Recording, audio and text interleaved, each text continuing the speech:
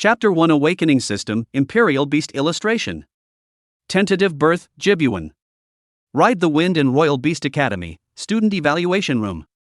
The female instructor straightened her gold-rimmed glasses, raised her eyes to the handsome youth in front of her, and said, "The Academy gave you 2 years to try to contract a royal beast, and now that the time is approaching, you still can't do it?" "Yes." Ji Yuan's eyes flashed with self-deprecation. "Perhaps, in this world, there is no imperial beast that can match me in existence." The female instructor bowed her head and stamped a unqualified on his personal file. "In that case, according to the Academy's regulations, you can choose to forego participating in tomorrow's end of fall test," she said. "When the test is over, there will be a uniform shuttle that will take you back downtown." After that, the female instructor closed the file and signaled that he could leave.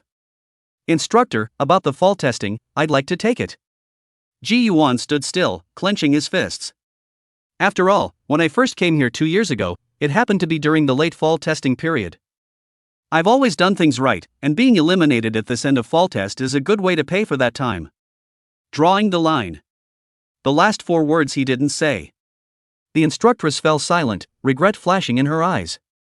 Who would have thought that 2 years ago, the youth who had sensationalized the city at the awakening ceremony and had been hailed as a supernova would, 2 years later, be unable to pass even the most basic entrance test? In the city of Lin Yun, an awakening ceremony is held once a year. It is open to all high school graduates who are at least 18 years old. This ceremony has only one purpose: to screen the graduates to see if they have the qualifications to become Imperial Beast Masters. And this qualification is the qualification of the soul power in the body. There were 4 levels of soul power qualifications: lower, middle, upper, and special, and as long as one could barely reach the lower level, one would have the qualifications to enroll in the Imperial Beast Academy. 2 years ago, Ji Yuan made a splash at the awakening ceremony. He broke the record of Lin Yun City for 100 years, becoming the first awakened whose soul power qualification had reached the extraordinary level. Back then, the incident caused a dramatic stir. Not only did the city's most authoritative Ride the Wind and Beast Academy send him an invitation to enroll, but there were also countless famous brands ready to sign sky-high contracts with him. That year, it was as if countless people had seen the birth of an Imperial Beast supernova. However, fate played a joke on him. He, who possessed an extraordinarily high level of soul power qualification, was unable to make a contract with any Imperial Beasts. Soul power and Imperial Beasts complemented each other, and even an exceptional qualification was useless if there were no Imperial Beasts to manipulate. The transformation of falling from being the most talked about supernova to being the waste that everyone taunts took only 1 day. Leaving the assessment room, Ji Yuan's slightly downcast figure traveled through the academy. The whispers of some students ringing in his ears from time to time made the corners of his mouth curl into a self-deprecating smile. "You, yourself, should be the unluckiest traveler, right? I think back to the days when I was only 3 years old when I first wore it and had set ambitions. Time passes, and at 20 years of age, I have a dark future ahead of me, with no future to speak of. In this world where Imperial Beasts are the mainstay, unable to become an Imperial Beast Master and an orphan with no background, his ultimate end is only to be obliterated." Around them, there was a hustle and bustle, a noisy crowd. It was as if he had been forgotten by the world, and that joy and passion had nothing to do with him. Ji Yuan sighed feebly. "Really, is this the end?" Ding! The host's situation has been detected, and he is about to awaken the Emperor's illustrated Imperial Beast system. Suddenly, an icy mechanical beep sounded in his head. Ji Yuan's disheartened eyes instantly lit up. The exclusively Traveler's Hangout is finally here. In system bindings. Ding! Binding complete. The Emperor's illustrated beast system is at your service. As the tone fell, in Ji Yuan's mind, a stale, ancient book suddenly appeared. Imperial illustration. The host is able to absorb the remains of Imperial creatures and unlock the corresponding information in the illustration. Remarks: after unlocking the information, when the host absorbs remains with a completeness of more than 30%, he will be able to duplicate the juvenile form of the Imperial creature for contract. The higher the completeness of the remains, the purer the bloodline concentration of the copied Imperial Beast. Reproduction of Imperial creatures. These 7 words exploded in Ji Yuan's head like muffled thunder. In this world, the Imperial Beast civilization system had developed over thousands of years and was already extremely mature. People have divided the bloodline of Imperial Beasts into 8 classes: low, medium, high, extra, overlord, legend, myth, emperor. The bloodline level determines the upper limit of what a royal beast can achieve in this life. Nowadays, the highest imperial beast bloodline that could be artificially cultivated was only of the legendary level. And mythic grade imperial beasts are not to be found. As far as Ji Yuan knew, there were very few people in the world today who possessed mythic grade imperial beasts. As for emperor level creatures, they had long since become extinct in the world, with only a single set of remains remaining. Now, Ji Yuan, who had awakened the emperor's illustration, would one day create a world-shaking, emperor imperial beast army. Thinking of this, his heart surged and his whole body's hot blood seemed to boil. Unable to wait, he immediately turned the Emperor's Illustrated Guide over in his mind. On the yellowed pages, on the first page's first frame, a lime green strange beast was engraved. Other than this beast, the other squares, all of which were black in color, had the words, "to be unlocked," written on them. And this first lime green imperial creature was thought to be the newbie pack given by the system.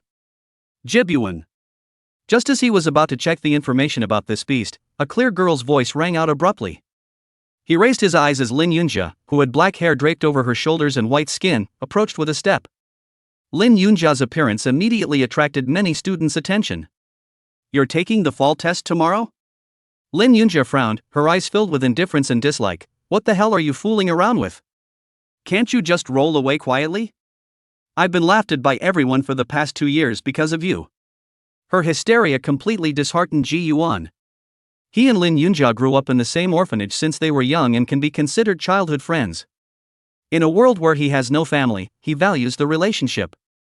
Ironically, Lin Yunjia's qualifications were merely just right, barely reaching the intermediate level. According to the enrollment rules of the Ride the Wind Imperial Beast Academy, she was not qualified to enroll at all.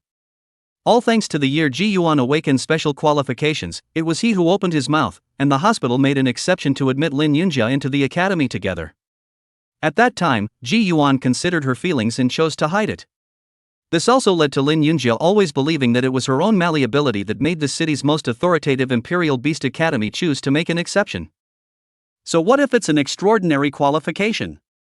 Ji Yuan, if you can't contract a royal beast, you'll never be a royal beast master. Lin Yunjia's gaze was cold and condescending. "Instead of losing face in plain sight tomorrow, why don't you quietly leave the academy now so as not to affect my reputation?"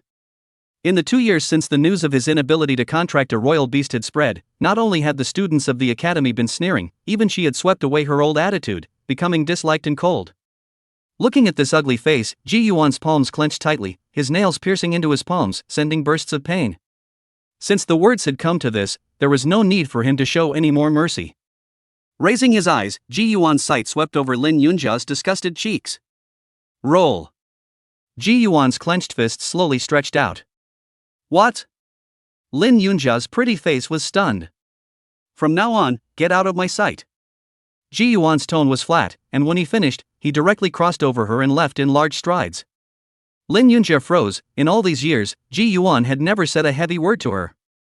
"You're just a piece of trash who can't contract a royal beast, and you deserve to tell me to get lost. I'd like to see who should roll at the end of fall test tomorrow." The reactive Lin Yunjia didn't care about her image at all, she just wanted everyone to know that she didn't have anything to do with Ji Yuan anymore. Ignoring the whispers and strange gazes in his ears, Ji Yuan walked quickly towards the dormitory. The college is spacious, with 6 dormitory buildings alone. The layout of the dormitory was basically a 4-person dormitory, with only a small portion of outstanding Imperial Beast Masters being able to live in double or even single rooms. Ji Yuan was a provisional student and shared a dormitory with 3 other provisional students. Pushing open the door, no one else was in the dormitory due to the time of day. Just right. Ji Yuan would close the window, the curtains were drawn, and after locking the door, in front of his eyes, the Emperor's Illustrated Book appeared. Chapter 2, Contracting the Imperial Beast. The Emperor's Illustrated Guide slowly flipped to the first page, and without hesitation, Ji Yuan's consciousness violently rushed into the strange beast portrait in that first frame. A trance passed. When he snapped back to his senses, he realized that he was actually in a chaotic space. Ji Yuan surveyed his surroundings and his pupils suddenly contracted. Directly in front of him, a square block of steps about a meter in length was built. On the steps stood a skeleton made like an emerald. This skeleton, glistening with glittering green light, was huge and shaped like a steed, but the leg bones were not really long. From the skeleton alone, it's hard to determine what kind of creature it is. However, the skeleton was crystal clear, flowing with a greenish-colored light, and when he got close, he could even feel a cold yet warm and eerie fluctuation. By no means unusual. At the same time, the attribute panel popped up. Creature, skeleton phantom. Race, unicorn. Bloodline, imperial. Attribute, fire. Characteristics, immunity to fire attribute damage. Remaining data, missing. Even though he had prepared himself mentally, Ji Yuan still couldn't help but be shocked. Skeleton underworld phantom beasts remains are detected to be intact at 100%. Is the perfect hatchling to be copied immediately? Copy. Ji Yuan immediately replied. As the words fell, brilliant and eye-catching light surged from beside the skeleton. At the same time, a terrifying fluctuation spread, causing the air all around to dry up. Ji Yuan was filled with anticipation, and not long after, the system beep sounded. Detected the host's first time copying an imperial creature. Reward, remains of an imperial class demonic beast star peak griffin, 30% completeness. Griffins. Did such creatures actually exist in ancient times? A light went on before his eyes. Immediately afterward, a young beast with a silver-white body that resembled a deer appeared in front of Ji Yuan's eyes. The griffin hatchling is done copying. The cub was about a meter in size, with a robust body covered in silver-white scales. Distinctive cyan flames boil throughout his body, tracing the scales in striking lines. The young beast had a pair of emerald green horns on its forehead, and its neck swayed with a green mane, like a green flame that would never go out. Ji Yuan tried to caress it with his hand, and just as he got close, he felt a fiery wave of heat. At that moment, the young beast actually tilted its head of its own accord, as if signaling him that it was okay to touch. Ji Yuan froze, and then his right hand was gently placed on its head. The hot temperature came from the palm of his hand, warming his almost cooled heart. He revealed a smile, once again mobilizing the already frozen soul power in his body after 2 years. In a flash, drops of blood gushed out from his palm, coalescing into a complex seal. He's going to make a contract. Come with me, little one, and rock this world. He pushed his palm lightly and sent this seal into the cub's brow. The young beast's ghostly green pupils flickered with light, tilting its head of its own accord as if responding to his words. The moment the seal makes contact with it. Buzz. A tremor from the depths of the soul emanated from both Ji Yuan and its body at the same time. A gust of blue smoke instantly rose from the back of Ji Yuan's right hand. An unspeakably terrifying burning sensation came from the back of his hand, where a green mark was slowly taking shape. Meanwhile, outside. Ride the Wind and Royal Beast Academy, the 10,000-mile clear sky was suddenly covered in dark clouds. Rumble. The black as ink clouds kept on churning, in which from time to time there were loud and dull sounds, as if the gods were roaring. Wild winds swept through the entire academy, and countless students were filled with astonishment, wondering how the weather had changed all of a sudden. Suddenly, a greenish-green light began to overflow from the incessantly churning dark clouds, illuminating every corner of the academy. For a time, the academy was colored by this greenish-green light as if it were the underworld. Immediately afterward, the air began to become hot and dry, and in just a few breaths, countless students felt drenched in sweat, and a touch of panic climbed up in everyone's heart. Earlier. Dean's office. The female instructor wearing gold-rimmed glasses held a document in her hand and reported to a middle-aged man about the new students. Ji Yuan, he wants to take tomorrow's test before he leaves? The middle-aged man standing in front of the floor-to-ceiling window slowly turned around. Yes, Dean. Seeing him come forward, Instructor Zhang and I hurriedly handed out Ji Yuan's personal information. The dean swept over Ji Yuan's personal data, his eyes resting on the column of soul power qualifications for a long time. Extraordinary qualifications, but not being able to contract a royal beast, it's indeed a pity. Zhang and I said. More than a pity. The dean sighed, as long as he can contract any imperial beast, I will have no reservations and use every resource to train him. Zhang and I sniffed, her eyes flashed with hidden fluctuations, and then said, Dean, early next year is the downtown tournament, I wonder if we, Linyan City, can take a top 20 this year? Difficult. Dean shook his head, seemingly unwilling to say more on the subject. Seeing this, Zhang and I was ready to leave. Rumble. But suddenly, a shift in the sky made Zhang Ni's feet stop. What a strong heaven and earth anomaly, someone in the academy is contracting imperial beasts. Zhang and I exclaimed out in shock and turned her head to look at the dean on the side. The dean exuded a subdued demeanor and a stormy brow. He eyed the suddenly shifting weather, thoughts flashing in his eyes. Fluctuating very close, in the southeast corner of the college, is that the boys' dormitory building. Zhang Yanai closed her eyes and frowned slightly, as if she had activated some kind of perception ability. A few days ago, that kid Zhang Heng seized an imperial beast egg in the Withering Valley. Could it be because of him? Zhang Yanai looked to Dean. The dean did not respond to these words, still gazing at the sky, slightly contemplating. To be able to cause such a heaven and earth anomaly, one would think that the bloodline level of the imperial beast has reached the overlord level, or even more than that. Hegemony. Zhang Ni's heart shook. This was the strongest rank under the legend. As far as she knew, the dean only possessed one imperial beast with an overlord level bloodline. Zhang Heng was her cousin, and after thinking that this was a heaven and earth anomaly caused by her cousin's contracted imperial beasts, a touch of pride could not help but arise in her heart as well. The smile at the corner of her mouth could no longer be concealed, and Zhang and I left the dean's office with a bounce. Zhang Heng? Dean stood in front of the floor-to-ceiling window with a slight frown on his face. Carrie. Suddenly, golden light flashed, and a richly feathered eagle stood on his shoulder. Go to the dormitory area. As the words fell, the eagle's body instantly disappeared. He closed his eyes for about 2 minutes. Nope. This bloodline fluctuation is too much beyond the overlord level. Legendary level. It's a legend grade bloodline. Zhang Heng, what a blessing. His frown tightened. The contract is nearing its end. Wait, this isn't Zhang Heng's soul force fluctuation. Dean looked slightly alarmed and controlled the eagle to swoop down towards the dormitory area. This Imperial Beast Master's soul power is extremely dense, and there's a hint of familiarity, like fierce. The dean opened his eyes and his pupils erupted with essence. Ji Yuan. It's him. Chapter 3. Fall Tests. Because he was too focused during the contract, Ji Yuan didn't know anything about what was happening in the outside world. Congratulations to the host, successfully contracting the first Imperial Beast. The Emperor's illustrated book is about to be upgraded, and when it's done, new features will be unlocked. Estimated time, 1 minute. Now, on the back of his right hand, a green-colored mark flickered.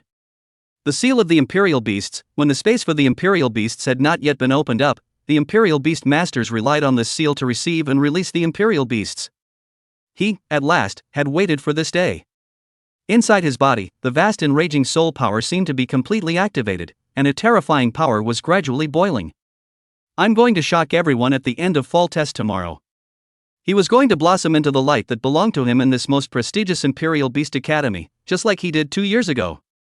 Ji Yuan's heart surged with excitement. Once he became a trainee, he would be able to learn to master the use of soul power.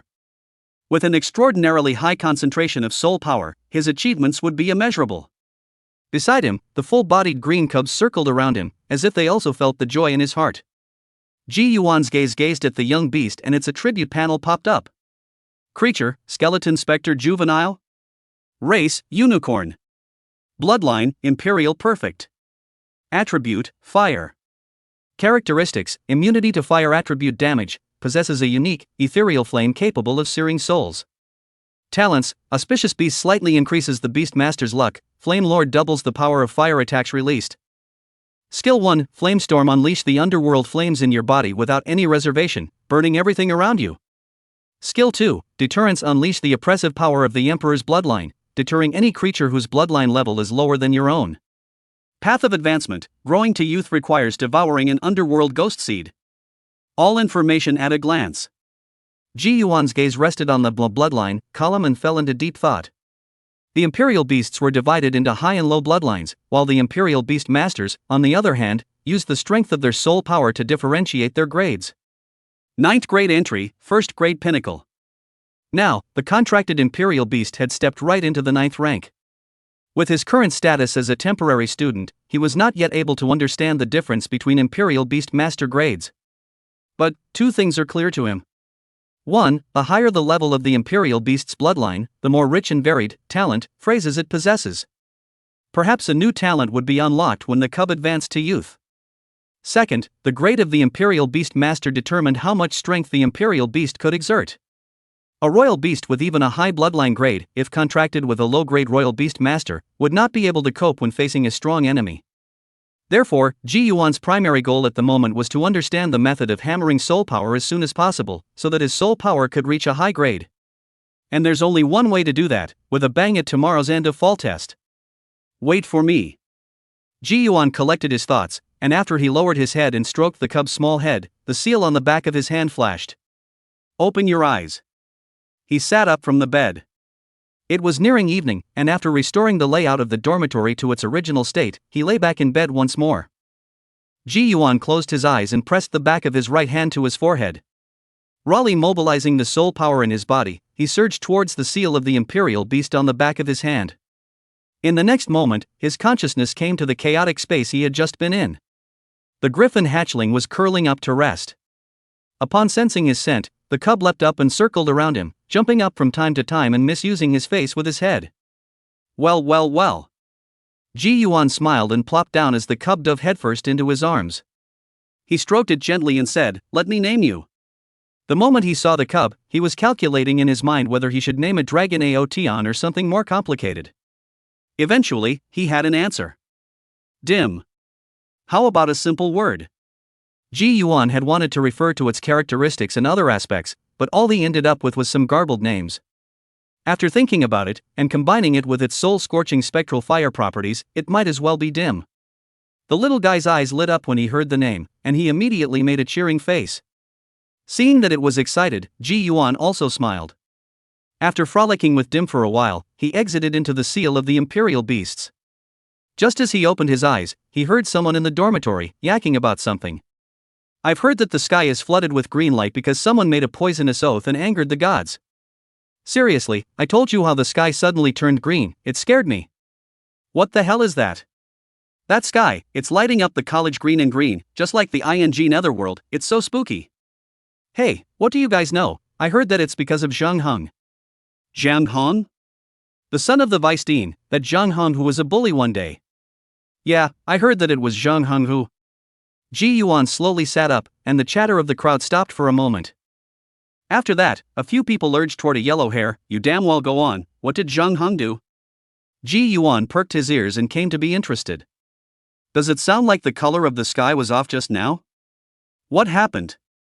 Prodded by a few people, a wise light flashed in yellow hair's eyes. The sudden change in the sky color just now was because Zhang Han was contracting with an imperial beast of overlord class bloodline. Made it up, didn't you? Overlord level. You're a ING braggart. Even he can contract with an overlord class imperial beast? Pull back. A few people's questioning pissed yellow hair off. Look at your sour faces. The other Zhang Heng went to Apocalyptic Valley the other day to get a royal beast egg. You've always heard of this news, right?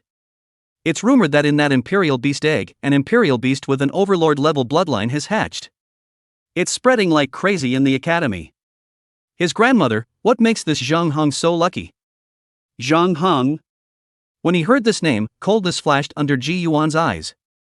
This Zhang Heng on the basis of his father is the vice dean, coupled with his own and the royal beast's some talent, so in the college to make a fuss, basically put no background of the students, are bullied all over the place.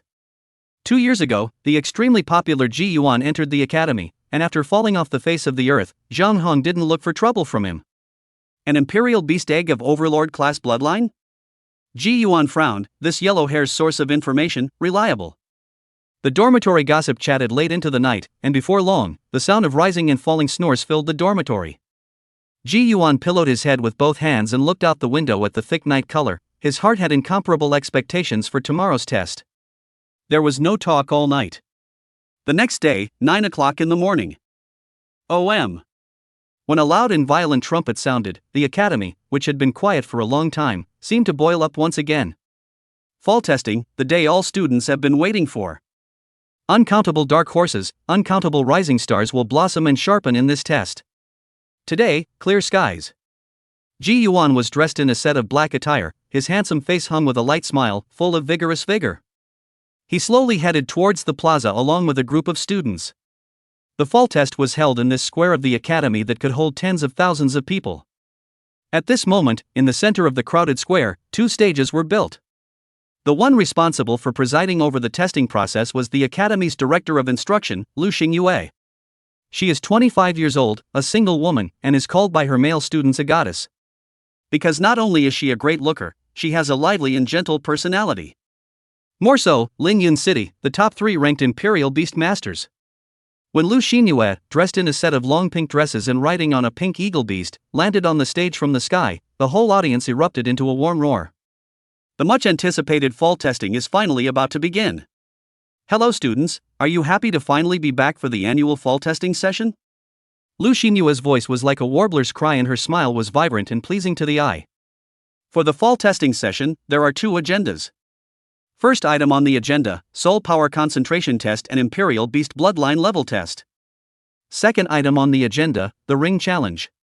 Lu Xinyue's voice reached everyone's ears, removing the effect of the sound. There was also the effect of soul power. Then, let's start with the first item on the agenda, the Soul Power Concentration Test and the Imperial Beast Bloodline Level Test. Lu Xinyue looked at the list in her hand and frowned before reading. The first tester, the tentative student, Ji Yuan. As the words fell, the entire room erupted. Ji Yuan? How is this guy who can't contract a royal beast still around? Chapter 4 shocking the whole world. The square of tens of thousands of people was in an uproar. In the midst of countless gazes, Ji Yuan, who had a handsome face and wore black clothes, stepped onto the high platform. This punk doesn't even have a royal beast, what does he want? Hey, maybe he's trying to remember his exceptional soul power qualification for the gang. After all, that's all he can blow off a little. A guy who can't contract a royal beast, any strong qualifications are all for naught. I'm afraid he's doing it for the sake of speaking to Sister Divine one more time before he leaves. Off the field, taunting, contempt, gloating, etc., etc., etc. Countless gazes converged on Ji Yuan, ready to see what gesture he would make to leave the stage. Tentative student, Ji Yuan. When you're ready, step up to the psionic testing table. Lu Xinyue spoke in a gentle tone. On top of the high platform, there was a stone brick round platform crawling with green vines, and as long as one stood on it, the soul power in the tester's body would be activated. Ji Yuan took a step across, and below him were countless pairs of eyes waiting to see him make a fool of himself. Accompanied by the stone brick circular platform emitting a burst of brilliant light. An unspeakable, terrifying aura that could not be captured by the naked eye exploded within Ji Yuan's body. At the scene, countless people were feeling their souls vibrating, and the color of the clear sky was even darker for a few minutes. There were gasps from some who had not yet experienced it, while some of the older and students scoffed at the idea. Che, that's about all he can fake. I'll see what he does next. A punk who can't contract a royal beast has the nerve to stand on the stage. Cynicism and sarcasm continued to flow, and Lin Yunjia, who was standing in the middle of the crowd, was equally filled with contempt in the bottom of her eyes. What's the point of trying to be a hero? Who didn't know Ji Yuan's bottom line, all the students who had been in the academy for more than half a year? As the light from the soul power testing platform gradually dissipated, an ethereal human voice came out from the round platform. Soul power qualification, extra.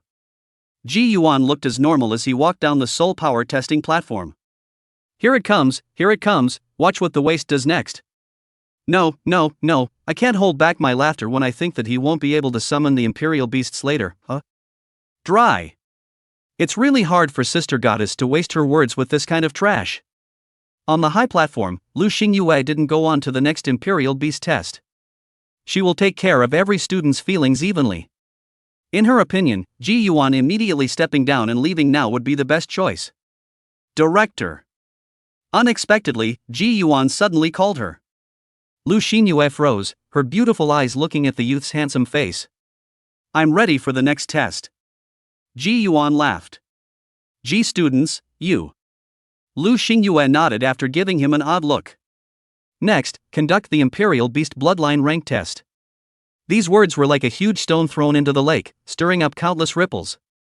Did I hear it right? This Ji Yuan is going to conduct a test of the Imperial Beast Bloodline? I Lu a bean. He contracted the Imperial Beast. No wonder. I told you how someone would rush up to humiliate themselves, so this guy is emboldened. What bullying, even if he really contracted a royal beast, what can he do? I dare to conclude that this Ji Yuan's royal beast bloodline is at most intermediate, and can't be any higher.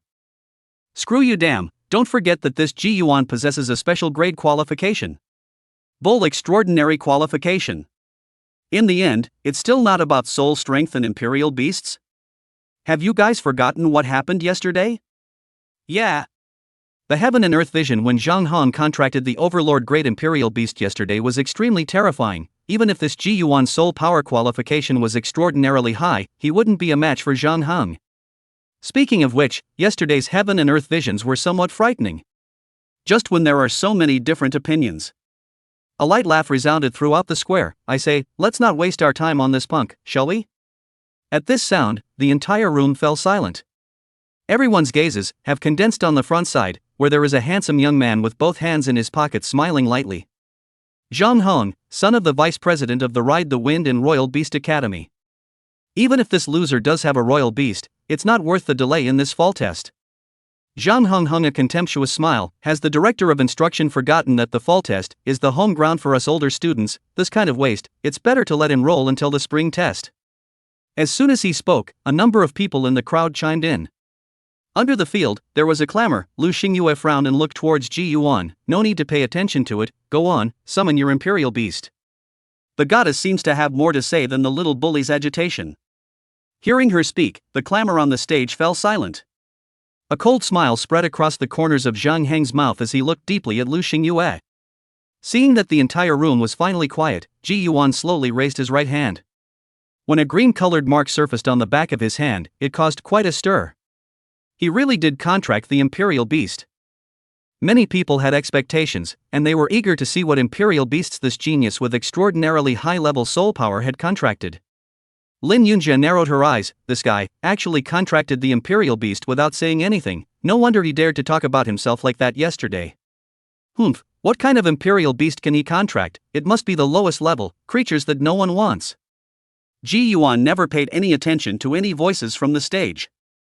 He closed his eyes and silently recited in his heart, Dim, today is the beginning of your and my names resounding through the world. Come out, Dim. As his heart dropped, the air began to sizzle. Immediately after, between the attention of all, a young Qilin beast with a body as white as snow and a glistening greenish hue was gradually molded from a bit of starlight and proudly stood on the side of Ji Yuan. Dim's entire body was covered in snow-white scales, and the greenish underworld flame within his body outlined the scales into a perfect shape. At the neck, the lime green mane swayed with the wind, and Dim lightly tilted the beast's head. A pair of emerald green young horns reflected a brilliant luster in the sunlight. This is an imperial beast with a unique appearance to the extreme. Dim's appearance directly caused the square of tens of thousands of people to fall dead silent. Everyone, it's silly. Earlier, those who were waiting to see him make a fool of himself were dumbstruck. This imperial beast, one could tell just by its appearance, was by no means an extraordinary object. Under the stage, Zhang Heng's eyes flashed with astonishment before a flash of greed surged forth. The creature that stood beside Ji Yuan was too much of an eye-catcher. Lin Yunjia stood in the middle of the crowd, her sight completely filled with the perfect shape of Dim. Well, what a beautiful imperial beast. Lin Yunjia's heart skipped a beat. She had her heart set on this imperial beast. On stage, Lu Xingyue was the closest. Her gaze similarly flashed with amazement, but it quickly changed to gravity. In the presence, only she was able to feel up close and personal what sizzling fluctuations were emanating from the body of this graceful-looking imperial beast. Taking a deep breath, she stretched out her white palm and a handheld scanner appeared out of thin air between her palms. This is the Imperial Beast Bloodline Tester, a commonly used portable bloodline instrument. She pointed the tester at Dim's forehead while explaining towards Ji Yuan. At first, Daiming wanted to avoid it, but at Ji Yuan's gesture, he gladly accepted it. The tester erupted with a violent light the moment it touched Dim, and then, under the gaze of countless people, the handheld tester, with a click, shattered. Chapter 5, What is Arrogance? It is? Ji Yuan was slightly puzzled. He had never seen this before. If it broke, how else could it be measured? Lu Xinyue's beautiful eyes flashed with shock the moment she saw the tester shatter. This conveniently portable tester could withstand bloodline fluctuations of up to the overlord level. She stared at the unique imperial beast beside Ji Yuan for a moment, and word by word, to the entire room, she announced the result. Ji Yuan, contracted imperial beast, bloodline level, overlord level or above. When these words came out, Ji Yuan was a bit stunned. My goodness! Did you guys hear that? It's actually an overlord class imperial beast. My goodness! Overlord level where did he get this imperial beast from? This Ji Yuan, after pretending to be a waste for 2 years, it turns out that he wants to come up with a big wave in this late fall test. Didn't you guys hear that? Sister Divine said overlord level or above. Maybe the bloodline of this imperial beast is going to be even more exaggerated. No wonder. No wonder this imperial beast looks so different. Lin Yunjie listened to the whistling in her ears, her white palms already pinched red, her gaze dead set on Ji Yuan's figure on the stage, a strange light flashing in her eyes. She hadn't thought that the slap in the face would come so quickly yesterday. She had said that Ji Yuan would be kicked out of the academy at the end of fall test. But now, possessing special grade soul power and having contracted a hegemony grade imperial beast, he was bound to leap into the academy's key cultivation target. On the stage, Ji Yuan dumbly smiled, just the overlord level on this movement. If they know dim the real bloodline level, I'm afraid to riot on the spot it. Student Ji Yuan, congratulations on successfully having your own imperial beast, please step down. Lu Xinyue's chest rose and fell for a moment, and with a smile, she gestured for him to leave the stage for the time being. However, Ji Yuan shook his head. Director, I remember that there was a rule on the end of fall test. I apply to be the challenge ringmaster. His tone was unruffled, but once again, he shook the room. According to the rules of the late fall test, any student can apply to be a ringmaster. The second item on the agenda for the end of fall testing, the ring challenge. The intention was for students at all levels to make a big impact and receive rewards allocated by the college according to their performance. And, once someone became the ringmaster, they would face all the students who were qualified to participate in the challenge. According to the rules, the ringmaster needs to fight until no one dares to answer again to win. The ringmaster was able to win and would be rewarded by the academy with an incomparable amount of money. But if they fail, the ringmaster will not be allowed to participate in the end of fall test for 2 years. Historically, only a handful of demons from the academy had accomplished the feat of guarding the ring.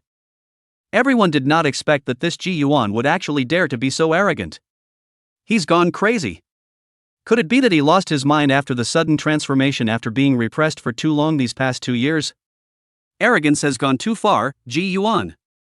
Even if you possess an overlord grade royal beast, so what? You yourself are only a 9th grade imperial beast master. Just finished contracting the imperial beasts and you're mad as hell. Someone will definitely clean you up. In the crowd, countless students pulled their necks and cursed, more or less with an element of catharsis. Lu Xinyue's beautiful eyes widened. This normally unperturbed director of instruction did not know how many times she had been shocked at the very beginning of today's test. Are you sure? Ji Yuan nodded. Okay. He didn't do it on impulse, he did it for a reason. As the words fell, before Lu Xingyue could announce it, off the stage, Zheng Heng couldn't help himself. I want to be the ringmaster too. He leapt onto the high platform in one go, his face flushed, staring dead at Ji Yuan. He wouldn't allow someone to be so arrogant and cocky in front of him. If both of you want to be ringmasters, you can only fight, with the winner holding the ring and the loser withdrawing from this test. Lu Xingyue resumed her usual gentle character and said in a soft voice. Hooked. Ji Yuan looked at Zheng Heng, a cold smile spreading across his heart. Do you dare fight me? Zheng Heng arrogantly raised his chin, extremely contemptuous. He had been in the academy for 3 years, and he had a notable level of proficiency regarding the control of imperial beasts and the control of the imperial beastmaster's soul power. He was confident that a guy like Ji Yuan, who had been wasted for 2 years, would never be his opponent, even if the other party possessed an overlord-level imperial beast. Why don't you dare? Ji Yuan laughed aloud. As his words fell, a burst of furious green light rolled up around Daiming, enveloping Ji Yuan's figure as he swept towards the wide challenge ring in the very center of the square. The green light that the ding transformed into crashed into the surface of the ring, and after it swung away, Ji Yuan's figure standing proudly with it was revealed. On the other side, Zheng Heng was not willing to show weakness. As the seal of the imperial beast emerged, a silver-white figure leaped up carrying him and landed steadily in the challenge ring. It was a silver wolf with silver-white fur and a stocky body. The silver wolf was even bigger than Dim, and was feared to be around 2 meters 5 in height and length. The silver wolf assumed a pouncing and biting stance, the beast's eyes blossoming with ferocity, a silky low growl emanating from its bloody mouth as it stared at Dim beside Ji Yuan, not moving a muscle. You're too complacent, Ji Yuan. Zheng Heng laughed out loud in contempt. So what if this imperial beast bloodline of yours is even stronger? The grade of the imperial beast master's soul power is what determines victory or defeat. The imperial beast master's soul power grade determined what kind of power the imperial beast could exert. Zheng Heng had become a royal beast master 3 years earlier than Ji Yuan, and at this moment, he was already at the peak of the 8th grade of soul power. He pointed at the silver wolf poised at his feet and said, its bloodline is only advanced, but with my augmentation, it's easy to deal with you, the overlord imperial beast. After all, Ji Yuan had only just become a royal beast master, with a comparable 9th grade introductory soul power. Even if his qualifications were extraordinarily high, how could he fight with him? That's a lot of crap. Ji Yuan's face was calm. Regarding the connection between the Imperial Beast Master's soul power grade and the Imperial Beasts, only after becoming a regular student could one learn about it from the relevant books. Zhang Heng possessed combat knowledge that was ahead of him, and that was probably good. However, Ji Yuan likewise possessed an undercurrent that the other party could not guess. For example, everyone thought that Dim's bloodline rank was merely overlord level. Carry. At that moment, pink-colored light flashed, and a pink eagle beast landed between the two of them from a high altitude. Lu Xingyue sat on her knees on the eagle beast, and after looking at the two of them, she said, "Since you've reached a consensus, then let's make this battle for the ring a beautiful one." After saying that, the eagle beast flapped its wings and flew to the outside of the ring. Zhang Hong will win. Zhang Hong will win. Zhang Hong will win. Down on the field, ear-splitting shouts came out. How come you don't hear your name being called? Is it because you don't need it? Zhang Hong was smug. Ji Yuan snorted, "That's all your lapdogs can do to incite these brainless people." Zhang Hong knew that his mouth was not able to defeat him, and his eyes flashed ferociously. "I'd like to see if your strength is as tough as your mouth." Immediately, the silver wolf moved like running thunder, pouncing out with its bloody mouth open. "A creature of this bloodline is worthy to bare its fangs before us?" Jibyuan laughed softly. Boom! Suddenly, above the ring, one could only see Dim tilting its head slightly, and within its body, an unspeakably terrifying aura emanated. Skill 2, Deterrence. Unleash the oppressive power of the Emperor's bloodline, deterring any creature with a bloodline lower than your own. In an instant, the silver wolf that showed its teeth was rushed by the breath, and instantly its entire body's silver hair stood up. The entire wolf, just like that, froze in place, and the beast's eyes, which had previously been filled with ferocious light, instantly became clear. Gradually, it is actually directly the whole prostrate on the ground, little by little towards the Dim move body, during the period, but also from time to time issued a low whimper. That look, as if he was trying to please the other party, completely lost the aura he had just had. The whole room was silent because of this sudden scene. Everyone's all dumbfounded. Including Zhang Hong, who was also dumbfounded. Silvermoon, what the are you doing? Chapter 6, Zhang Heng, your imperial beast is stolen. Silvermoon. What the hell? In the silent square, only Zhang Heng's roar of shocked anger echoed. Ji Yuan had a smile on the corner of his mouth, although nowadays his soul power grade was comparable to the 9th grade, but the bloodline gap from between the imperial beasts was a fear instinct that penetrated deep into his soul. Shame on you. Veins appeared on Zhang Heng's forehead, and he guessed that it must be because the other party's overlord-level bloodline had caused the silver wolf to lose its battle power. Immediately, he made a move with his right palm, and the silver wolf figure dissipated into bits of starlight.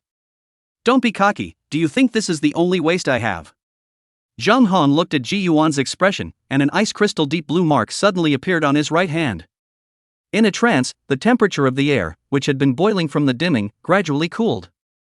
In front of Zhang Hong, there stood an orangutan shrouded in cold mist with ice crystal deep blue fur. This gorilla was not a big body, 2 arms were pestled on the ground, bowed down and bent over, and the icy aura was spreading continuously from its surroundings. Hiss! It's the snowy crag ice scarlet. Zhang Hong actually summoned it out. I've heard that this imperial beast was given to him by his father, and that it's been raised extremely well on weekdays, and hasn't been summoned out in public yet. That's not right. An 8th grade Imperial Beast Master can contract a maximum of 2 Imperial Beasts. If Zhang Han already has 2, then yesterday's heaven and earth vision. I say, are you guys out of your minds?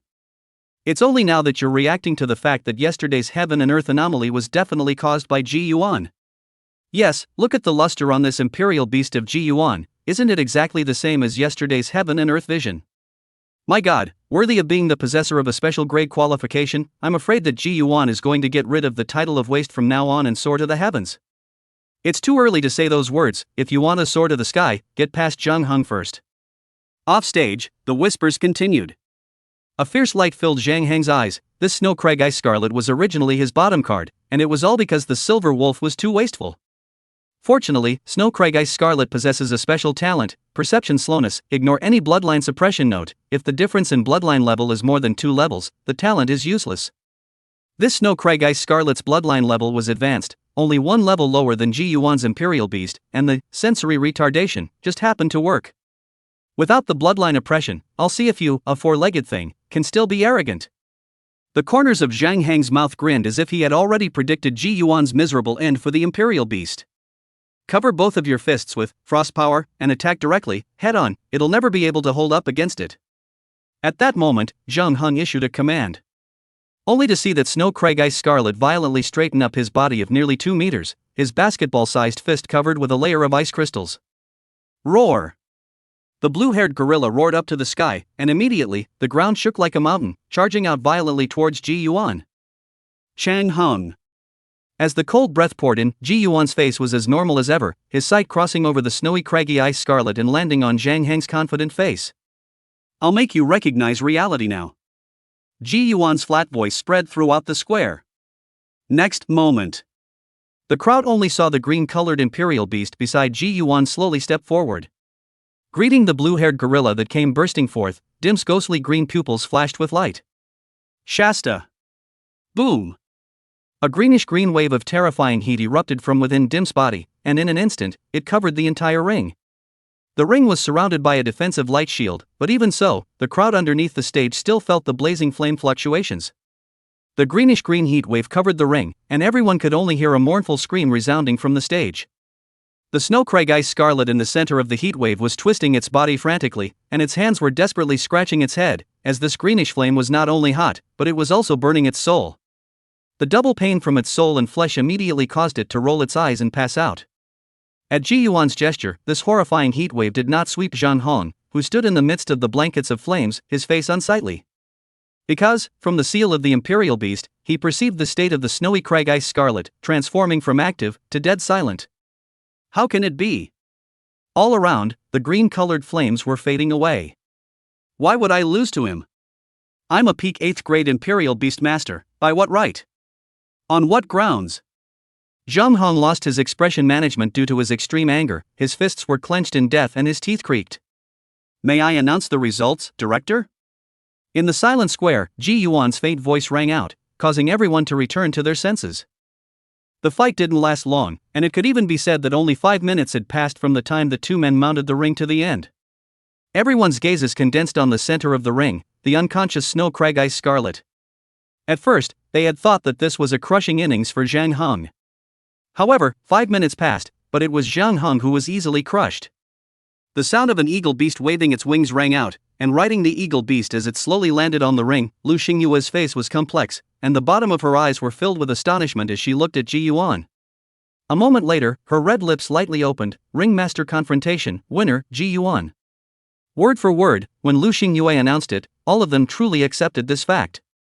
Ji Yuan, this person who joined the academy 2 years ago with his special class soul power qualification, after 2 years of silence, once again, blossomed with dazzling light. Wait! Zhang Heng's eyes showed a fierce light as he gritted his teeth and stepped forward. You despicable thief, you're the one who stole the Imperial Beast egg I brought back from the Fading Valley and took the opportunity to hatch this greenish fire-type Imperial Beast and make a contract with it. Zhang Heng pointed at Ji Yuan, his expression grimly agitated. You stole something from me and actually dared to use it to take the end of autumn test, do you really think I can't tell? As he was unable to accept his failure so easily, between the emotional upheaval, he failed to control himself for a moment, and just after he finished speaking, Zhang Heng himself regretted it. However, once the words are spoken, the impact has already been made and cannot be taken back. No way, this Ji Yuan's Imperial Beast, is actually stolen?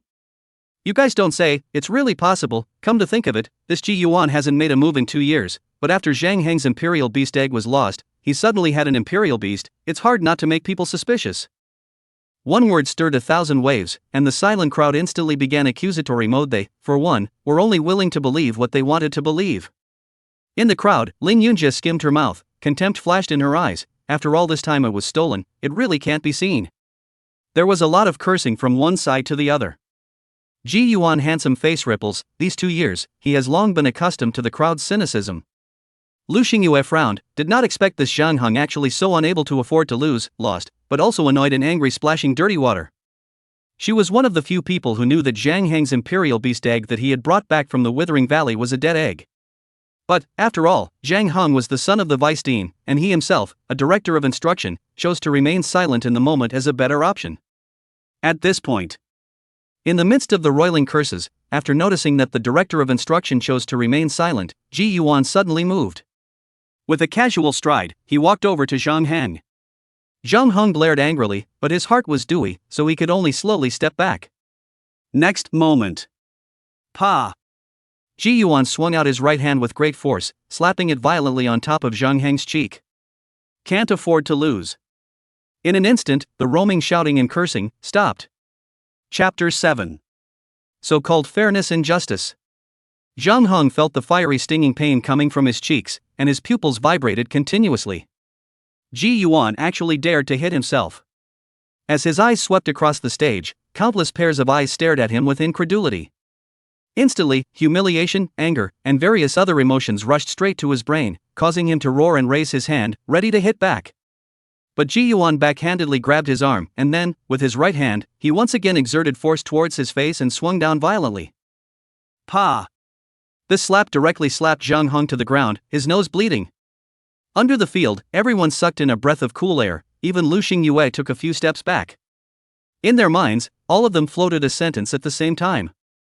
Jibyuan, crazy. Since Zhang Hong had been admitted to the hospital, no one had ever dared to lay a finger on him. After all, the vice dean was known to be protective. A cold snort suddenly resounded through the academy. What a ruthless kid! The voice contained anger, causing the group of students to involuntarily shrink their heads. It's the vice dean, Jibyuan, who's dead. With a flash of white light, a middle-aged man in a suit and wearing black and gold glasses appeared in the ring. The person who came was none other than the vice president, Zhang Jilin. Dean Chang. On the side, Lu Xingyue immediately shouted respectfully when she saw him, and then, she summoned the eagle beast and left this place of wrongdoing. Zhang Jilin's eyes were sharp as he appeared and stared at Ji Yuan. Since the inception of the Riding Wind Imperial Beast Academy, there has never been a student of your despicable behavior. A sense of oppression from a high-grade Imperial Beast Master came over him. Ji Yuan's expression was as normal as ever, looking straight into his eyes and smiling gently. Dean Zhang, where does this despicable deed begin? Zhang Hong lost the battle and became enraged and slandered me for stealing from him. Could it be that, in order to protect your calf, you can't even distinguish between right and wrong? Facing the imposing vice dean, Ji Yuan straightened his back and was not humble. That's right, why don't you come out and take care of this Zhang Hong when he's been bullying and acting like a bully for 3 years based on his status? This vice dean, what a ing double standard, my ass. Under the stage, there were still some sober people present after all. Unbridled. Zhang Jilin's sharp gaze swept across the bottom, and some people shut up obediently. Between classmates, it's a normal thing to get hurt in a ring cut. Zhang Jilin spoke faintly, the reason I showed up is because Zhang Hong accused you of suspected theft. The academy has always emphasized personal integrity, and since theft is suspected, the academy will find out the truth. He said so on his lips, but in his heart, he now hated to slap Zhang Hong, this rebellious son. It's really usual for him to be spoiled, losing is losing, and actually slandering others casually in front of the entire faculty and students. The only thing he could do now was to let Ji Yuan sit on this theft charge, otherwise, Zhang Heng's future reputation in the academy would be considered completely ruined. I never wronged any of my students. Zhang Jilin tilted his condescending chin and said with both hands behind his back, Zhang Hong, in front of the entire faculty and students of the academy, tell everyone why it was determined that Ji Yuan had stolen your imperial beast egg? He slightly side-eyed Zhang Hong. The latter's eyes flickered as he understood his father's meaning, and at that moment, he hurriedly opened his mouth. The imperial beast egg I brought back from the fading valley emits a radiance that is precisely greenish-green.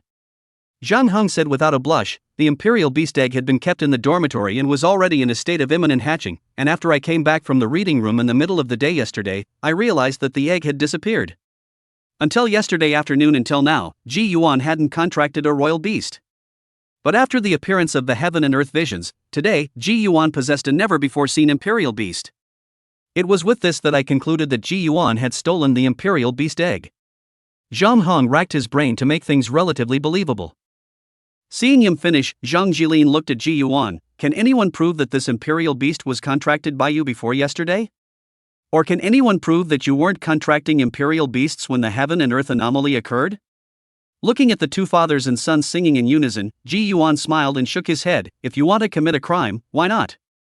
Who in the entire academy doesn't know that I don't have any friends? How does Vice President Zhang want me to find someone to testify? Zhang Jilin, on the other hand, looked calm and said, so, you're not going to deny it?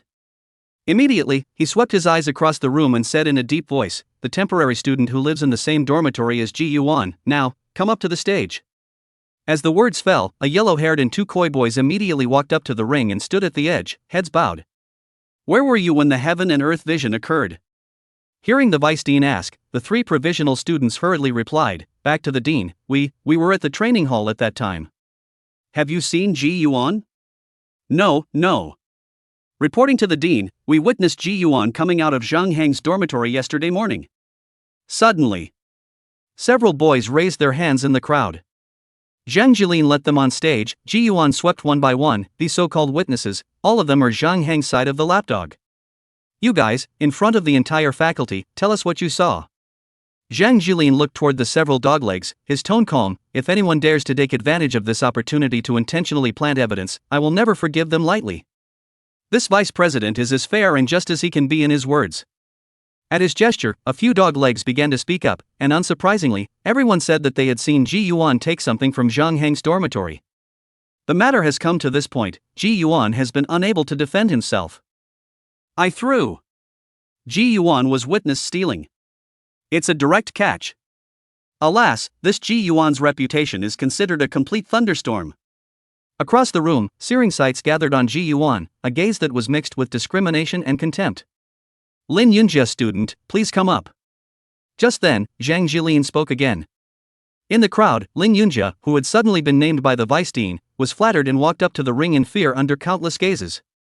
Vice President. Lin Yunjia bowed her head extremely obediently in front of Zhang Jilin. I heard that you and Ji Yuan grew up in an orphanage since you were young. You should be the one who knows his character the best. In order to avoid wrongful accusations, I'm here to ask you, how did Ji Yuan act when he was at the orphanage? Zhang Jilin spoke slowly. Lin Yunjia's mind went blank at that moment. She slightly side-eyed Ji Yuan, who was not far away. This man is almost guilty of theft. The vice president didn't have to pull this stunt. Could it be that it's about mending and killing people? Her mind raced. The Ji Yuan royal beast was stolen, and even if it was stronger, it could only be returned to Zhang Heng in the end. Ride the Wind and Royal Beast Academy is the most authoritative academy in Linyan City. The dean almost never shows up, and the big and small matters are all taken care of by the vice dean. Perhaps the dean acquiesced in today's events? In the end, after weighing the pros and cons, Lin Yunjia made her choice. Back to Dean Zhang. Lin Yunjia straightened up and glanced at Ji Yuan before looking at Zhang Jilin and said, Ji Yuan has often stolen other people's things since he was a child in the orphanage, and I've always disdained being his companion for this very reason. With one move, he pleases the vice dean and draws a clear line with Ji Yuan. So the dust has settled. An orphan with violent bad habits since childhood, now that he came to the academy, the dog can't change his ways. In everyone's hearts, contempt rose. A gaze gathered on Ji Yuan, those mixed with disdain and disgust. These gazes, like sharp blades, pierced deeply into the skin, and Ji Yuan clenched his fists until they trembled. During his orphanage days, he was the most beloved and well-behaved child. He hadn't expected that Lin Yunjia would choose to lie at such a time. Jibyuan, what else do you have to say? Zhang Jilin stared at him condescendingly, mockery welling up in the bottom of his eyes. If you want to fight with me, you're still too young. Now, destroy your contract and return the imperial beast that originally belonged to Zhang Heng back to him. Zhang Jilin's tone was light, but contained a hint of intimidation. At the back, excitement flashed in Zhang Heng's eyes. He didn't dare to imagine how strong he would be after possessing that green-colored imperial beast. But, just then, Ji Yuan slowly raised his head and looked straight into the eyes of this vice dean. You said that this imperial beast belongs to your son, didn't you? Green light emerged, and Dim's body materialized and stood beside Ji Yuan. The evidence is all there, and you still want to argue? Zhang Jilin's eyes flashed with amazement. This imperial beast was indeed appealing. If not for the fact that his father's love was greater than his selfishness, he really didn't want to cheapen his stupid son. What a great self-directed drama. Ji Yuan suddenly laughed. What if I told you I have more than just this one imperial beast? In a flash, the wind changed. Chapter 8: The End of the Farce. Rumble. Once again the clear skies were stormy. The sky was violently overcast, as if it had shifted from day to night in an instant. Vision of heaven and earth. Zhang Jilin's eyes narrowed slightly and his brows furrowed as a hint of something wrong suddenly flashed through his mind. A bunch of dog-eyed things, keep your eyes open and see clearly. Ji Yuan laughed aloud. The next instant, the clouds swung open violently, revealing a light and colorful cosmic river of stars. Another heaven and earth vision. What the hell is going on here? Ji Yuan just said, keep your eyes open and watch, mofo because of him. My goodness. This is the first time I've seen a vision that manifests the cosmic stars and rivers. What kind of imperial beast is this, and what level of bloodline is it for the vision to appear? On the ring, Zhang Jilin's eyes narrowed into slits, and at this moment, a fierce wind swept through the square, causing the crowd's clothes to shake and their hair to fly. Zhang Heng and Lin Yunjia and the others looked up in shock, no longer able to speak. Kara Koho. Just then, a strange roar resounded. Shoo! Above the sky, a black shadow swooped down from that cosmic star river vision. When this black shadow steadily landed beside Ji Yuan, the entire scene, as if it had stopped breathing. Only to see that it was a strange beast with a sturdy body and a pair of golden yellow wings. This foreign beast was like a combination of a lion and an eagle. On the strong and sturdy lion's body, in addition to a pair of exaggeratedly shaped wings, there was also an eagle-like head. It was covered with golden fur, like the radiance of the midday sun, extremely eye-catching. At this moment, it was as if everyone had been strangled, their mouths wide open, everyone, no longer able to make any sound. This beast was none other than the Star Peak Griffin that was rewarded by the system when Ji Yuan contracted Dim. When the first contract was completed, the Emperor's illustrated book was upgraded, and one of its features was the ability to briefly summon the Emperor-class creatures that were included in the illustrated book. This kind of summoning would cause heaven and earth visions, capable of briefly illuminating Emperor-level creatures that were incomparably real. Only, the cost of doing so is that it depletes the integrity of the remains. He was unwilling to use it, but who would have thought that this pair of father and son could actually be able to reverse right and wrong so much? Zhang Heng. Is this imperial beast yours too? Ji Yuan's cold voice resounded all over the square, and Zhang Heng's face turned pale, not daring to meet the other's eyes. Nice one, Jibuan. At this moment, Zhang Jilin was like being slapped in public. Between the twitching of his eyelids, he didn't expect that there would actually be more than one imperial beast of this level, Ji Yuan. It seems that there is only one way left. Vast soul power fluctuations surged within Zhang Jilin's body, and he, it seemed, wanted to summon the imperial beasts. Oh, what a hoot! Just then, a soft laugh rang out. Zhang Jilin's face was instantly gloomy. Not a chance. In the sky, the heaven and earth anomaly induced by the Star Peak Griffin slowly faded, and the clear sky emerged once again. At the same time, a figure descended from the sky. It was a middle-aged man with graying temples and eyebrows that contained storms. Ji Yuan tilted his head slightly, and his pupils contracted when he saw behind this person. Only to see that this middle-aged man who suddenly appeared actually had a pair of wings on his back. 4th grade Imperial Beast Master. Ji Yuan had once heard that a 4th grade Imperial Beast Master was able to use his soul power to visualize any part of a contracted Imperial Beast. Although this move was extremely soul-draining, however, being handsome was the most important thing.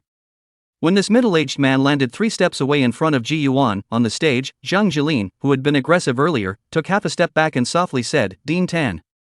The person who came was none other than the true dean of the Ride the Wind and Beast Academy Tan He. This Lin Yun city's hand, always pay more attention to the development of the city, seldom tube college things, how today but? Zhang Jilin's eyes rolled, and eventually came to a realization, glancing at Ji Yuan, who was not far away. It's the dean. I've been coming to the academy for 4 years and it's the first time I've seen him in person. Did I just see it right? Dean actually has wings. Turtle, that's the ability of a 4th grade Imperial Beast Master. The sudden appearance of this dean, who had always been a godsend, caused quite a stir. Ji Yuan looked at his back, his fists gradually clenching. It finally showed up. Back then, when Ji Yuan awakened his extraordinarily advanced soul power qualification, he was the one who led him into the academy. The reason why he left no stone unturned today was, for the sake of it, to get the other side to come forward, because only the dean could give him the most help. Tan He wore a smile, like a down-to-earth teacher. He walked up to Ji Yuan, his eyes sweeping over the griffin with a magnificent body and the stunningly shaped dim. Not bad, not bad. The two imperial beasts at this time both coincidentally took half a step back, seeming to be somewhat scornful of this man. He stretched out his hand and lightly patted it on the griffin, which instantly turned into starlight and dissipated. What is it that requires Vice President Zhang to personally intervene to resolve it? He turned around, and during that time, engaged in a momentary stare-down with Ji Yuan.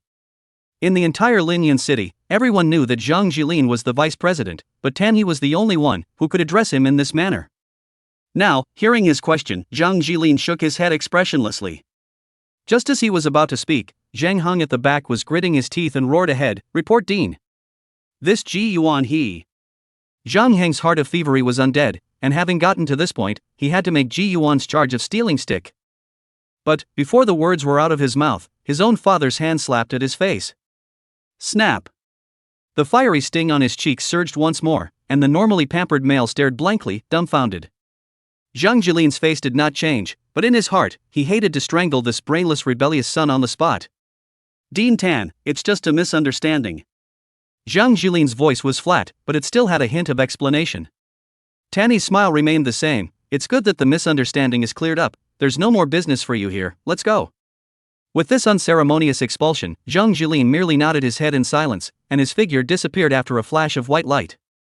The Lord Dean swept his gaze across the crowd on the stage, and after lingering on Lin Yunjia for a few more moments, he slowly opened his mouth.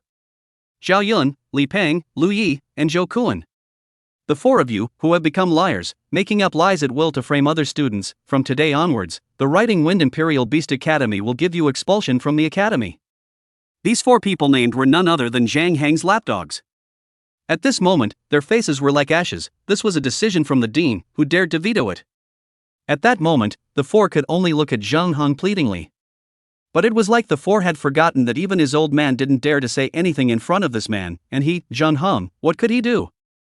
Zhang Heng. At this time, the dean's voice sounded once again. Now, tell the entire school, did Ji Yuan steal your imperial beast egg? His tone and gaze were calm, but when it coalesced on Zhang Heng, it made his heart tremble. Yard, Dean. Zhang Heng's face was pale. If this matter was told, he would truly be nailed to the pillar of shame in the academy's history. He frowned slightly, his gaze suddenly becoming sharp and piercing. Nope, didn't steal. As if Zhang Heng had lost all his strength, he could only lower his head and tell the whole story. The way everyone looked at him changed when they heard that this farce was just a lie he made up because he was not convinced of losing. Despise, disdain, loathe. Those eyes that had looked at Ji Yuan pierced Zhang Heng's skin without reservation. I told you, Ji Yuan, although this man has been deserted for 2 years, he is a man of integrity. How could he possibly steal from others? You were the one who cursed the loudest earlier. What words? What kind of words are these? I, Lu Hongtao, have never scolded Ji Yuan. In the square, once again, the bustle resumed, but, this time, the conversation shifted and began to praise Ji Yuan and spit on Zhang Heng. After returning Ji Yuan's innocence, he shifted his gaze to the last person, Lin Yunjia. Title 9 I will provide you with full resources. Lin Yunjia. Tanha's voice rang out. Lin Yunjia's 10 fingers pinched the hem of her coat, her body trembling slightly, countless remorse rising in the bottom of her heart at the thought that she would face the consequences of expulsion. This dean was clearly sticking up for Ji Yuan. What should she do? She mustn't be fired. At this moment, she suddenly heard the dean say, Ji Yuan, this person, what do you want to do with him? It was a moment like she had grabbed a lifeline. Jerking his head up, he met Ji Yuan's gaze right on time.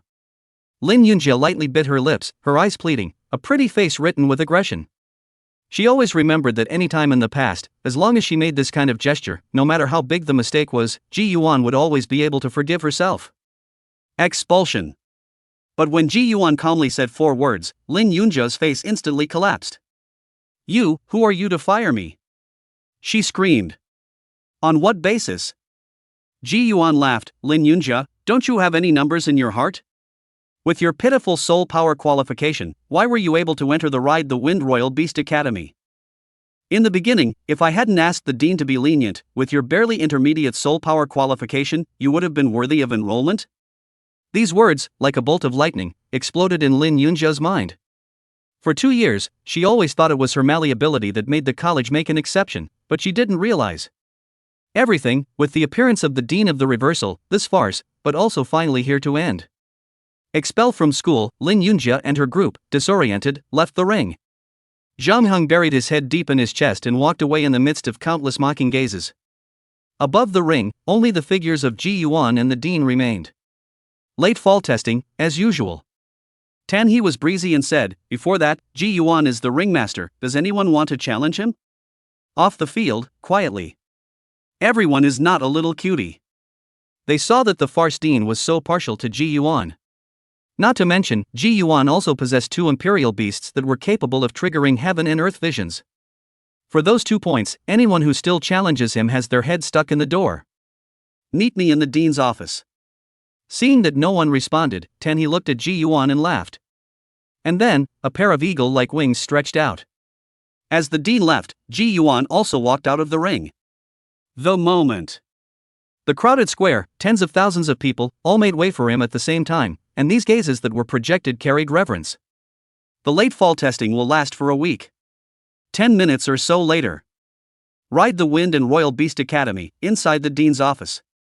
Jibyuan knocked lightly on the two brown wooden doors. "Come in." Pushing open the door, the air was filled with the faint scent of flowers. The dean's office is tastefully decorated and has a wide parlor area to the left of the entry. Tanha is sitting on the couch, teacup in hand. Zhang Heng is, after all, the son of the vice dean, so it's not good to deal with him too much. You won't have any opinions, right? Ji Yuan shook his head. How could he dare to have any opinions? In 3 months, there will be a national downtown competition. Just as he sat down, he heard Tanny say, "I need you to represent Ride the Wind and, at the very least, break into the top 10. Tanha got right to the point. In fact, when Ji Yuan had just been hospitalized 2 years ago, the other party had said the exact same thing. Taking a light sip of tea, Tanny gazed at Ji Yuan and said, "Before that, I will use the city's resources to train you." As the dean of the city's most authoritative Imperial Beast Academy, he wore several hats, and one of his duties was that of the mayor of Linyan City. He was indeed able to make that assurance. "I only have one question." Ji Yuan picked up the hot tea in front of him and took a sip. "What's in it for me if I break into the top 10 at the downtown competition?" No pretty words are better than a tangible reward. Good boy. Tan He seemed like he didn't expect him to answer like that. Super Academy, know it?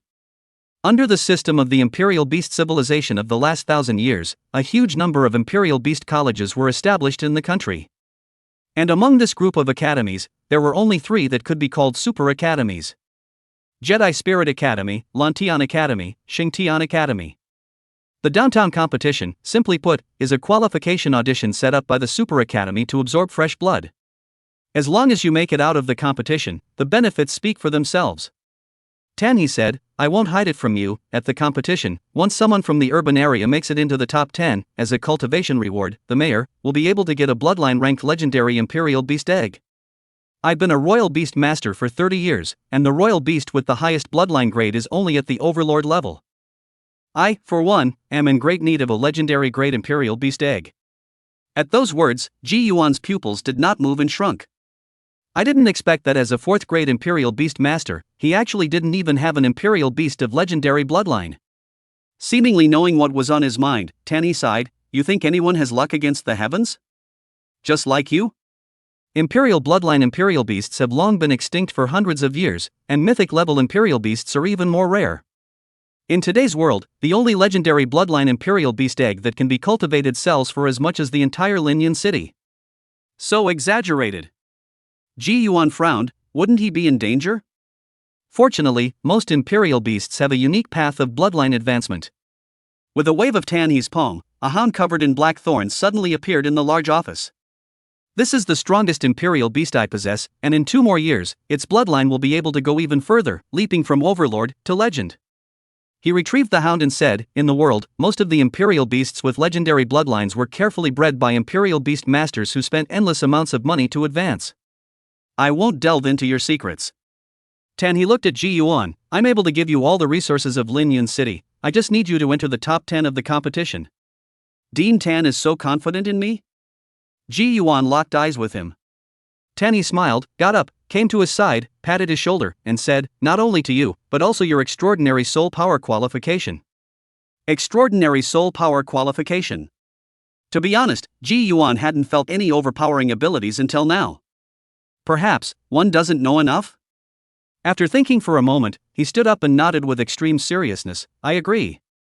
At the same time, he extended his hand towards Tan-hee. The other guy froze, what for? I want the access card for the reading room. Half an hour later. Ride the Beast Academy, reading room.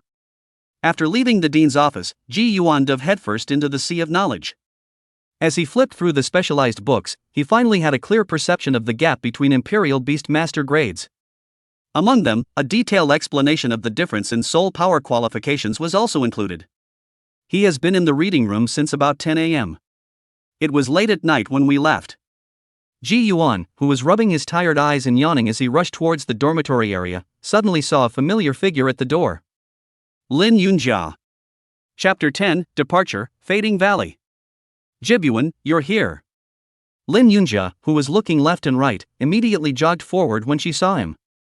I'd been waiting here all day for you. Lin Yunjia had a smile on her face and reached out, ready to take Ji Yuan's arm. Unexpectedly, Ji Yuan took a step backward, directly ignoring her, and was about to enter the boys' dormitory. Jibyuan. In the back, Lin Yunjia's choked voice rang out. In the past, that beautiful face, often smiling, childish and innocent, came to mind. In the end, Ji Yuan stopped. Seeing this, Lin Yunjia seemed to see hope and hurriedly jogged forward. But before she could say anything, she heard Ji Yuan's cold voice ring out. You go, Ryunja. With that, he stepped away without hesitation. On the day he awakened the system, he had already died. In the back, faint whimpering and sobbing sounds resounded, but Ji Yuan's heart had no ripples. He was placed in a new single dormitory after he hit the ground running on the late fall tests. The layout of the dormitory is kind of extravagant, with computers, TVs, air conditioning, and bathrooms. Lying on the bed, Ji Yuan first summoned Dim out. The temperature in the dormitory warmed back up a lot after the little guy showed up. It swiveled its ghostly green pupils and swept around the dormitory as if it felt new. Here, this is our temporary residence. Ji Yuan smiled and proceeded to call out the Emperor's illustrated guide again. Griffins have a 5% reduction in the integrity of their remains due to their disillusionment on the late fall test. I will do my best to find all your remains. A fingertip skimmed over the picture of a griffin, and a low hiss came out as if in response to his words. Exhale.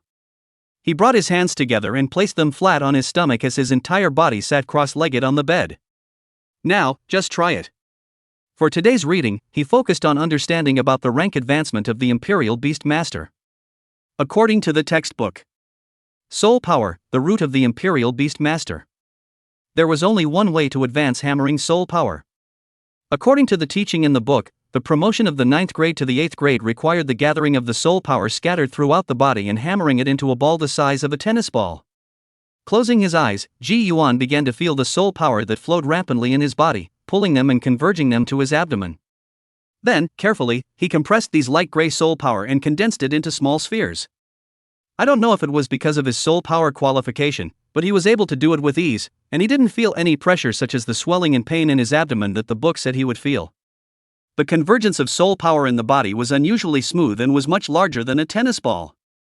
According to the book, when I give up the manipulation, if the sphere coalesced by soul power doesn't dissipate, it means it's successful. Pausing for a moment, Ji Yuan slowly withdrew his manipulation of soul power. To his dismay, not only did the sphere not dissipate, but it began to expand once again. This is... He hurriedly recalled the textbook in his mind, and the answer came instantly. I've been promoted to the 8th rank here? This is a little too easy, isn't it? 8th grade Imperial Beast Master, gathering the scattered soul power in his body and converging it into a sphere, able to mobilize soul power more efficiently. According to Ji Yuan's own understanding, soul power was like a blue bar in a game. When summoning the Imperial Beast, the soul power in the Imperial Beast Master's body will be consumed over time. When soul power is overconsumed, it can cause risks such as dizziness and even death by overdraft. And an increase in the rank of the Imperial Beast Master is an increase in one's blue bar limit. The higher the grade, the more abundant the soul power. Similarly, as the level slowly increases, the Imperial Beast Master is not only able to contract multiple Imperial Beasts, but also, due to a significant increase in the blue bar, is able to drive multiple Imperial Beasts at the same time in battle. And the impact brought about by soul power qualification was even more exaggerated. The lower, middle two qualifications of the Imperial Beastmasters were inherently half a tube of blue bars short of the upper qualifications of the Imperial Beastmasters. And the upper level qualification and the special qualification, the blue bar, is the same. But, the extraordinary qualification possessed a unique concentration of soul power and a perverted speed of blue return. The density of soul power would give Ji Yuan the upper hand when facing a royal beast master of the same grade, and the higher the grade, the greater the gap. And the speed of blue return. As an analogy, the upper level qualified Imperial Beastmaster consumes 1 blue per second and recovers 1 as well, which is exactly equal. Whereas an extraordinarily qualified Imperial Beastmaster consumes 1 blue per second, recovery is 3. With these two abilities unique to the extraordinary qualification, it was no wonder that Tanhe was willing to bet on him. An 8th grade Imperial Beastmaster can contract 2 Imperial Beasts. Ji Yuan looked at his hands. Now, the soul power in his body could be clearly detected without having to deliberately feel it. Stepping into the 8th grade so easily, in addition to the soul power qualification, Ji Yuan's own talent also had some help. The next thing to do is to look for the remains of the Imperial creatures. At the downtown tournament 3 months later, in addition to the grade having to reach the 6th rank, another Imperial Beast needed to be contracted. Preferably, it would be better to find a complete Imperial level remains, so that the top 10 of the downtown competition would not be a big problem. Nothing about the remains can be revealed to anyone. The best way to find out is only for me to find out for myself. The Emperor's Atlas has been upgraded with a number of new features. One of its functions was that it could locate the remains of an Emperor class within 1,000 meters around Ji Yuan. It was certainly for what he needed most right now. Imperial remains, as precious as they sound, are today, the only value is research. Jibuan, the only person in this world with any other purpose. But Imperial remains are hard to see in urban areas, and most excavations are in the news, in some mountains. Yeah, the forest of the mountains, the valley of the dying. Surrounded by mountains on all sides, Linyun City is uniquely situated, with several towns in addition to the city center area. Among them, the entrance to the Fading Valley was in a town called Windscar. While surfing the internet, he had seen many posts about the Valley of the Apocalypse. The Apocalyptic Valley, with its complex ecology and peculiar geology, is the only place in the vicinity of Linyun City that has a primitive forest ecology. I've heard that a lot of Imperial Beastmasters patrol the Fading Valley to hunt wildlife. With a bit of luck, you could actually tame some strange creatures to be Imperial Beasts. For example, Zhang Heng hadn't found a royal beast egg from the Withering Valley the other day, and although it was a dead egg, it was enough to prove that the ecological diversity within the Withering Valley. Immediately, he got up and opened his computer, and began to search for information related to Apocalypse Valley. Dim, who kept jumping up and down in the dormitory, rushed over when he saw him get up. The soulful beast's eyes, staring at the computer screen, flashed with a puzzled luster. Ji Yuan brushed through the posts for a while and suddenly saw an attention-grabbing title. Windscar Local, 6th Grade Beast Master, Experienced, Professional Team to and from the Valley of Apocalypse, Interested Parties, the upper right corner of the attention plus private chat. Chapter 11, A Sideways Change. You're going to the Valley of the Apocalypse? The next day, 9 in the morning. On the other end of the phone, Tanhe was silent for a moment and said, I'll arrange for someone to take you there, it's safer. Hanging up the phone, Ji Yuan drove the car that Tanhe had arranged for him and headed straight to Winemark Town. Along the way, he only stayed at the supermarket and used the card provided by Tanhe to buy a lot of outdoor camping equipment, food, drinking water, and so on. This feeling of spending other people's money and not having to pay it back is pretty cool. It was already 3 o'clock in the afternoon when he arrived at Windscar Town. After navigating over according to the address Tanhe had sent, Ji Yuan realized that this place was exactly the same as the location marked by the post he had seen last night. Looks like it's the same guy. This location is on the edge near the mountains in an agriturismo-like style. Apocalyptic Valley has attracted many Imperial Beast Masters because of the internet explosion. However, the mountain range had treacherous terrain and foreign beasts, causing many people to either get lost in it or buried in the belly of the beasts. As a result, some local beast masters in the Windscar area found business opportunities, and soon formed a complete tour guide industry chain. The leader of the group introduced by Tanhe was a man named Huo Yun. He was a 6th grade beastmaster, and was considered to be one of the more famous tour guides in Windscar Town. On this trip, apart from Ji Yuan, there were 2 other people, a man and a woman. After all the people had arrived, Huo Yun summoned a rhino with the size of a buggy.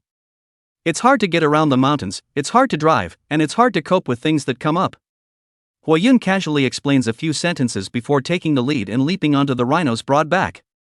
It was Ji Yuan's first time to ride this kind of imperial beast, and he found it a bit of a novelty. When he climbed onto the rhino's broad back, he was surprised to find that this Huayun had customized a saddle-like recliner on the rhino's back for comfort. "Wow, boss, you're pretty elaborate." The youth named Zhao Shan followed up, unable to stop marveling.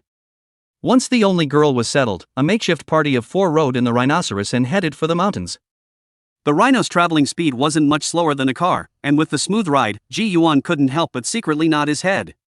When crossing an open flat area and going deeper into the forest, the youth named Zhao Shan turned his head to look at Ji Yuan and said, "Dude, are you planning to go camping in the Valley of the Withering?" Along the way, this Zhao Shan had the most to say, catching Huayun in a conversation, and now it was finally Ji Yuan's turn. He looked at the traveling bag behind Ji Yuan's back, his eyes vaguely revealing anticipation. "Take me with you, I like camping the most." "No buddy, do I know you well?" Ji Yuan immediately shook his head. "I'm sorry, I only prepared something for one person."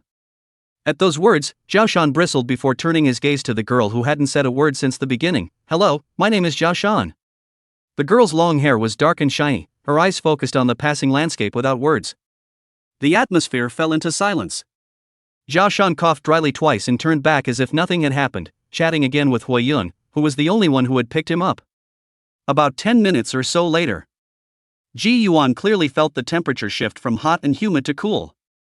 As the massive rhino traveled up a steep hill, it stopped in its tracks. This hillside goes all the way up, with dense shrubs on the left and deep cliffs on the right. The rhino stops abruptly and Huayun turns around, his face slightly grave. "The boulder says it smells something strange, I'll be careful." Weird, there's no reason for this road to go wrong. But just as he spoke, shoo! To the left, a black shadow shot out violently from among the dense bushes, with great speed. Boo! Ji Yuan only felt a vicious cold pouncing on his face. It was too late to react. His chest was as if he had been struck by a cannonball. A terrifyingly huge force directly knocked him away, and his entire person fell towards the cliff uncontrollably. Ho ho ho! Just then, a large, strong hand clamped down on his arm at once. Ji Yuan hastily looked up, but saw that the one who grabbed him was a long-arm ape with a thin body and brownish-yellow fur. Whose imperial beast is it? Help! But, before he had time to be happy, Ji Yuan's face changed, and pointing to the back, he shouted, "It's coming again!" Only to see the bushes, one after another, densely packed black shadows shot out, like a black tide, coming with great force. The gibbon's body was instantly crawling with these black shadows, and by reflex, it let go. Crap! Losing his grip, Ji Yuan cooled from head to toe. It happened so suddenly. His body was like a rock rolling down from the top of a mountain, flying down towards the bottomless abyss below. The fear that comes with weightlessness takes over all the senses. All he could feel was the speed of his descent getting faster and faster, the manic wind whistling in his ears. The sky gradually changed into a point of light until it disappeared. Slowly, the darkness gradually obscured the sight. After I don't know how long, Ji Yuan snapped back to his senses, and his cheek was pressed against the cold, piercing ground. A warm object was pushing and squeezing itself all over his body. He stood up with both hands pinned to the ground, and when Dim saw him rise, he let out a low growl of delight. "I'm okay?" He hastily pulled out his cell phone, but found that he couldn't turn it on, not knowing if it was broken or out of battery. However, he breathed a sigh of relief after noticing that he was safe and sound, and only then did he begin to observe the situation. With the greenish-green glow emanating from Dim's body, it was possible to see a mist filling the air. The ground is uneven hard stone surface, front and back, left and right, are all dark, do not know where to go. The travel bag with water and food is also missing and the situation is extremely bad. Slightly pondering, the only thing to do was to move first and slowly feel the way out. The man and the beast walked cautiously towards the front. It wasn't long before Ji Yuan and Dim came to a T-shaped fork in the road. To the right, the fog was so thick you couldn't see the end of it at a glance. To the left, the black rock wall was full of vegetation that emitted light, so Ji Yuan chose to go left in order to play it safe.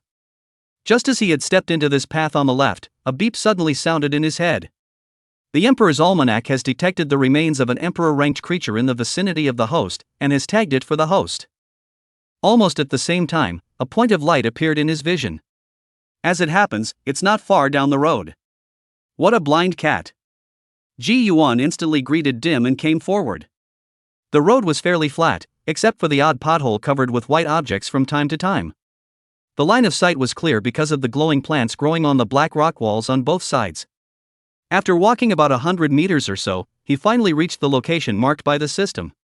Oddly enough, the marker was to the right, in a rock wall full of plants. The remains are behind this rock wall? Or is there a cave entrance behind these plants? No sooner had the thought been born in his mind than a strange movement rang in his ears. At the same time, the ding beside him suddenly let out a low roar, and greenish-green flames rose up around him. Seeing this, Ji Yuan froze. But immediately, he saw that behind the glowing plant in front of him, 2 rows of blood-red light spots had appeared at some point. Ji Yuan's scalp exploded violently when several dark purple, thick tree trunk-like objects protruded from behind the vegetation. It's a spider. The thieves are huge spiders. Chapter 12: The Spider's Lair.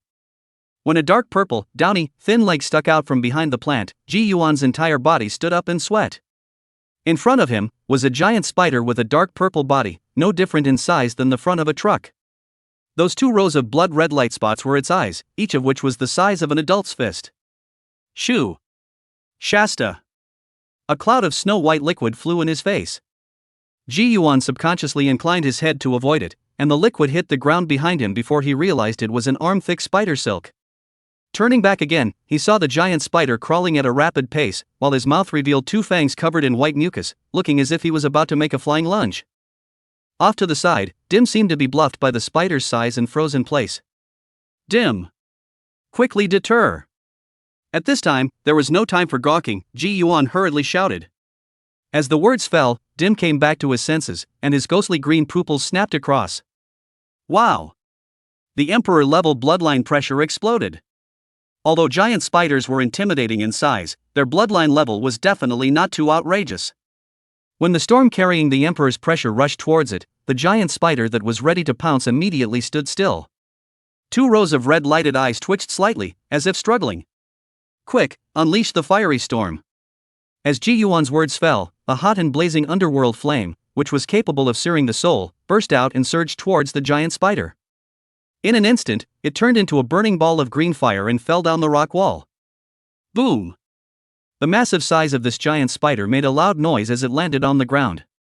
The 8 fluffy legs were madly twitching and struggling, and under Ji Yuan's signal, the underworld flame always remained burning, and the terrifying temperature turned the air into a distortion. Only after it stopped struggling and continued to burn for tens of seconds more did Dim slowly extinguish the spectral flame. A burning odor filled the air, and Ji Yuan frowned, only feeling his goosebumps fall all over his body. If you want to talk about the most diabolical creature you have, it would have to be a spider. Dim also seemed to be relieved, tilting his little head and winking at Ji Yuan. After all, it was a young beast that had never seen a big guy of this size before, so it was inevitable that it would be bluffed. Ji Yuan laughed and patted its head. It's fine, I was startled too. At this point, Ji Yuan realized that the place where the big spider had just crawled out was actually really a cave. Pale blue points of light were flickering in the depths of this cave. For the sake of the Emperor-level remains, even if there were 100 reluctances, one would have to go in with a stiff upper lip. Dim walked in front of Ji Yuan, the greenish flames slightly lighting up the surroundings. It was an irregular cave with black rock walls covered in snow-white spider silks. Fortunately, Dim's fire attribute was just able to dissolve these spider silks. As they continued to go deeper and deeper, the rock walls around them were gradually opening up, and after walking for a certain distance, Ji Yuan and Daiming stopped their footsteps. In front of the one man and one beast was a giant nest covered in countless snow-white spider silks. In this lair, a strange-shaped dried up and withered corpse lay across the spider silk, looking extremely creepy. That's... Ji Yuan's sight looked deeper into the nest, and in a world of white spiders, he saw a basketball-sized black spider crawling around. He recognized at once that the black figures that had attacked them while on the back of the rhinoceros were none other than these spiders. And at the place where these small spiders converged, there were 2 figures wrapped in spider silk writhing and struggling. It's Huayun and the others? After observing for a few moments and realizing that there was nothing else in the nest except for the small spiders, Ji Yuan then signaled Dim to make a move.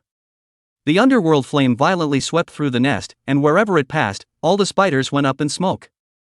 The little spiders that were working were burned cleanly in an instant. The flames lasted for about 5 whole minutes, and only after ensuring that there was no danger whatsoever did Ji Yuan and Dim dare to advance. As the spider silk is burned away, it slowly reveals the original appearance of this lair and natural cave. This cave is connected in all directions, excluding the direction that Ji Yuan came in. There are no less than 8 cave entrances. He walked quickly to the center, where, right in the middle, 2 figures were lying motionless. As they got closer, they realized that these 2 were actually the talkative Zhao Shan and another silent girl. Ji Yuan looked around, removing some dried up and withered corpses. There was no sign of Hui Yun. I don't suppose he's dead. Ji Yuan didn't continue to think about it and focused his gaze on the 2 men. Breathing steady, should just pass out. After that, he shifted his gaze to the other side, where the system had marked the location of the remains. Vaguely, you can make out the outline. Dim, you stay with them and keep watch. After leaving Dim behind to protect the unconscious 2, Ji Yuan carefully felt his way towards the remains. This time, no more trouble. After walking up to the front and getting a good look at the remains, he couldn't help but be a little disappointed. It was just an arm-thick bone, and you couldn't even tell what part it was from. Something is better than nothing. Sighing, Ji Yuan immediately absorbed the bone. The remains have been absorbed, and the relevant information has been included in the Emperor's illustrated guide. Standing up, he flipped through the illustrations in his head as he walked back. After the Star Peak Griffin, the icon lit up a 3rd box. Creature, angry wood lizard. Race, gargoyle. Bloodline, mythic. Attribute, wood. Trait, upon reaching adulthood, the bloodline will advance to the imperial level. Remaining data, lost. Remains intact, 15%. Are creatures that have the potential to advance to the imperial bloodline also counted as included? 15%, a little low. Never mind, it was better than nothing, and he didn't expect to find skeletons with 100% integrity right away. Putting the iconography away, he then realized that the silent girl, of the unconscious 2, sat up. Ji Yuan saw her appearance for the first time. A delicate and fair melon face, without powder, but still looks beautiful. Those clear eyes showed panic at the moment, and her face was white as if she was terrified. It was also at that moment that she felt the warmth beside her, and her eyes turned, her pupils quivering the moment she saw Dim. So beautiful. That's the first thought almost every girl has when she sees Dim. You're awake? It was only when Ji Yuan approached and Dim ran to him with a cheerful pace that the silent girl realized the handsome young man's figure. She nodded silently and stood up to look around, sighing in relief after realizing there were no signs of any spiders. You saved me? Thanks. She turned her eyes back to Ji Yuan and surveyed him for a moment before finally saying her first words. Ji Yuan waved his hand indifferently and asked rhetorically, the things that scurried out of the bushes when you were up there, they were a swarm of spiders? At the mention of the word spider, the girl blushed slightly and seemed to have not slowed down enough to just nod her head. Seeing her like this, Ji Yuan didn't bother to make a fool of himself, and was just about to try to wake Zhao Shan up when he did. Ah! Ah! Zhao Shan jerked up with a carp and screamed and stomped his feet like a madman. His palm lit up with light, and he actually summoned his imperial beast directly. Chapter 13, Quick! Punch me to death! With a flash of light. The first royal beast, a long-armed ape with a thin figure, grabbed Ji Yuan before he fell off the cliff. The other, a gorilla with icy blue fur and covered in cold mist. This gorilla's species was none other than the snowy craggy ice gorilla that Zheng Heng had summoned yesterday when Ji Yuan and Zheng Heng fought. After the long-armed ape and the snowy craggy ice scarlet appeared, they originally had grim expressions and a battle stance. But after seeing that there were only Ji Yuan, Dim, and the silent girl around, a scarlet and an ape stood frozen in place. After the shouting, Zhao Shan noticed that the atmosphere was not right. He also froze and opened his eyes, and after taking a few seconds to react to the situation, he could not wait to find a crack in the ground. Hugs, sorry. Zhao Shan scratched his head awkwardly. I'm the one who's most afraid of spiders, forgive me, forgive me. This dude, more or less, is not normal. After giving him a deep look, Ji Yuan asked, have you guys seen Hui Yun? Good news, 3 of the 4-man team are intact. Bad news, the only guide in the group who could find a way out is gone. Who remembers that much? These nasty spiders don't know if they have hypnotic toxins or not. All I remember is that you were knocked off your feet, and in the blink of an eye, I had spiders crawling all over me, and after that, I was unconscious. Zhao Shan recalled in shock. Off to the side, the silent girl shook her head, seemingly without much usable information. Ji Yuan frowned. This lair in all directions, in addition to their own cave when they came, the other caves are all over the spider silk, although the dim can be dissolved, but I do not know if the other cave end is not also a giant spider guarded. Ji Yuan told all the things he had encountered along the way. When he heard about the giant spider the size of a truck head, Zhao Shan's face turned pale. You're not kidding, right? How could there be a spider that big? The silent girl's eyes were also open in some disbelief. It's not the spiders that matter now, it's the fact that we have to find a way out. Ji Yuan was somewhat speechless. Where did these two put their focus? Dude, you can put out a spider the size of a truck head anywhere you say. Zhao Shan said sincerely. At that moment, the silent girl suddenly spoke. I can't summon the imperial beasts. After saying that, her petite body actually fell towards one side. Ji Yuan's eyes were quick to embrace her, but he saw the silent girl's forehead overflowing with cold sweat, her face getting paler and paler. It's poison!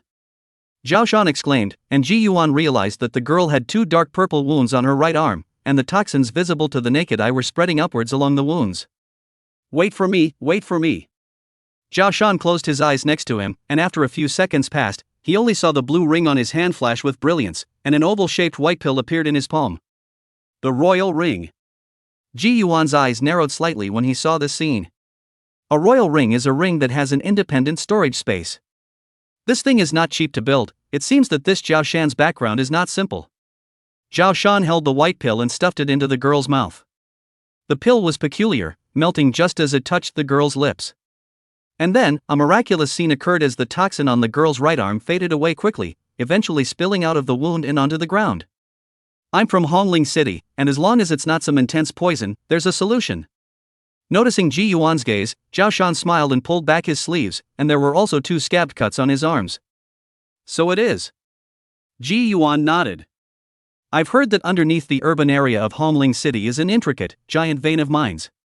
There are many kinds of toxin-containing creatures in the vein, and Hongling City is developing the vein while dealing with poisons, so for this aspect of detoxification, it is regarded as a nationally ranked urban areas. Zhao Shan grinned and was about to say something else. Rustling. Inside the lair, an eerie sound suddenly rang out. The sound, not coming from one direction, but in all directions. Almost the instant the voice rang out, both of Daiming and Zhao Shan's two imperial beasts showed some agitation. Oops. The movement made Ji Yuan's heart jump. Zhao Shan had a puzzled look on his face, and immediately after, he heard Ji Yuan say quietly. I thought you didn't trust spiders the size of truck heads. Watch this.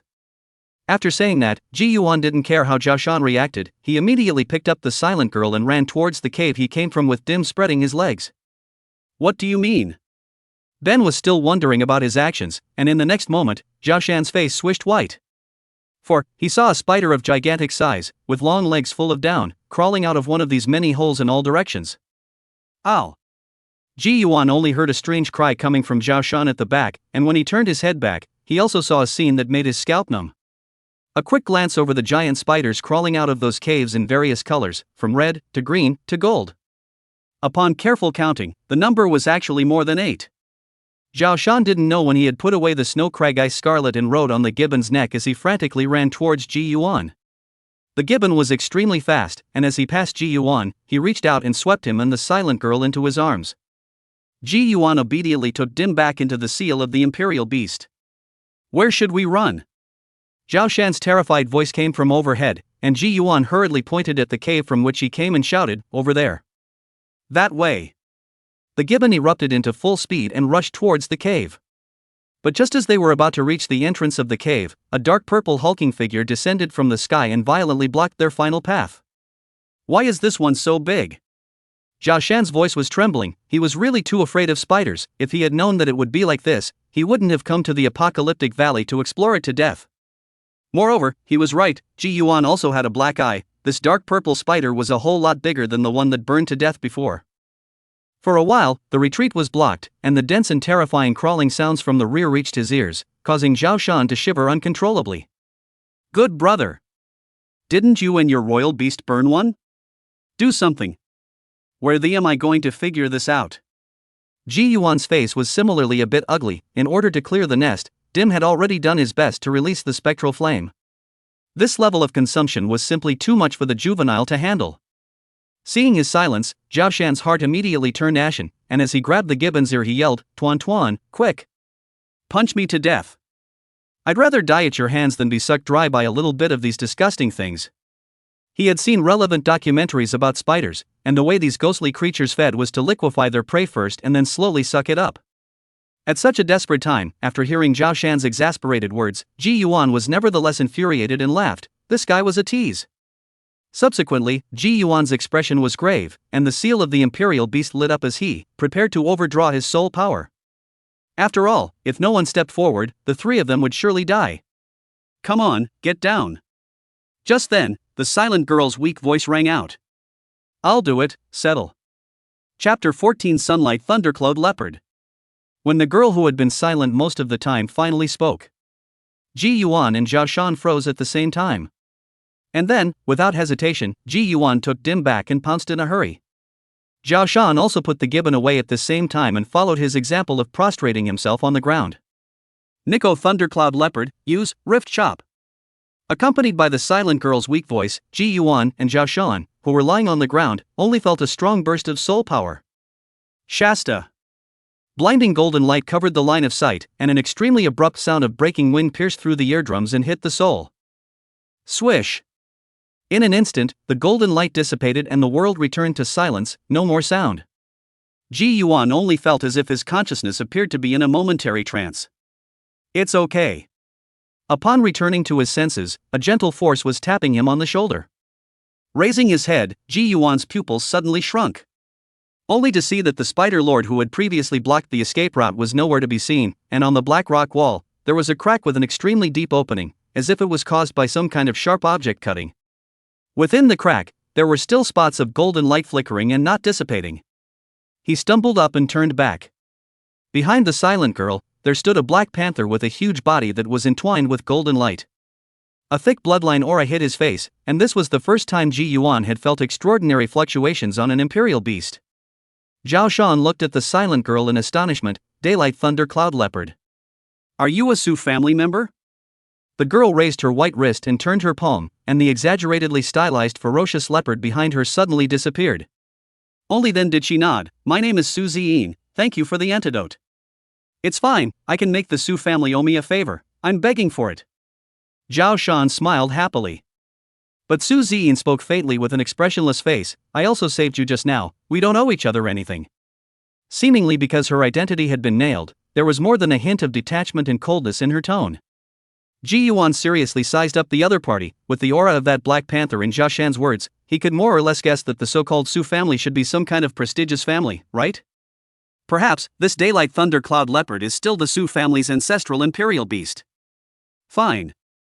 Zhao Shan shrugged indifferently, then looked at Ji Yuan and stretched out his hand. Man, we've kind of experienced life and death, how about a serious self-introduction? Seeing that this bastard was so positive, Ji Yuan no longer refused and shook him with his backhand, saying, Ji Yuan, a local of Linyan City. Hey, Zhao Shan, from Hongling City, 7th grade Imperial Beast Master, anti-poison expert, I'm afraid of spiders, Zhao Shan couldn't stop talking as soon as he opened his mouth, and Ji Yuan hurriedly loosened his hand and said, since both of you are not ordinary people, is there a way to contact the outside world? Like, family messaging or something? Unexpectedly, as soon as he finished speaking, Su Ziyin twisted her head and fell silent. Zhao Shan also patted his shoulder with some amusement. Brother Ji Yuan, you've read too many internet novels. In this deep ravine, the only way we can contact the outside world is a cell phone, but there's no signal here. Well, it's a bit of an overthinking. Ji Yuan rubbed between his eyebrows and began to think about what to do. After thinking about it for a while, only the three of them went back together to the T-shaped fork in the road they had come from and walked in the other direction. On the way back, Zhao Shan was chatty again. His mouth didn't stop along the way. Even if Ji Yuan and Su Ziyin were silent, it didn't hinder him from asking himself questions. Say, Su Ziyin, what rank are you at now? Zhao Shan turned the conversation to her, and the latter was silent for a moment before replying, peak 7th grade. Oh, a bit taller than me. What about brother Ji Yuan? 8th grade. How dare an 8th rank come to the Withering Valley by himself? I don't mean to belittle, you saved me, absolutely awesome. However, what exactly is the breed of your imperial beast? The bloodline aura is very strong, it looks like a horse and a deer, it can't be some kind of string, can it? I'm sorry, I didn't mean to do that, honestly, your imperial beast shape is so beautiful and racy, I love it. After returning just 2 words himself, the other party was like a machine gun, and Ji Yuan was so noisy that his head became big. With that, the trio finally came to the T-fork in the road. Ji Yuan pointed to the right and said, I woke up in the middle of this road. Let's go straight now, and if it doesn't work, come back and try here again. Zhao Shan and Su Ziyin didn't have a problem with it, only, the fog on the road ahead was a bit dense and visibility was low. Let Tuan Tuan go first, although its bloodline is only intermediate, its talent is immune to poisonous gas, and I'm afraid this fog is poisonous. For this reason, Zhao Shan purposely summoned the gibbon to open the way. The gibbon donut headed into the fog and disappeared from the trio's view within 2 steps. Zhao Shan, let the group call out. Seeing its figure disappear, Ji Yuan said. Zhao Shan immediately complied, and after contracting with the imperial beasts, telepathic communication could be made between humans and beasts through the seal of the imperial beasts. Soon after, Zhao Shan looked at Ji Yuan, it made a sound. It looks like the fog not only hinders sight, but even sound propagation is blocked. With a wave of his hand, the donut transformed into a point of light and was retrieved.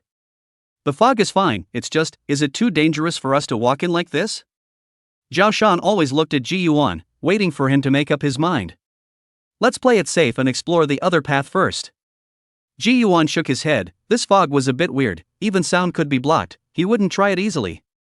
The 3 of them immediately turned around and walked in the direction that Ji Yuan woke up in, all the way to the end. Bad news, it's a dead end. Zhao Shanqing came up with the idea that his 2 imperial beasts, the gibbon and the snowy craggy ice scarlet, were expert climbers, so why not try to see if they could climb up this rock wall? He immediately rode on the neck of the troop and greeted the snow-cragged ice gorillas as they climbed upward together, and the steep and uneven rock wall gave them a fulcrum. Soon, the 1 man and 2 beasts were nowhere to be seen. Ji Yuan and Su Ziyin waited in silence. But time passed slowly, and after about half an hour, there was a sudden rustling from above.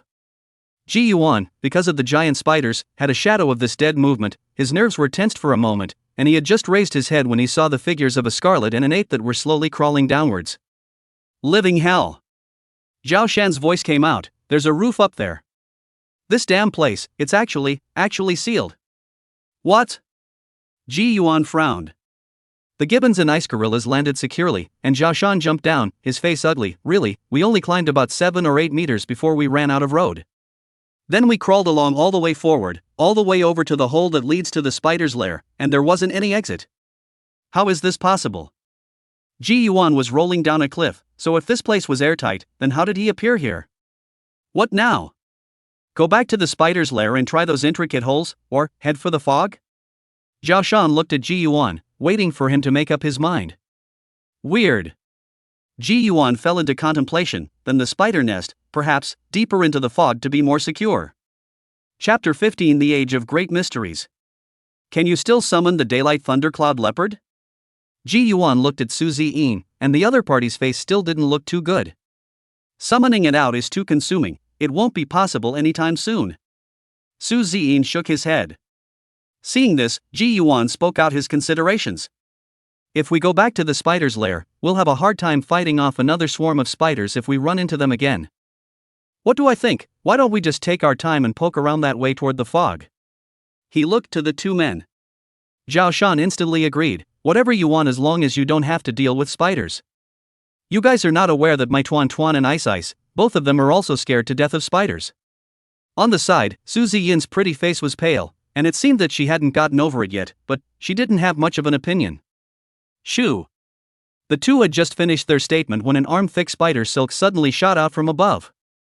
Without any defense, this spider silk wrapped around Zhao Shan's body at once. Cripes! Moment! Zhao Shan's entire body was yanked in mid-air, letting the unreadable-sized spider drag it along as it flew towards the fog-covered path. Help me! Save me! Save! In just a few breaths, Zhao Shan disappeared from view. Ji Yuan's face changed, and he and Daiming immediately chased after him. In this place of crisis, one less person is one less fight. Flame-eater sparrow, aim at the spider and spit fireballs. Su Ziyin from the rear suddenly let out a delicate cry. Boom! Immediately after that, a ball of sizzling fire crossed above Ji Yuan's head and flew in the direction of Zhao Shan. But because of the distance, the fireball did not hit, and Zhao Shan's screams faded away. Ah! Just then, a cry of alarm came from behind him, and Ji Yuan hurriedly turned around, only to see that Su Ziyin was also hoisted up by a spider silk. Fortunately, this inferno-devouring sparrow summoned by Su Ziyin reacted quickly, spitting out fireballs and accurately hitting that spider lurking high in the sky. At once, the spiders that were ignited by the fireballs struggled frantically to fall from the heights. Su Ziyin was right underneath the spider, and once she landed, she would be crushed underneath this burning spider. In the nick of time, Ji Yuan saw the right moment and violently leapt out, holding Su Ziyin in his arms and rolling towards the side. The two rolled on the ground for some distance before separating, and Ji Yuan stumbled up, taking Su Ziyin's small, cold hand and yanking her up. Thanks, thanks. Su Ziyin's small face was even more bloodless after this. Her body shivered slightly, not knowing if it was because of the cold or if she was frightened. Seeing that she was shaking badly, Ji Yuan removed his jacket and put it on her. At the same time, he looked at the direction Zhao Shan had disappeared in and sighed long and hard in his heart. The change came too suddenly. A team of 4 was down to 2 in the blink of an eye. What should we do now? Su Ziyin tightened Ji Yuan's jacket, her voice soft. Now that there are only 2 left, the lair is out of the question, so we'll have to take the plunge and try the foggy one. Ji Yuan walked forward, and Su Ziyin hurriedly jogged to follow. To prevent accidents from happening, her Inferno Eater Sparrow was on guard overhead. When he came to the intersection where the fog was spreading, Ji Yuan pulled Su Ziyin's palm.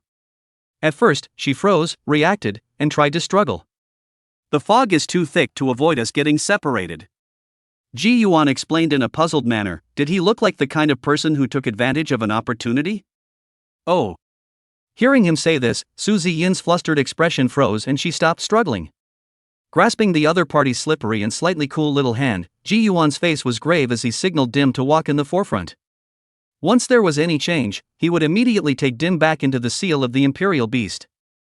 After making preparations, he took a step out, and just as he entered the fog, an eerie aura swept over him, causing people to involuntarily shiver.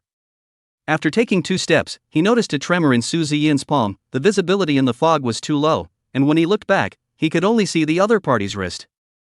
Immediately, Ji Yuan squeezed her palm slightly harder to reassure her. Just like that, Ji Yuan kept an eye on Dim's figure and followed it step by step forward. I don't know how long I've been walking, but the fog still doesn't dissipate, but instead becomes even more dense. Suddenly, Ji Yuan glanced to see the green light emanating from the Dim dissipate, and before he could react, the ground his feet stepped on disappeared out of thin air. The terrifying sense of weightlessness struck again, Su Ziyin's terrified screams ringing in her ears as the 2 of them held hands and fell towards the endless darkness below. Not long after. Put. The cold, biting water drowned the 2. Ji Yuan was still pulling Su Ziyin's hand. Sensing that the other party was struggling frantically, he realized that Su Ziyin did not know how to swim, and hurriedly pulled him over. The soft, slender form was swept into his arms, and then, despite her fierce resistance, dragged and swam desperately toward the top. When the 2 surfaced, Ji Yuan first heard a roar and looked along with the sound, only to find Dim pacing anxiously on the shore. Coming to the shore, he first sent Su Ziyin up, then climbed onto the shore himself and lay on the cold ground breathing heavily. He had only wanted to take his chances in the withering valley, but he had actually experienced so many things. Hooligans. On the side, Su Ziyin sat on the ground holding her legs, her body trembling uncontrollably. The frazzled little face seemed to have an extra flush from the close contact they had just had in the water. Ji Yuan recalled the places he had just touched haphazardly in the heat of the moment, embarrassedly rubbed his nose and didn't reply. Remains of intact Imperial creatures detected near the host, tagged. At this point, a system prompt suddenly rang out from his head. Ji Yuan stood up, his pupils vibrating. 2 new keywords appear in this prompt complete. It's a blind cat in a crooked place. At the moment, it was like they were in some underground palace. The top, the floor, and the walls are covered with regular black stone tiles. Set into the walls, at intervals, was an object that emitted fluorescent light. At the same time, Ji Yuan noticed that at the top and on the ground, again at intervals, there was a lion's head carved out of white jade. So it is. Su Ziyin's surprised voice rang out. He looked back, but saw that the other woman had changed into casual clothes, and she was wearing an emerald imperial ring on her hand as well. It was all he could do to endure the dampness of his clothing and asked, "What's wrong?" "We are in an ancient secret realm." "The secret realm? Have you been reading too many web novels?" Ji Yuan was a little surprised. Don't blame him, after all, more than 100 cities in the country, Lin Yun City ranked outside the 90, some hidden information he really didn't know. Su Ziyin stretched out her slender finger and pointed to the lifelike lion head carved in white jade. I've seen it in the family books. This is the Beast King medal. It is written in the book that in the ancient centuries, the Beast King, the supreme beast master, had extended an invitation to the world when his lifespan had run out. He has placed all the exotic treasures and riches he has collected throughout his life in a secret space that jumps and moves. Wait, why does that sound familiar? This king of beasts wouldn't be named Gordy Roger, would he? The beginning of the Great Secret Age? Chapter 16. Let me do it. Ji Yuan was surprised to find that a look of excitement showed on the silent girl's face after the lonely play of stems in his mind. What was precious or not was not attractive to him. In his field of vision, a cloud of silver light shimmered, the very remains of the complete imperial creature that the system had flagged. Shall we go? Su Ziyin looked at Ji Yuan, her starry eyes containing light. Behind the two men was a deep pool of water, with only one path in front of them to follow. The remains were just ahead, so Ji Yuan naturally wouldn't refuse. This only passageway, curved and twisted, had no forks or end. The atmosphere was silent as hell, and Ji Yuan could only hear each other's breathing. Neither he nor Su Ziyin were as self-contained as Zhao Shan, who could talk a bunch with or without a topic. Thinking of Zhao Shan at the moment, Ji Yuan actually felt a little nostalgic for his chatterbox. After walking for roughly another 20 minutes, looking at Su Ziyin, whose face was still a bit pale on the side, Ji Yuan finally initiated his first conversation. Your soul power, it hasn't recovered yet? Su Ziyin nodded, not intending to extend the topic. Ji Yuan had the sense to keep his mouth shut, but in his heart, he was a little strange. It was reasonable to say that she was the peak of the 7th grade of soul power, and that Daylight Thundercloud Panther, no matter how strong it was, wouldn't be consumed so severely. Once again the atmosphere became silent. After walking for an unknown amount of time in this twisting and turning passage, the road ahead finally changed a bit. It became a straight and wide road.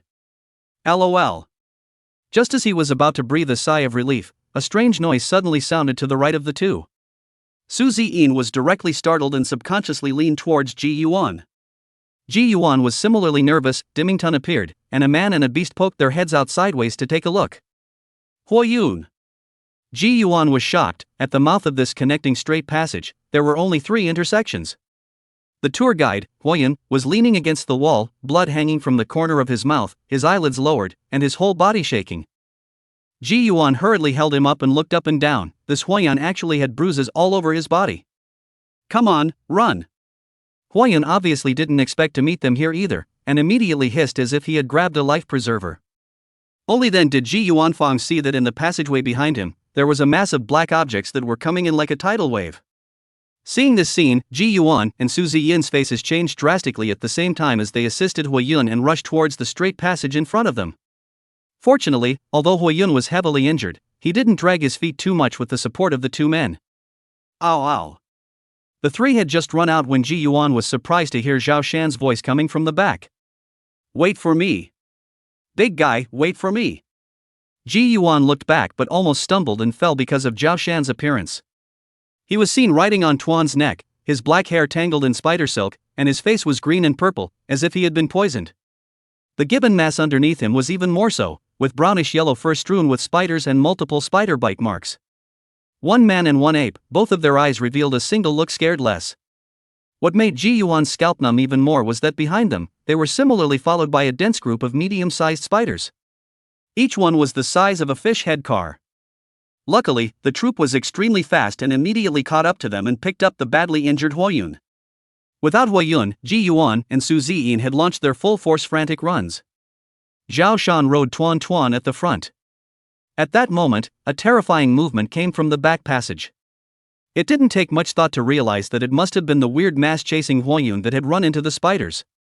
When they finally ran wildly to the end of the passageway, an extremely vast confined space was suddenly presented before their eyes. As far as the eye can see, the greenery, the water pools, the arched bridges, and so on, it's like an indoor park. Ji Yuan's gaze, on the other hand, crossed over everything and rested on the farthest point, a high platform built of clean white jade.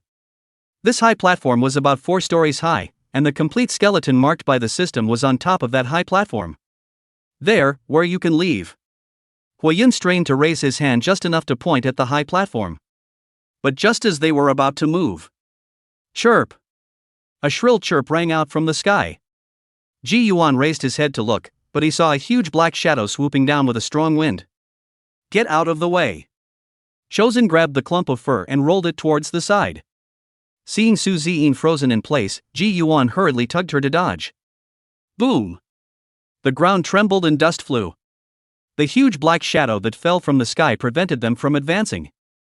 In the back passage, the terrifying commotion got closer and closer, and for a moment, the crowd was once again surrounded by the front and back. Ji Yuan looked toward Su Ziyin, who he had saved once again, and couldn't help but say in a deep voice, "Cheer up, you're only dragging your feet like this." "Yeah, sorry." Su Ziyin lowered his head, unable to see his expression. When the dust cleared, the pupils of Ji Yuan, who was always looking ahead, shrank. This huge black shadow was a combination of a lion and an eagle, a creature that he was familiar with. It was none other than the Star Peak Griffin, the second Emperor-class creature in the Emperor's Atlas. The Star Peak Griffin. Isn't this creature extinct? Zhao Shan and Su Ziyin shouted in surprise in unison. And then, he heard Huiyun breathlessly explain, "Yes, it's a skeleton illusion. Summon the Imperial Beast to attack with all its might, it won't be too strong." Skeletal illusion? Hearing this keyword, Ji Yuan's eyes lit up. But, Bing Bing and Tuan Tuan are extremely poisoned and have no battle power. Zhao Shan grimaced bitterly. In other words, the only ones who could deal with this griffin right now were Ji Yuan and Su Ziyin. My Inferno Devouring Sparrow is only an intermediate bloodline.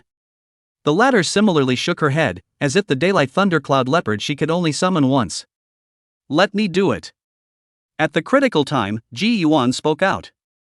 The Emperor's illustrated book has everything you need to know about the Star Peak Griffin, including weaknesses. He looked to Su Ziyin, "Focus your attention and follow my command."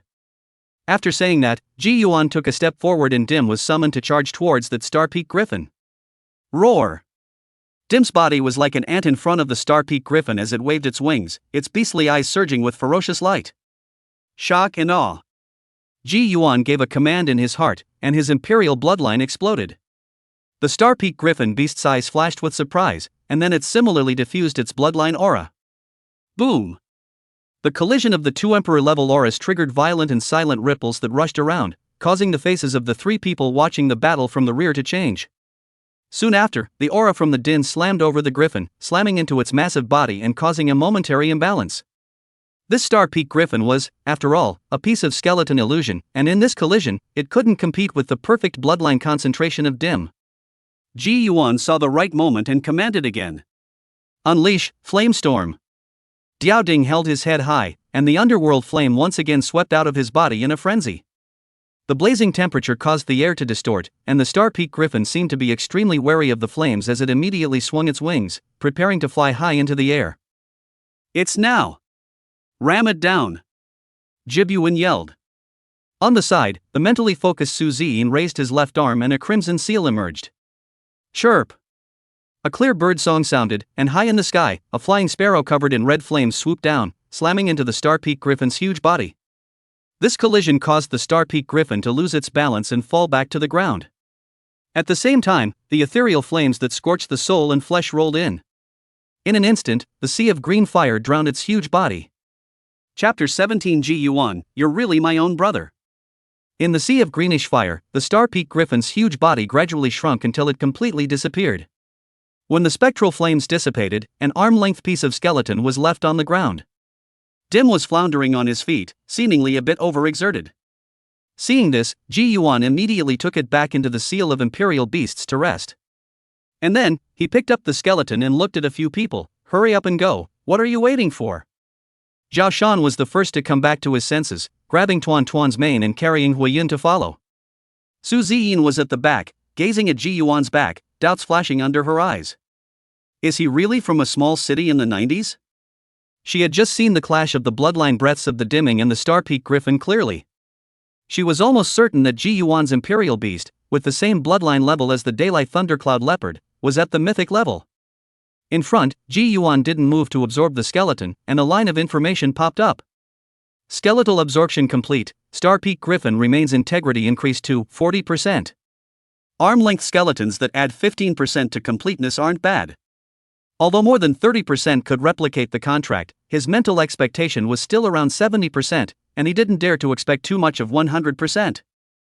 After all, the Emperor creatures of the ancient era have been around for millennia now, and I'm afraid that I can't find a few skeletons intact even if I go through the world.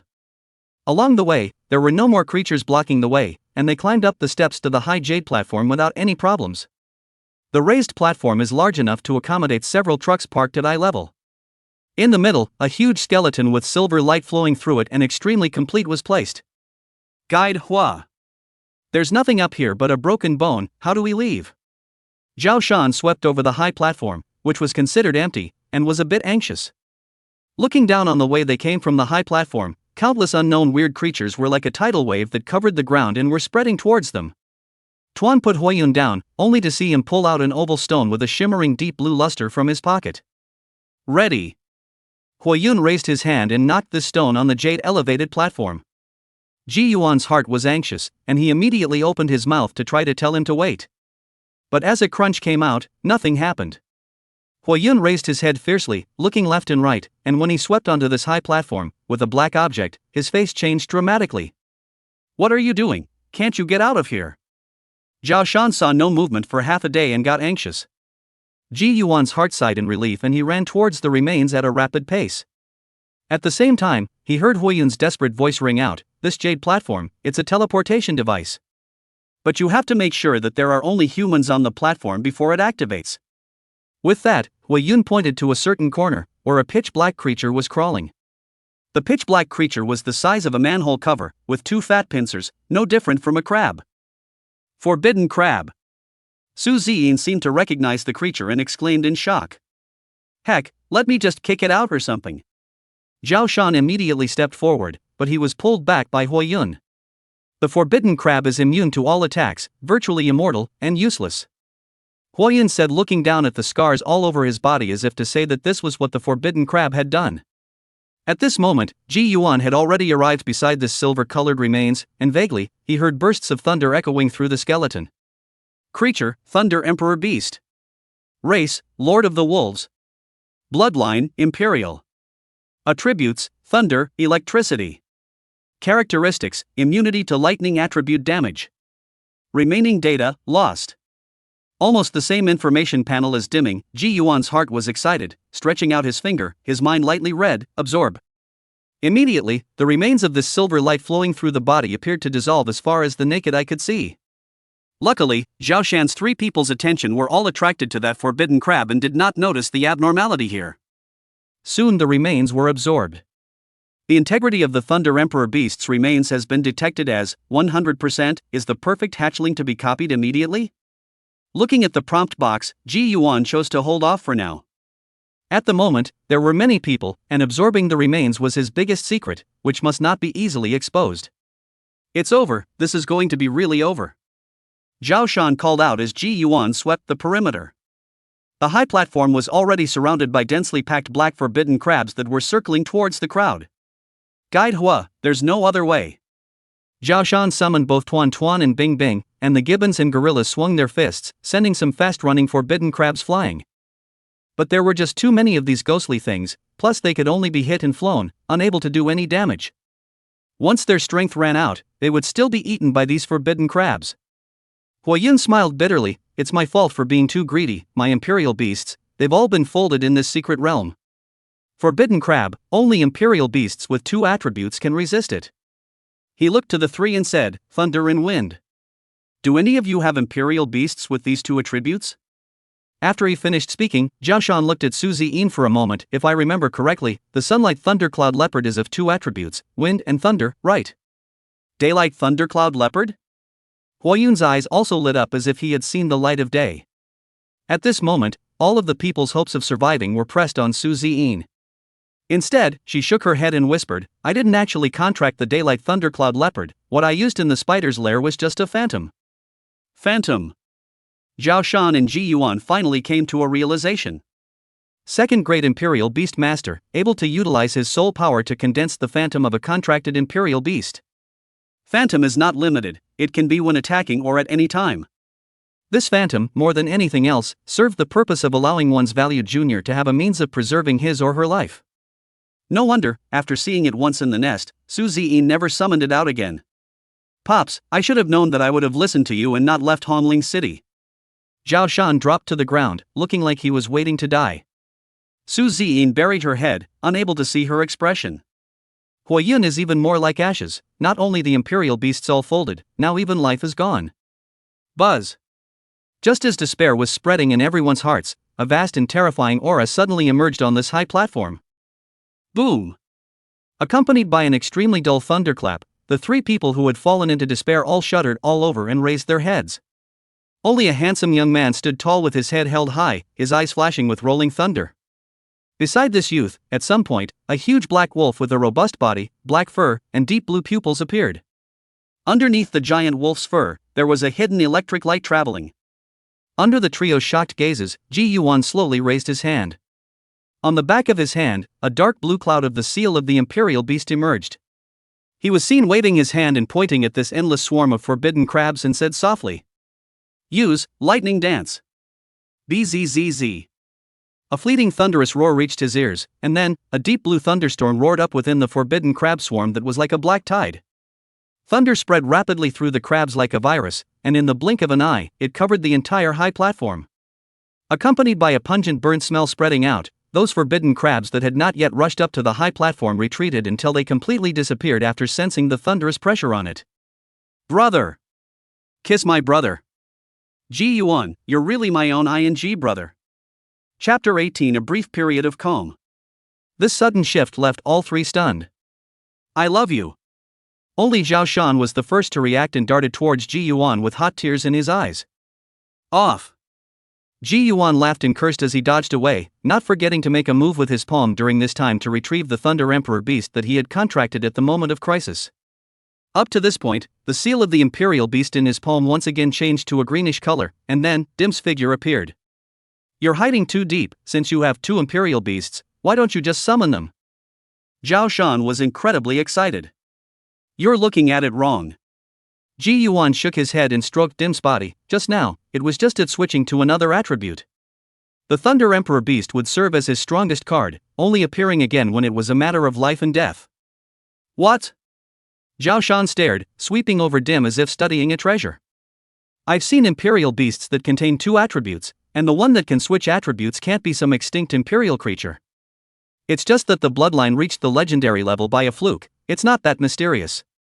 Ji Yuan smiled lightly, but his heart was wiping the sweat away. Before having the ability to defend himself, once someone found out that his Imperial Beast possessed an Emperor-level bloodline, not to mention the Imperial Beast, he would be captured and studied. After all, Emperor-level creatures are all extinct. It was also fortunate that these creatures had gone extinct early and left ambiguous information behind, otherwise he would have had a difficult road ahead of him. Anyway, you saved me more than once in this hellhole, you buddy. I, Zhao Shan, recognize you. He looked at Ji Yuan and said extremely seriously, when you leave here, you can come to Hongling City to find me if you have any difficulties. Zhao Shan was furious when he glanced at Tuan Tuan and Bing Bing who were taking the forbidden crab's corpse and throwing it at each other. You two simpletons, where else are you playing? After he left, Hua Yun also came up, and after the robbery, he carefully sized up Ji Yuan for a few moments before patting him on the shoulder. I now understand why Tanha would bet on you. He looked at Ji Yuan with anticipation in his eyes. Next year at the downtown competition, you have to fight for our city. After saying that, Hua Yun greeted Zhao Shan and had his two Imperial Beasts empty the forbidden crab corpses on the elevated platform, preparing to leave. Downtown competition. The corner of Ji Yuan's mouth lifted up in an arc. Now that he possessed two Imperial Beasts, it shouldn't be a problem for him to rush into the top 10. Right now, the only thing that needed to be done was to work hard to raise his soul power grade. On this trip, he was able to feel the importance of grade on the strength of the Imperial Beasts in play. Thanks to. At that moment, a soft voice rang out. Ji Yuan immediately cut the other party off, thanking me again? We're all considered acquaintances, there's no need to be so polite. Su Ziyin froze and raised her head, looking at the other party's smile, nodding in silence and no longer speaking. About 10 minutes later. The stage was finally cleared of the forbidden crab swarms. The two brothers, Gibbon Ape and Snow Crag Ice Scarlet, were tired and panting with their tongues sticking out. Zhao Shan cursed and took both of it back to the seal of Imperial Beasts, and it was only then that he realized that the silver skeleton in the high platform was nowhere to be seen. After opening the door to inquire, everyone was shaking their heads and no one was paying attention. Ready.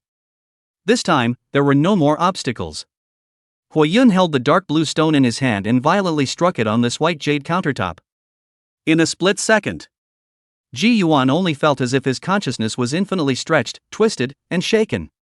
In a long trance, all time seemed to stop. When he came back to his senses again, the familiar courtyard came into his eyes, and a silver sedan was parked in front of him, the very same car he drove when he came to Windscar Town. It's back. Back at Huoyun's family compound. This teleportation is so damn uncomfortable, vomit. Zhao Shan's voice came out, and the whole man bent over and dry-heaved for half a day. Susan looks unaffected. At this time, Huoyun walked out of the house with a phone in his hand, not knowing who he was talking to. We spent 2 days in the secret realm. Huoyun hung up the phone and then faced the phone towards the three. After he said that, unspeakable tiredness and hunger poured out of his body. That strange secret realm seemed to have a unique passage of time. Ji Yuan took a new set of clothes from the trunk of his car, took a shower, and completely. Half an hour later, Huoyun built a fire in the courtyard and had cooked a bowl of noodles for one person. It was late, the night sky was starry, and the four of them sat in silence around the fire. Are you saying that this is the second time you've entered this secret realm? After Zhao Shan even finished his soup, he looked at Huoyun with satisfaction. Huoyun said, "This secret realm is weird, last time I also broke in by mistake, and all the way to the end, I didn't meet any spiders or forbidden crabs. Of course, apart from this teleportation stone, there's no benefit to be gained is all." Zhao Shan breathed a long sigh of relief and looked at Ji Yuan across the room. It's lucky that Ji Yuan was there this time, otherwise, I'm afraid that I would have become a dry corpse. Indeed, if it weren't for you, we'd be dead on the teleportation platform. Huoyun also patted his shoulder with emotion. Su Ziyin crossed over the fire, her eyes similarly focused on Ji Yuan's body. For people chatting, feel sleepy also passed. Huoyun went back to the house to move a grill out, after that feel not too much, and then get a few bottles of red wine. Josen mocks him about how no one pairs barbecue with red wine. After experiencing the life and death crisis in the secret realm, the four of them were completely relaxed at the moment, eating barbecue and drinking wine, laughing continuously. After Su Ziyin frowned and drank a few sips, her pretty face rose in a reddish haze and she talked a lot more. Right. Sometime later, Huoyun wraps his arm around Ji Yuan and speaks towards the other two with a mouthful of alcohol. Did you guys know that this kid, Ji Yuan, used to sensationalize Linyan City? There is such a thing? Must tell us about it. Zhao Shan was a bit half drunk, and he was immediately interested when he heard about it. Ji Yuan waved his hand to indicate that it was fine for him not to mention it. In a moment of happiness, he drank a few more sips, and Ji Yuan only felt dizzy now. I'll just say 4 words, you guys guess the rest. Huoyun lifts his wine glass to take another sip, soul power qualification. Zhao Shan sniffed and snorted, the qualification is not just the lower, middle and upper 3 grades. If it can stir up the city, it must be the upper grade. Zhao Shan, you're drunk. Su Ziyin's red lips held a nice smile, an extra? Hey! Miss Su was right, our Ji Yuan soul power qualification is extraordinary. Huoyun's laughter caused both Zhao Shan and Su Ziyin to freeze. Extraordinary soul power qualification, not to mention Linyan City, even where they were, was an extremely rare existence. No wonder this guy was so perverted at only the 8th grade, there was a reason for his feelings. Su Ziyin looked a bit forlorn at this time, reaching out to gather her hair behind her ear, and said softly, my soul power qualification is only lower level, in the family. In a prestigious family, this qualification was clearly not enough, and I wondered if she had been subjected to countless sneers while in the Su family. None of this matters. Suddenly, a soft laugh broke into her ears. Su Ziyin froze and raised her head, and over the swaying fire, she saw Ji Yuan's handsome face with a smile. Before I met you guys, I was just a loser who couldn't even contract a royal beast. So what if I'm extraordinarily qualified? I was subjected to so much cynicism during those 2 years that I was even worse than a dog in the eyes of some people. Ji Yuan smiled faintly, there's no need to care too much about what other people think of you. So what if I have a lower grade qualification? Look at me, isn't my soul power grade only 8th grade now? It's still lower than you. His comforting manner caused Su Ziyin's heart to ripple, and the depths of her eyes flickered vaguely. A few moments later, she silently lowered her head and didn't speak again.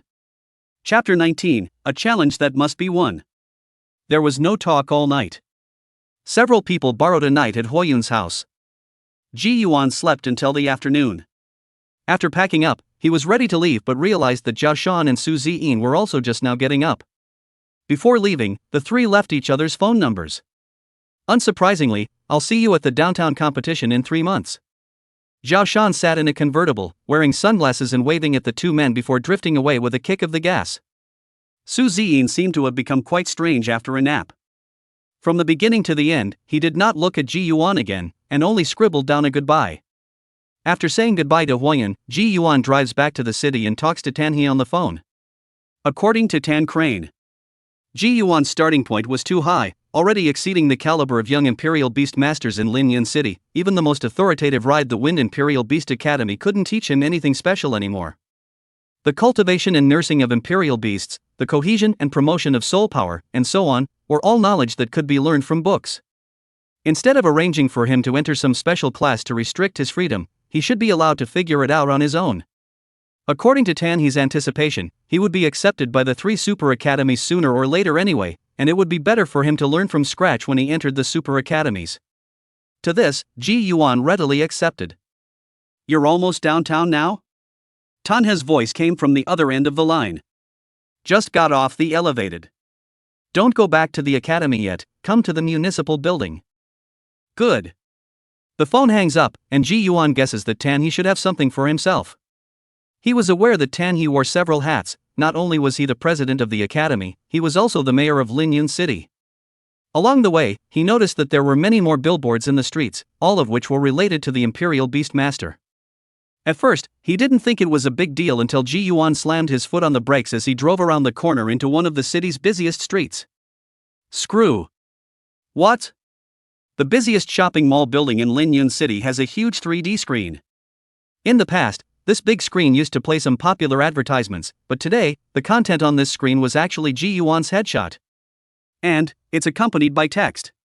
Supernova Jibuan exclusive certification, in order to Imperial Beast Skin Moisturizing, use Deshan brand, Imperial Beast Shower Gel. An inexplicable sense of shame came over him, and Ji Yuan took a deep breath and started racing furiously toward the municipal building. Along the way, he was sort of opened his eyes. Just 2 days, the city appeared in the advertisement of his own endorsement, no less than 5. But the thing is, he doesn't know anything. When he arrived at the municipal building and was led to the mayor's office by a waiting male secretary, he saw a smiling Tan He. Before he could say anything, Tan He handed out a black and gold card. Negotiated a couple endorsements for you, and in there is the endorsement fee. Ji Yuan raised his eyebrows. If you want to say that, that's only right. He took it and scrutinized it. The card was as light as paper and made of a light material, not an ordinary bank card. How much? Ji Yuan asked curiously. You won't know if you look. Tan He said, put a drop of blood on the card. So new? He did so immediately, biting his fingertip and squeezing out drops of blood. The moment the blood came into contact with the card, the black and gold light leapt, and then, Ji Yuan was surprised to see the card begin to change. In the blink of an eye, it shrunk into a round black and gold ring. At the same time, a strange space suddenly appeared in his mind. In this space, a small mountain of cash was piled up. Ji Yuan's eyes widened as he looked at the black and gold round ring, incomparably surprised. This is the Imperial ring? He looked at Tan He, who nodded his head in response. It's the highest grade Imperial ring. Not only does it have storage space, but when paying, you can also swipe the ring to pay. Listening to his explanation, Ji Yuan was satisfied and put the black gold Imperial ring on his hand. The amount of cash in the space of the Imperial ring came to mind at once. 5 million in total. You know, the average salary in Linyan City is only $2,000 a month. One more thing. Tan He spoke, interrupting his thoughts. Get ready for a challenge you need to meet at 8 o'clock this evening. Challenge? Yes. There's only one spot for the downtown competition, and there was already a candidate. After I finalized you, the other guy wasn't convinced. Got it. Ji Yuan nodded silently. Tan He walked to the window and looked out over the city streets. The triennial downtown competition is, to put it bluntly, sort of a competitive competition between 120 cities across the country. Once you compete on behalf of Linyan City, then the final score you get will determine Linyan City's national ranking next year. If you're asking me what the rankings are good for, it's very simple. The higher the ranking, the more development and resources the downtown gets. He turned around, looked at Ji Yuan, and said extremely seriously, so this is not only about you personally, but also the city. What is this, preparing yourself mentally? Ji Yuan looked calm. In previous years, what was Linyan City's best result?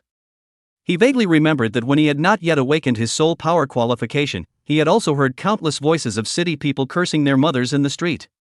His question made Tanha shake his head. The best I've done since I took over the city is 88. 88. It seems like it's harder than expected to break into the top 10 in this downtown competition. There's no need for too much pressure. Even if you don't make the pact, it's enough to wash away this all-time best. Tanha spoke at length and went on to say another thing. After understanding the importance of the rankings of the downtown contest, you can also understand why your opponent is challenging you. The challenger, named Su Jie, is from the Tangyun Imperial Beast Academy. Tangyun Royal Beast Academy?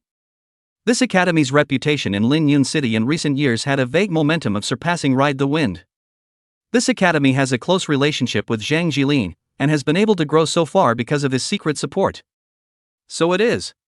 In fact, I've long since lost interest in running the academy. The dean and the mayor can't do it both ways after all, so I'm turning a blind eye to Zhang Jilin's support of a new Ride the Wind out of it. I am, right now, only concerned about one thing. Tanhe's gaze fell on Ji Yuan, downtown competition. That Su Jie, a year ago, Zhang Jilin intentionally created momentum for him, signing a lot of big endorsements under the name of a 7th grade Imperial Beast Master. In the past 2 days under my operation, most of them chose to bet on you and not renew Su Jie's contract. With the city watching the sparring later, the only thing you need to be aware of is one thing. Ji Yuan looked as normal. What? Su Jie's Imperial Beast. Tanhe looked serious. His Imperial Beast is the Soul Demon Scorpion, a creature that survives in the depths of the apocalyptic valley and is naturally immune to fire attribute attacks. He was aware that Ji Yuan's lime green legendary Great Imperial Beast was fire type. Tanha wasn't sure if he'd gotten anything out of his trip to the Withering Valley or not, and now that he'd brought it up, he wanted to see his reaction as well. Immune to the fire attribute? Ji Yuan raised an eyebrow. He thought this trait was rare. Soul Demon Scorpions specialize in soul attacks. You still have 4 hours to think carefully about countermeasures. Seeing his silence, Tanhe sighed and mentally began to think about how he could remedy the situation for Ji Yuan if he was undefeated. After all, when it came to this kind of targeted trait phrase, even if the bloodline level was high, it was still too powerful to use. Chapter 20, Falling Down, Ji Yuan Dangerous? Evening, 8 o'clock sharp. The largest Imperial Beast Arena in Linyun City.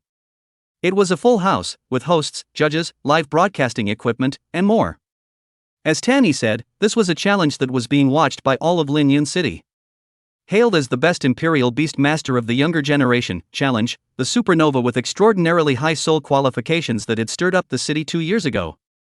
For those of you in the audience, and those of you tuning in live on TV, welcome to Daiko's Trapped Beast Arena, tonight at 8 p.m., for the city's most anticipated powerhouse showdown. The lights came on, the well-dressed presenter held a microphone in his hand, and his expression and tone of voice managed to be pompous and passionate at the same time. The dueling teams are ready to enter, so let me introduce you to each of them now. Inside the specially customized arena, to the left, a spotlight shoots down. On the wide entrance passageway connecting the backstage, the first to come out was a dark red giant scorpion with a body size not unlike that of an SUV. The outer layer of this giant scorpion was covered with hard armor, and its 2 large pincers reflected a cold shine. The most striking thing was the sharp poisonous spikes dangling from its back. The appearance of the giant scorpion triggered screams from the audience, and countless glowsticks swung neatly. Now, along with this frighteningly shaped giant scorpion out on the stage, is what is known as the most outstanding 7th grade Imperial Beastmaster amongst the younger generation, Su Jie. The host's voice rang out across the room, and people in the audience began to chant wildly. Jie Su! Jie Su! Su Jie! After Su Jie and his royal beast stepped into the arena together, the host pointed to the right side and continued to say loudly with rich emotions. In the meantime, please move your eyes to the other side and welcome the extraordinary qualification possessor, 8th grade Imperial Beast Master, Ji Yuan. As the words fell, the passion of the crowd in the arena was obviously much less, but there were still quite a few people shaking their arms and shouting. Under the spotlight, Ji Yuan wandered into the public eye. Tonight, he was wearing a casual outfit, his handsome face unperturbed, and as he was about to step into the arena, a greenish flame suddenly emerged from his side. The flames surrounded him along his circumference, and after a few moments, the mass of flames suddenly grew in size, transforming into an elegant creature that was less than 2 meters in size. Wow! This Ji Yuan's Imperial Beast is too beautiful. Dim's appearance caused the entire audience to let out a gasp of surprise. His snow-white body was haunted by greenish flames, and although his body wasn't exactly robust, it still didn't prevent him from being stunning. At the same moment, far away in a villa in a rich neighborhood, Zhang Hong saw Dim's appearance through the live TV broadcast. "Damn you, Ji Yuan, this imperial beast, where did it come from?" Squeezing his fists fiercely, Zhang Han looked at his indifferent father on the side and asked softly, "Dad, Sujia will win tonight, right?" Zhang Jilin crossed his legs and held his cell phone without lifting his head. Ji Yuan's fire imperial beast is perfectly restrained by the soul spirit demon scorpion, so there's no need to look. But didn't he have a new imperial beast at the end of fall test that day?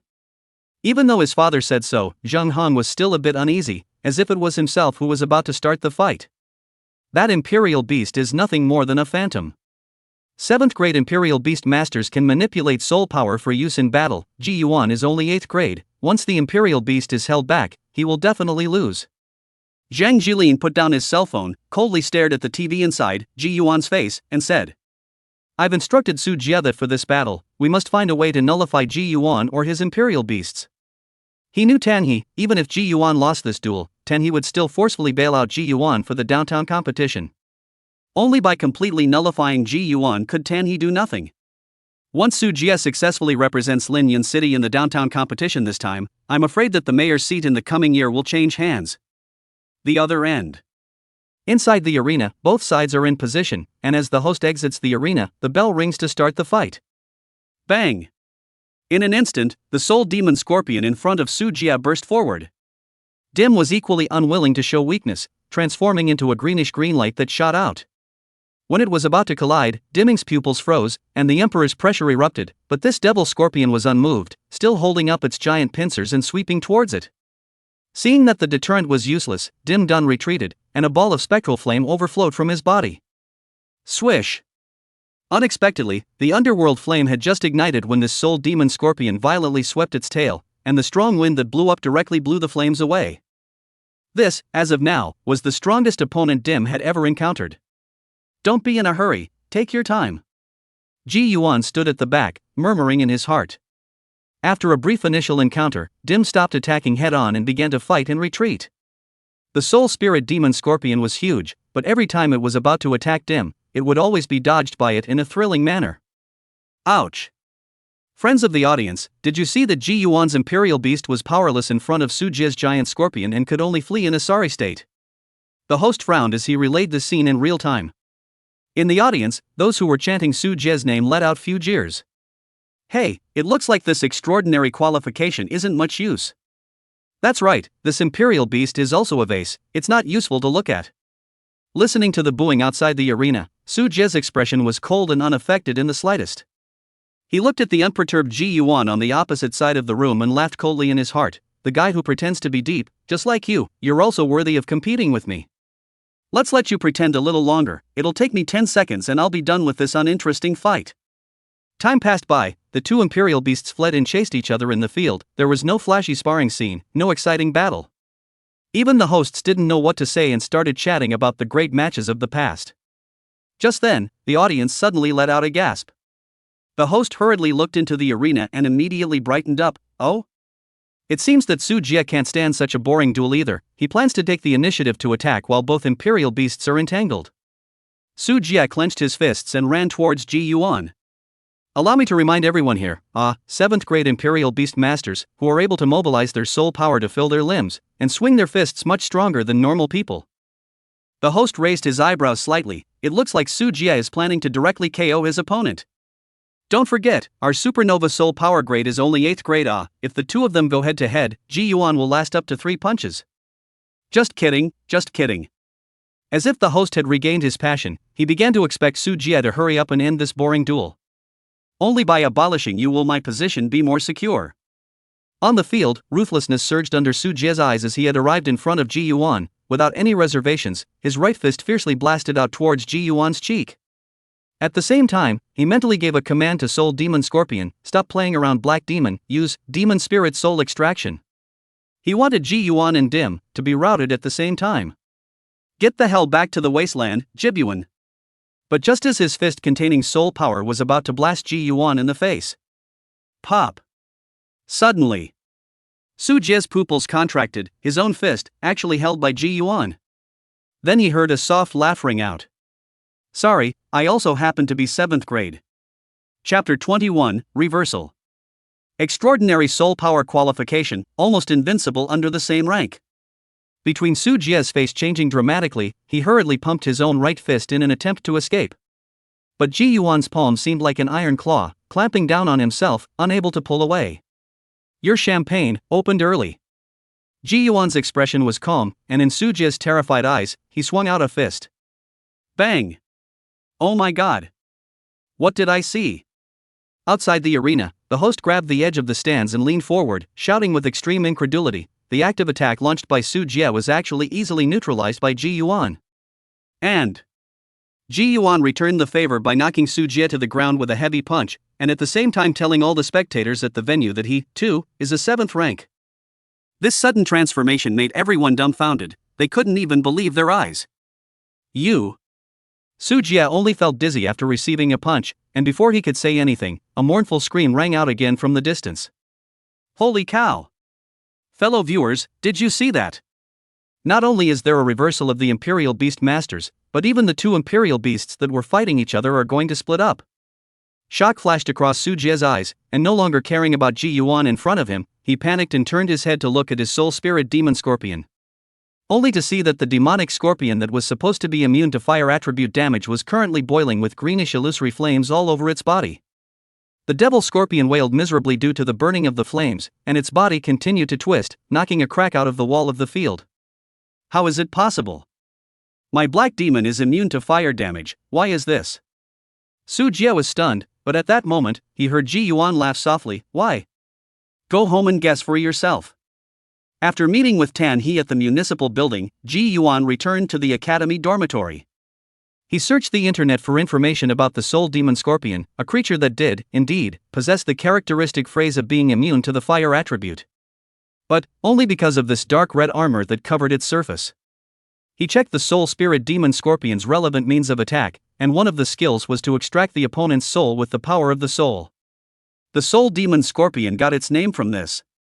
Therefore, Ji Yuan quickly got a clue that the spectral flame of dimming was not an unusual flame. Once this demon scorpion released its soul power, it would be scorched to death by the spectral flame.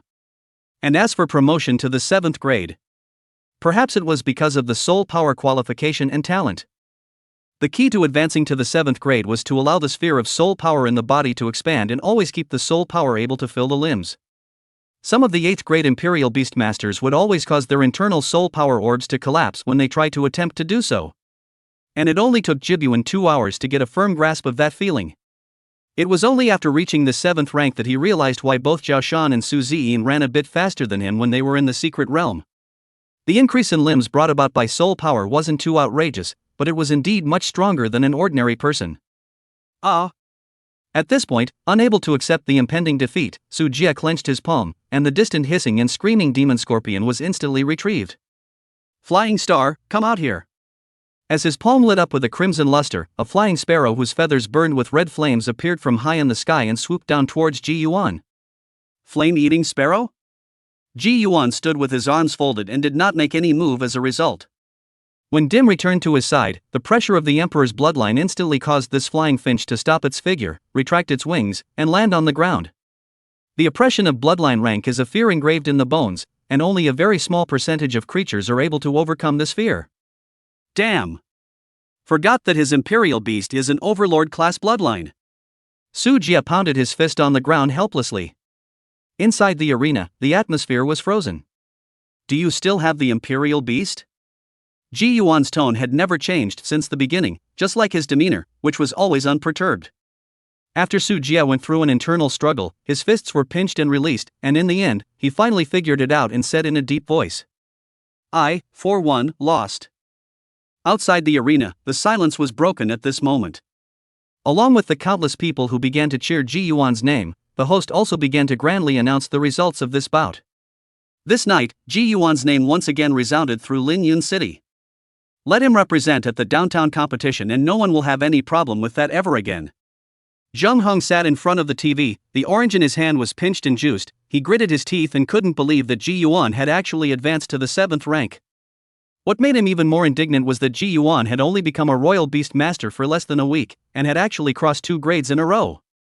As for himself, he had spent 3 years and had only stepped into the 7th grade yesterday. Nice one, Jibyuan. At the back, Zhang Jilin spoke in a calm tone. If we let him participate in the competition, we might really let him break into the top 20. It seems that a way has to be found to snuff out this threat in advance. Hearing his father's words, Zhang Heng said in surprise, "Father, you intend to let Uncle D make a move? But Uncle D's power is in Hongling City, it's impossible for them to come to Lingyun City, right, if Tan He notices the abnormality. So get your ass back to the academy and ask around to find out any movement of this Ji Yuan." Zhang Jilin looked at his cheap son and said, "As long as we can get Ji Yuan to leave the city, we'll have a chance to do it." Originally, when he went to the Withering Valley that day, I had arranged for some manpower, but unfortunately, this brat did not appear in the valley. Killing intent flashed in his eyes. Zhang Jilin saw that Zhang Han was a bit reluctant, and immediately rebuked, "It's just a loss of face. When I become the mayor, you can join the Taiyuan Imperial Beast Academy." "Okay, well." Zhang Heng shrunk his head. After all, dad is dad, his words, he has not dared to disobey. The other side. After leaving the arena, Ji Yuan got into a black commercial car amidst a crowd of gazes. "Good job, kid." Tenny had been waiting for a long time, and when he saw him come up, he personally poured him a glass of champagne. "Because of your clean win tonight, Cody, who has never been involved in any of the Sentinel's investments, has decided to make you their spokesperson for life." The Cody Group, which held 70% of Lingyun City's Imperial Beast industry chain. They never contract with any Sentinel. Tan He smiled and raised his glass, saying, "I've read the contract for you, there's no problem. Every year, Cody will give you $10 million in endorsement fees." "Thanks, Lord Mayor." Ji Yuan raised his own cup and clinked it against him. He knew that all this must have Tan He secretly pulling the strings. There was no kindness in the world that came for nothing, and Ji Yuan knew this clearly. But that didn't stop the other person from touching themselves with their sincerity. "Call uncle." Tanha waved his hand. This kid really can create surprises for himself.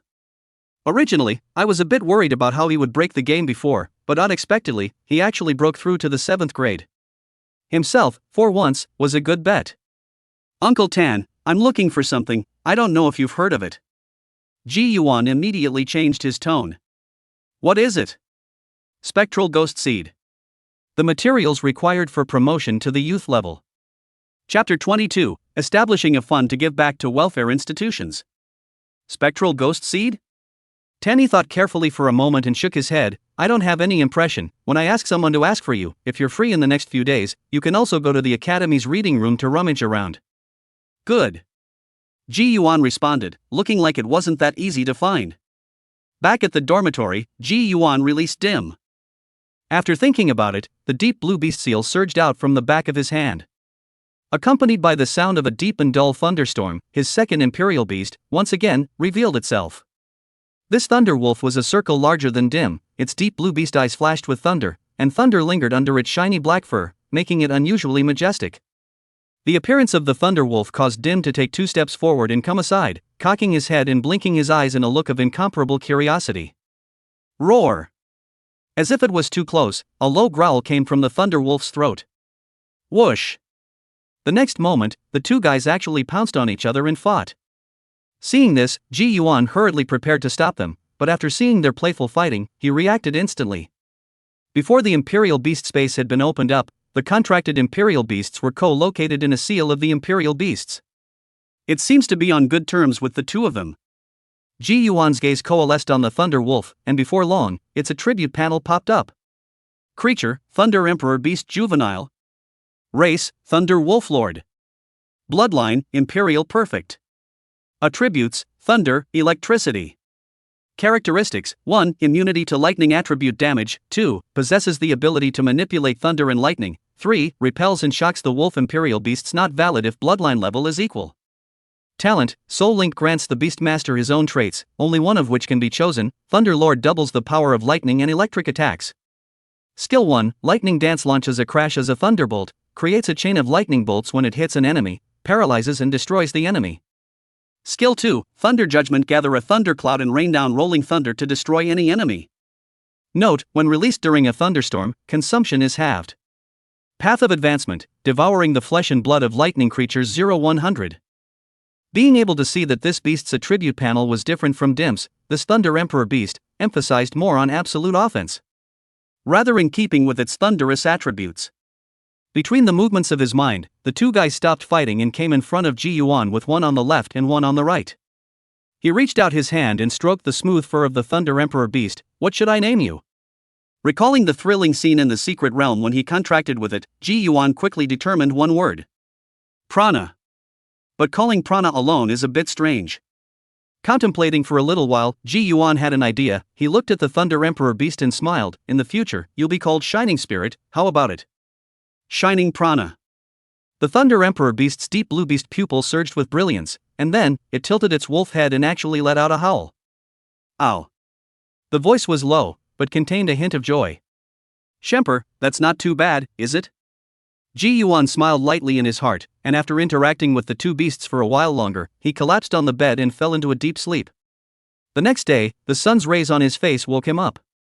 After washing up, Ji Yuan left the dormitory.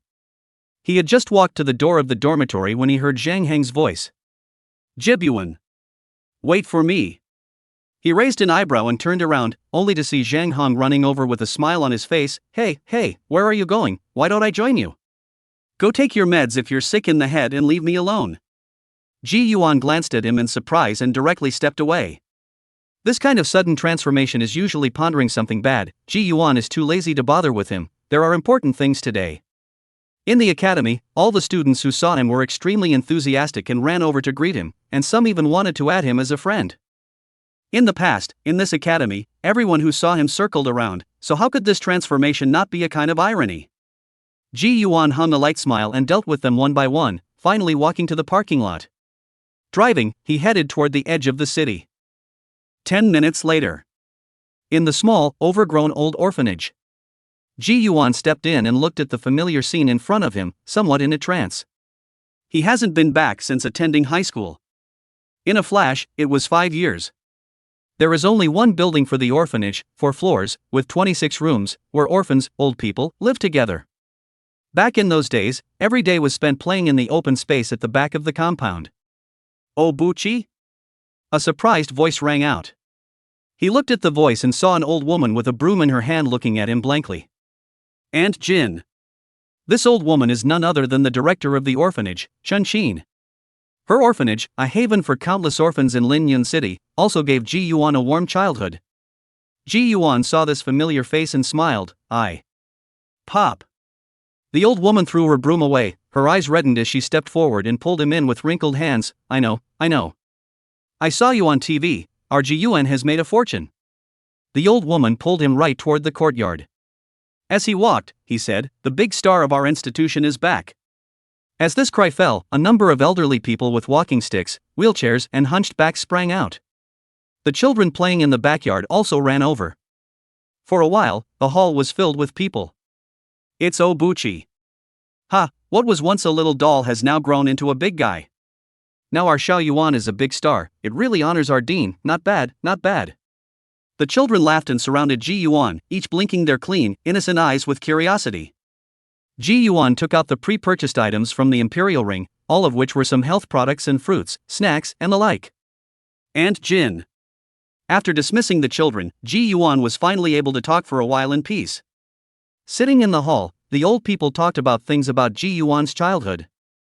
Looking at Chun-Chin, who was full of smiles, Ji Yuan said softly, I bought a sanatorium building in the center of the city, and after redecorating and refurbishing it, you'll take everyone with you to move there.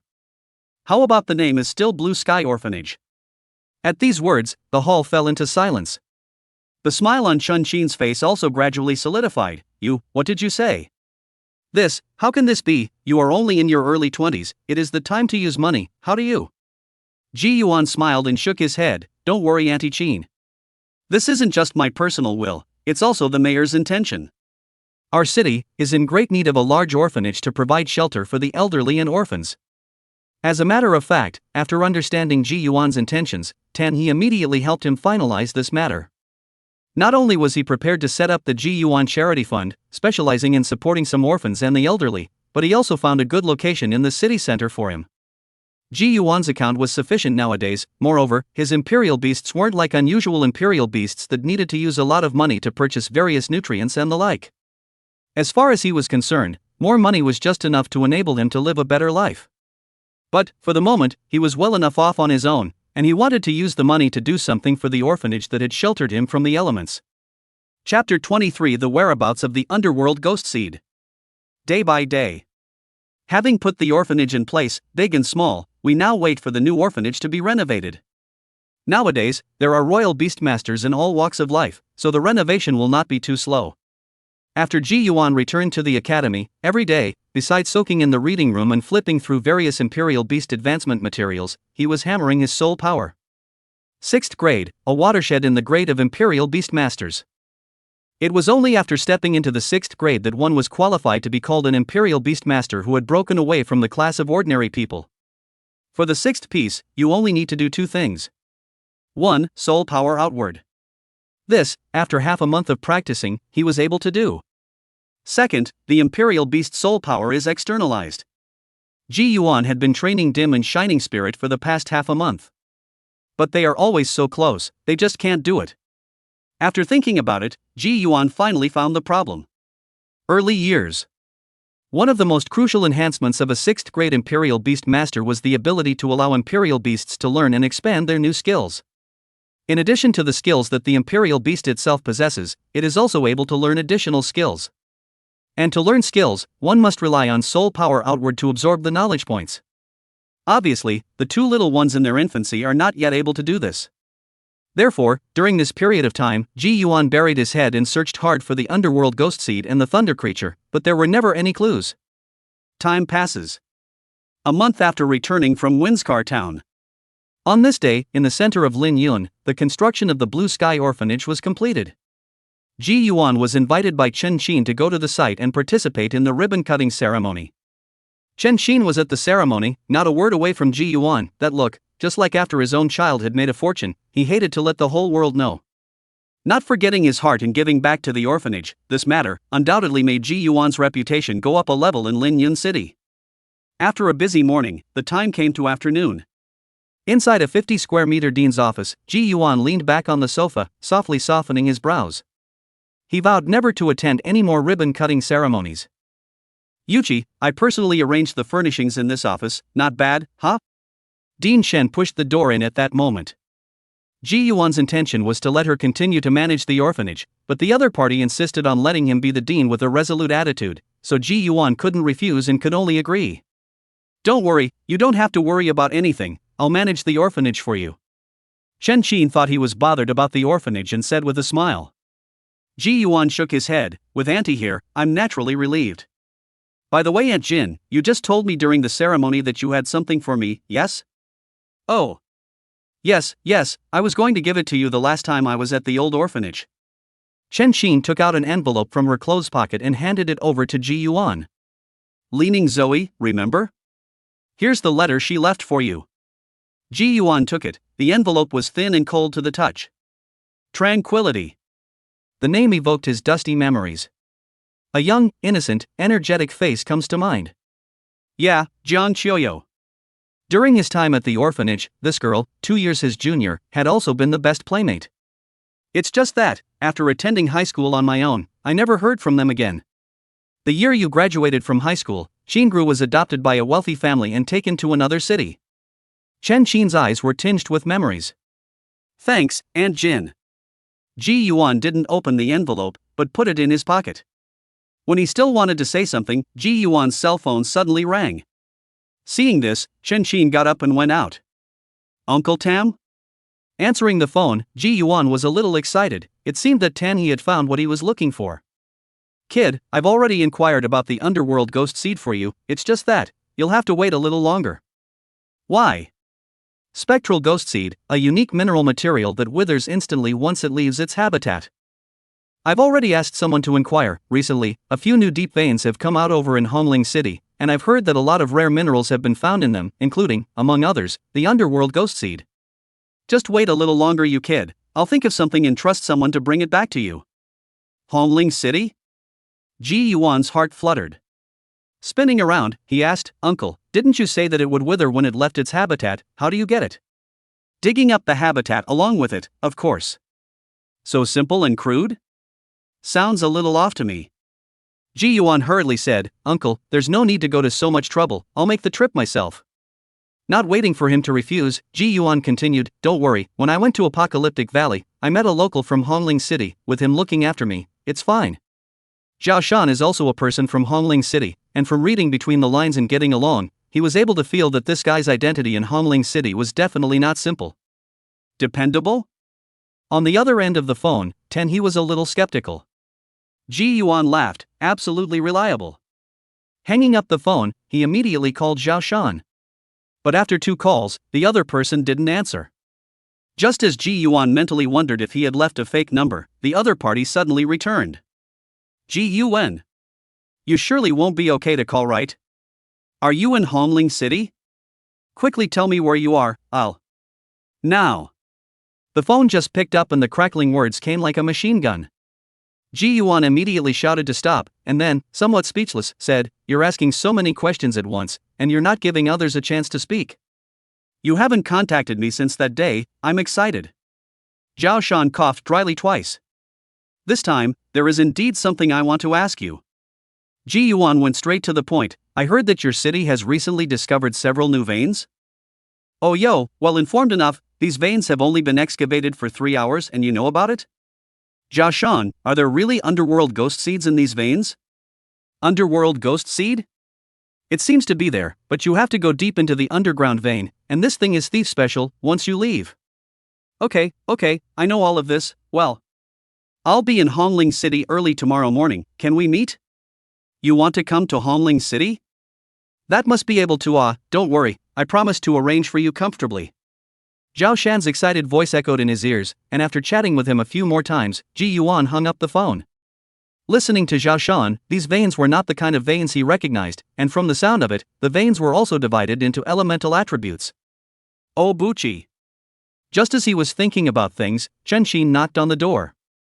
"Come in, Aunt Jin." Chen Xin pushed the door in and first looked at Ji Yuan's face before saying, "That girl Rinjia, she wants to apply for our nurse." The day she was expelled from school, Lin Yunjia returned to the old orphanage, but Chen Xin scolded Lin Yunjia and kicked her out after learning what happened. Lin Yunjia, who had been expelled from the Ride the Wind Royal Beast Academy, was unable to enroll in any other Royal Beast Academy within Lin Yun City. After all, it is their own children who grew up seeing, at the moment there is no way out of her. Chen Xin really feel pity. "You decide, Auntie Chin. In the future, you'll be in charge of these things." Ji Yuan's face was calm, he could understand the other party's feelings. After that, he got up and left. Before leaving, he said, "I'm going to leave Lin Yun City for a while, remember to tell me if anything happens." Chapter 24 Old Friends Reunited. Hongling City, with its extremely unique topography. The entire city was built on a flat plain. But if you look deeper, you can see the complexity of Hongling City. As the city that holds the richest vein of minerals in the country, it ranks, consistently, in the top 10. It can be said that everyone in Hongling City is rich. Even if you are not a local, if you have a way, you can make just as much money after 2 years here. Ji Yuan took the earliest flight to Hongling City. Just after getting off the plane, he saw Zhao Shan wearing sunglasses and a black trench coat standing at the pickup gate. "Good brother. Leave everything to me when you come to Hongling City this time, I'll make sure you eat well, drink well, and sleep well." Sitting in Zhao Shan's open-topped car, he first took Ji Yuan for a stroll around the city. After all, it was a city that ranked in the top 10, and the prosperity of the urban area contrasted strongly with Lin Yun City. A street here is comparable to the center of Lin Yun City. On this day, Zhao Shan did arrange the best for him. Best restaurants, best hotels. It was also a way for Ji Yuan to enjoy himself ruthlessly. In the evening, the two returned to the hotel and talked about this time. Ji Yuan came to the purpose. "I see, does that imperial beast of yours need the spectral ghost seed for its advancement?" Zhao Shan came to a realization, the underworld ghost seed is indeed a material for the advancement of some unique fire-type imperial beasts. "Tell you what, let's go down to the mine tomorrow, and I'll accompany you." Seeing him agree without hesitation, Ji Yuan softly said, "Thank you." After a day of understanding, he had learned that although everyone in this Hongling city was rich, but every time he went down to the mines to mine, he had to gamble his life. Because within the veins of the mines, there were countless strange creatures, and if you were not careful, you would leave your life inside. From what Zhao Shan said, the highest grade of the Imperial Beastmasters who died in the vein had even reached the 3rd grade. Or even a 3rd grade Imperial Beastmaster would have to die if he wasn't careful. Zhao Shan agreed to accompany himself without even thinking about it. It did make Ji Yuan a little touched. Why are we still talking about this when we've been friends for so long? If it wasn't for you in that bull's secret realm, would I still be lying here alive? Don't worry, I'll set it up. Zhao Shan patted his chest with a look that he didn't care in the slightest. When the next day came, Ji Yuan realized why the bastard wasn't worried at all. The next day, early morning. Hongling City, Municipal Building, Mayor's Office. Little friend Ji Yuan, I've always heard Mayor mention you, and now that I've seen you, you really are a talented person. Ji Yuan stared blankly at the easygoing and amiable middle-aged man in front of him. He would not have thought, no matter what, that Zhao Shan was actually the Hongling Mayor's own son. Pops, we agreed not to call me by my nickname, Meyer, it's awful, I'm a pure man. On the side, Zhao Shan's face was unusually embarrassed. Zhao Tianhou lightly glanced at him and extended his hand towards Ji Yuan. Seeing this big shot's action, Ji Yuan hurriedly shook the other party's palm, appearing formal and polite. Uncle Fallacious, I'm just an ordinary person in a small city. Hey! You are Mayor's savior, it's out of place to call uncle, from now on call godfather. Ha! Ji Yuan froze. Yes, Ji Yuan, based on our lifelong friendship, we are closer than brothers. Chosen laughed and put his arm around his shoulders. Ji Yuan's eyelids twitched, feeling like he was running here to recognize his relatives. At that moment, he glanced at Zhao Shan. The latter reacted in a hurry and coughed dryly before saying towards Zhao Tianhou, Pops, this time, Ji Yuan came to Hongling City to look for the underworld ghost seed, and he wants to make the Imperial Beasts advance. This is simple. Zhao Tianhou was unimpressed. I'll have Lu Sheng accompany you down the mine. With that, he directly picked up his cell phone and arranged it. Soon a large, tall man in a black undershirt came into the office. Lu Scar, a 5th grade Imperial Beast Master, let him accompany you. After Zhao Tianhou instructed Lu Sheng for a few words, he left. Uncle Lu, I have everything completely ready, we can leave any time. The large man named Lu Trey seemed to dislike communication, and after nodding slightly towards Zhao Shan, he took the lead and walked out. Don't look at Uncle Lu like this, he's the most reliable. Zhao Shan stretched and said, shall we go too? Okay, Mel. Jibyuan replied. You. In the municipal building, there was a bloodbath. As Ji Yuan and Zhao Shan jostled all the way to the parking garage, Zhao Shan's cell phone suddenly rang. I'll go. He looked at the caller ID and was a little surprised. What's wrong? Ji Yuan saw this expression on his face and came forward to take a look. Su Ziyin? After the two exchanged strange glances, Zhao Shan pressed the speakerphone to connect. Zhao Shan? On the other end, a clear voice as pleasant as the collision of ice cubes came out. Miss Su, what made you think to call me? I'm in Hongling City right now, there's something I want to ask you, are you free, make a place to meet? Zhao Shan thought for a moment and said, I'll send you the address. The phone hung up, he looked at Ji Yuan, a little puzzled, why is she also in Hongling City, you two made an appointment? How could it be? Ji Yuan shook his head, and immediately thought of a reason. Isn't the news that Hongling City has recently dug out several new veins spread all over the place, so it's impossible to say that she's also rushing towards a certain vein. There's a mine the Sioux can't find. Zhao Shan muttered. At that moment, Lu Trace drove his car and stopped in front of the two. Uncle Lu, let's go to the Snow Cafe first. After getting on the car, Zhao Shan pulled Ji Yuan to blah blah blah about the development of Hongling City and so on. This time, Ji Yuan chose to listen carefully instead. It was just that he had wanted to learn more about the underground veins, but who knew, Zhao Shan had been talking about eating, drinking, and having fun. About 10 minutes later, the vehicle slowed to a stop. Zhao Shan told Lu Trace to wait first, then the two of them walked towards a busy and crowded shopping plaza. Nozuki Cafe, the store is huge and occupies almost the best part of the shopping plaza. This scene made Ji Yuan suspect that this store was Zhao Shan's family property.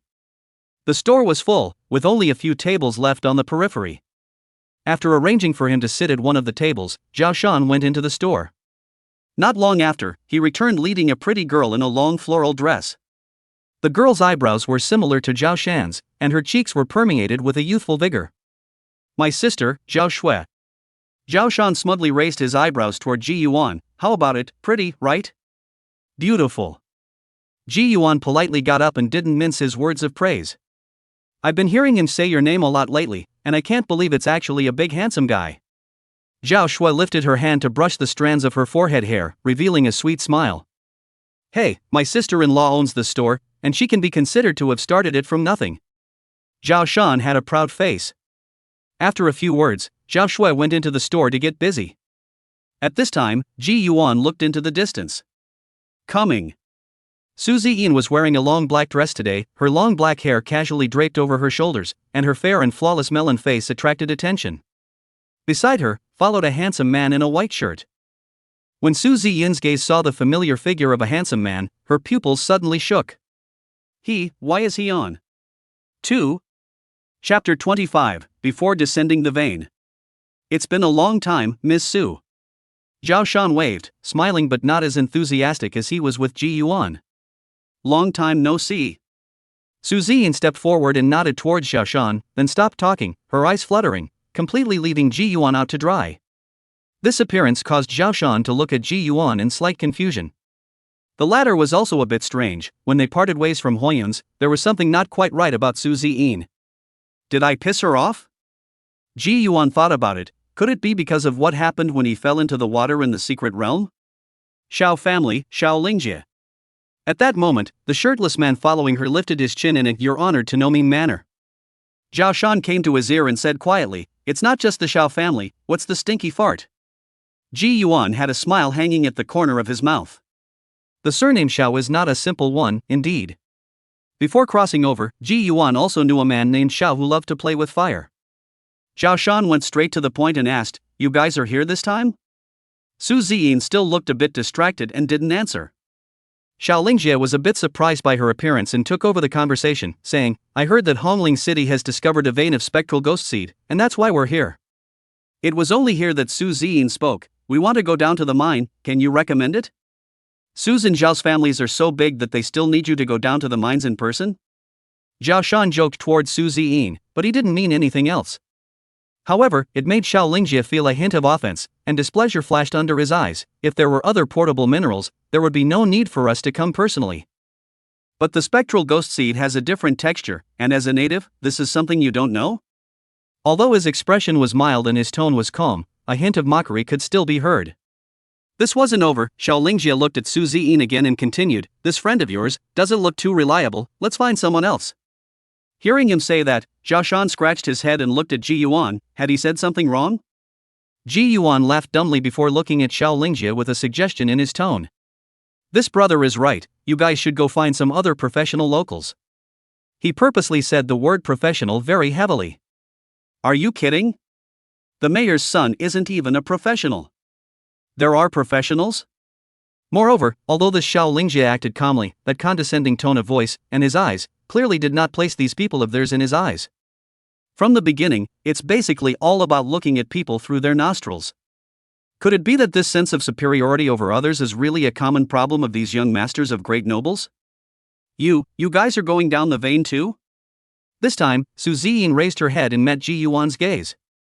But for just a moment, she scrambled to move away again. Right. Ji Yuan nodded. Well, then, let's get together. Su Ziyin whispered. Are you serious? Shao Lingjie, however, frowned. There are many crises under the vein. Going down with such unprofessional people, are you serious? Hearing his words, Su Ziyin's attitude was cold as she spoke. I wasn't willing to travel with you in the first place, you can leave now. Shao Lingjie was obviously exasperated by her attitude. His face grimaced as he said in a cold voice, when the time comes for any danger to occur, don't blame me for not having warned you. Don't bother. The one who answered him was not Su Ziyin, but Ji Yuan. He really doesn't like these prestigious families that look at people through their noses right away. Humph. Shao Lingjie turned to leave after giving Ji Yuan a deep look. Zhao Shan looked at his back and muttered, it's so damn strange, why do all these family young masters look so high and mighty? Look at me, the same young master, how amiable and approachable I am.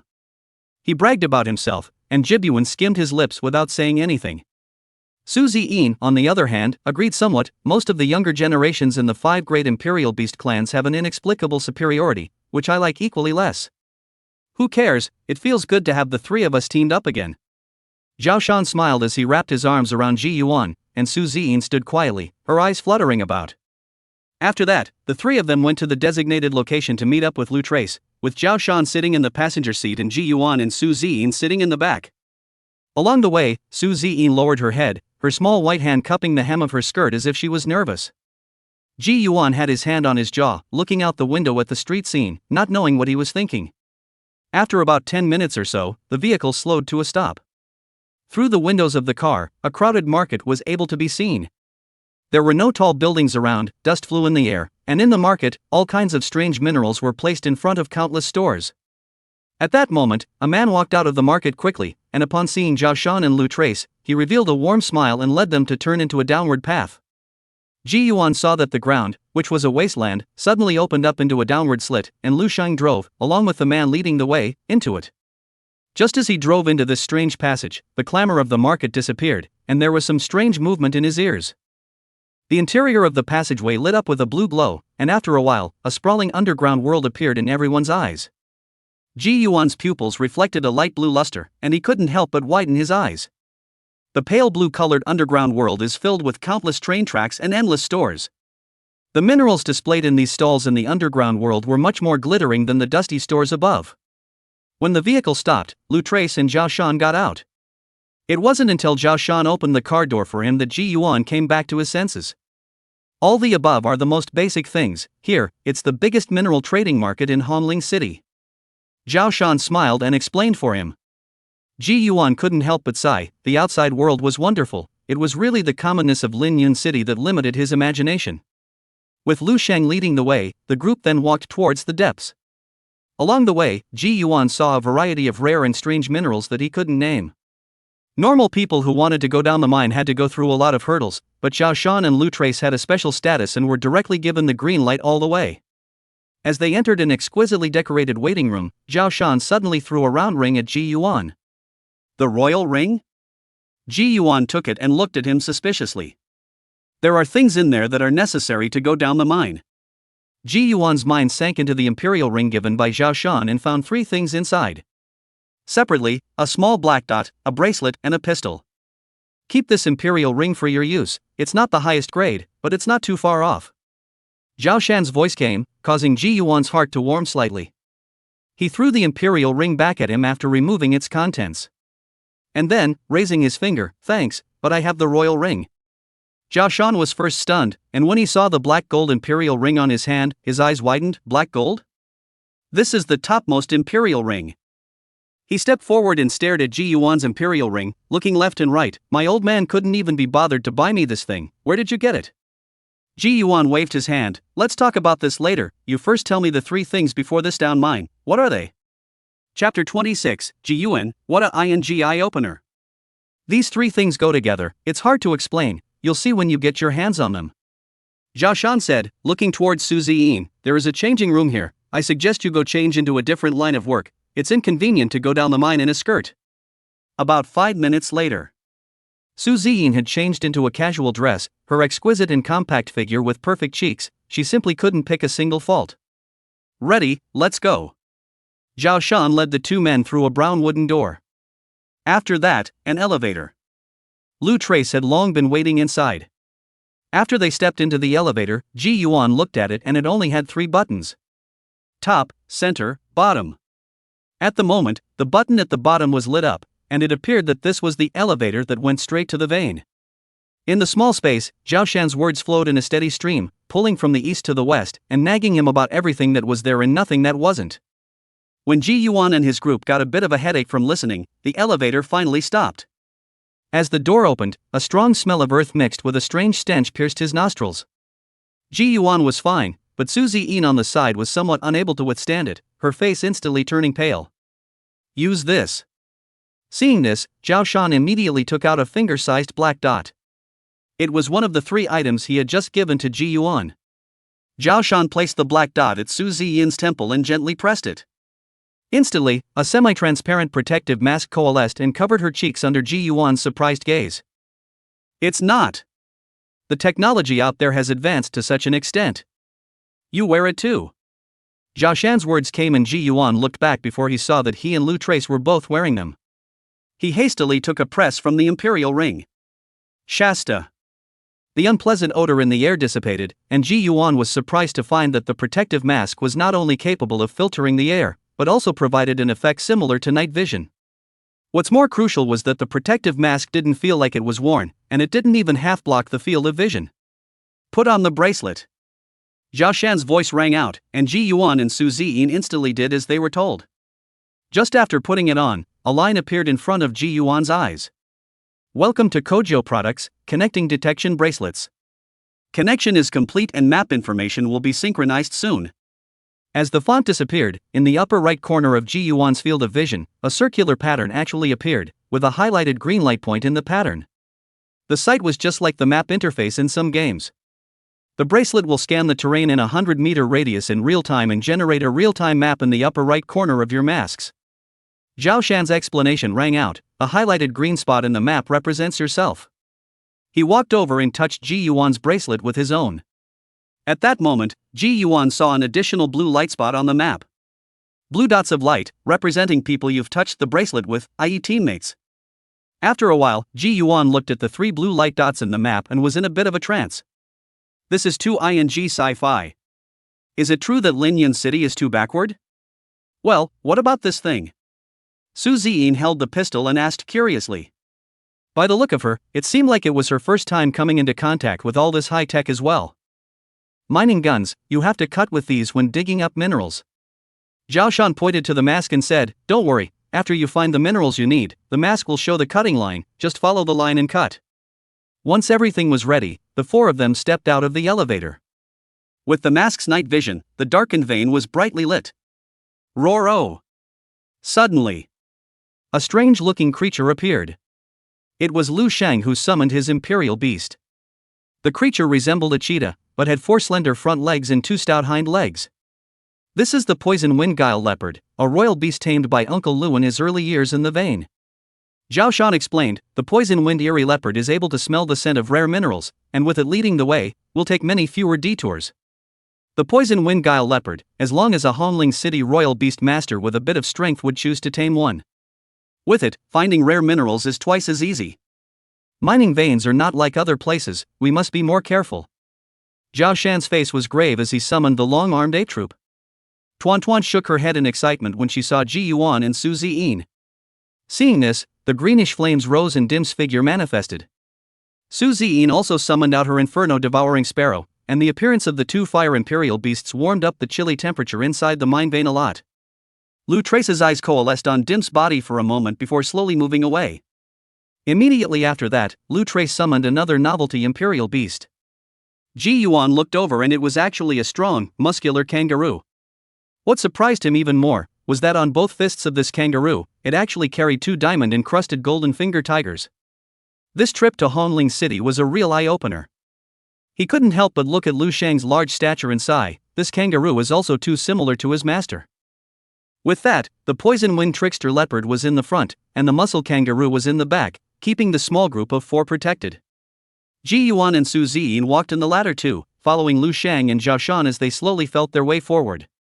During that time, they had run into some people. Lu Shang seemed to have some prestige, all the passing down miners would respectfully call out Brother Lu after seeing him. The so-called vein is actually more like a manually dug underground passageway.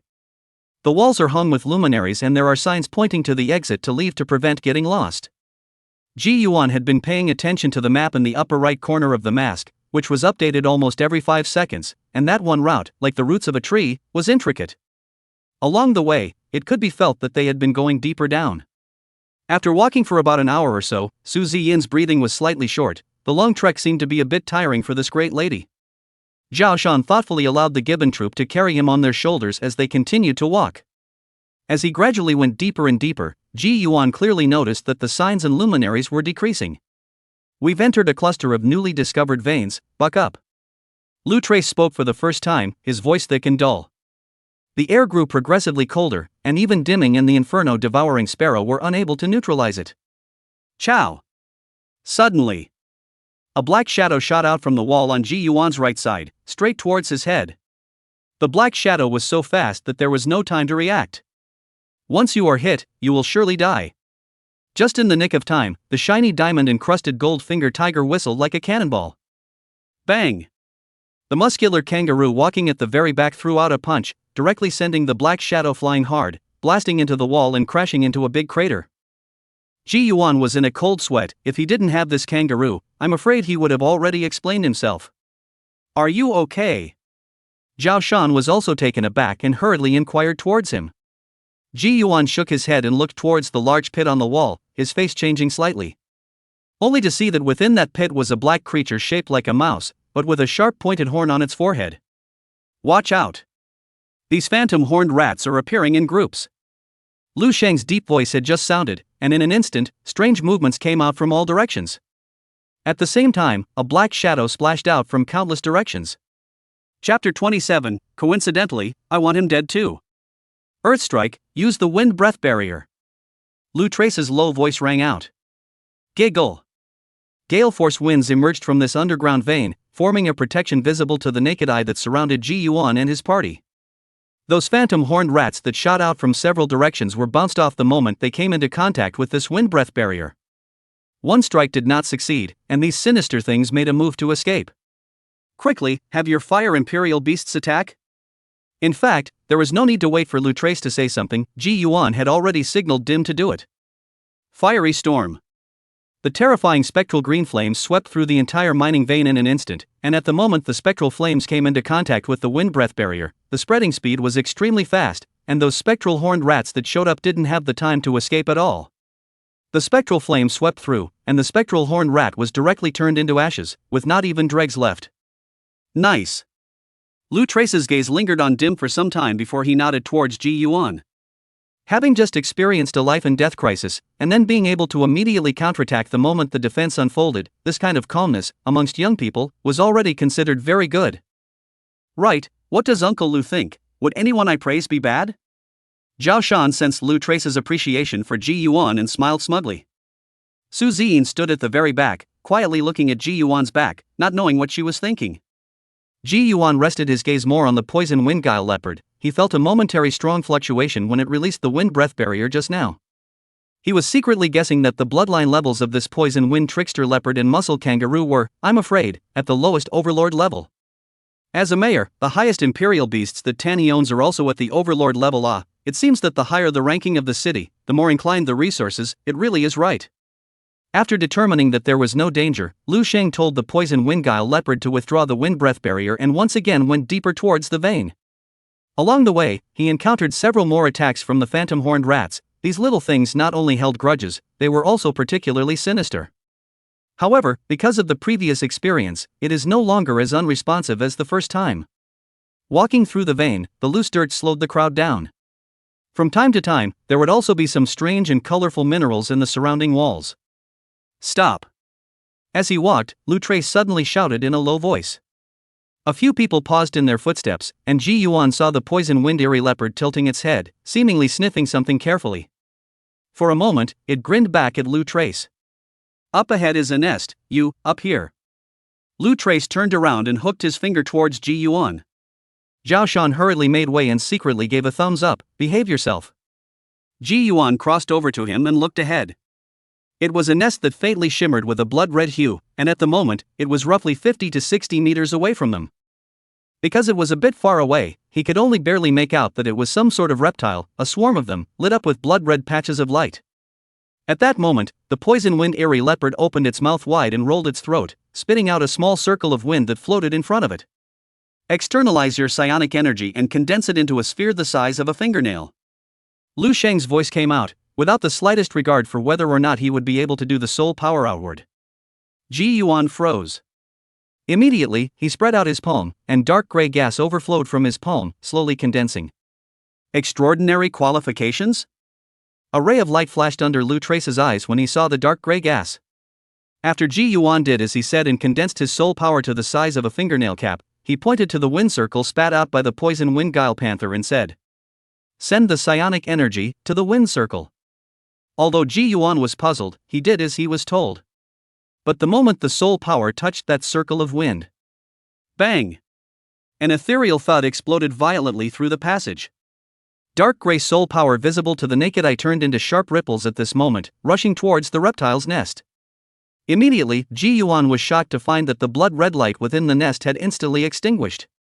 The creatures inside the lair, called blood lizards, spray a deadly poisonous mist that can instantly dissolve any flesh and blood. If their lives are threatened while they are awake, they will simply blow themselves up, one after the other, and by that time, no living thing can survive within a range of 300 meters. Lu Trace explained in a muffled voice, the best way to deal with them is to put them in a coma and then kill them. The fusion of soul power and wind attribute will erupt into a soul-shattering shockwave, capable of putting people or creatures with relatively weak soul power into a coma. Of course, it's not just the wind attribute. The soul power of an Imperial Beast Master is capable of creating a unique resonance effect with any attribute. In this instant, Ji Yuan's heart was shaken. This is an immensely useful fighting technique. More than anything else, it's not documented in the textbooks. He looked at Lu Trace, incomparably grateful. Thank you, Uncle Lu. Zhao Shan and Su Ziyin were similarly a bit shocked. It seemed that the two not-so-ordinary status male and young misses were unaware of this way of using soul power. At the same time, the two of them were even more surprised that Ji Yuan had actually mastered soul power externalization. Extraordinary qualification with enhanced senses. Zhao Shan muttered, his soul power qualification wasn't too high or too low, intermediate on the upper side. However, he was now stuck at the level of soul power exodus, and although he was able to do so, he was unable to make it take shape like Ji Yuan did. It's not like it's a secret. Without a care in the world, Lu Sheng let the poison-winged trickster leopard spit out another wind circle, this time a very large one. Ji Yuan understood, and dimming spectral flame was released at once. After passing through the wind circle, the fire spread instantly, spreading the blood lizard's lair in a flash. Boo! Suddenly, there was a loud noise coming from the back wall. Between the mud and dirt flying across the room, the body of a vain creature appeared. Hey, D is so strong, these underground beasts, they don't like to be open and aboveboard, they just like to sneak up on them. As a shrill laugh rang out, another team stepped out of the passageway that the bodies had crashed through. Again, this is a team of 4. However, what made Ji Yuan raise his eyebrows slightly was that the fourth person in this team was someone he had met before, the young master of the Shao family, Shao Lingjie. Yo! Brother Lu, you're bringing people down to the mine too? The man at the front of the group grinned broadly toward them, showing a mouthful of large gold teeth, his eyes frivolously sweeping over Su Ziyin's body, his landlubber's aura strong. Su Ziyin frowned, disgust flashing under her eyes as she pushed behind Ji Yuan.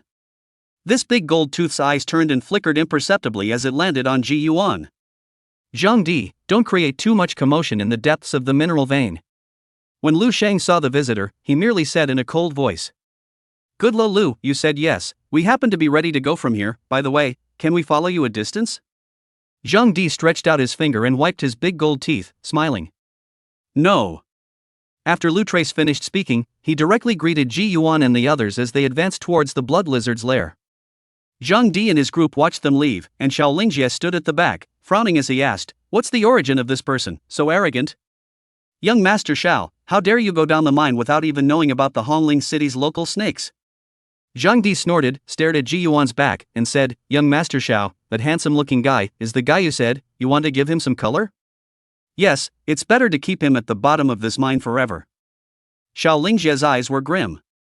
Upon hearing this, Zhang Di's mouth grinned as he mentally murmured, coincidentally, it just so happens that someone entrusted me to take his life. Chapter 28, At Risk.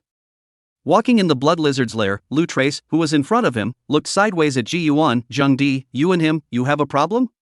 Ji Yuan was a bit strange. No, I haven't even seen this person. Speaking of which, this Zhang Di fellow, he's also from Lin Yun City. Zhao Shan interjected. Not recognizable. Ji Yuan shook his head.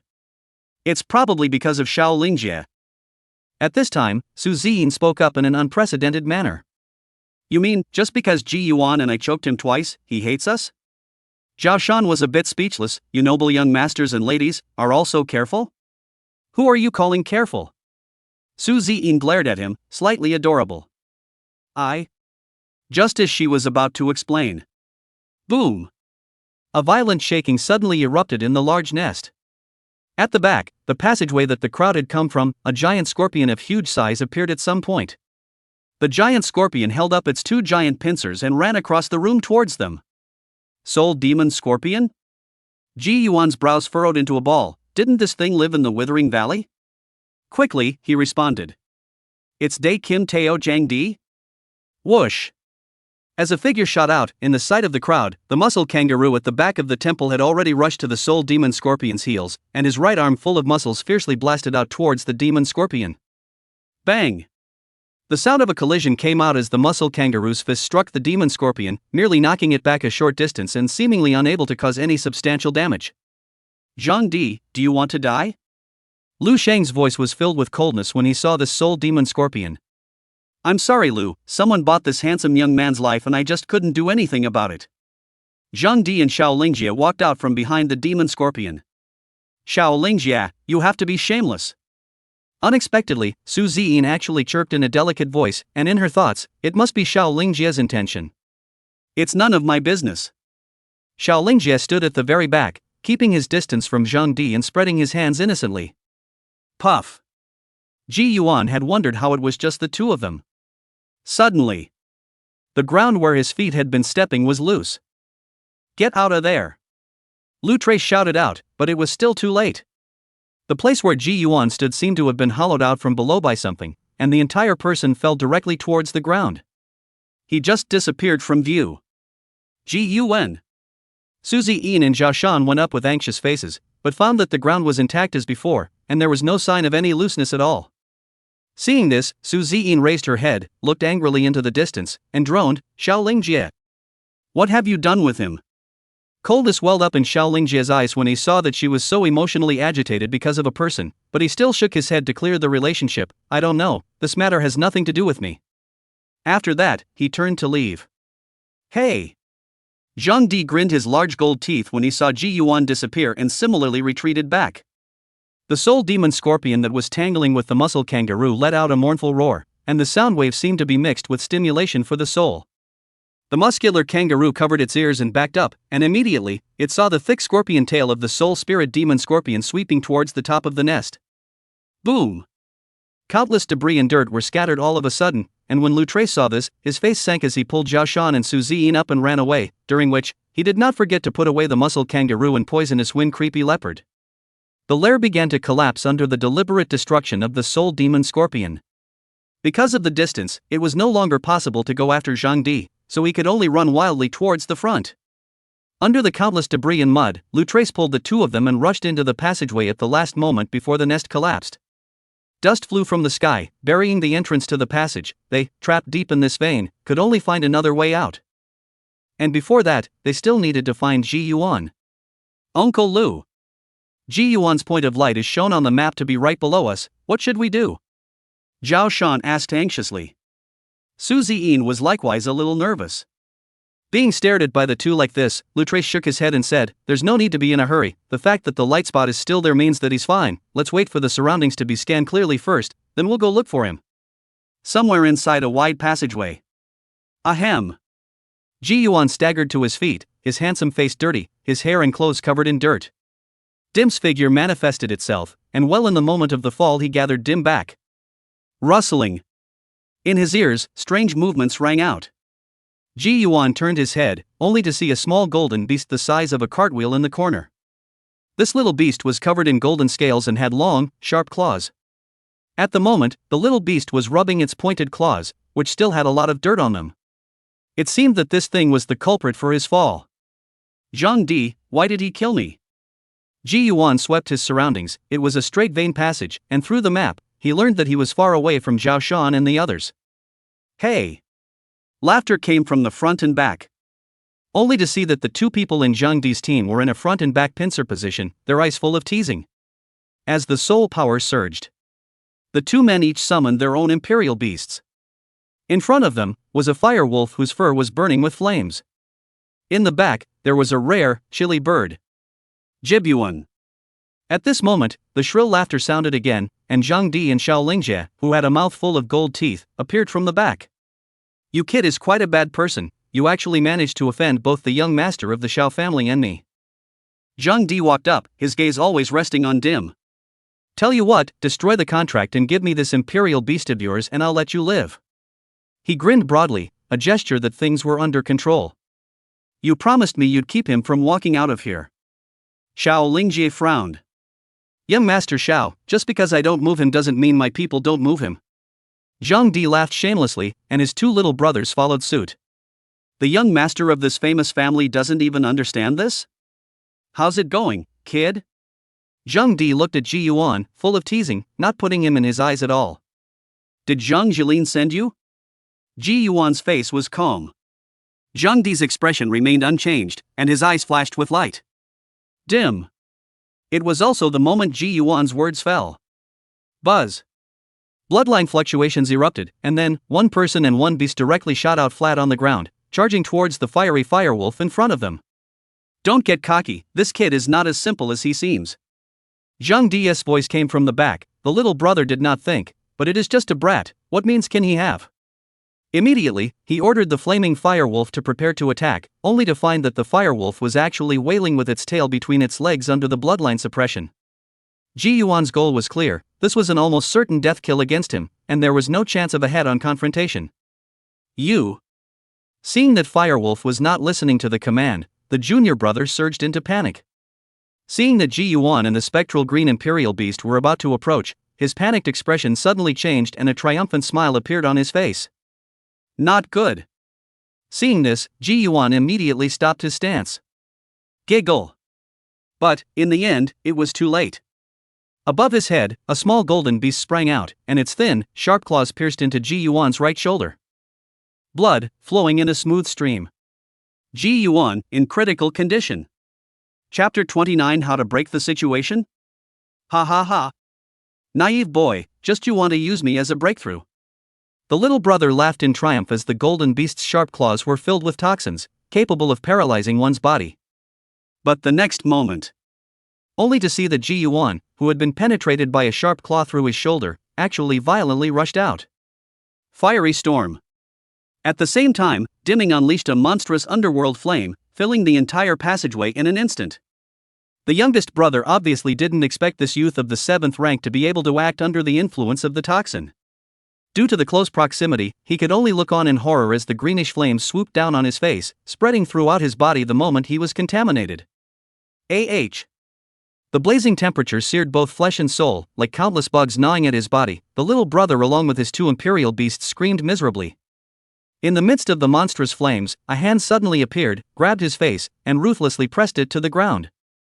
Thus, a 6th grade imperial beast master, because of his own carelessness, had paid the price of his life in the depths of this earth.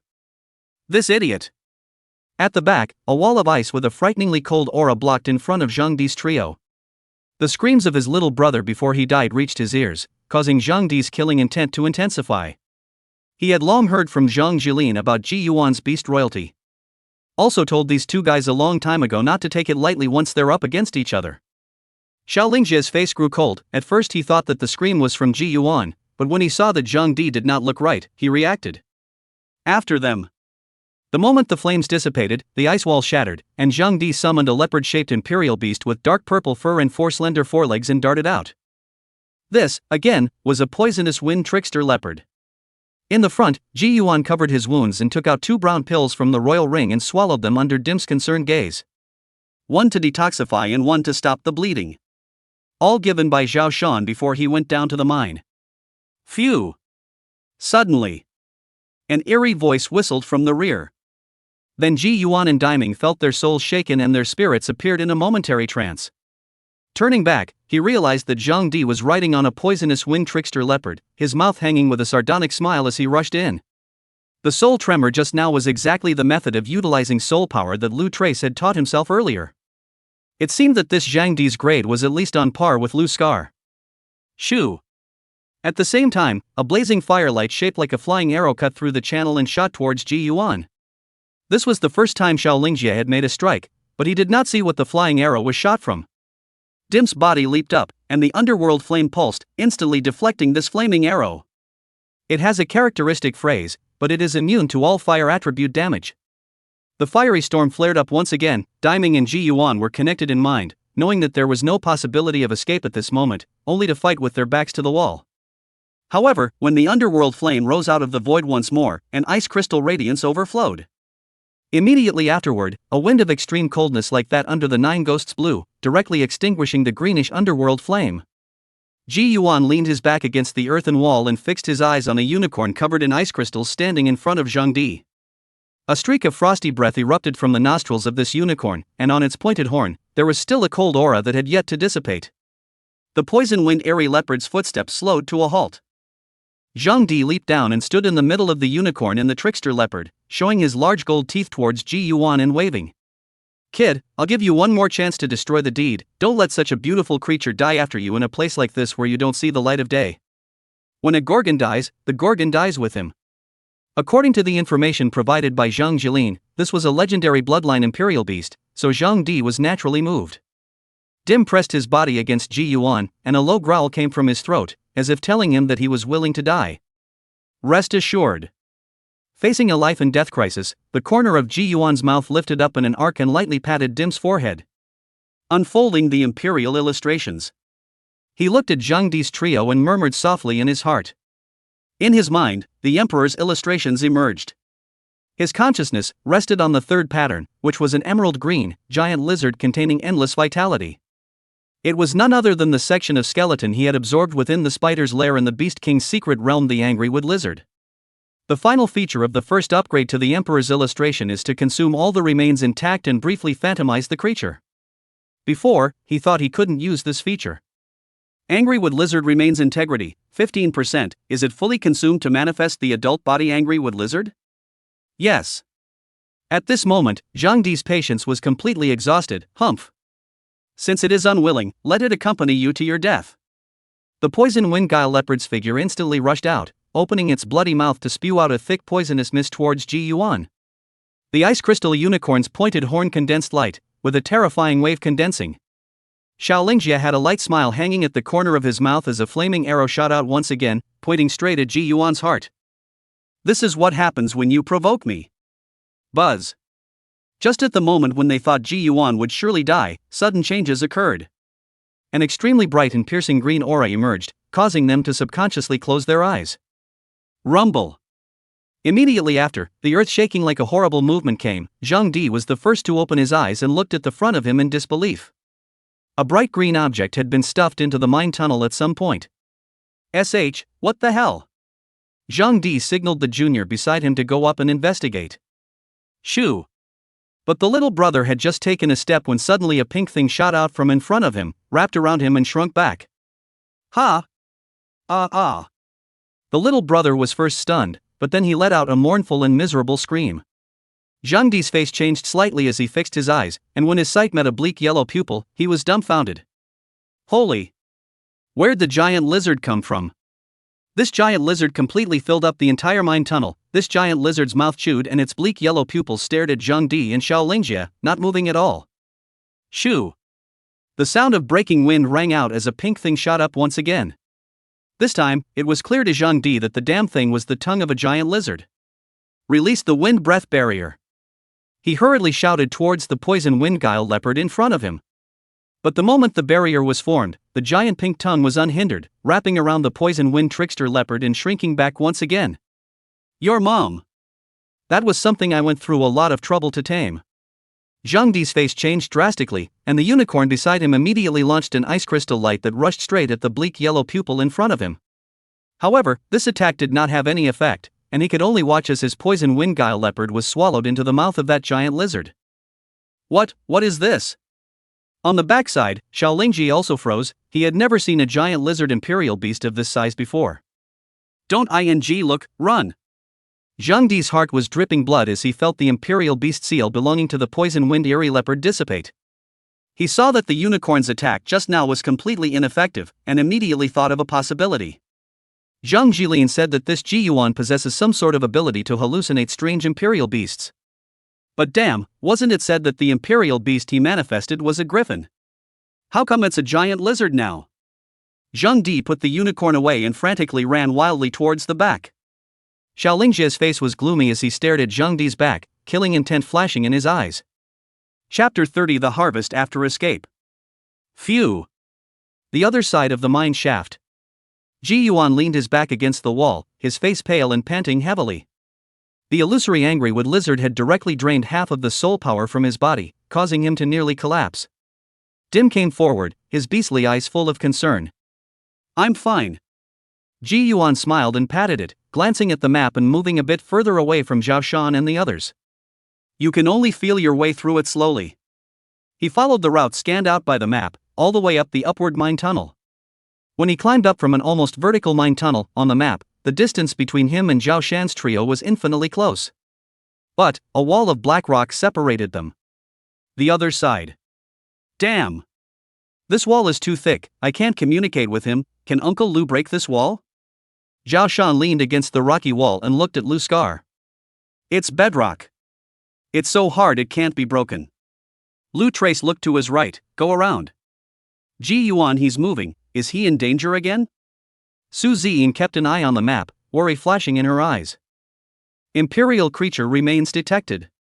Imperial creature remains detected.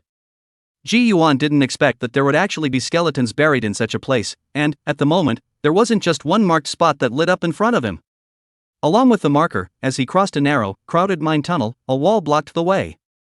Cracks grew in the walls, from which a hidden luster filtered through. Marker point, just behind. He kicked out. Bang! The wall, which was already not very strong, was affected by the external force and collapsed instantly. What was revealed after that was a huge mining cave.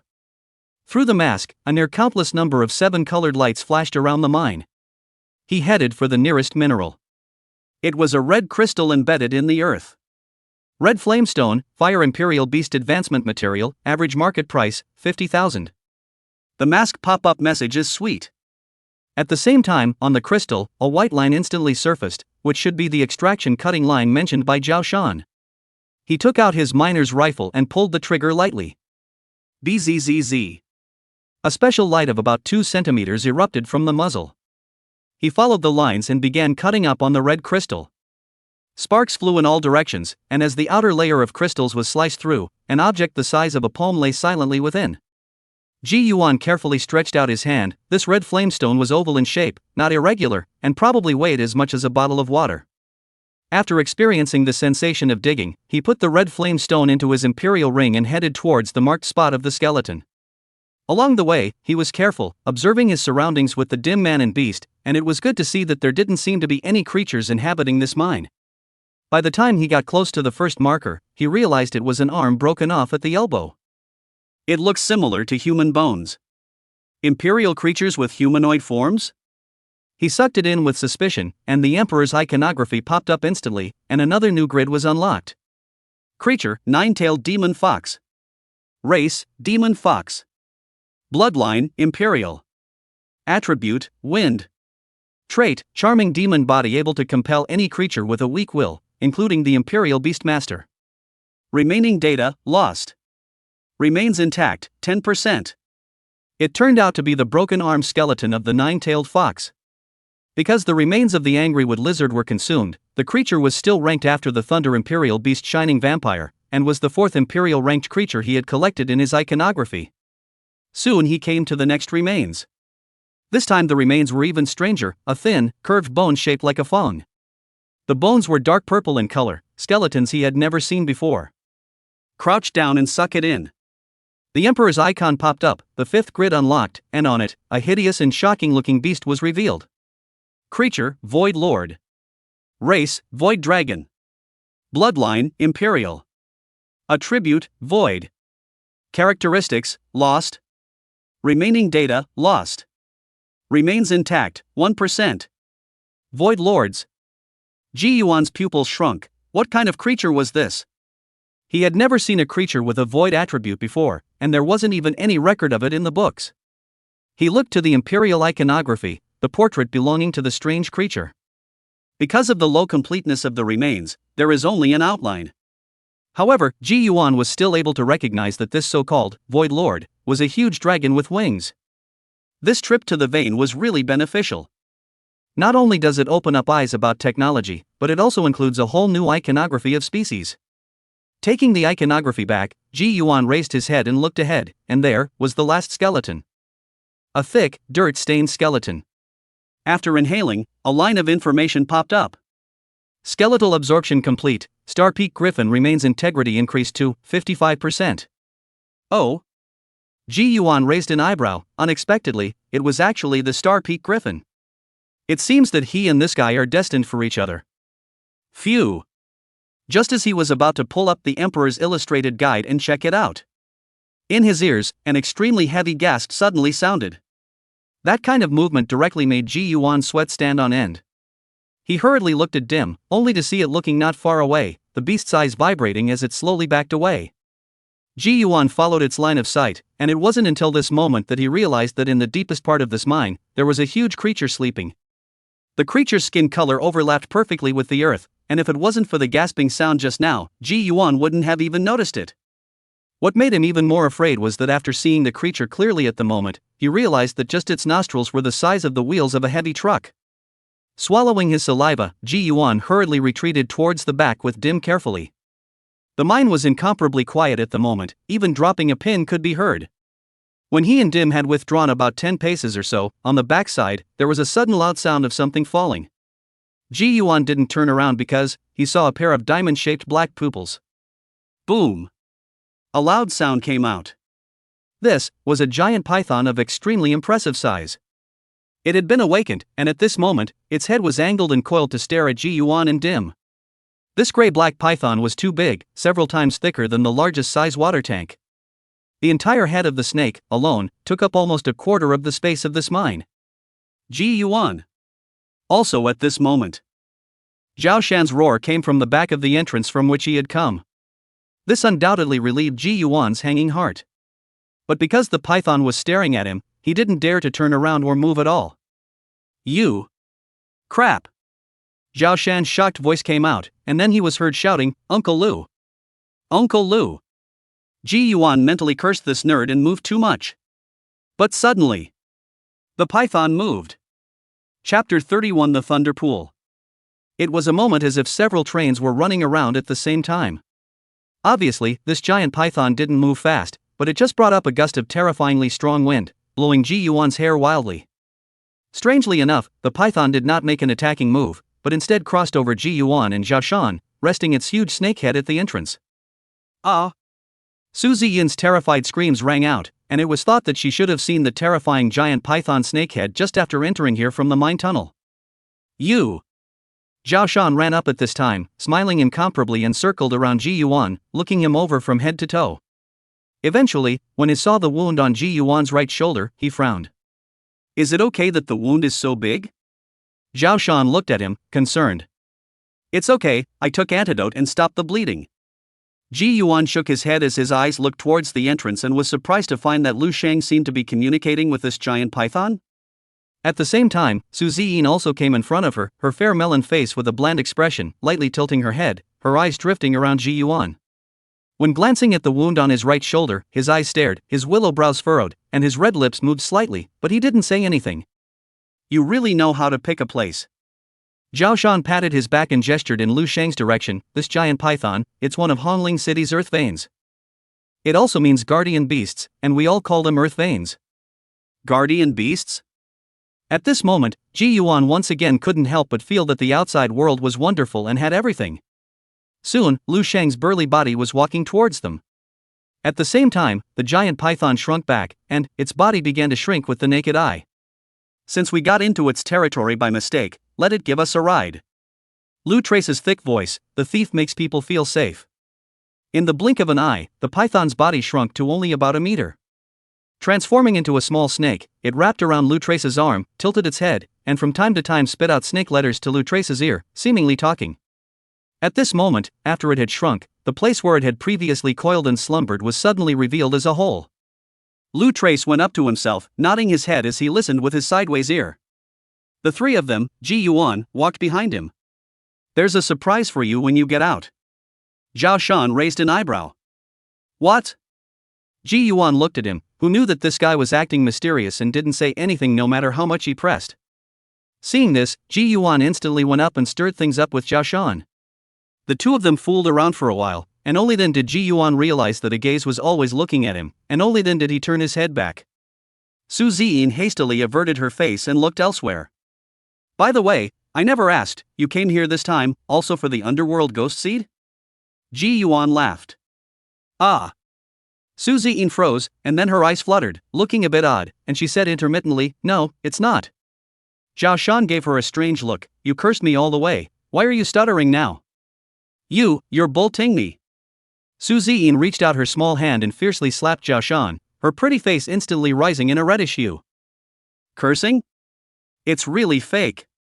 Ji Yuan couldn't imagine Suzy Ian cursing. No, it seems that last time, she called herself a rascal. I can see that she didn't say much when we first met, all because people don't know each other well. Zhao Shan, as if he had found a vent, spat at Ji Yuan. "You don't know that she, along the way, has been blaming me and Uncle Lu for not helping you." In time. Before he finished speaking, Suzy Yin's life-snatching hand grabbed his ear, and a miserable howl immediately resounded through the depths of the mind vein. "I suggest just ripping his ears off." Ji Yuan laughed and arched his fire from the sidelines. "Ha!" When Zhao Shan heard this, he quickly begged for forgiveness. "Grandma Suanrong, why do you girls love to pull other people's ears off? My sister is always like this too, pain pain pain." For a time, loud laughter and wails for mercy echoed through the passage. The three bonded on a trip to the valley, and this trip to the vein of mines made their friendship grow stronger and stronger until forever.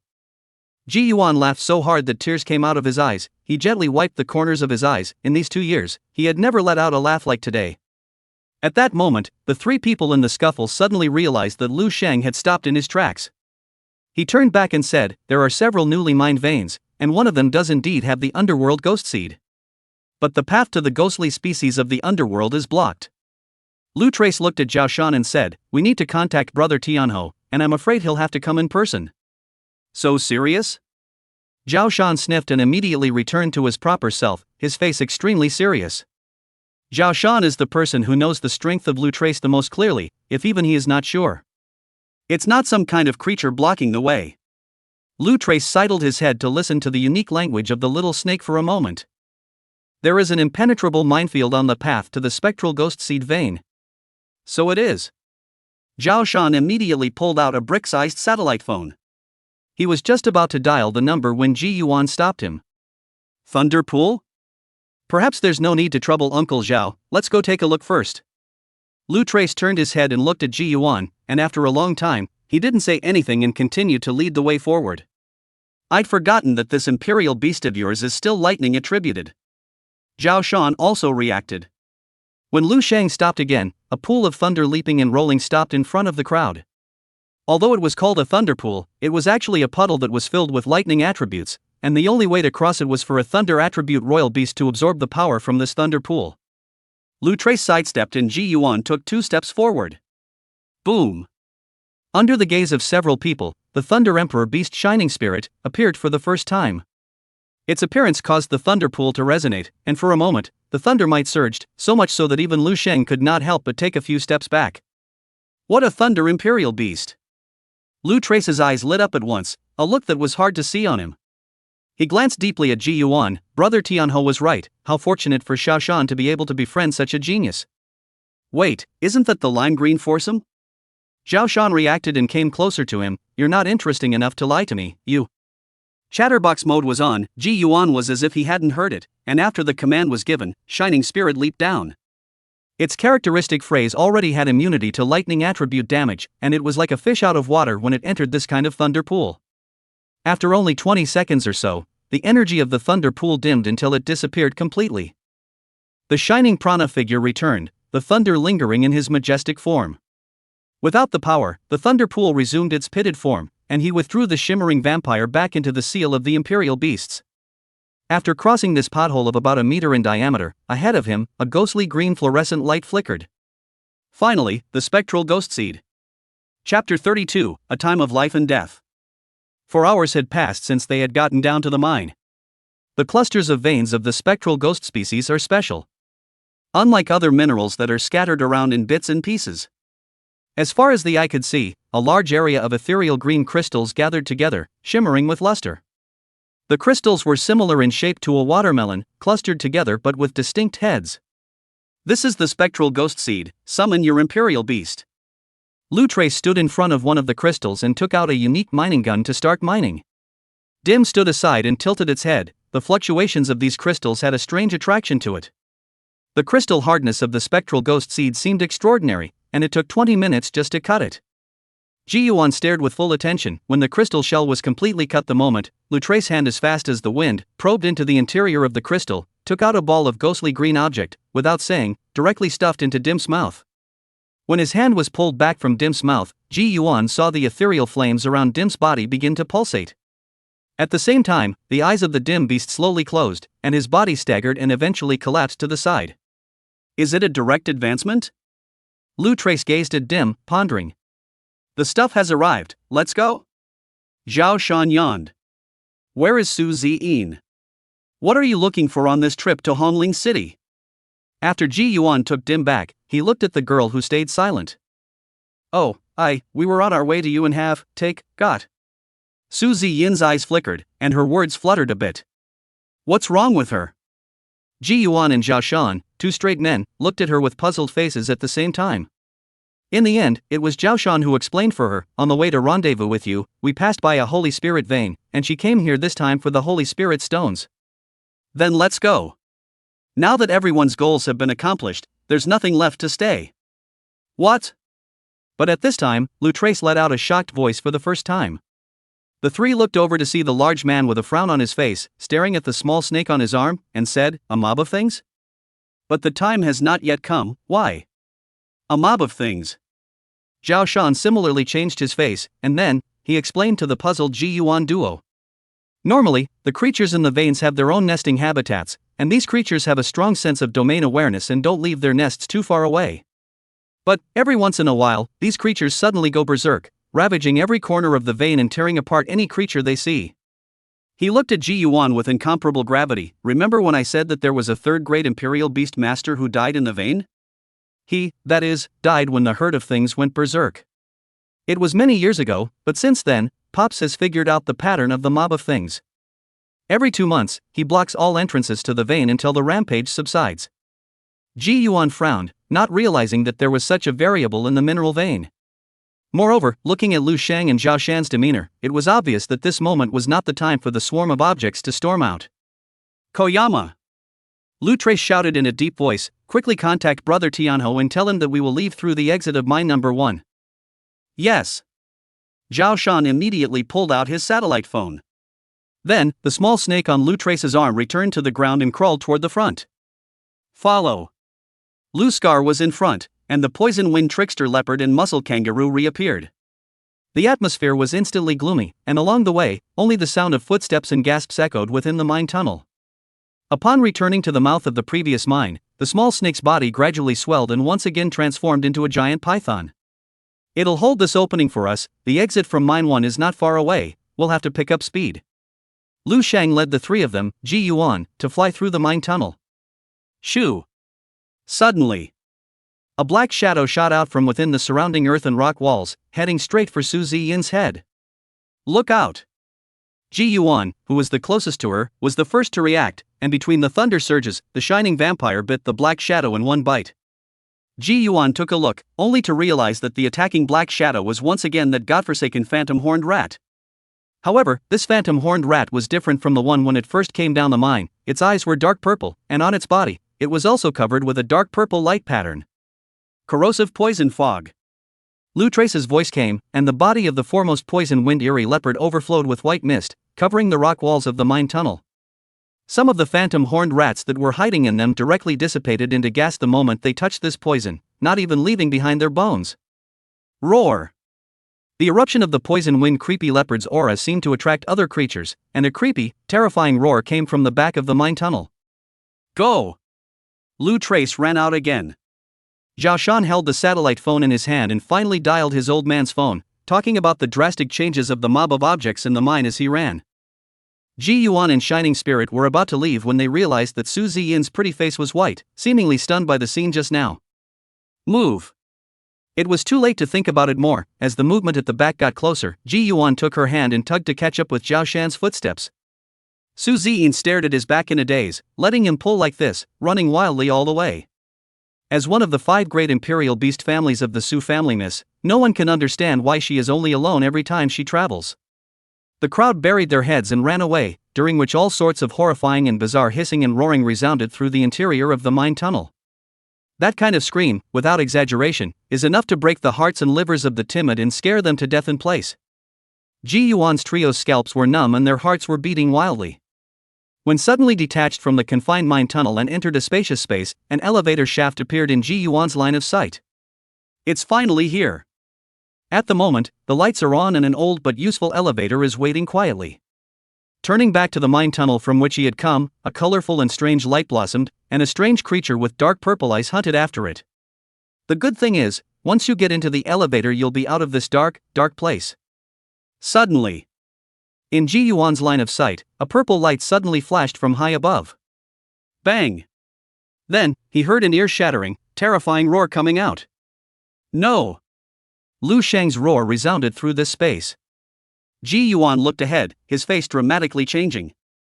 Only to see that the elevator shaft was cut off by some kind of huge force, and in the midst of the dust, a huge creature covered in dark purple textures stood up at the location of the elevator shaft. Ape demon! Violence welled up in the bottom of Lu Trace's eyes as he turned back to Ji Yuan. You guys find a way to resist the frontal ones, I have to use all my strength to block this guy.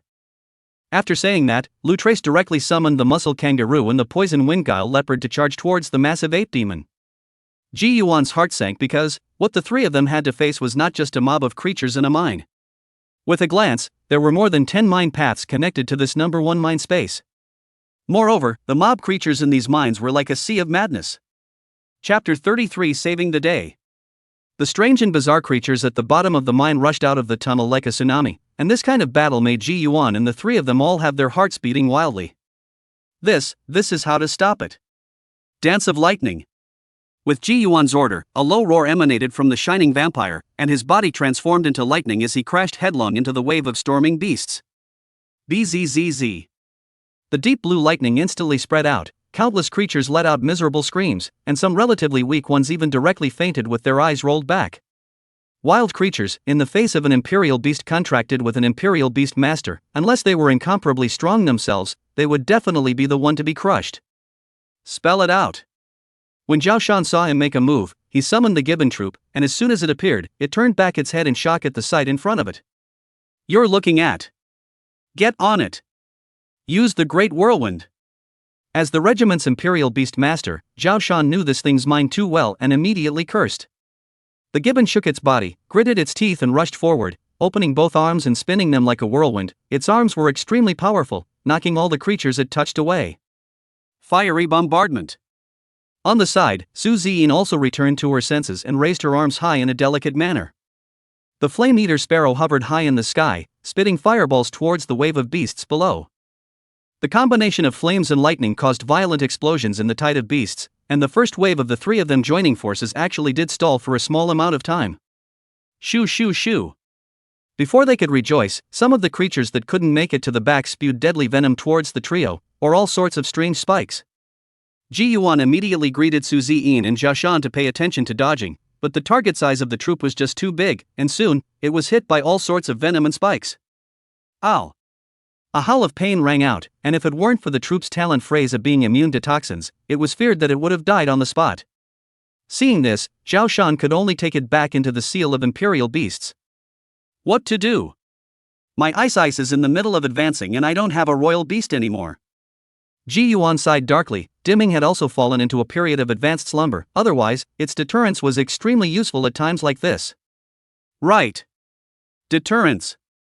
Ji Yuan's aura flashed, and his sight looked towards a certain part of the beast hide, where there was a small group of wolves with yellowish fur. Shining Vampire's trait phrase has this in it. Wolf Lord might able to drive, deter wolf creatures or imperial beasts. Only those with a bloodline level equal to it are immune. Obviously, it was impossible for the wolves in the depths of this earth to possess an emperor-level bloodline. The shining spirit was connected to Ji Yuan's mind, and it instantly tilted its head high and let out a sharp and impassioned howl from its throat. An invisible ripple spread out, only to see that the wolves, which were showing their teeth, suddenly paused. Then, the dark purple glow in their beastly eyes faded and turned into confusion. Undifferentiated attack. As Ji Yuan drank lowly from his heart, the wolves mixed in the beast tide opened their bloody mouths and tore at the surrounding creatures like mad. That part of the beast tide was instantly in disarray. Infighting! Zhao Shan exclaimed in shock as he captured the scene. Su Ziyin, on the other hand, remained focused on commanding the inferno-devouring sparrow to attack. With a lesser portion of the beast tide attacking, the pressure on the front was visibly reduced. Ji Yuan looked at Zhao Shan, who was hiding in the back, and couldn't help but spit out, "You're at least the son of the mayor of Hongling City, how could you contract two monkeys?" It wasn't that he looked down on Tuan Tuan and Bing Bing, it was really that these two imperial beasts were a bit incompatible with this eunuch status. "Hey!" Who knows, when Zhao Shan heard him say that, he only smiled mysteriously and didn't talk back or explain. This appearance of his made Ji Yuan's heart flutter. Could it be that this ape in scarlet had a hidden evolutionary route? No, it can't be delayed. Su Ziyin's voice rang out. Ji Yuan hurriedly looked to the front. The paralyzing effect caused by the dance of lightning was gradually weakening, and some strong creatures had already started to break free. He looked in Lu Sheng's direction, and there, it was being fought in an unusually fierce manner, and even Lu Sheng himself was involved in the battle. However, he saw that the demonic ape was dripping with blood and his eyes were in a trance, so he couldn't hold on any longer. "Let's hold on for a little while longer, Uncle Lu will be finished soon." Ji Yuan once again signaled Shining Vampire to unleash Lightning Dance. But these underground creatures seemed to have developed resistance, and the effect was far less than the first time. I'm running out of soul power." Su Ziyin's pretty face gradually paled. She was only at the lower level of soul power qualification and was unable to continue fighting for too long. This also meant that Ji Yuan would be the only one to face this terrifying wave of beasts. It seems that one can only let go. Sighing, Ji Yuan shouted in his mind, "Shining Prana, release, Thunder Judgment." Rumble. Moment. Explosive thunder suddenly appeared out of thin air.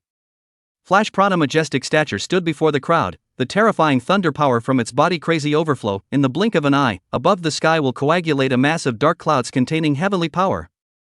Ji Yuan's face turned pale for a split second. This skill, for both him and Shining Spirit, was a great drain. Bang! The moment the dark cloud took shape, a rolling thunderbolt fell towards the tide of beasts. In an instant, the thunder element leapt wildly and exploded in the beast tide, stirring up bursts of furious power. Some of the creatures that were directly hit were instantly turned into flying ash, not even able to let out a scream. High in the sky, Su Ziyin's inferno-devouring sparrow figure dissipated, signaling the exhaustion of her soul power. Zhao Shan stepped forward to help her back up, and the two of them faced this scene of thunder tilting wildly, their eyes focused in different places. Su Ziyin stared blankly at the youth standing under the thunder, as if he had returned to the Beast King's secret realm a month ago. He was the one who stepped up to the plate and saved the day when everyone was desperate. This time, it was also him who, once again, stepped forward when the team's highest combatant was being held back, and when himself and Zhao Shan were unable to cope. Zhao Shan, on the other hand, was gazing at the body of the shimmering spirit, and he had only one thought in his mind. "My good brother actually owns this kind of imperial beast, it's awesome." Ji Yuan gasped violently as the thunder fell, although it was loud and powerful, but a certain creature shaped like a praying mantis was so fast that it couldn't even hit the thunder. They were stepping on the tide of beasts from the rear and were speeding forward. What to do? At this moment, Ji Yuan raised his head and looked at the thunderclouds high in the sky, suddenly ringing the words that Lu Shang had said earlier. Yes, soul power. Soul power can resonate with any attribute, and right now, there's only one thing to try. Immediately, he raised his palms and mobilized his entire body's soul power. In the end, the remaining soul power in his body was only enough for him to condense into the size of a palm. A strong sense of dizziness surged through him, and he forced himself to hold it back, throwing himself fiercely towards the thundercloud. Boom! At first glance, the thunderclouds churned crazily. Not only did the speed of the falling thunder intensify, but even the loud noise of each thunderbolt descending would cause the souls of all creatures to tremble tremendously, involuntarily chilling them and stopping all their movements. Even Lu Shang, who was in the middle of tangling with the demonic ape, felt a wave of palpitating emotions. Similarly, the demon ape, who was already incredibly weak, even more so because of this thunder mixed with soul power, produced a momentary trance. Killing intent blossomed under Lu Trace's eyes, seizing this momentary break. Muscle Kangaroo fires punches like cannonballs into Demon Ape's head. The Poison Wind Eerie Leopard transformed into a whirlwind and slammed into the Devil Ape's heart. At this point, the Demon Ape is dead. Jibyuan. At the same time, Zhao Shan and Su Ziyin's cries of alarm rang out. Lu Trace turned back and saw Ji Yuan, who was staggering on his feet, as well as the tide of beasts that had been stopped by him alone. The movement just now, he used his soul power to resonate with the thunder attribute of the Imperial Beast. Chapter 34 The Divine Soldier. Vision blurred, consciousness drifted. Ji Yuan's entire body staggered. This was the first time he had nearly exhausted his soul power. This overdraft can be tough. Out of nowhere, he felt himself being held up. Turning his head sideways, after seeing Zhao Shan and Su Ziyin's worried expressions, he tugged at the corner of his mouth. It's fine, it's just some overexertion. Because of his overdraft, the shining spirit had been forced to return to the seal of the imperial beast. High in the sky, the thunderclouds dissipated as well. These rampaging creatures were so far ahead that it was difficult to kill them all completely, and the driven wolves had long since been destroyed. Luckily, Lu Shang had already freed his hands and came to the front. In addition to the poison wind trickster leopard and the muscle kangaroo, he summoned another brawny imperial beast with horizontal muscles. What was staggering was that the burly imperial beast was vaguely recognizable as its species, a dog. An extremely big, tough, husky to be exact. Era can actually work out like this, so one has to wonder if Lu Trace has some kind of quirk. However, this muscular husky is exceptionally fierce. Only to see the cold ice flashing around its body, rushing into that beast tide to stir up the sky and earth. A 5th grade imperial beast master is able to control up to 3 imperial beasts at the same time. Apart from the huskies, the muscle kangaroo was likewise swimming wildly in that beast tide, and even a hint of excitement could be seen in its expression. Lu Shang left the poison wind-eerie leopard by his side, on guard. And then, he walked towards Ji Yuan. Looking at his pale face, he couldn't help but speak out. You just used your soul power to resonate with the imperial beast attribute? Lu Trace's expression was strange, one of shock and disbelief. When he saw Ji Yuan nod his head, he immediately said, "Don't go back to Lingyun City, stay." Lu Trace was extremely serious. With your talent and our resources, you will become the youngest 4th grade imperial beast master in the world. In his eyes, the conditions for promotion between the 6th and 5th grade didn't even count for anything when it came to this youth. Of the 3 people present, he was the only one who knew clearly how terrifying this matter of Ji Yuan resonating with the imperial beast's soul power was. Although Ji Yuan had also resonated with the wind attribute of the poison wind guile leopard before, but that was because he was a 5th grade imperial beast master. This youth was now at most 6th grade, and by common sense, it was impossible for him to resonate his soul force with the imperial beast. Ji Yuan froze. He didn't understand why Lu Trace had this look on his face. Zhao Shan was also incredibly expectant, and he similarly hoped that Ji Yuan would stay. Don't rush your answer, think about it and I'll ask you again when we get out of here. After saying that, Lu Shang led the poison wind trickster leopard towards the front. Are you okay? Su Ziyin stood by her side, her beautiful eyes looking worriedly at Ji Yuan. It's fine, my soul power recovers quickly. Ji Yuan smiled. After all, it is a special qualification, and the speed of blue return is unimaginable. The number of mob creatures was gradually increasing, and according to Zhao Shan's explanation, this was just the tip of the iceberg. Zhao Shan said that because the python had deliberately given off its aura, this had kept the numerous mob creatures from running towards the number 1 mine. Su Ziyin was a bit puzzled by this. Since the mob creatures would deliberately avoid the python, why not let it follow them around?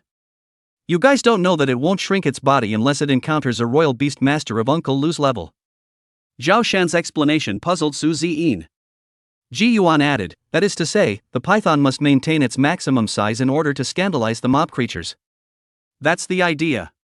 Zhao Shan nodded. After recovering for a few moments, Ji Yuan once again called out the flash spirit, and with Lu Scar on the front, he wouldn't have to fight as hard as he did just now. In the air, there was a strong odor of blood, and it was only because of the mask isolation that they couldn't smell anything.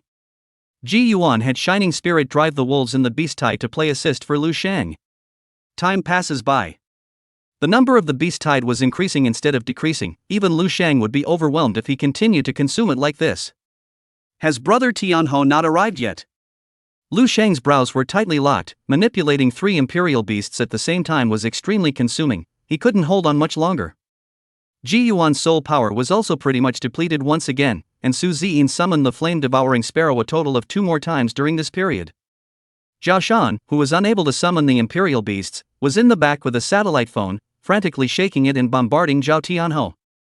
When Ji Yuan's soul power once again ran out, and Lu Trace's forehead began to overflow with cold sweat, at the top, there was suddenly a heart-stopping and terrifying vibration.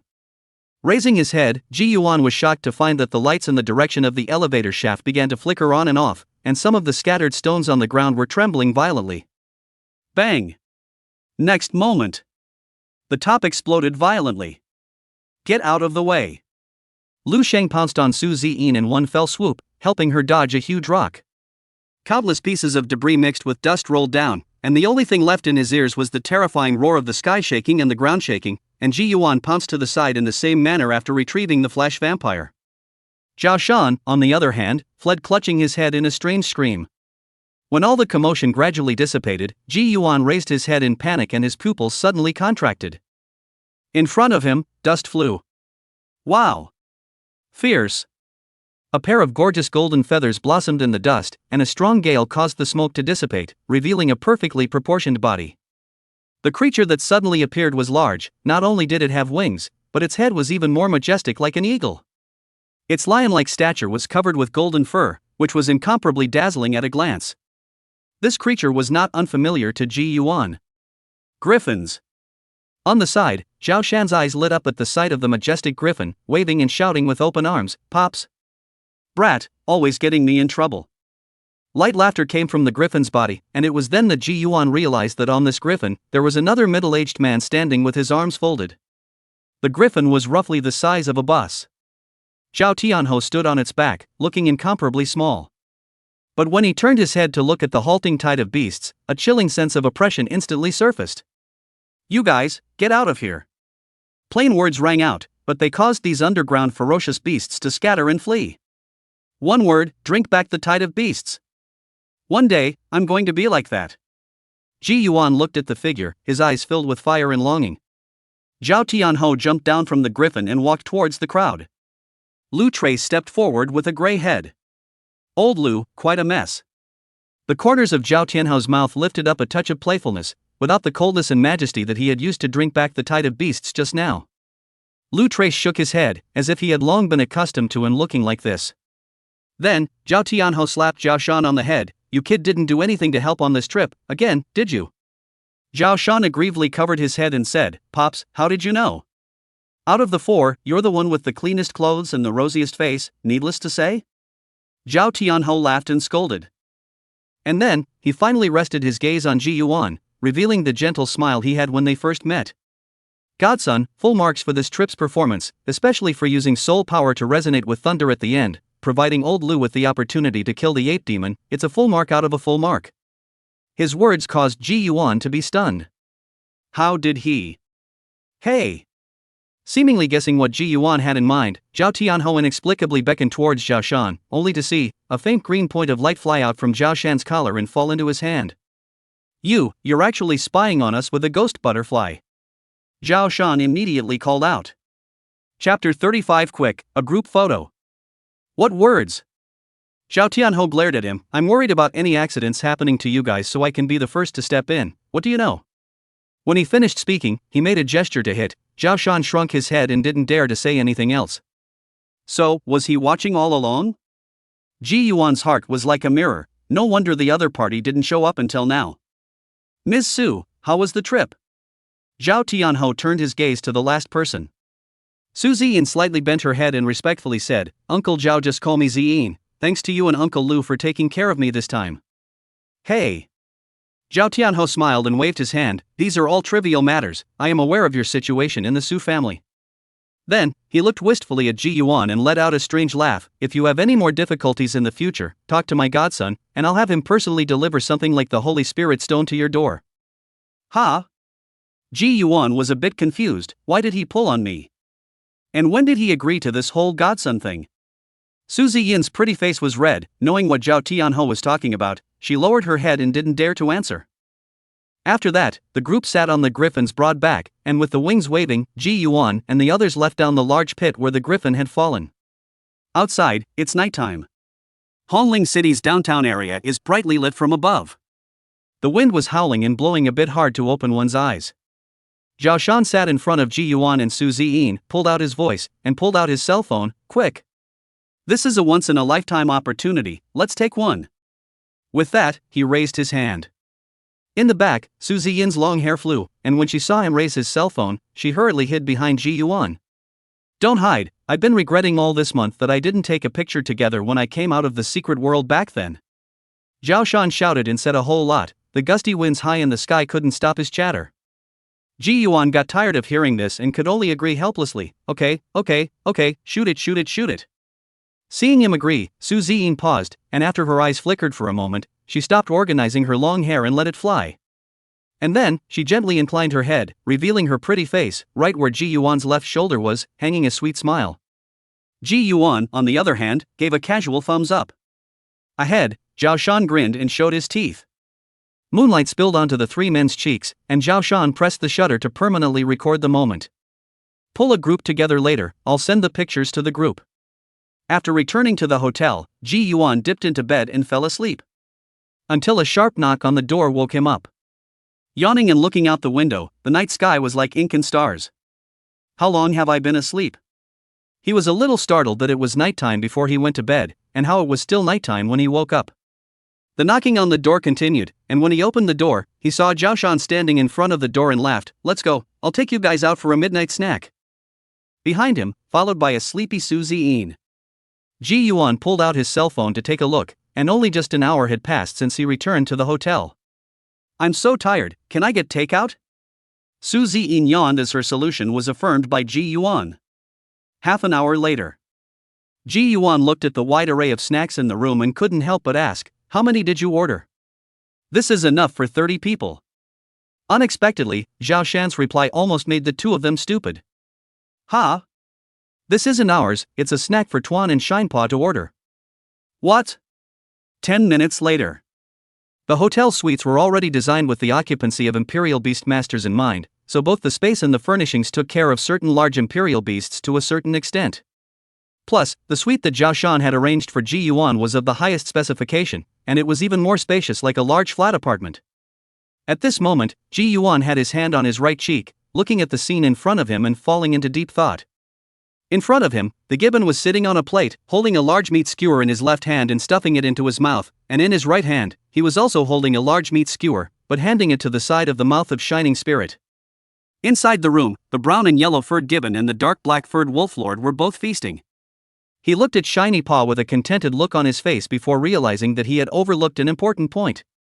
Normally, the Imperial beasts only needed to supply soul power and that was enough, eating was just a taste for them.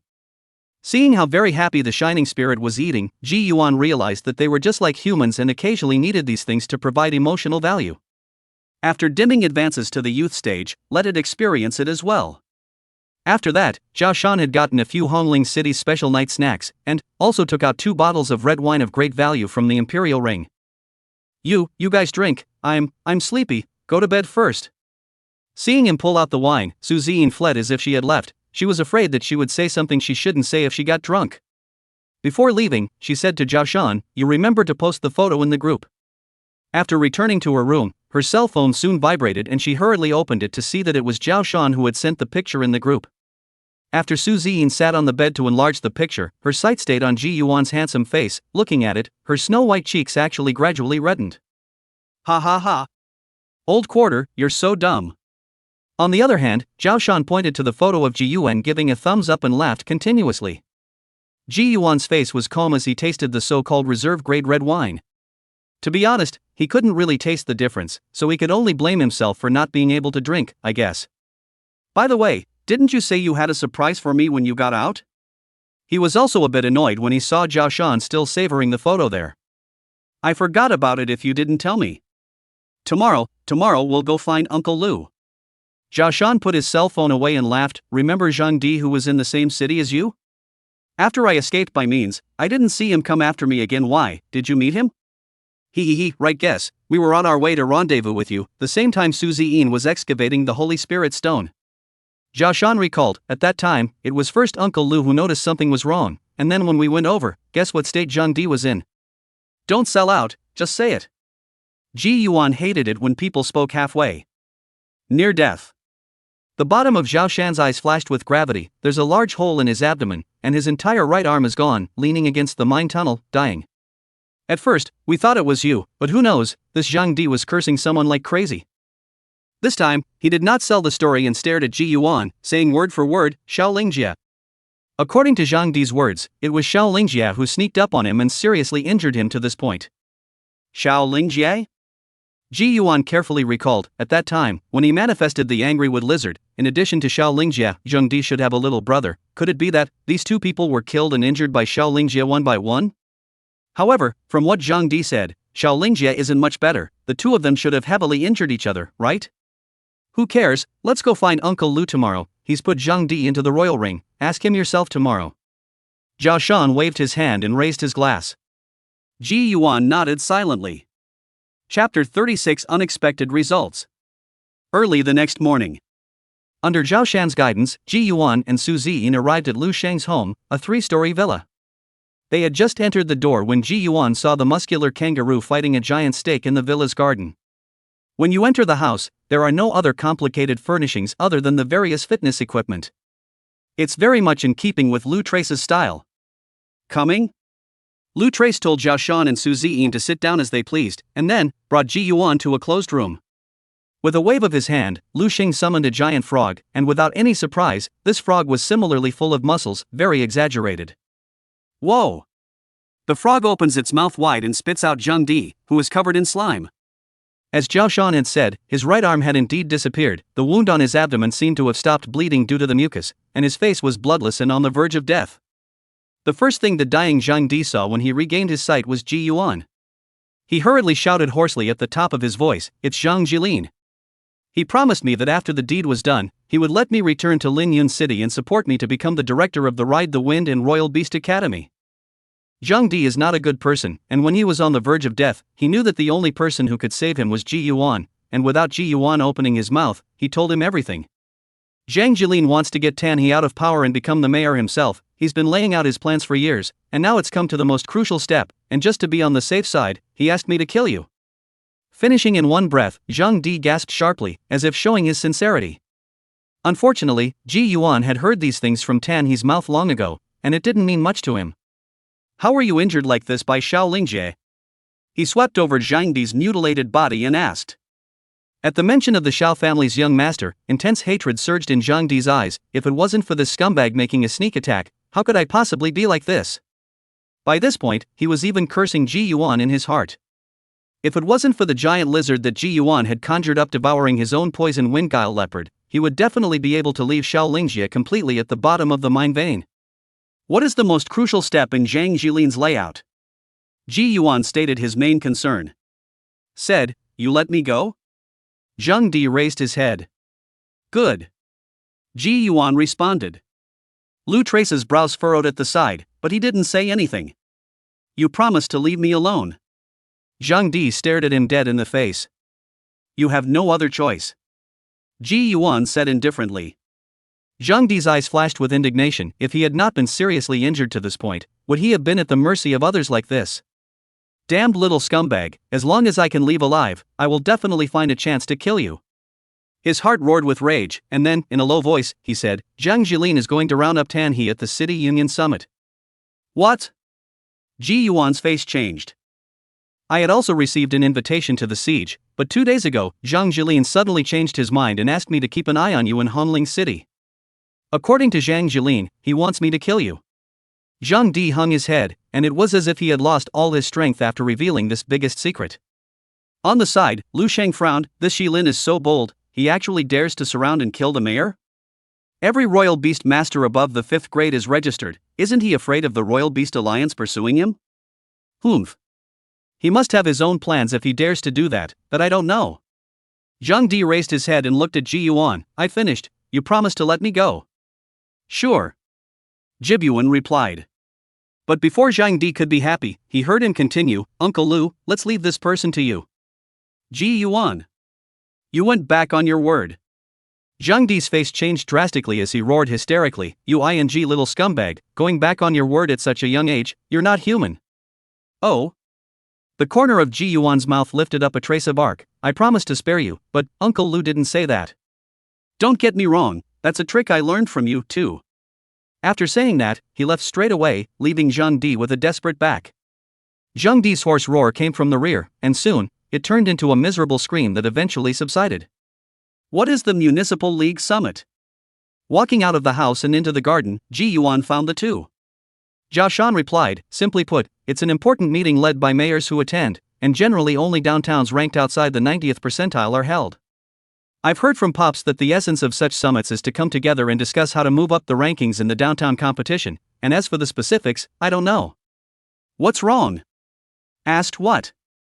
So, Zhang Jilin is joining forces with a few other urban areas? But, on what grounds? A little vice president, what could he possibly do to convince the rest of the downtown to accompany him on this kind of thing? Ji Yuan pulled out his phone and hurriedly dialed Tan He's number. But no one answered after half a day of ringing.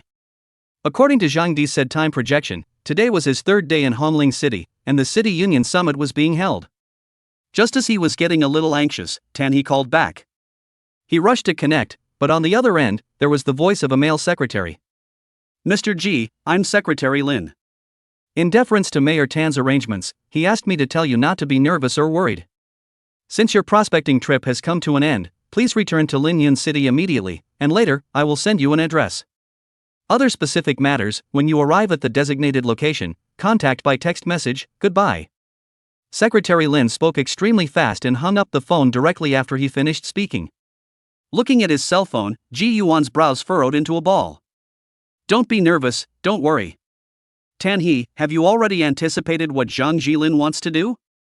Immediately, he didn't delay any longer, and after explaining the situation with Zhao Shan and Su Ziyin, he booked the earliest airfare.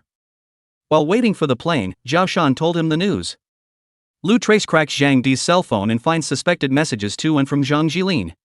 He attached a few screenshots, and when he clicked on them, they should be the chat records of Zhang Di and Zhang Jilin. The two were chatting strangely, basically centered around what, buying things, giving things away and such. Think it's some kind of code word. The last screenshot of the chat is dated a day ago. Zhang Jilin asked, has the cauliflower I asked for arrived? And Zhang Di replied, 10 minutes ago, there are goods, already on board. Below the two messages, there is red matching text. Has the cauliflower arrived? It means, how's the errand you were asked to run?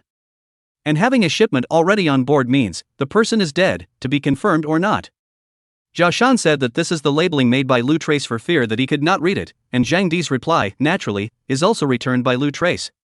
This kind of specialized terminology shouldn't make the other party suspicious, and in this way, it was able to make people think that Ji Yuan was dead. Thank Uncle Lu for me, and when some time passes, I'll come back to Hongling City to have a drink with him. After sending the last message, Ji Yuan boarded the airplane.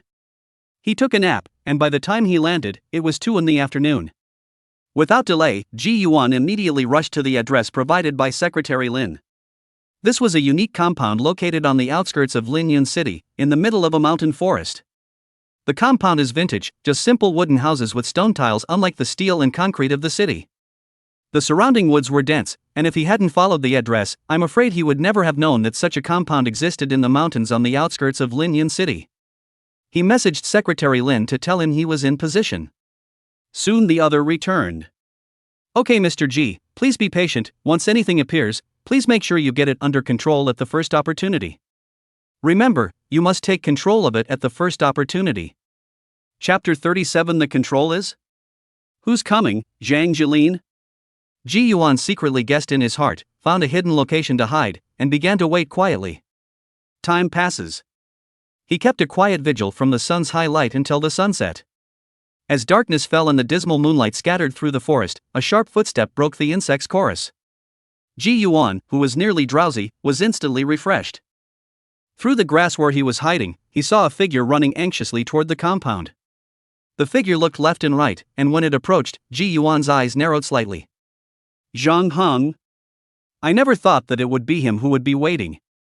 Under the watchful eyes, Zhang Heng rushed into the compound with messy footsteps and mumbling something under his breath. What's the secret of this yard? Ji Yuan temporarily pressed his hand and decided to take another look. Soon, Zhang Heng moved a blue round table the size of a manhole cover from one of the houses in the courtyard. The round table appeared to be made of metal, with a blue sheen flowing over it, a high-tech flavor.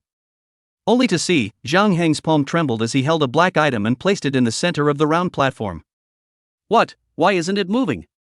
Zhang Heng muttered to himself in panic, and in a moment, he slapped himself hard. By the way, moonlight. It was only then that Ji Yuan realized that the woods around this compound seemed to have been deliberately repaired, just enough to reveal a round opening. A beam of moonlight was projected unobstructed in the center of the compound, and Zhang Hong moved the round table and set it down towards the location of the moonlight. The moment the moonlight made contact with the round table, bzzz. A strange electric current sound rang out, and immediately afterward, Ji Yuan saw the round table begin to rotate. Next moment, ooh! Accompanied by an agonizing wail, Zhang Jilin, who had blood hanging from the corners of his mouth and lowered eyelids, actually appeared in the compound out of nowhere. That round platform, it's a teleportation device. Ji Yuan suddenly remembered the way their group had escaped during the Beast King's secret realm. He remembered that this kind of teleportation device was a technology owned by a power named Kogi. Did Tan He already expect Zhang Jilin to show up here? With Zhang Jilin's current appearance, it was indeed easy for him to control him by himself. Dad! How are you, Dad? Inside the compound, Zhang Hong looked at his dad's appearance and was directly stunned.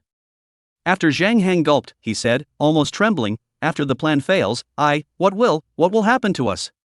Zhang Jilin hung his head, his voice hoarse and feeble. Your mom. Huh? Did your mom leave? Oh. Gone, as you arranged. My mom transferred most of her assets and this afternoon has been. Before Zhang Hong finished speaking, a sudden burst of footsteps reached his ears, startling him. When he saw the visitor clearly, he even directly sat paralyzed on the ground and cried out in shock, You! Ji Yuan!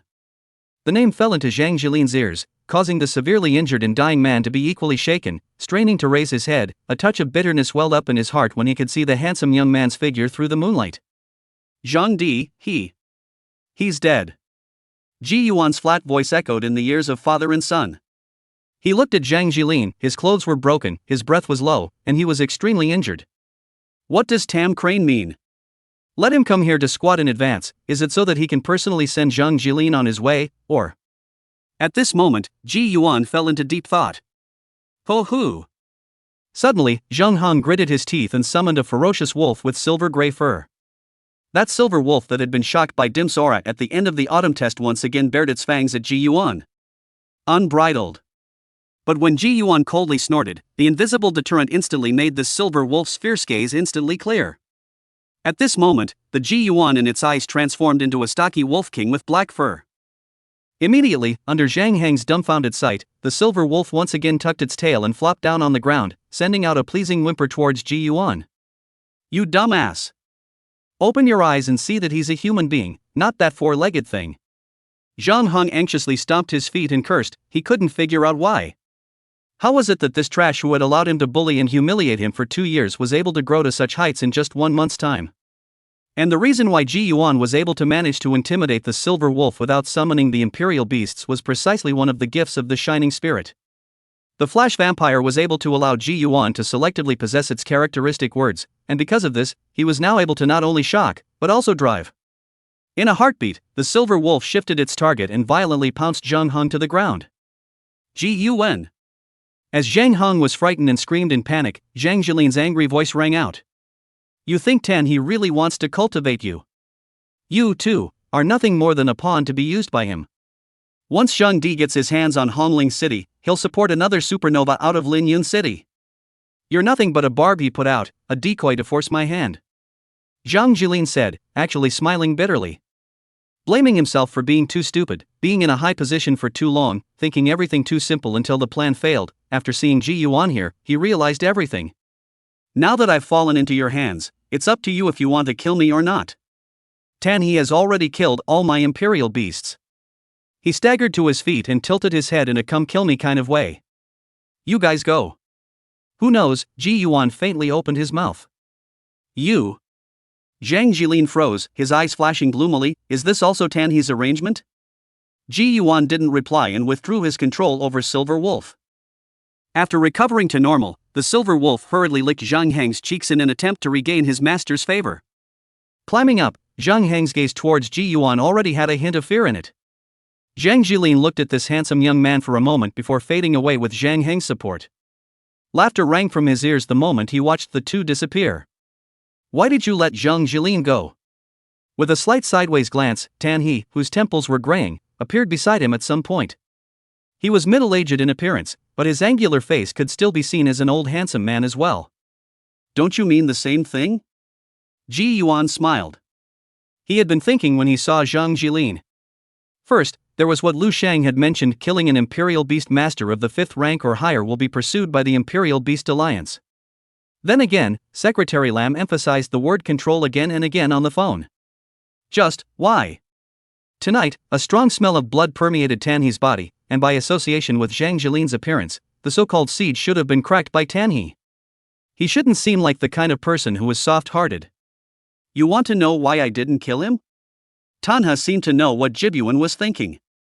Zhang Jilin is a 4th grade Imperial Beastmaster. Furthermore, Zhang Jilin is a side branch of the Zhang clan among the 5 great Imperial Beastmaster families. Although he doesn't have much weight, but killing him is ultimately a bit of a hassle. There's one more thing you'll understand when it's later.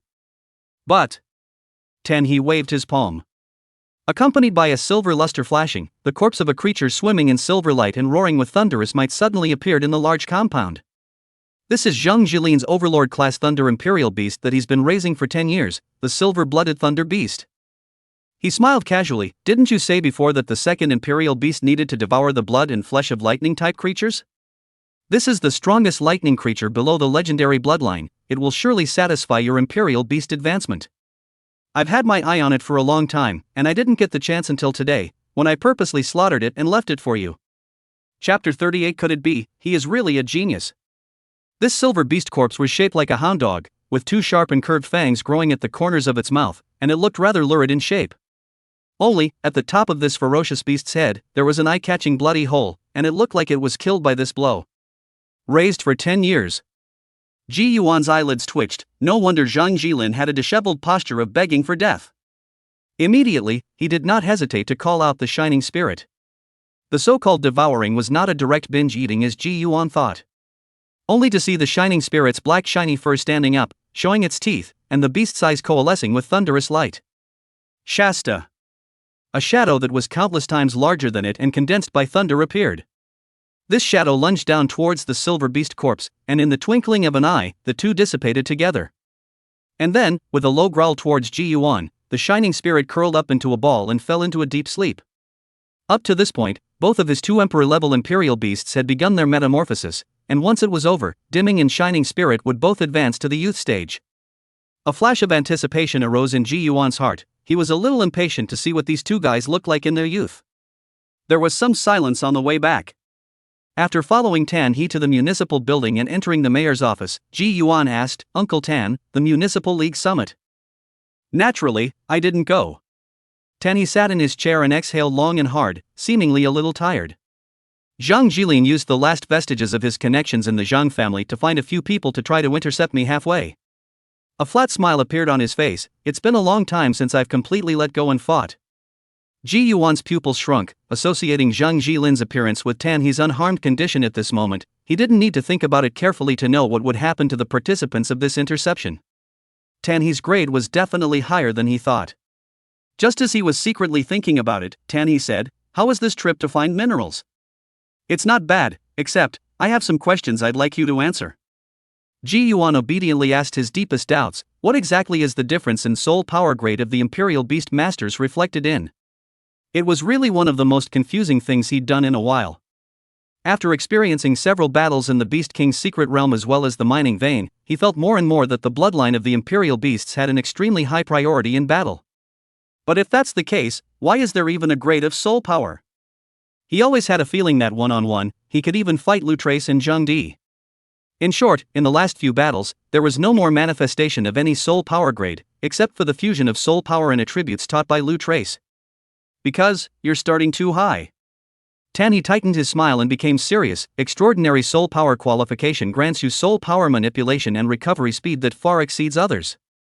I don't know where your 2 Imperial Beasts came from, but I'm afraid their bloodline rank is more than just legendary?" Ji Yuan didn't answer, which was considered as acquiescence. Extraordinary qualifications, coupled with a bloodline as high as a mythic-level Imperial Beast, these 2 items, amongst millions of people, you won't be able to find a second one. Saying that, Tan He stood up and walked to the window. 9th to 7th grade is not worth mentioning to you. You could say that the extraordinary qualification, the moment you contract a royal beast, is already a 6th grade.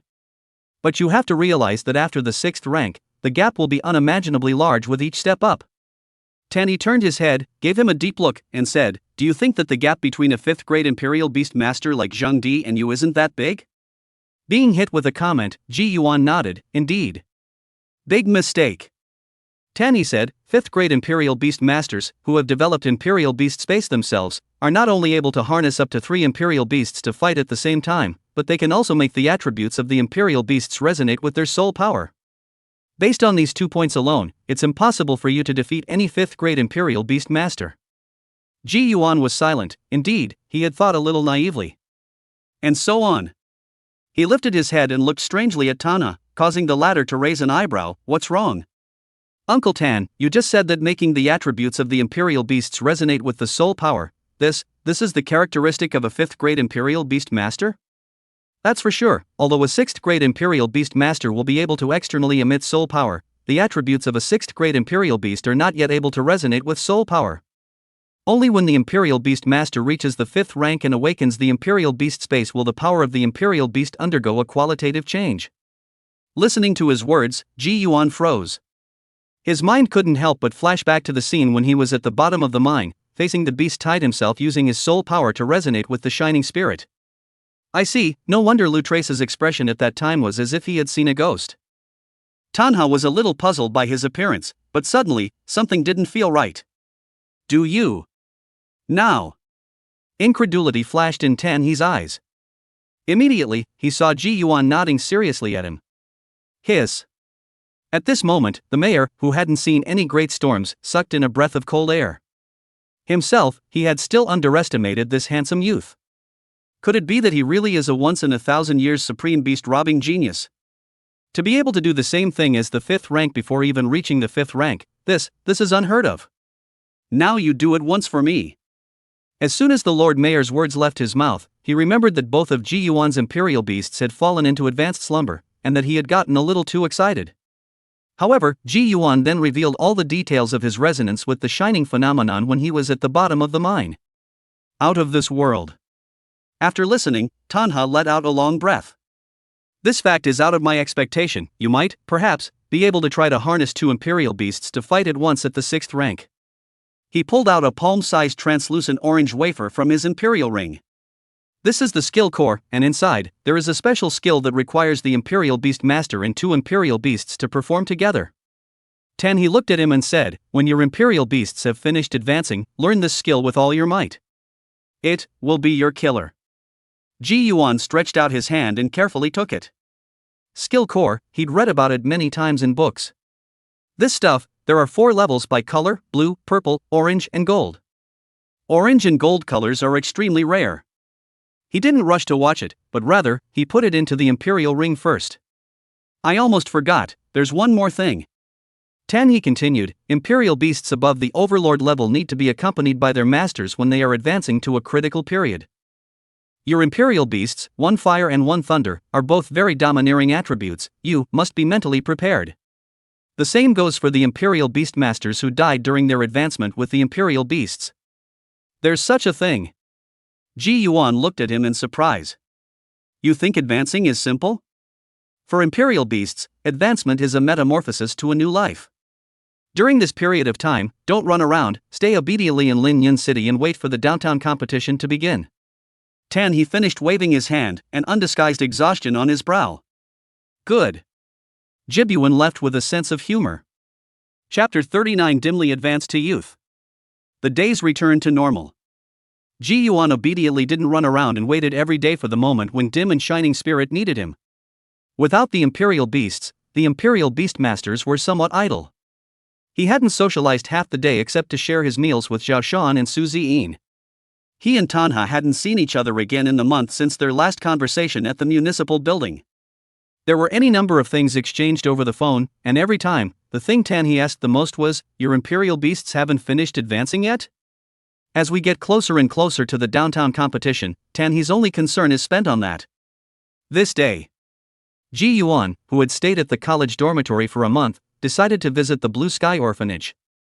He was at least the titular dean, and although he had Chun Qin managing him, he still had to show up once in a while. When he stepped into the Blue Sky Orphanage, he was instantly recognized by a few of the caregivers, who greeted him with smiles and greetings. Dean G, Vice President Chen is off today, you're here at the hospital? It's nothing, I just came to look. We happen to be fine, so we'll accompany you. Accompanied by a few people who were extremely enthusiastic, Ji Yuan walked around. No matter whether it was the environment or the arrangement of the partition, under Chen Qin's management, the whole was very good. Just as they passed through a garden, a crisp laugh made Ji Yuan stop in his tracks. With a slight side glance, in the garden, a woman with outstanding appearance and tall figure was happily playing with a group of children. The woman was none other than Lin Yunjia. Oh, Nurse Lin is extremely popular with the children in our home. A couple of the caretakers saw the sight of him and explained with a quick smile. Ji Yuan's heart was unruffled as he took a step forward again. At that moment, Lin Yunjia likewise saw him, her smile instantly solidified. She hurriedly pacified the children to play by themselves, and after that, she quickly chased after them. Jibyuan, wait for me. Lin Yunjia shouted anxiously, and when she saw that Ji Yuan had really stopped, her heart rejoiced. Ji Yuan's face was calm as he looked at her. Lin Yunjia gazed at the handsome face, and after a few moments, she softly said, I'm sorry. I really realized my mistake in the first place, I'm really sorry. She said, and her eyes reddened. Ji Yuan, She choked back a sob, and before she could finish her sentence, she was directly interrupted. Okay. In front of him, the handsome youth's eyes were filled with indifference. Get on with your work. When he finished, he turned to leave. Ji Yuan, Lin Yunjia wanted to say something else, but Ji Yuan turned his head sideways, his tone cold. Pay attention to how you address yourself, caretaker Lin. Okay. Dean Quarter. Lin Yunjia disheveledly lowered her head and stood in place. The escorts following behind Ji Yuan looked at each other, no one daring to speak. Leave the orphanage and settle for lunch at a random restaurant. During that time, there was a new message from the small group belonging to the three of them. I just opened it and saw a selfie of Zhao Shan showing his teeth. At the same time and with the text, Old G, Miss Su, what are you doing? He sent his usual lunch shot, and was soon greeted with scorn from Zhao Shan. Ha ha ha. I was right, it's egg fried rice again, Old G, does Linyan City abound in eggs? He calmly replied with 2 words, off. At the same time, Su Ziyin also snapped, Zhao Shan, that's very disrespectful. Really, sorry, Old G, I'm just kidding, don't take it personally, I actually love egg fried rice the most too. After saying that, Zhao Shan paired it with a selfie of himself with a big smile. Ji Yuan cried and laughed at this guy was simply a living treasure. Snort. Suddenly, a blazing burning sensation came from the back of his right hand. Ji Yuan fiercely got up. After waiting for such a long time, Dim's advancement had finally reached a critical moment. He immediately checked out and left, driving back to his college dormitory. Sitting on the bed, after taking a deep breath, he sank his mind all the way into the seal of the Imperial Beast. At this moment, Dim's body was wrapped in a cocoon of green light, and the terrifying temperature made the chaotic space incomparably hot. Off to the side, the only thing unaffected was the deep blue cocoon of light that Shining Vampire had transformed into. Being guided, Ji Yuan was able to feel that Dim's state was not very good, and without his help, he might not have lasted through this advancement. I know what to do. He stood in front of the green-colored light cocoon, and after a few moments, he extended his hand. One moment. Unspeakably horrible pain took over all the senses. Tearing, burning, stinging, biting, and so on, countless words describing pain flashed through his mind one by one. Ji Yuan's consciousness was on the verge of collapsing almost instantly. It turned out that the road to advancement in the dim had to be subjected to the burning of the underworld flame, and the only way to mold a youthful body was to undergo a quenching process. This burning allows the Imperial Beastmaster to share it together from the beginning. Kuming, hard to hold out for a month until near the end, before asking for help from Ji Yuan. Dim's thoughts flowed through his mind, causing Ji Yuan's nearly collapsed consciousness to reorganize. This was about Dim's life, he absolutely couldn't drop the ball at such a moment. Outside, his entire body had been wrapped in greenish-green flames, and strangely enough, the flames emitted a temperature that distorted the air though. But, did not cause any damage to the surrounding items. Time passes by.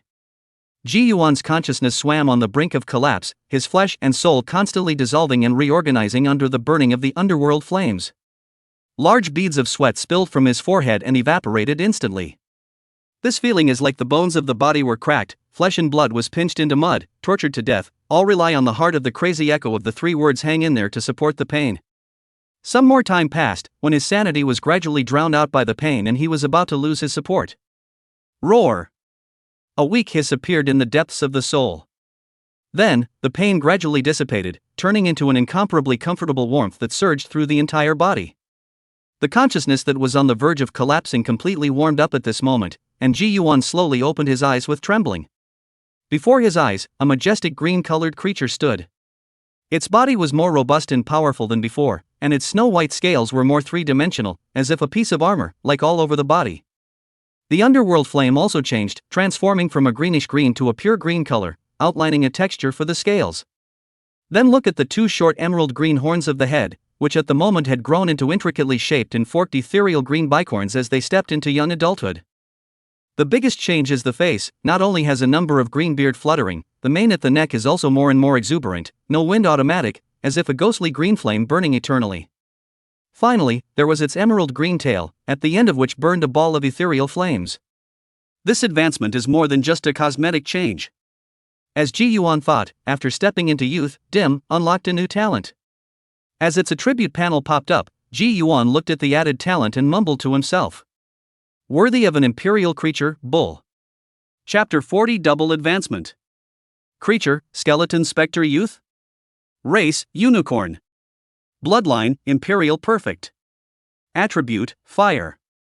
Characteristics, immunity to fire attribute damage, mastery of a unique fire that can burn the soul, the underworld flame. Talent, auspicious beast reliably increases the luck of the beast master, flame lord doubles the power of the fire attack released. New talent, no need to worry, learn any fire attribute skill, once you learn it. New passive skill, fire control, thoroughly master the underworld flame, reduce soul power consumption and increase damage. Skill 1, Flamestorm, unleash the underworld flames in your body without any reservation, burning everything around you. Skill 2, Deterrence, unleash the oppressive power of the Emperor's bloodline, deterring any creature whose bloodline level is lower than your own. Path of Advancement 1, Skeleton Underworld Spectre adult needs to devour Mad Devil Seed. Path of Advancement 2, Underworld Monarch Ultimate Body needs to devour Heart of Flame, Void Ghost Seed, and Sacred Stone of Disease. As you can see, the panel also has a lot more new content as Dim moves into young adulthood. At first, Ji Yuan's sight rested on the new talent, no need to worry. This talent is, indeed, a divine skill. Some imperial beasts took 2 or 3 days at the earliest to learn and master new skills, while Dim was able to do so at a glance, and the difference was self-evident. Plus a new passive skill has been added with the same eye-popping effect.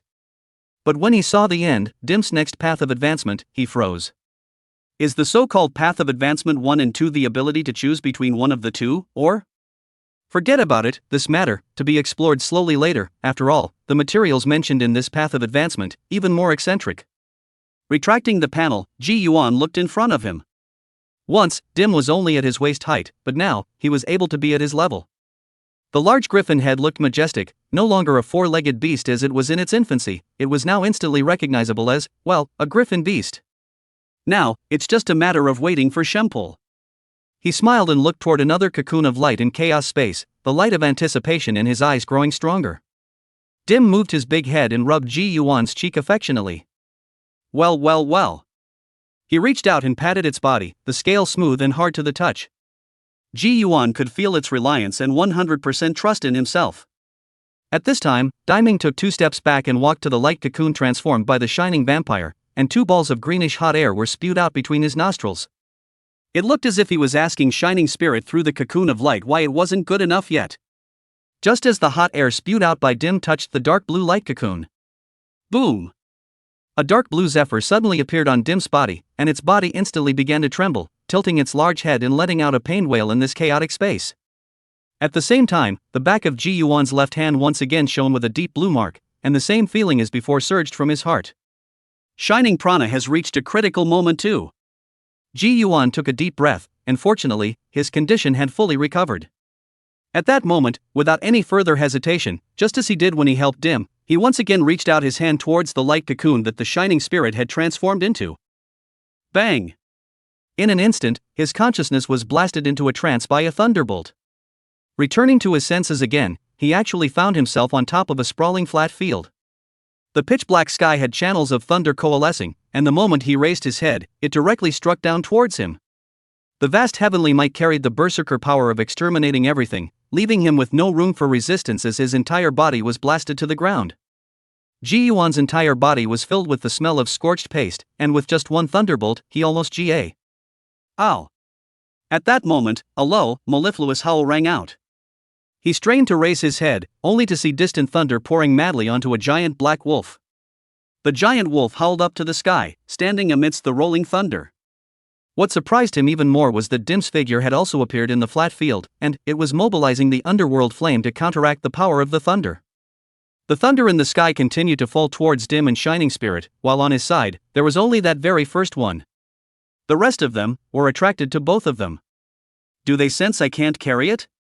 Ji Yuan bitterly laughed as he got up and changed his position, lying down on the flat field and watching the two beasts being struck by thunder. Fortunately.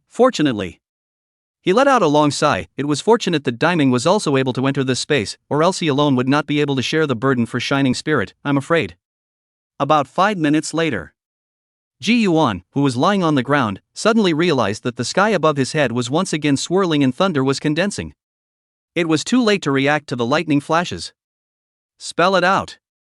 He had an idea, and he frantically outwardly released the soul power in his body, covering his entire body. Rumble. The thunder falls and then dissipates. A huge pit appeared where Ji Yuan was. His entire body was sprawled out on the ground in a large shape, motionless. Put. With a convulsion, he coughed violently and stood up with both hands pinned to the ground, his eyes misty. The outward release of soul power didn't do anything. But one more time, and he'll have to die here. Well, this seems to be the last of the thunder. Ji Yuan's short black hair was rising wisps of smoke at the moment, and as he lifted his head, the black clouds had already faded, revealing a clear sky. Whoa, ow hoo! A low growl rang out, and Ji Yuan turned back, his eyes lighting up. In contrast to the Dim that can be said to be a sea change, Shining Vampire in turn did not change too much. The flashbacks of youth are still fit and lanky. The biggest change is the hair. At a closer look, each of its hairs extended a little bit of blue luster. At a glance, the pure black is dotted with eye-catching blue light, perhaps not as stunning as the Dim, but if you look at it for a long time, it will have a unique beauty. At this moment, the two beasts walked together, and there was no more difference in size. The moment they got close, they all swooped forward without a second thought. Ji Yuan was taken aback and hastily opened his arms, allowing the two of them to pounce on him. Shining Prana was like Era possessed, licking his face frantically. Dim was always a Chilan Rui beast, unlike it, but instead used its large head to arch over Ji Yuan's neck and body. Feeling the unique and caring ways of the two imperial beasts, Ji Yuan laughed unusually loudly. After breaking free of it too, Ji Yuan looked at Shining Prana and said softly, "This flat field is where you advanced?" The wolf's head bobbed up and down excitedly, as if affirming his question. Is that really the only change? He swept his entire body over the Shining Spirit, always feeling that it wasn't that simple. At that moment, only a low growl could be heard from the Shining Spirit. Swish! Shasta! A vast aura suddenly surged out from its body. At the same time, under Ji Yuan's astonished gaze, Shining Vampire's fur gradually transformed to a deep blue color. It's a deep blue, but it's a sheer black, and it's extremely attention-grabbing. Beautiful! The deep blue and ink black fur was windless and slowly fluttered, making it look more and more full of oppressive force. With the scene slowly darkening, they exited the infinite planes and returned to the midst of chaotic space. Come on, let's see what all your added abilities are. Ji Yuan looked towards the Shining Vampire and unfolded its attribute panel. Chapter 41, Hallucinations. Creature, Thunder Emperor Beast Youth. Race, Thunder Wolf Lord. Bloodline, Imperial Perfect. Attributes, Thunder, Electricity. Characteristics: 1. Immunity to lightning attribute damage. 2. Possesses the ability to manipulate thunder and lightning. 3. Repels and shocks the wolf imperial beasts. Not valid if bloodline level is equal. Talent: Soul Link grants the Beastmaster his own traits, only one of which can be chosen. Thunder Lord doubles the power of lightning and electricity attacks. New talent: may be useful, doubles the time it takes to learn a new skill. New passive skill: Awakening better manipulation of lightning and electricity attributes. Use lightning to increase attack power. Use electricity to increase release speed. Skill 1, Lightning Dance launches a crash as a thunderbolt, creates a chain of lightning bolts when it hits an enemy, paralyzes and destroys the enemy. Skill 2, Thunder Judgment, gather a thundercloud and rain down rolling thunder to destroy any enemy. Note, when released during a thunderstorm, consumption is halved. New skill 3, Frenzied Explosion. Gather lightning elements in your mouth and spit them out in a designated direction, causing an explosion. Note, when resonating with soul power, both the spitting and the explosion will instantly cause a soul shock. Path of Advancement, Thunder Emperor Beast Adult needs to devour Heart of Thunder. Path of Advancement, Thunder Monarch Ultimate Body needs to devour Raw Thunder Essence, Inferno Thunder Essence, Dead Thunder Essence, Frost Thunder Essence. The panel of Shining Vampire has a lot more to it compared to Dim's. But, this new talent is too abstract. Double the time it takes to learn new skills. And a negative effect talent? After calming his emotions, he proceeded to look down, and when he saw that the Shining Vampire had a new skill after its advancement, his heart was overjoyed. As usual, the companion skills of Imperial Beasts only get added when they reach adulthood. A Royal Beast, the way to improve, besides the Royal Beast Master's soul power grade, was to learn new skills. While Shining Vampire gets a negative effect talent, he adds new skills that sort of make up for it. And the path of progression is consistent with Dim's, with 2 options appearing?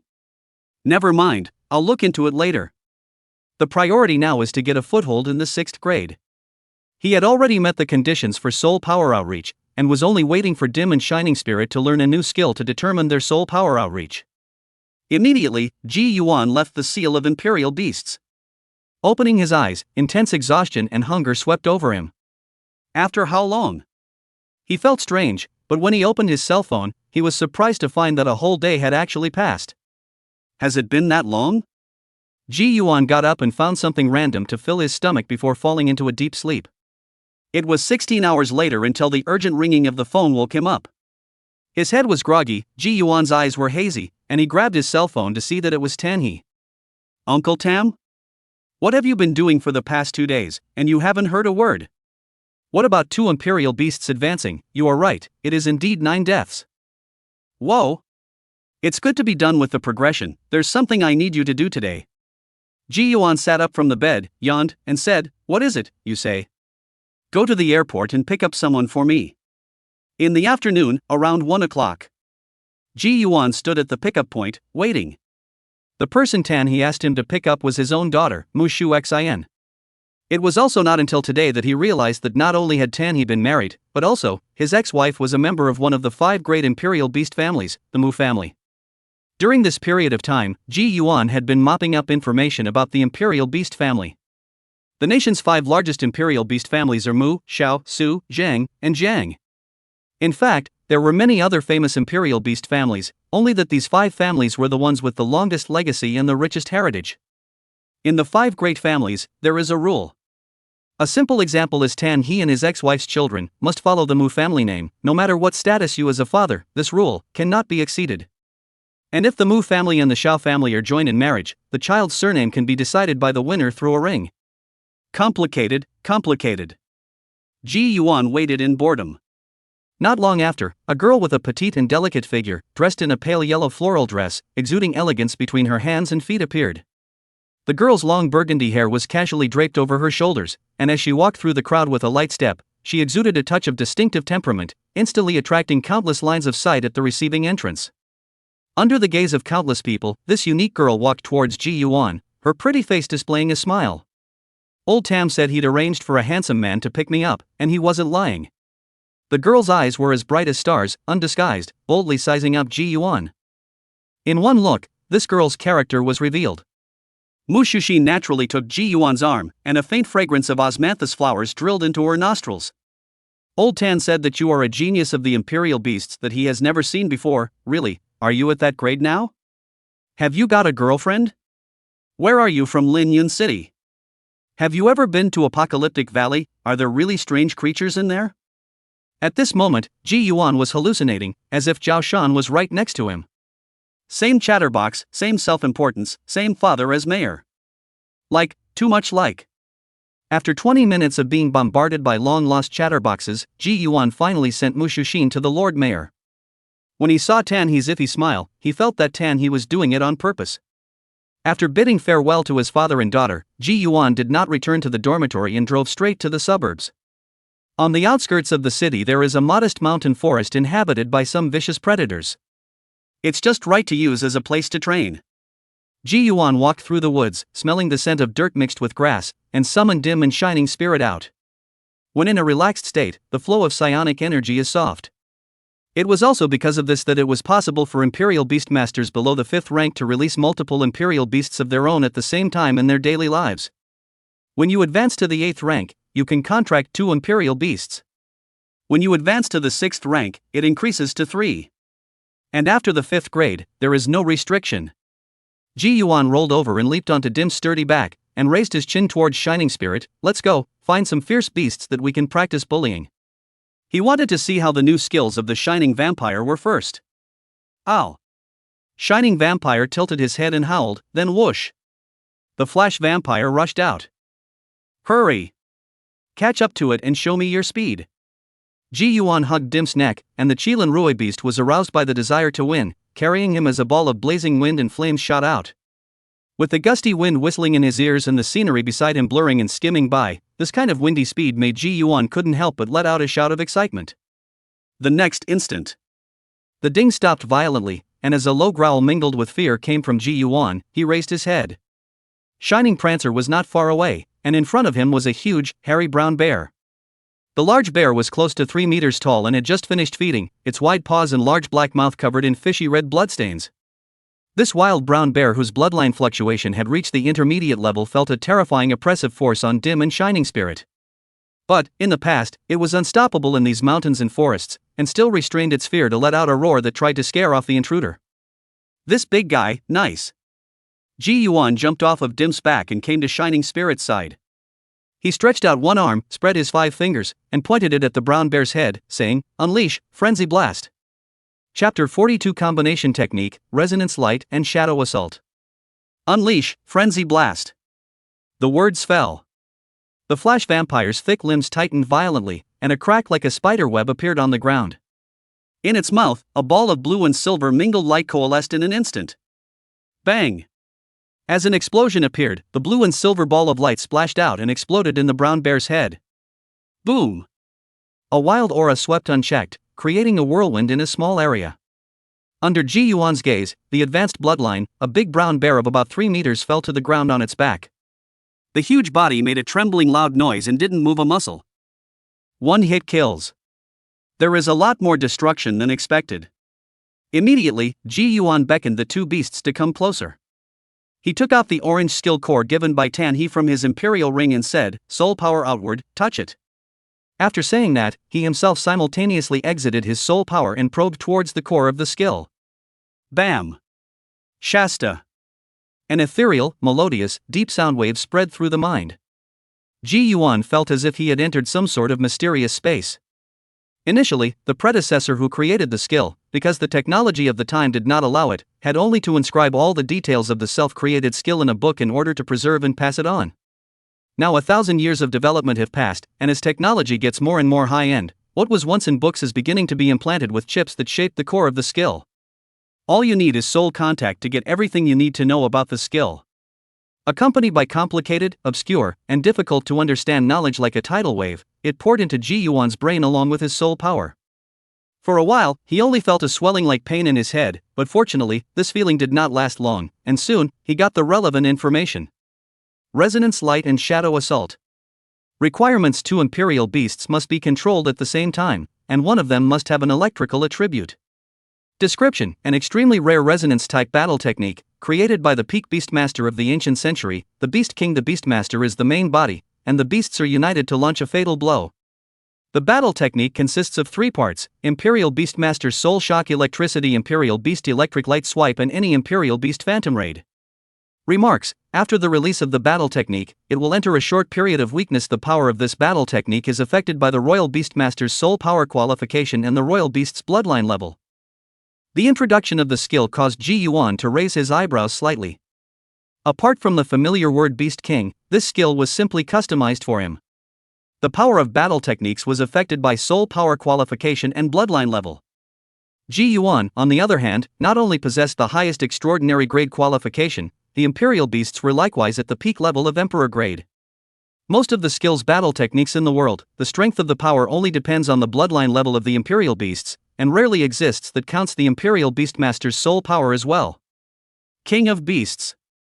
When the skill introduction dispersed, all the key contents of the part of soul shock that belonged to him were all like ocean currents converging in his mind, deeply engraved.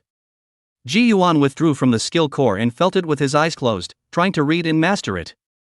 On the side, the dim and the flash of the spirit of the same slightly closed eyes, as the imperial beasts, in addition to not being able to spit out human speech, the spirit of wisdom and thinking in ordinary people are not too different. This is the key to their ability to comprehend new skills. Not long after, Ji Yuan slowly opened his eyes. So it is. As a flash of light flashed in his eyes, the soul power filling his entire being collapsed as if it had suddenly collapsed. The soul power that flowed throughout his body shrunk into a single point and gathered at the location of his heart. Swish! Suddenly, the soul power that had contracted to the extreme instantly erupted, and at the moment it was about to break out of his body, Ji Yuan hastily suppressed it to prevent them from overflowing. Bang! But it seems to be hard to do suppression. The shockwave condensed by the soul power exploded from his body, shocking the side of the shining prana and dim a jolt, almost subconsciously want to counterattack. And then, the two beasts saw Ji Yuan touch the tip of his nose in a wolfish manner. Sorry, no control. He was slightly embarrassed, but his heart was pleasantly surprised. This beast king, what kind of character was he to be able to create such a powerful skill? This was because most of the battle techniques were created around the individual strength of the imperial beasts. Regarding the skills that can be learned by the Imperial Beast Master, they are more about self-preservation and defense. Regular battles were definitely centered around the Imperial Beasts. Instead, Resonance Light and Shadow Raid, an extremely offensive battle technique, emphasized the dominance of the Imperial Beast Master. Ji Yuan's first step in mastering the Yi Soul Shock had to be like what he had just done, using a speed of 0.01 seconds to make his entire body's soul power converge at the heart location before violently erupting. At the same time, he had to make sure that the soul power did not spill out of his body, and so on and so forth, to achieve 100% success before he could proceed to the next step. Apparently, it just failed on the first try. A gust of weakness of soul power overdraft came from his body, and he could only take his time if he wanted to go fast. In the days that followed, Ji Yuan would set aside the morning and evening every day to take Dimming and Shining Spirit to train in the mountains on the outskirts of the city. And at noon, it was all spent playing with Mu Shushin. According to Mu Shushin, her mom had imprisoned her in the Mu family and rarely let her leave, and she was going to have fun before she went back. This time, she was released because the matter of Tanhe being intercepted and killed by someone had received the attention of the Imperial Beast Alliance, and her mom dragged her here to bring a message to Tanhe. Because of Mu Shuexayan's self-acquainted and talkative nature, the two of them didn't feel awkward for a few days. For a week, Ji Yuan was accompanying her to shop and eat. Until, that is, this day. After continuing practicing for a week, Ji Yuan's proficiency in the first step of the Soul Shock was already close to about 90%, and with another day's time, he would be able to basically master it. This was, after all, a skill that could only be learned by a 5th-grade Imperial Beast Master. During this time, Ji Yuan also attempted to drive both the Dim and the Shining Spirit in battle. But perhaps it was because he hadn't opened up the Imperial Beast space. At most, you can only drive two beasts at the same time for 1 minute. In a minute, his soul power would be depleted, and the worst that could happen was that he would fall into a coma. And the progress of the skill mastery of Dimming and Shining Spirit was not too optimistic. Dimming is relatively better, and Shining Vampire is slow to learn because of the negative talent of, may be useful. In the past few days, Jibyuan also learned. The combo technique, Resonance Light and Shadow Raid, Dimmings, Phantom Raid, and Shining Vampires, Electric Light Swipe, are both support techniques. The effect of both skills was to use soul power to create a diversion to distract the enemy's attention, and then Ji Yuan's Soul Shock would deliver a fatal blow. Perhaps that's why it's extremely difficult to learn. For 7 days, Dim could only use his soul power to conjure up an illusion, unable to do so to the point where it would be as good as the real thing. Shining Prana, on the other hand, couldn't even make a shadow. Don't be discouraged, we still have about 20 days to go. Under the night, Ji Yuan rode on the back of the Shining Spirit and patted its head. To the side, Dim tilted his head, a cloud of green air erupted from his nose, and raised an eyebrow at the Shining Spirit, as if laughing at it. Roar! Shining Spirit was a bit annoyed and bluffed symbolically, and immediately, Dimmington innocently looked at Ji Yuan. Don't act pathetic, I won't help you if there's a fight. Seeing Dim's appearance, Ji Yuan let out a laugh and cursed. At that moment, his cell phone suddenly rang. Ma Shuhin? Looking at the name on the caller ID, he froze, and just as he connected, the vibrant female voice rang out. Ji Yuan. Are you free tomorrow? Crap, what do you want again? Tomorrow, take me up to the Fading Valley. Chapter 43, Re-entering the Fading Valley. Why do you have a special obsession with the Fading Valley? Day 2. Ji Yuan, who got up early, was pulled directly into the car headed for Winscar Town by Mushushin. Sleepy-eyed, he sat in the passenger seat, looking at Mushushin's perfect side face, a little puzzled. From the day she landed in Linyun City, she had been chanting about the Withering Valley. Because of my mom. Mushushin, who was driving the car, replied seriously. Your mom? What kind of reason is that? Ji Yuan was a bit surprised. You mean, is your mom asking you to go to Apocalyptic Valley to take a look for her? What nonsense! Mushushin glared at him and said, Old Tan and my mom met in the Apocalyptic Valley, and at that time, Old Tan was still just a small 9th rank who had just contracted a royal beast. She had a smile on her face and joy in her eyes, but a hint of regret hidden in them. So that's where the parents set their love. Ji Yuan came to a realization, no wonder she was so strong in her request. But is it really okay that Uncle Tan repeatedly told me not to take you out of the city? Geez, it's just to find out where they took a picture together back then, it won't take long. Mushushin said, moreover, Old Tan left Linyun City early this morning and won't be back for a while, so what are you afraid of? Ji Yuan skimmed his lips, okay, listen to you. It's a good idea to see if you can come across any new Imperial remains on this trip. Now that he had officially stepped into the 6th grade, he could already contract a 3rd Imperial beast. At the current rate of progress, the Star Peak Griffin is the optimal choice. But, its remains integrity was stuck at 55%, not up or down, and when converted, the bloodline level was roughly Overlord level. His mental expectations were at 70%, just between legendary and mythical, if not Imperial. Most of the remains of Imperial creatures were still buried deep in the ground, making it difficult to excavate, so they had to take their time. When the two of them arrived at Winscar Town by car, they went straight to Huoyun's house under Ji Yuan's directions. Seeing Huoyun again, the other party was bearded and looked much more vicissitudes. What's wrong with you? Ji Yuan was surprised, the change in just 2 months was also too big. However, he quickly thought that all of Huoyun's Imperial beasts were buried in the Beast King mysterious realm, so perhaps this incident had hit him a little too hard. After all, the Imperial beasts were all partners that had been cultivated through exhaustion and countless efforts. Huoyun waved his hand, seemingly not wanting to mention the past, not to mention these, you guys came this time is. Nothing, just wanted to drop the car off at your place, we're making a trip into the Valley of the Apocalypse. Ji Yuan didn't deliberately introduce Mushushin's identity because Tan he had instructed himself. Fading Valley? After Huoyun glanced at Mushushin, he said towards him, the terrain in the valley is complicated, it's easy to get lost, do you need me to take you there? These words made Ji Yuan froze, your current state. I'm fine. Huoyun smiled, and with a wave of his hand, a big, strong, sturdy rhino appeared in the courtyard. This kind of one-horned rhinoceros is very common in the mountain range, I just tamed it some time ago. Ji Yuan leapt onto the back of the rhino, and the wide, flat back still had several customized seats. This big rhino is literally exactly the same as the first time we met. Then it will be hard for you to lead the way, Guide Hua. Ji Yuan laughed, the valley was indeed not like any other place, having a familiar person to lead the way was ultimately better. It's fine. Take 2 months off and it's time for me to get back into the swing of things. Huoyun told the two to wait a moment while he went to his room to clean up. More than 10 minutes later, Huoyun, who had shaved off his beard and tidied up, once again maneuvered the rhinoceros and carried the two towards the valley. Along the way, Mushushin chattered endlessly, she showed great excitement, especially for the seat on the rhino's back, it was a novelty. At the front, Huoyun glances at her before quietly saying to Ji Yuan, your girlfriend? Why does it feel like the same as that Jiashan, so many words? No, just regular friends. Ji Yuan smiled and shook his head, her chatterbox was indeed very similar to Jiashan.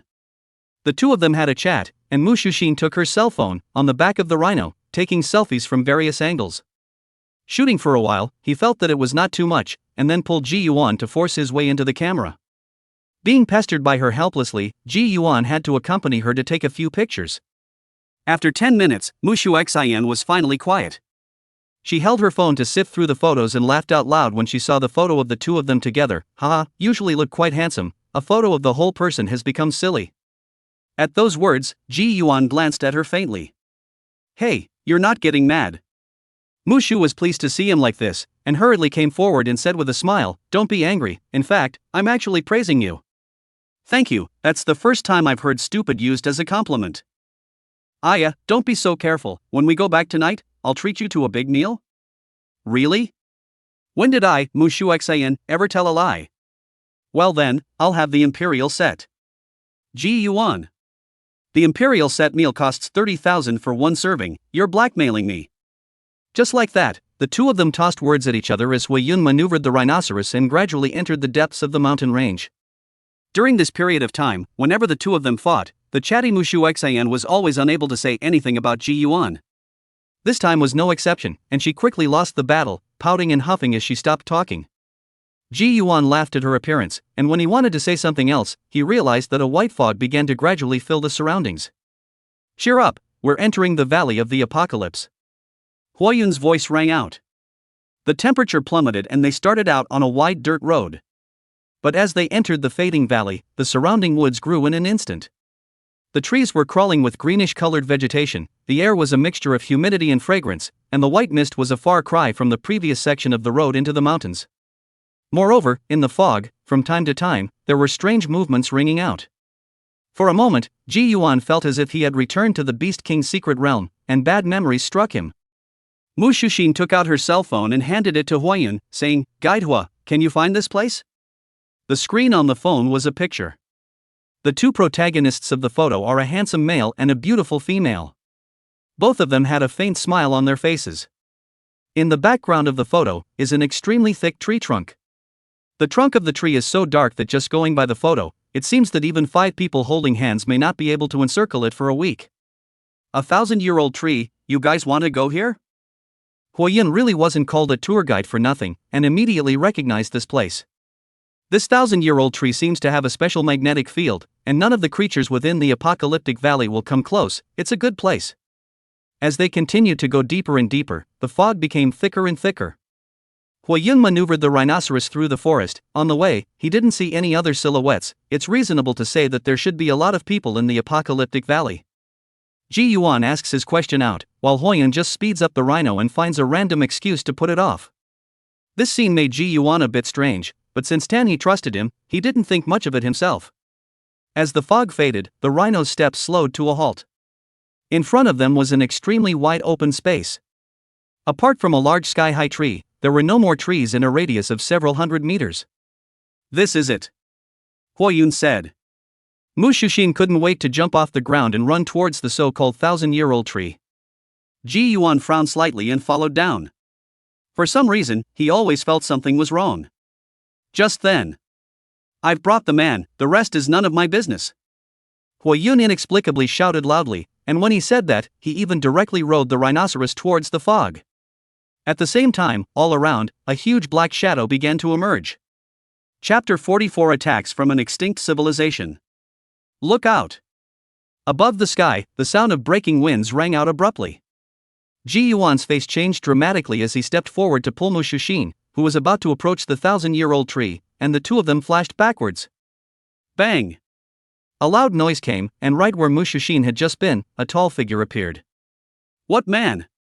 Mu Shuxin broke out into a cold sweat at the sudden loud noise. Only to see that the figure stood up, more than 4 meters tall, with an eerie face, a male. How could anyone grow 4 meters tall? Ji Yuan's heart beat wildly, and then he looked at the man's body, which was covered in black hair and had 4 pectoral muscles protruding from his chest. This, like a man and a monkey. Man-faced mad ape. At a glance, Mu Shuxian recognized the creature. Around them, thick fog churned and a black figure shot sharply toward the two. Ji Yuan's fists clenched, green-colored flames churned, and the youthful Qilin Rui beast violently appeared. Boom! The shock of the emperor-level bloodline erupted with a roar, directly dispersing all the dense fog, revealing one of the creatures that were shaken in place. Fiery storm. Ji Yuan's low roar rang out, and the underworld flame within the dimming body spread wildly in all directions like a storm. The terrifying temperature caused the air to distort, but that human-faced mad ape did not hide or avoid it, letting the flames burn his body as he walked towards the two with heavy steps. It's no use, the sphinxed mad ape is a fire nemesis. Mu Shushin's voice rang out. She had just frozen for a moment because of Dim's appearance. Immune to fire again. Is this a rare word or not? Ji Yuan mentally spat. Without waiting for him to switch his shining vampire den, he only heard a chirping voice, watermelon, use, blast wine strangle. Whoosh! A fierce wind rose up from the ground, and Ji Yuan clearly saw a snake-shaped light shadow rushing towards the neck of the human-faced mad ape. Only a light greenish glow appeared, as Mu Shushin cried out, strangle! Giggle! Blood flew, and the cartwheel-sized head of the human-faced berserk ape fell to the ground in a smooth manner. But that's not all. Mu Shushin stretched out his slender fingers and drew circles in mid-air. In Ji Yuan's line of sight, the serpentine-like shadow followed her gesture, carrying a blistering wind as it cut frantically at the sphinxed berserk ape. The human-faced berserk ape's vitality is extremely strong. Even if it is decapitated, it can still survive for at least 10 minutes. It must be completely killed in one go. Mushovhin explained to him. In just a few seconds, the 4-meter-tall sphinxed mad ape was cut into pieces, and fishy red blood flowed all over the place, the pungent fishy smell irritating the nasal passages. Ji Yuan froze and looked aside as Mu Shushin clapped his hands expressionlessly. With such a decisive kill, it's hard to conjure up images of her pretty and lively everyday life. Watch what I do, and when in danger in the wild, always strike decisively and leave nothing to chance. That's what Mom taught me, and I took it to heart. How's that for awesome? Mu Shuxian was a bit pleased to see his surprised look. Don't get too happy. Ji Yuan shook his head, his eyes staring and extremely confused. What the is Huiyin doing? From what he had just said he could tell that someone had been waiting here. The beasts pouncing around were stunned by Dim. The green and white Kirin Rui beast tilted its head high, the flames within its body fluctuating intensely. At this point, 3 silhouettes appeared directly in front of them. These 3 people wore blood-red clothes and had white tattoos painted on their faces, like natives living in the apocalyptic valley. How did this happen? In his ear, Mu Shushin murmured a low voice, and Ji Yuan heard a hint of panic from it. You recognize? He hastened to turn his head sideways. I've seen this kind of dress in ancient books, but there's no reason for it. Mu Shushin's eyes were filled with disbelief as she looked at Ji Yuan and said suspiciously, the way these people are dressed, they come from an extinct civilization. Extinction of civilization? What kind of far-out century terminology is this? Who are they running to? Crap! Mu Shushin quietly shouted, I used a special communicator to contact Old Tan, but it seems that the signal is blocked by some kind of power and can't be sent out. Ahead, the beasts that had been shocked regained their clarity and charged again.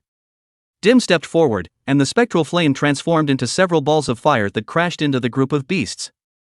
The terrifyingly high temperatures burned, coupled with their souls being scorched, the beasts were directly burned to ashes with only a few screams.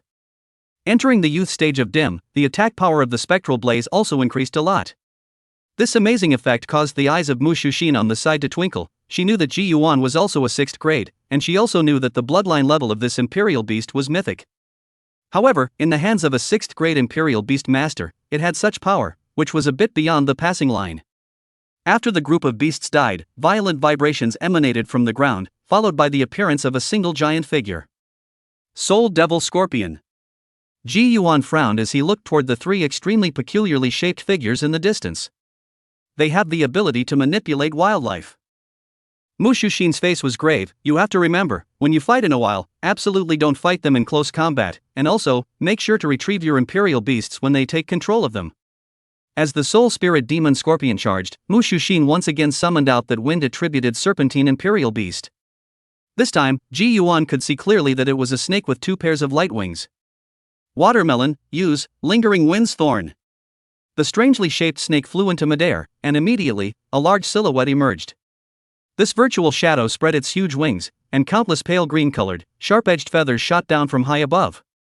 However, these seemingly sharp feathers folded the moment they collided with the demon scorpion shell, seemingly unable to penetrate its defense.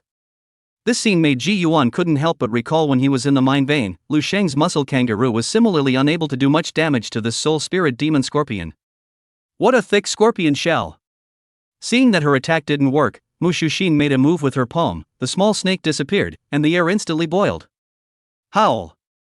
In the void, a huge black shadow covered in burning flames leaped out. Ji Yuan was surprised to find that it was actually a giant stone statue. Apples, smash them! As Mu Shushin's words fell, this rolling and burning giant stone statue leapt high into the air, and the terrifying body that weighed 1,000 pounds fell into the group of demonic scorpions, erupting into a shocking roar. Perhaps it did need to be more powerful, but Colossus swung both of its fists, and these soul demon scorpions were directly hammered flat. At this moment, Ji Yuan's eyelids twitched, and he couldn't help but sigh. This is the kind of fighting power that a famous family should have. In fact, during this period of time, he had already learned from Zhao Shan that Su Ziyin's status in the Su family was very low, and could even be described as marginal. Although she was a member of the Su family, she hadn't enjoyed any of the family's resources or nurturing. If it wasn't for the fact that her grandfather was the current head of the Su family, I'm afraid that Su Ziyin wouldn't even be able to stay amongst the family. Of course, Zhao Shan had also inquired about these hidden secrets from his father, Zhao Tianhou. At this moment, looking at Mu Shushin, who was also a member of one of the 5 great families, who was this strong, in comparison, he also had some feelings that being born in this kind of environment wasn't just lucky.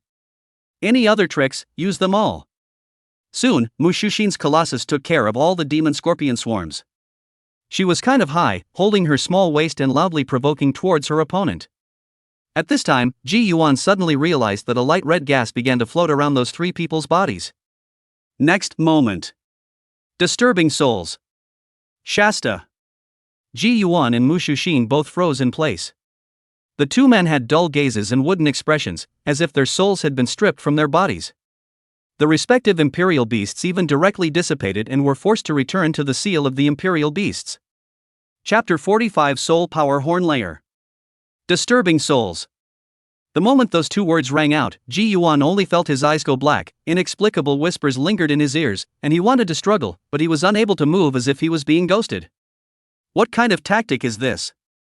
The whispers continued, making his insides grow anxious, a situation he had never been in before. He tried to call out to dim and shining spirit in his mind, but it felt as if the link to the 2 beasts had been severed. Brain racing, in the end, he decided to let it go. Sinking his mind, the disordered soul power in his body suddenly quieted at this moment and began to contract at the speed of light to the location of his heart. Bang! This time, he didn't suppress it, and the soul power that surged like waves broke through his body, sending out terrifying tremors. Moment. His consciousness returned to clarity. As the whispers in his ears dissipated and his vision came back to life, he was horrified to realize that the 3 strangely shaped guys were actually close at hand. Beside him, Mu Shushin, who had also lost consciousness, came back to his senses due to the stirring of his soul. She gasped sharply, her eyes filled with fear, and she looked at Ji Yuan in shock, but saw that the other party's face was pale. You.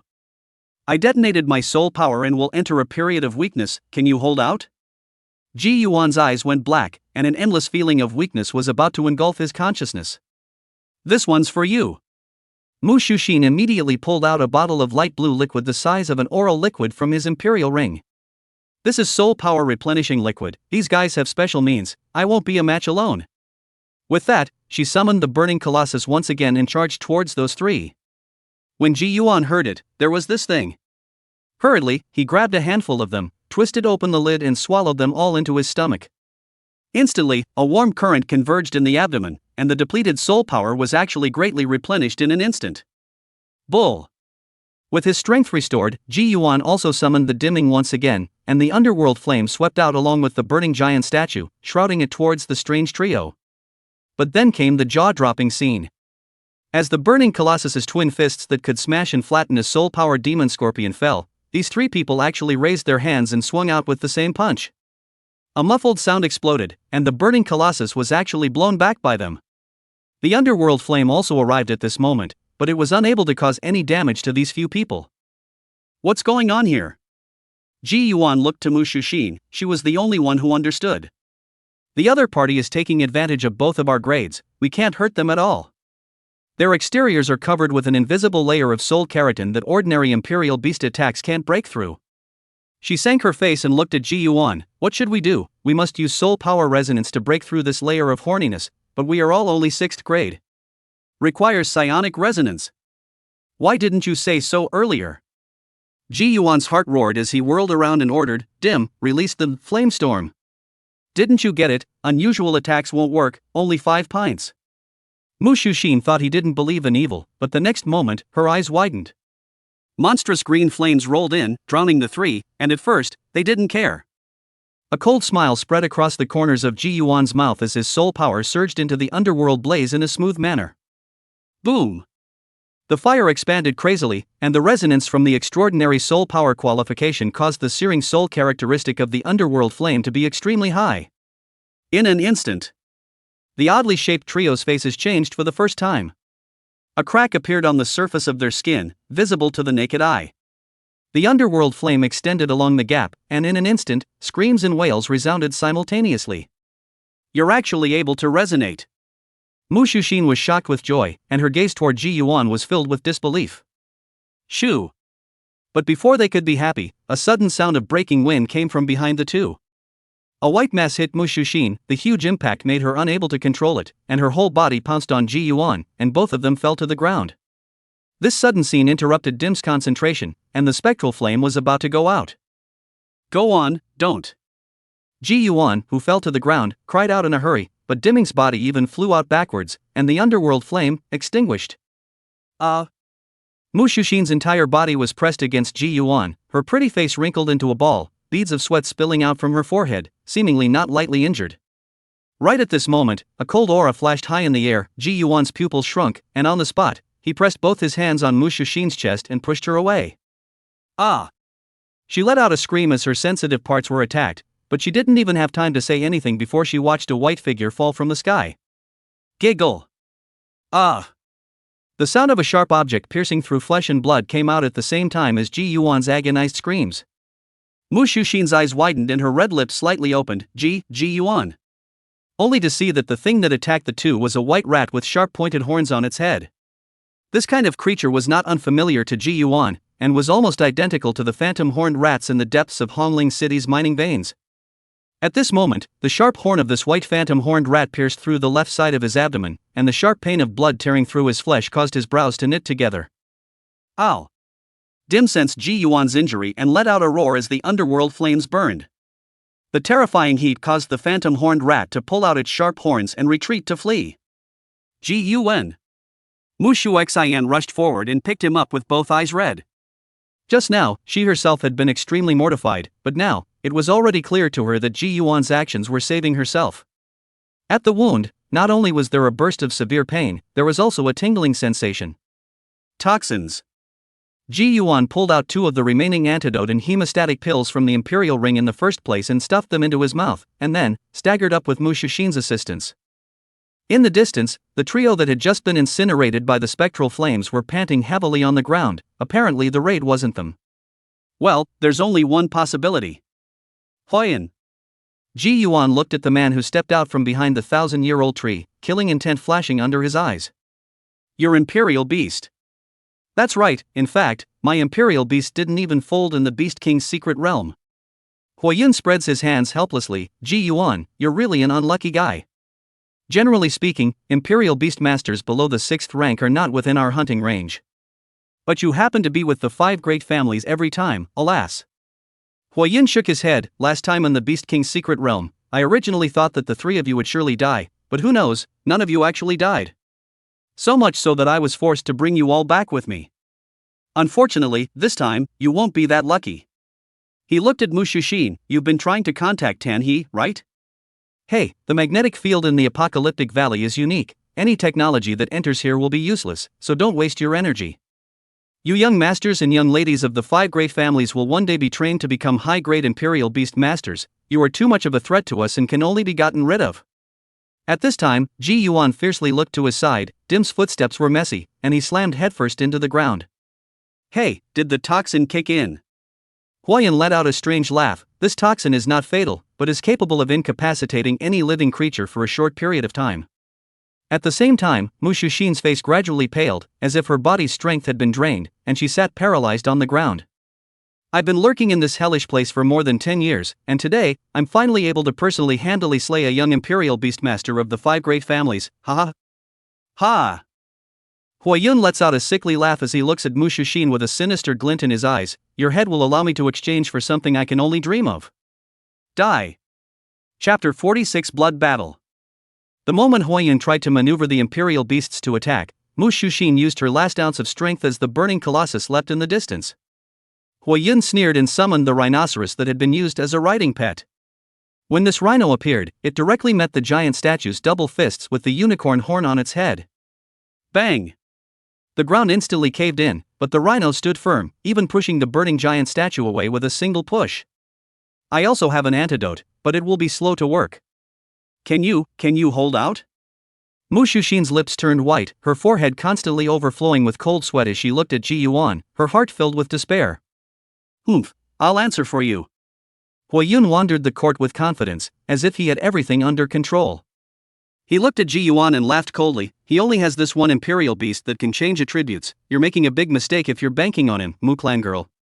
When Ji Yuan had deliberately dealt with Zhao Shan's words back in the Beast King mystic realm, Huayun had indeed taken them seriously. On the one hand, it was impossible for lightning creatures to exist in the Beast King's secret realm, which was repulsive to the forbidden crab. So at first, he directly ruled out the possibility of Ji Yuan contracting a new imperial beast in the secret realm. On the other hand, he had gotten accurate information from Tan He that Ji Yuan only had one imperial beast. Huayun thought that he had never revealed any flaws in his more than 10 years of lurking around, or else Tan He would not have entrusted Ji Yuan to himself during the trip to the Withering Valley in the first place. Tan He, surely, will not lie to him. Don't struggle, Mu girl, I'll be gentle. He smiled broadly and stepped closer. Ji Yuan's eyelids lowered, not realizing that the deliberate intention in the secret realm at the beginning had actually laid the groundwork at this point. Let him through. I'll let you do it before you move. Mushu Xian struggled to get up, but suddenly heard Ji Yuan whisper. Her eyes flickered. She didn't want to trust anyone else at a time like this when her life was on the line. But thinking about the scene just now where he pushed himself away, and the fact that he was in an extremely poor state right now, he can only choose to believe him. At this point, Ji Yuan let out a long breath, seemingly resigned to his fate, and took Dim back to the seal of the imperial beast.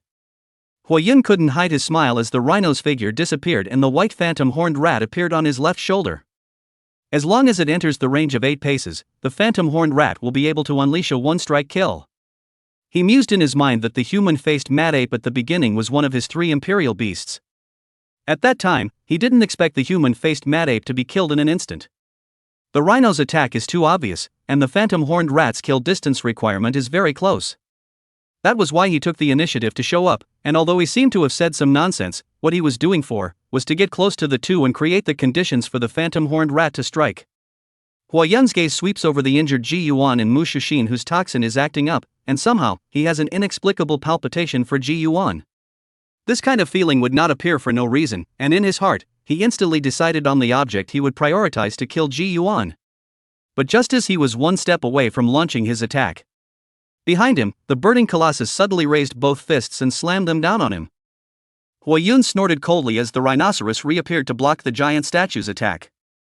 Bzzzzzzz. Suddenly, thunder rumbles. What? Huayun snapped his head back, only to see a dark shadow pounce on his face. Dance of lightning. As Ji Yuan's hissing roar emanated, Huayun felt like he was hit head-on by a car as his figure flew backwards, the electric attribute that had him screaming echoing through his body. At the same time, the dance of lightning bursts of electricity flew towards the rhinoceros, electrifying the big guy on all fours and swinging wildly. Ji Yuan didn't pause, and Shikora turned around. Behind them, the strangely shaped trio had come running wildly, just about to approach them. Ji Yuan stretched out his palm and roared, Shining Vampire, release, Berserk Explosion. Ho-hoo! Flashpaw bared his teeth and growled, electricity coalescing in his mouth, and in an instant. Bang! Bang! Bang! 3 balls of lightning light jetted out, hitting with unerring accuracy. Awa! Without the protection of the Soul Force corner layer, their flesh and blood were simply not strong enough to withstand this kind of attack, and they were directly annihilated under the terrifying explosion. As the aftermath of the explosion dissipated, 2 of the 3 were directly blown to slag, while the remaining one, it seemed, just happened to have regathered the corner layer of soul power the moment the attack arrived. A look of hijacking appeared on his face. But before he could catch his breath, electricity coalesced once again in the Shining Spirit's mouth. This time, Ji Yuan split a trace of his soul power. Bang! The loud sound that contained a soul-shattering sound echoed through the forest, causing all the nearby creatures to appear in a momentary trance. After taking care of the last weirdo, Ji Yuan turned around. Huayun lay on the ground, staring dead at the giant black wolf, his heart roaring. How could it be? How could he really have a thunder imperial beast? Mu Shushin, who was sitting paralyzed on the ground, looked at this suddenly reversed scene and gazed at Ji Yuan's thin back, her eyes flickering. I didn't realize that this guy was hiding so deep. After so many days together, even she didn't know that the other party actually had a lightning-type Imperial Beast. At the moment, offense and defense changed shape.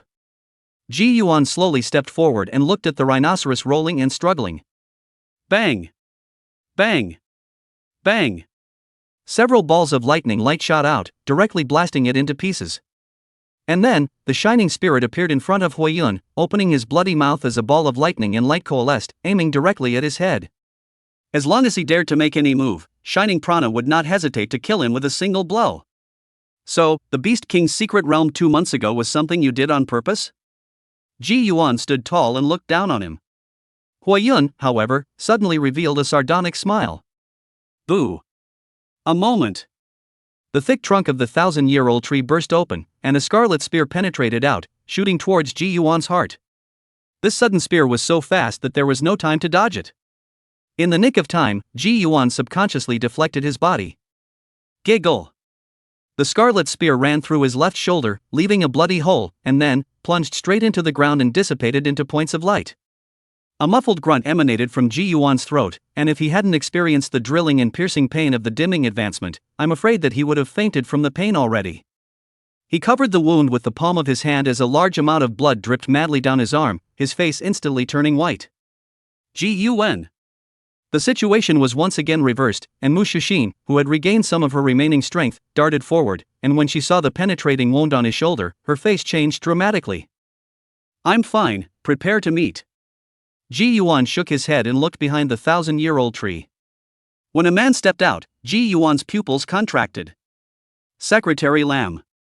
This unassuming person beside Tan He was the one leading all this today. Lin Huan. You actually managed to miss even a sneak attack. Huiyun got up from the ground and cursed. Secretary Lin ignored him and bent down slightly towards Ji Yuan, as he did every time they met, and he said, sorry about that. He then raised his hand and clenched it in the air. Swish! A scarlet spear coalesced out of thin air.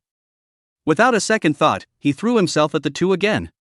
What he was aiming at, to be precise, was Mu Shushin. Secretary Lin moved too quickly, from the appearance of the spear to the throwing of it, in a mere flash of lightning. Chapter 47 The Unicorn on the left, the Wolf Lord on the right. The toxin in Mu Shushin's body hadn't been completely eliminated yet, and she could only watch as the spear shot out. At the critical moment, Ji Yuan used his body to push her away, and then, as the scarlet spear was about to pierce his head, he shouted, Shining Prana. Boom! The ball of lightning light swept out, colliding with the spear and creating an explosion that erupted into a deafening roar. Ji Yuan was sent flying by the aftermath of the explosion, tumbling over and over on the ground, and Shining Spirit approached in an instant, pressing his wolf's head against his torso. Mu Shushin also flew in at this time, waving her hand as a vibrant aura surged forth. She summoned a third Imperial Beast, which appeared to be a colorful butterfly. The moment the butterfly appeared, it immediately spread out patches of green light that surged into Ji Yuan's left shoulder wound. Instantly, Ji Yuan felt the sharp pain in his left shoulder ease and the wound was recovering with the naked eye. Mu Shuxian assisted him to get up, his eyes have a watery mist shrouded, do not know what to think. Seeing that yet another attack was ineffective, Secretary Lin sighed softly as he tilted his head and lamented, actually, I'm kinda enjoying this experience. With that, he lifted his hand and pulled at his shirt to tear it. Stab! The formal dress was torn, revealing a blood-red set of clothes. Immediately afterward, a white pattern began to emerge on his skin, as if it was some sort of mark or rune, extremely strange and bizarre. It was almost exactly the same as the three who had been killed earlier. What the hell does this represent? Be careful, this Ji Yuan somehow managed to create a resonance effect with only 6 grades, your soul power corner layer is useless against him. At the back, Huiyun looked at Secretary Lin's transformation with longing in his eyes. Then it's good to make it quick.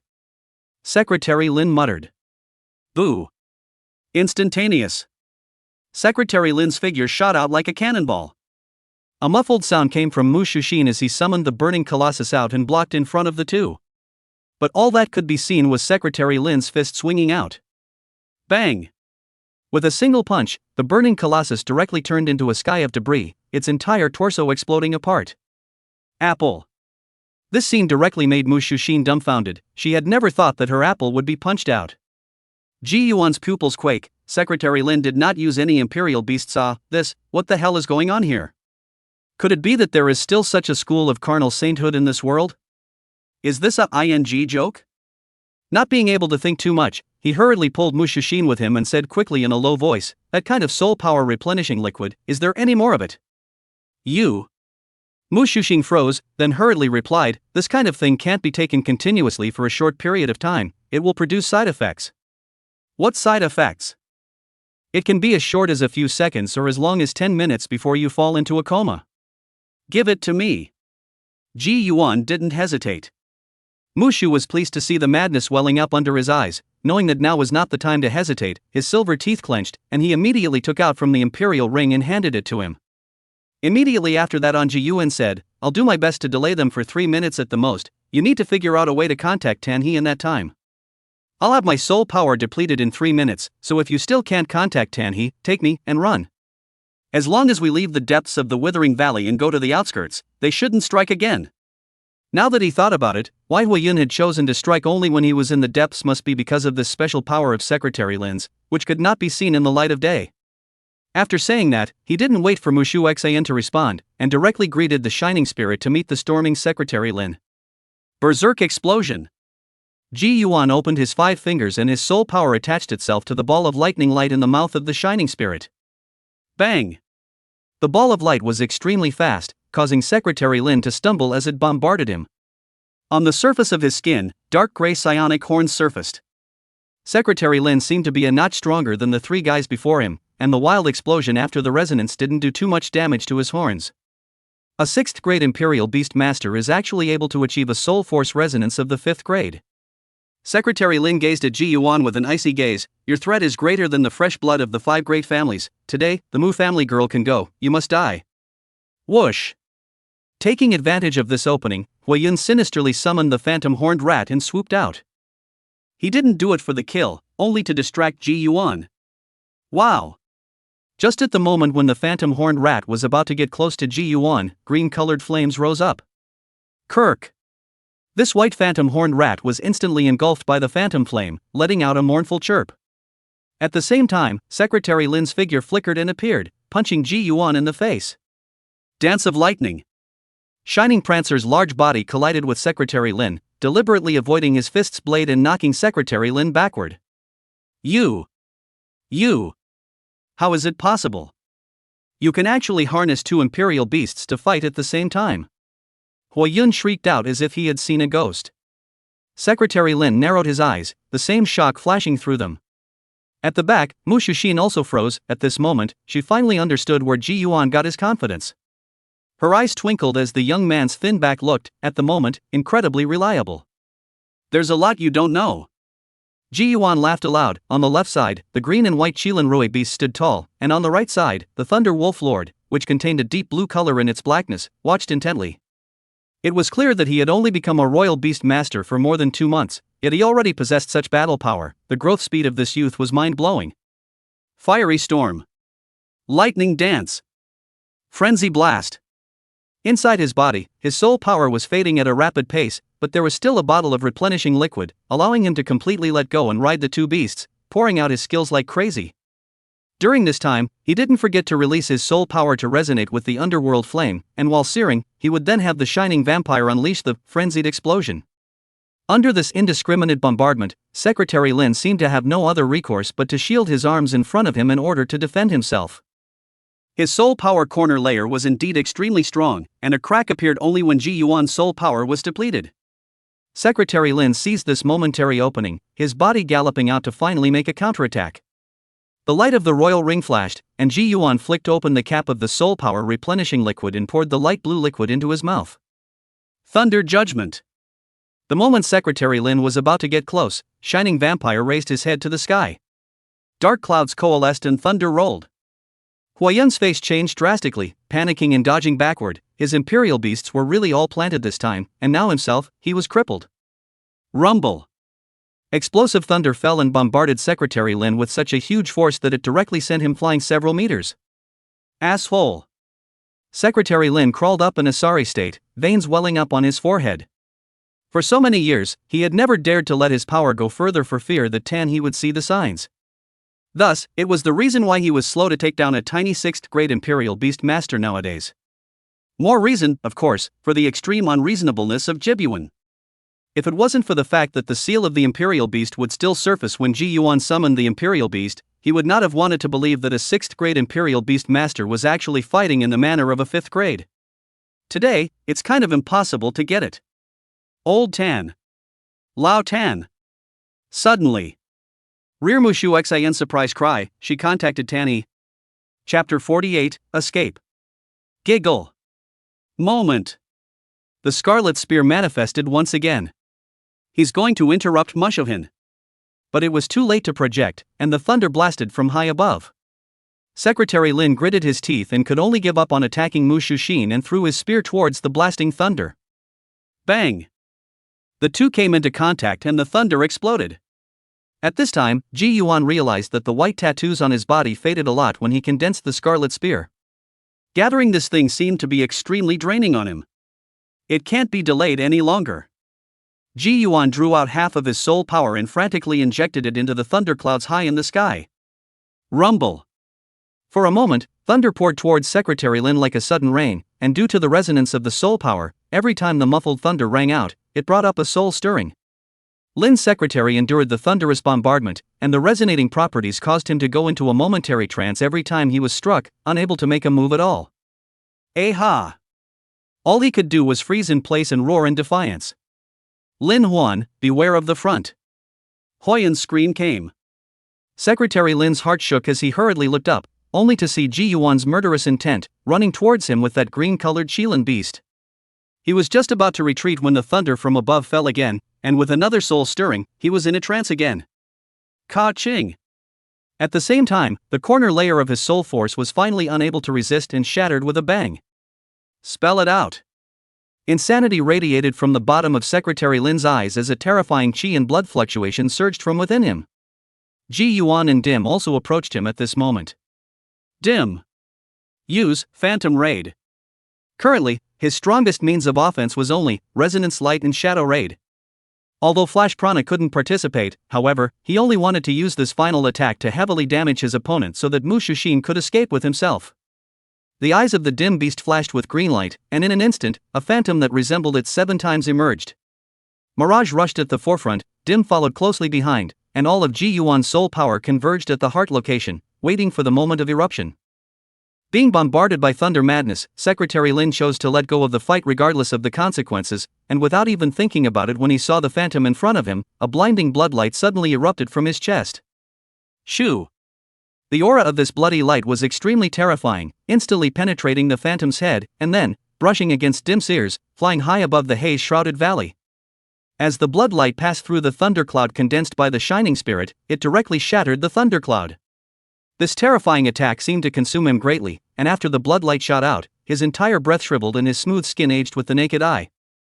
Dim stopped in his tracks, and in the back, Ji Yuan raised his right fist high and slammed it down hard on Secretary Lin's face. The soul power that had contracted to the extreme within his body poured out unreservedly along his fist. Bang! Without the protection of the soul power horns, the punch solidly blasted into Secretary Lin's face, blood interspersed with broken teeth splattering as his entire body was sent flying far away. By this point, Ji Yuan's soul power was completely overdrawn. He knew that the blow could not be fatal at all. Using the last of his strength, he climbed onto Dim's back and retrieved the Shining Spirit, allowing Dim to run towards Mushushin with all his might. Just after running half the distance, Ji Yuan lost consciousness. This time, the depletion was too complete, causing Dim to be forced to return to the seal of the Imperial Beasts. Ji Yuan fell to the ground in a smooth manner, and Mushushin hurriedly helped him up, and without even thinking about it, he directly skipped. Luckily, the Imperial Beasts were all destroyed, and Huiyin didn't dare to go after them at all, so he could only turn his head to help up Secretary Lin, who had collapsed on the ground. Back 2. Secretary Lin's appearance had aged like an 80-year-old man. Especially after having several teeth knocked out by Ji Yuan. His mouth opened slightly as if he was saying something. Seeing this, Huiyin hurriedly bent down to listen. But in an instant, Secretary Lin's face grimaced and actually hugged him. Aha! Miserable screams echoed through the foggy valley. Half a day later. Secretary Lin stood up and took a long breath. He resumed his original form, and at his feet was a white bone. Bah! He spat towards the white bones before looking at the long-gone Ji Yuan duo with cold eyes. Ji Yuan. A 6th grade royal beast master's battle power is comparable to that of a 5th grade. If we let him grow, it will be a hindrance to my clan's grand plan. This body has been exposed and can no longer be hidden. The Imperial Beast Alliance will respond soon, and the compatriots must be told to strike before they are detected by the Alliance. He didn't choose to go after them, but instead walked towards the depths of the apocalyptic valley. I don't know how much time has passed. Consciousness is gradually awakening from the chaos. A sob rang in his ears. Ji Yuan tried to open his eyes, but his eyelids were as heavy as lead. Soon he was plunged back into endless darkness. The first thing he felt when consciousness returned again was his head resting on some soft object. His body shook gently as he tried to open his eyes, his vision blurred and he seemed to be leaning on someone's lap. Jibyuan? Jibyuan. Mushuhin's voice rang out, but he couldn't respond because the darkness, once again, engulfed him. During this long slumber, Ji Yuan repeated a dream. He dreamed of a group of people clad in blood-red garments with white runes painted on their faces, surrounding him and whispering incessantly. As the men whispered, it was as if his soul was being drawn out of his body and left to gnaw at them. At that moment, he saw the faces of these people, and they were, all of them, Secretary Lin. Hiss! Shasta! Ji Yuan sat up violently, his back in cold sweat and his heart beating wildly. Awake! Quickly inform Mayor Tan that Ji Yuan is awake. A nurse heard the commotion and grabbed the door. That's when he realized he was lying in a hospital room. Outside the window, the night was dark. With an 4 tube attached to his hand, he covered his forehead as a sharp pain shot through his head from time to time. Jibyuan. Suddenly, a silhouette rushed into the hospital room. Before he could look away, his opponent wrapped his arms around him. The nice fragrance of osmanthus flowers drilled into his nose, causing Ji Yuan's headache to ease. But he still broke free at the first opportunity. Mushu Xin? What's happening to me? You've been in a coma for 3 days and you're killing me with worry. Unexpectedly, Mushu Xin hugged him tighter and tighter. Cough, cough. At this time, a coughing sound rang out, and Mushu Xin's petite body tightened, hastily bouncing away, turning her head and smiling awkwardly. You're there too? After giving his daughter a breathless look, Tan said seriously to Ji Yuan, the rules for the downtown competition have changed. And it's not just the downtown competition, it's the national downtown rankings that are going to see big changes. Mushu Xin stood by the side, her small hand pinned on her brute waist, and said somewhat unhappily, Old Tan, Ji Yuan has only just woken up, can't you let him rest? Tan ignored her, and Ji Yuan frowned, guessing, is it because of what we went through this time? Yes. Tan nodded, after you guys, in the past 3 days, assassinations of varying degrees have occurred in all the other cities. These damn gutter rats, actually lurking so deep. Tan's face was gloomy, and his eyes were filled with indifference. These people, what are they, really? Ji Yuan leaned against the hospital bed, his heart filled with endless doubts. Soon after, Tanha uttered an unheard of epithet. Cursed Soul Nation. Chapter 49, The Remnants of the Cursed Soul Kingdom. Cursed Soul Country? Ji Yuan was confused, he had never heard of such a country existing in the world. He put his question forward. Mushu Xin wrapped both hands around her chest and answered, in the ancient century, there were 3 major countries, the Cursed Soul Country, the Kuera, and our Great Xia. Our Great Summer has been dominated by imperial beasts since ancient times, and we follow the contractual method of growing up together with the imperial beasts and relying on each other. As for the Kogi era, they are more keen on developing technology than the imperial beasts, arming themselves and the imperial beasts with the power of technology. Since ancient times, Xia and Kuera have been inseparable allies, and to this day, the relationship between the 2 countries is closely linked. Only the Cursed Soul Kingdom is full of crazies. Mushu Xin clenched her fists with an angry look. The philosophy of the Cursed Soul Kingdom is to abuse imperial beasts and devour souls. They have a bloody and cruel unique method of growth. The people of the Cursed Soul Kingdom are brutal, bloodthirsty and warlike, and in the ancient centuries, they once waged the battle known as extinction. The source of their power is just too bizarre, and with their soul power corner layers and unique fighting style, they beat the Great Summer Kingdom and the Section era back in their initial encounter. Eventually, countless predecessors discovered the resonance of soul power in battle before they were able to crack the soul power corner layer. The Cursed Soul Kingdom's ultimate end, being destroyed by the joint efforts of the Kuera and the Great Xia. With the end of the science, Mu Shushin looked at Tan He with a smile. How about it, old Tan? There's nothing I've said that I've missed, right? Big difference. The Lord Mayor added, one more thing, in the ancient century, when the Cursed Soul Kingdom was destroyed, their core secret method was lost and not found. In order to avoid its comeback, the Imperial Beast Alliance has established the rule that once an Imperial Beast Master's rank reaches the 5th grade, he must report to the Alliance. For one thing, it's a reserve of power for the war that might happen in the future, and for another, it's to prevent the remaining members of the Cursed Soul Kingdom from secretly weakening the power of the Grand Xia. These gutter rats hide very, very deep and are extremely difficult to detect. Tan He's eyes flashed with coldness. He really didn't expect that Secretary Lin, who had followed him for many years, would actually be a cursed soul remnant. After hearing everything, Ji Yuan truly came to a realization. So much for stringing it out. This trip forward to the apocalyptic valley, he also realized that the so-called rich ecology inside was actually not as godly as it was boasted on the internet. Think of it as a conspiracy. Hui Yun is one of the driving forces behind it. He portrayed himself as a professional tour guide, and if the people who hired him to lead the way were irrelevant, he simply worked normally and waited his turn. But once he encountered certain young masters and young ladies of families with big hearts, he would reveal his claws and teeth, and collaborate with the people in the valley to eat these people up. Then, having accomplished their goal, they can take the opportunity to disappear and move again in a different place. From this siege, Hui Yun had said that Mu Shushin's life would allow him to exchange it for items he could only dream of. Suffice it to say, this cursed soul remnant not only retained, perhaps also formed a not bad power. And last time, the swarm of things storming, in the vein. Later, Ji Yuan heard Jia Shan mention that not only were Su Ziyin and Xiao Lingjia in the vein that day, but the Zhang and Jiang families, likewise, had people in the mine. And the suddenness with which the swarm of objects went berserk had, perhaps, something to do with these remnants of the cursed souls. On second thought, could the third-ranked Imperial Beast Master who died under the mobbing of the herd of things years ago have been a well-planned pit kill? Undercurrents, ah. What are you thinking? Mushu was pleased to see Ji Yuan's gloomy face and asked out loud. He voiced these things he associated with him, much to the approval of Tan He's father and daughter. Regarding the matter of the apocalyptic valley possibly being a hideout for the remnants of the cursed souls, I've already reported it to the Imperial Beast Alliance, and they'll send someone to investigate. What you need to do now is to get well as soon as possible and be in perfect shape for the downtown competition. Tan He's face was pleased. This time, I've heard all about it from Shushin. Your kid is really surprising. Well done, a man of honor. He reached out his hand as if he wanted to pat Ji Yuan's shoulder. He's got a wound in his left shoulder. To the side, Mu Shushin delicately shouted. Tanha's hand stopped in mid-air, going nowhere. Let's rest first, and about the rule change for the downtown competition, we'll talk about it tomorrow.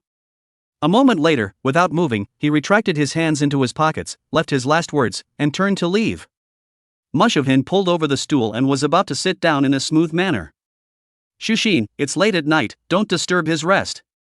Tan He's voice came from the doorway, and Mu Shushin's movements lurched, a touch of shame welling up on her face. Bye-bye. She reluctantly dropped the sentence and followed.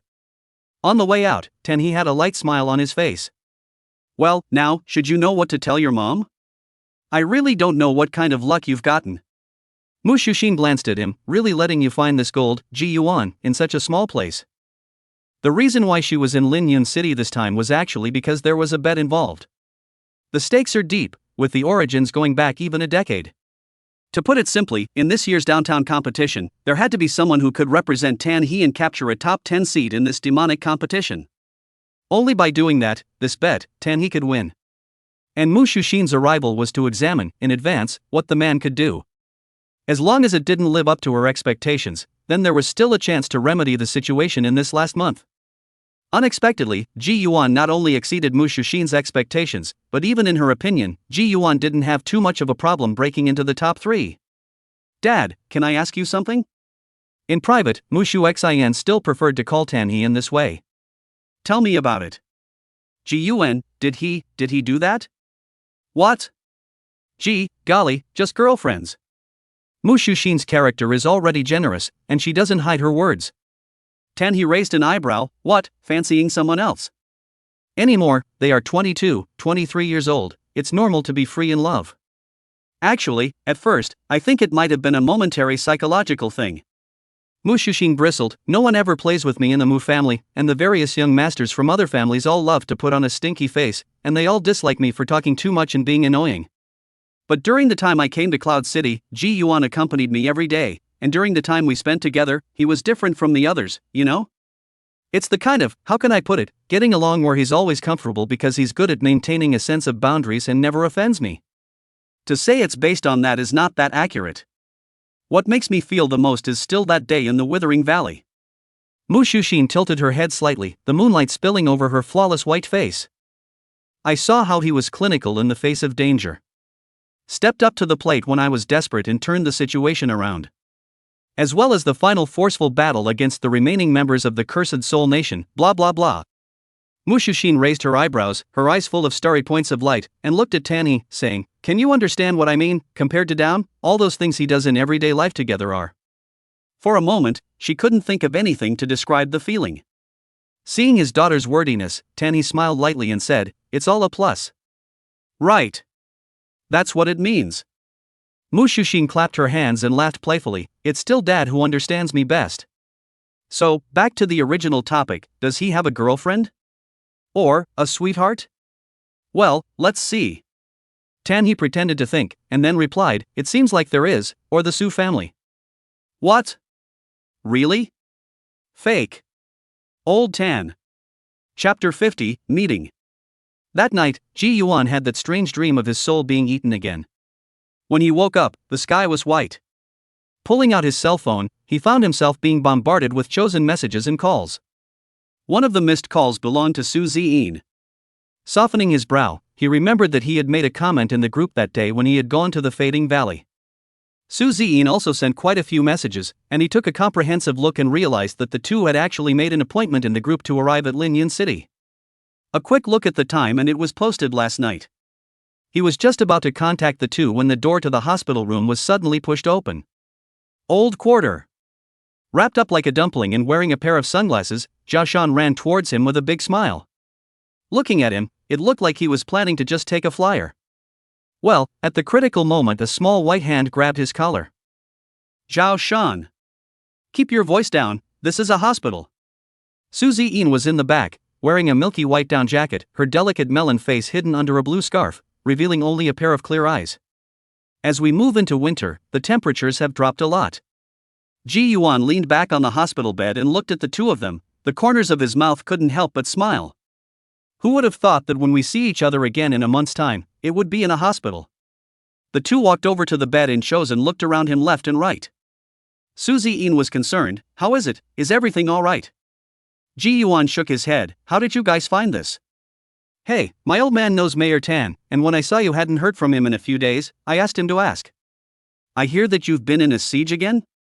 Zhao Shan looked at him with some admiration. This time, it's that what's her name Zhang Jilin again?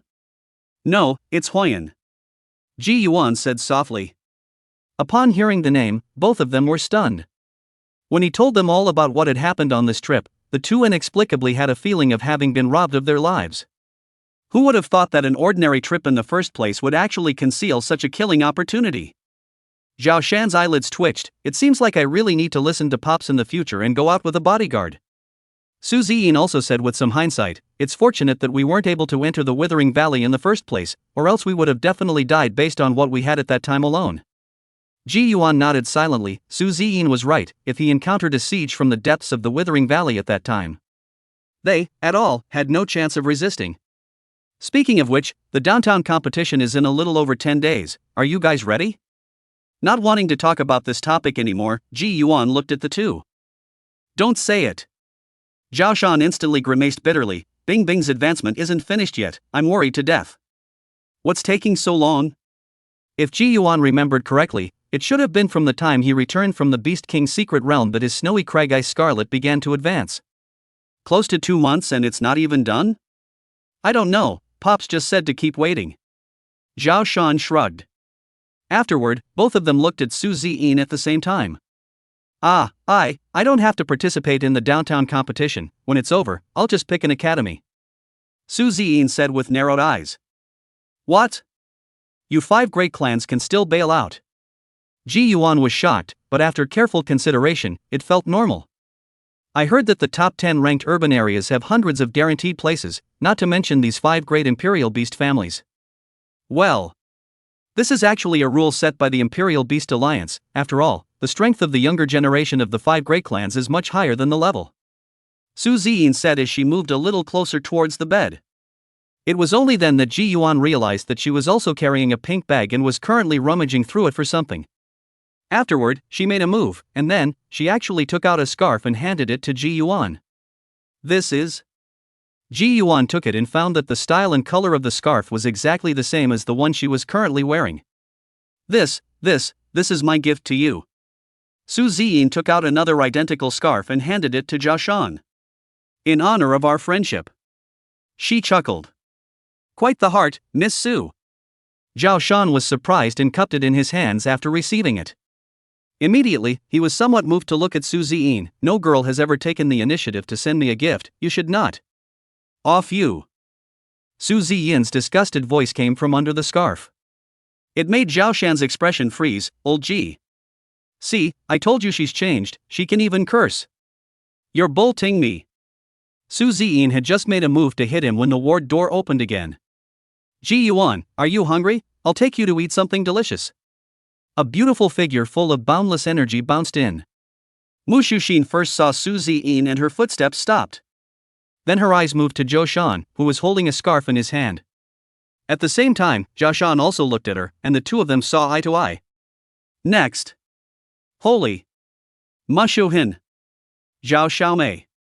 Why are you here? The two men spoke in unison, their faces filled with wonder. You know each other? In the hospital bed, Ji Yuan froze. Zhao Shan went around to the other side of the bed, lying on the head of the bed, and said in a depressed manner, Old Ji, why is she here? How do you know her? Shu Xian is Uncle Tan's daughter. This trip to the Withering Valley, I'm going with her. She's Tan He's daughter?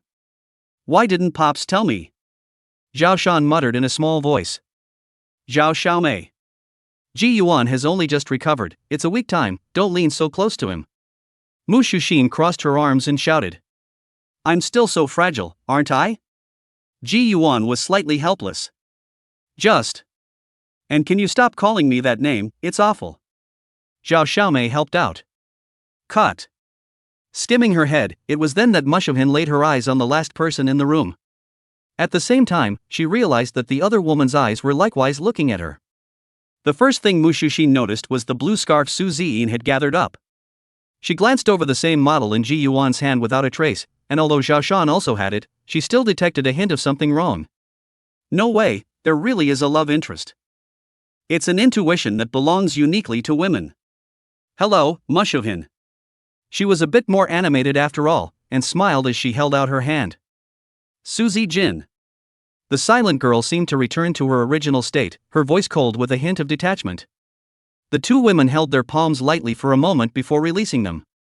After Mu Shuxin smiled, she turned around and walked to Ji Yuan's bedside. Su Ziyin stood frozen in place, her eyes coalescing on Mu Xian, her heart in chaos. Pretty lively. Tanha showed up a few minutes late. Upon seeing this mayor, Zhao Shan and Su Ziyin both greeted him politely. Sorry little ones, Jibyuan and I have something to talk about, so excuse us for a moment. Tan He had a kind smile on his face. Okay, Uncle Tam. Zhao Shan immediately got up and left, and Su Ziyin followed behind, looking back at Ji Yuan, or rather, at Mu Shuxin, who showed no signs of moving beside the bed. You get out too. Mu Shuxin, who was just about to sit down, was similarly kicked out by Tan He. By now, only Tan He was left in the room. The rules of this contest are sky-high and troublesome. Finding a place to sit, the Lord Mayor went straight to the point. Chapter 51, Tan He's Past, the Real Reason Why. The extra words will not be said. Tan He spoke leisurely. Because of this exposure of the remnants of the cursed soul, the Alliance realized the drawbacks of the downtown ranking. They're going to consolidate 120 municipalities and rezone them. After planning, the Imperial Beast Alliance, the 3 great academies, and the 5 great clans will each manage a city. And then, the remaining downtown areas, all of them merged into new areas, and those areas they'll divide up in gold, silver, and bronze. The changes downtown are enough for you to know for now. Next is the point. In the past, you needed to win a minimum of 15 battles as a representative of a city outside of the 90 to claim a top 10 seat by challenging the top 10. According to the previous rules, the top 10, which is one person from each of the top 10 ranked urban areas, is directly set. And with this rule change, 120 municipalities, each with only one representative, will compete together. There are 7 rounds in the tournament, and each round is crucial. In the first round, 120 people drew lots to fight. The winner advances and the loser is eliminated. That means at least half of the people will be eliminated in each round. In the second round, the 60 people who advanced drew lots to fight. In the third round, the 30 people who advanced draw lots to fight. In the fourth round, since there are 15 people advancing, one of the drawers will take a turn and go directly to the next round. In the fifth round, 7 people will advance, and after the drawers of the empty rounds are filled in, the 8-into-4 duel will begin. In the sixth round, the 4 who advance will draw lots again, and the winner will advance to the finals. 10. He let out a long breath as he spoke. Remember our original agreement?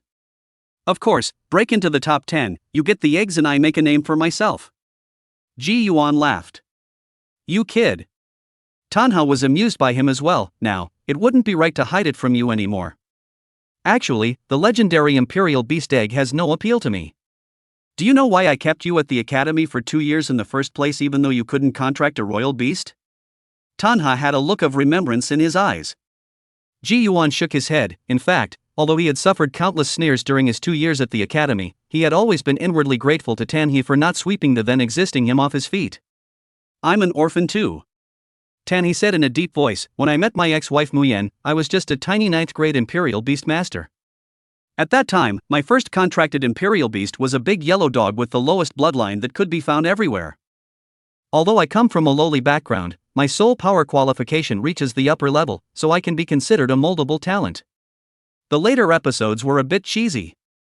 Tanhe smiled faintly, and although he said so, there was tenderness in his eyes. Mu Yan brought me back to the Mu family. Because of my high qualifications and good talent, with the Mu family's financial support, it took me 5 years to move from the 9th rank to the 4th rank. Becoming a 4th grade Imperial Beast Master also gives you the qualifications to marry Mayan. As the words came to this point, the divine substance in Tanhe's eyes turned and flashed with coldness. After marriage, according to Mu family tradition, both husband and wife will be able to obtain a legendary bloodline Imperial Beast Egg. For a Royal Beast Master to advance to the 3rd grade, they must possess at least one of the legendary grade royal beasts. Ji Yuan's 2 eyes narrowed. There is this kind of restriction. After that, I used 1 year to step into the 3rd grade, becoming the youngest 3rd grade Imperial Beast Master among my generation. Although Tanhe spoke calmly, Ji Yuan was still able to feel how spirited he once was. 6 years, leaping from a nobody to the youngest 3rd grade Imperial Beast Master, although it sounded long, it was actually already considered an absolute genius. Hey, ever since I advanced to the 3rd rank, rumors have been circulating in the outside world that the Mu family is going to change its name to Tan from now on. Even if I never had any dissenting thoughts, but the Mu family ultimately chose to let Mu Yan and I break up once and for all out of scruples. After all, at that time, I was still only a 3rd rank, and I was still able to control it, and they were afraid that if I advanced to the 2nd rank, I would really take over their precious family. Tanhe raised his head and gazed at Ji Yuan, a blazing fire burning in his eyes. Do you know what can never be eliminated between people? Prejudice. For the sake of Mu Yan, I obeyed the Mu family at their word, and at that time, among the 5 great clans, no one of my peers or even the older generation of 3rd grade Imperial Beastmasters was my enemy. Utilizing my strengths, the Mu family seized countless resources in the competition. I won all the key battles for the Mu family, and ultimately succeeded in sending the Mu family into the Imperial Beast Alliance. After all that, but when they tried to kick me out, you know what they said? An orphan, someone from a small place, climbing high into the Mu family for the sake of turtling. Tanhe smiled faintly, but there was only disappointment and mockery in his smile. They said that without the Mu family's cultivation and the legendary great Imperial Beasts from my marriage, I would always be nothing more than a backgroundless, obliterated Imperial Beast Master. They also said that if people like me don't come to climb high up the ranks of famous families, they will always stop at the 4th rank. It was then that I realized that even if I did well, in the eyes of these people, I was still an outsider who had intentions and coveted the family's heritage. So, I choose to destroy the contract, return the legendary Imperial Beast, and return any penny they've spent on me in the past 6 years. The year I detached from the Mu family, Shushin had already turned 12. In order to humiliate me and for future security, the Mu family used the freedom of both their mother and daughter as a wager to make a bet with me. Speaking of this, he clenched his fists tightly, as if he had returned to that day. The downtown competition is one of the most important events for the Imperial Beast Alliance. Contestants' age must be under 25. The Mu family is betting on the results of the downtown competition for a 10-year period in 3 downtown competitions. As long as I can cultivate a royal beastmaster who breaks into the top 10 during this period, the Mu family will lift the house arrest on the mother-daughter duo of Mu Yan and return them to freedom. Next month, it's the last chance. That's the real reason I want you to break into the top 10. After telling him everything in full, he collected all his emotions and looked at him quietly. Ji Yuan was silent. I didn't expect that he had such a past, nor did I expect that Mu Shixin's situation would actually be so difficult. House arrest. All the glitz and glamour on the surface is really all holes in the dark. With the forced separation of her parents and house arrest since childhood, it's hard for her to still have that lively personality. So, this time Mu Shuxin? If you're under house arrest, then why are you out? Oof. He sneered, don't think that the people of these clans are all cuties, this bet is a young plot for them. Whether I win the bet or lose it, it will be extremely favorable to the Mu family. And Shuan, they put out on purpose, a less deliberate tool of testing. This child can't hide things since she was a child. When she goes back, she will definitely be questioned by the Mu family. Then, the Mu family will respond according to Shuan's words. Don't worry, any information about you won't get out to the Mu family. Chapter 52 Gifts. The only thing I've let out is that you have a fire imperial beast, the rest is unknown to the outside world. He looked like he was a veteran. There's also Zhang Jilin. The reason why I let him go by your hand is the same reason why I'm preparing for the downtown competition. As for what will happen, allow me to sell it, you'll understand when you break through the 4th round of the tournament. At your service. Ji Yuan smiled. He's honesty at this moment was also a disguised proof that he didn't have any intention of harming him.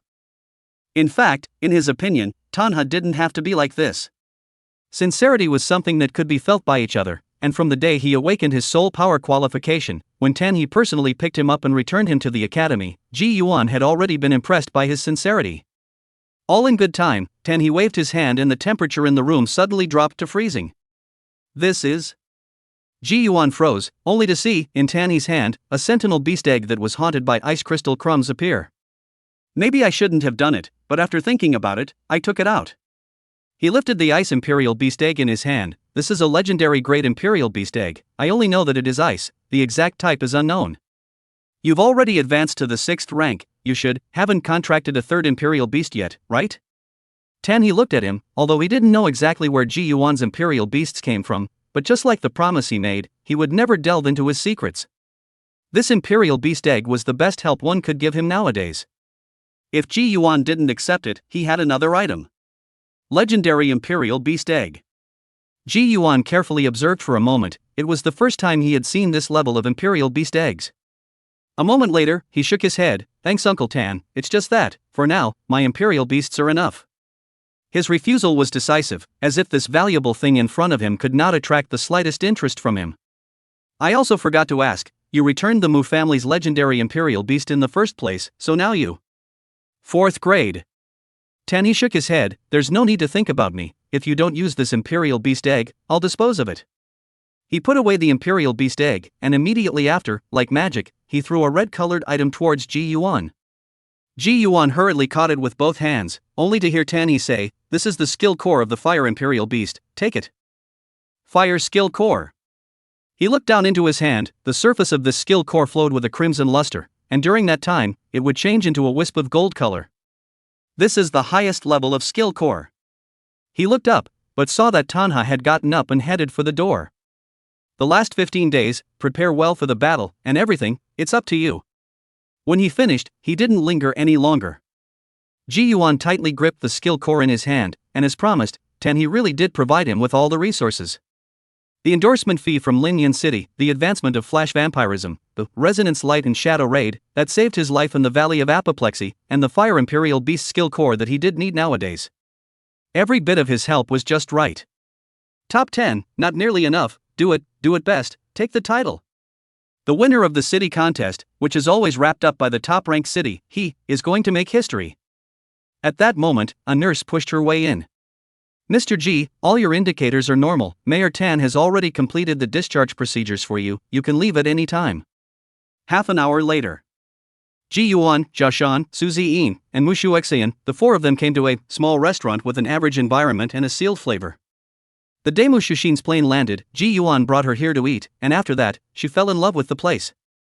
The restaurant was doing well, and the four of them attracted a lot of attention when they were seated. Su Ziyin removed the scarf, revealing that fair and flawless melon face with slightly drooping eyelids, a look of an iceberg beauty. Mushu Shin's long burgundy hair was casually draped over her shoulders, and her delicate cheeks were full of vigor with a light smile. These two distinct, yet exceptionally stunning beauties were not the center of attention. You, hello. A timid voice rang out. The four of them raised their heads, only to see a girl wearing glasses, carefully looking at Ji Yuan and saying, Can I take a picture with you? Zhao Shan blurted out, looking at Ji Yuan with a shocked expression. The latter held his forehead as a representative of the downtown area. The essential step was naturally to build momentum. Under the operation of Tan He and a group of endorsers, the current Ji Yuan can be regarded as the city's current superstar. A rising star of the imperial beasts who is more popular than any entertainment star. In fact, during the days when he accompanied Mushu Shin on his shopping and eating trips, he was already being chased for pictures, autographs, and so on. Excuse me, oh little sister, we are eating oh. At that moment, Mushu Xian stood up with a swish and crossed her arms in front of her body, shaking her head. In those days, she was also the one who blocked one group of photo fans after another. The little girl bowed her head and left. Jia Shan looked at her back, turned his head and laughed strangely. Well gee, you're not hurting your fans' hearts. If it were me, I wouldn't even hug her, let alone take a picture. Unexpectedly, on the table, not only Ji Yuan, but also the two women said in unison, get lost. Being scolded by all three at the same time, Jia Shan's smile instantly disappeared, and then, indignantly, he said, I want to go back to Hongling City. His appearance made Ji Yuan laugh dumbly. Alright. I'm curious, how do you and Shushin know each other? Often go to Mu's house with my mom. Once you're there, you're there. Zhao Shan said truthfully. His mom and my mom are close friends, bosom buddies. Mu Shushin added from the sidelines. Can you go to Mu's house often? What's your name, auntie? Ji Yuan came to be interested. Zhao Shan bristled and said, my mom is a daughter of the Jiang family. Good guy, feelings of this table, only one ordinary person himself is it? However, according to the rules of the five great families, shouldn't Zhao Shan be surnamed Jiang? Soon, Ji Yuan was reminded of the scene of Zhao Tianho falling from the sky on a griffin when he was in the vein. His grade was definitely not low, at least a third grade. Perhaps, it was because Zhao Tianho himself was powerful enough to break certain rules. It wasn't long before the food was served and the four of them began to move their chopsticks. During that time, Su Ziyin had always seemed silent, mostly keeping her head down and not saying a word. And Zhao Shan and Mushu Shin lived up to their resemblance. The two of them never stopped talking. You and I, east and west, everything came over. What made people feel the strangest was Mushu Shin, who talked quite a lot and still managed to separate her heart to give Ji Yuan a hard dish. Ji Yuan, this is delicious. Ji Yuan, this is also delicious. Wow. You try this, it's fantastic. He couldn't even move his chopsticks before the bowls were piled high. I mean, it's not like old Ji is crippled. Why are you doing this? Even Zhao Shan, who was sitting on the opposite side of the table, couldn't look at him and spat. Ji Yuan was also a bit speechless. Was this woman playing a game of high stacking? Oh. Sorry. Mushu Shin also reacted at this time, blinked her eyes rapidly, stopped talking, and buried her head in dry rice. It's over, love rivals at the same table, too much tension. While she was mentally cursing herself, Su Ziyin on the side was carrying a bowl, her eyes glancing over Ji Yuan and then Mushu Xian, before she also buried her head and silently dried her rice. The sudden silence in the atmosphere caused Ji Yuan and Zhao Shan to be a bit puzzled. For a moment, Chosen said, by the way, old quarter, I forgot to tell you that I don't have to enter the downtown competition either. Chapter 53 Execution by the Red Flame. After the meal, Zhao Shan, Su Ziyin, and Mushu Xian bid farewell to Ji Yuan. All three had flights in the afternoon, and the timing was a little later, so the three of them just happened to be traveling together in a group to the airport. On the way back, Ji Yuan couldn't help but sigh. The young masters and young ladies of these five great families really had their benefits in place. Guaranteed admission to the three major colleges, not to mention the fact that you don't even have to participate in the competition.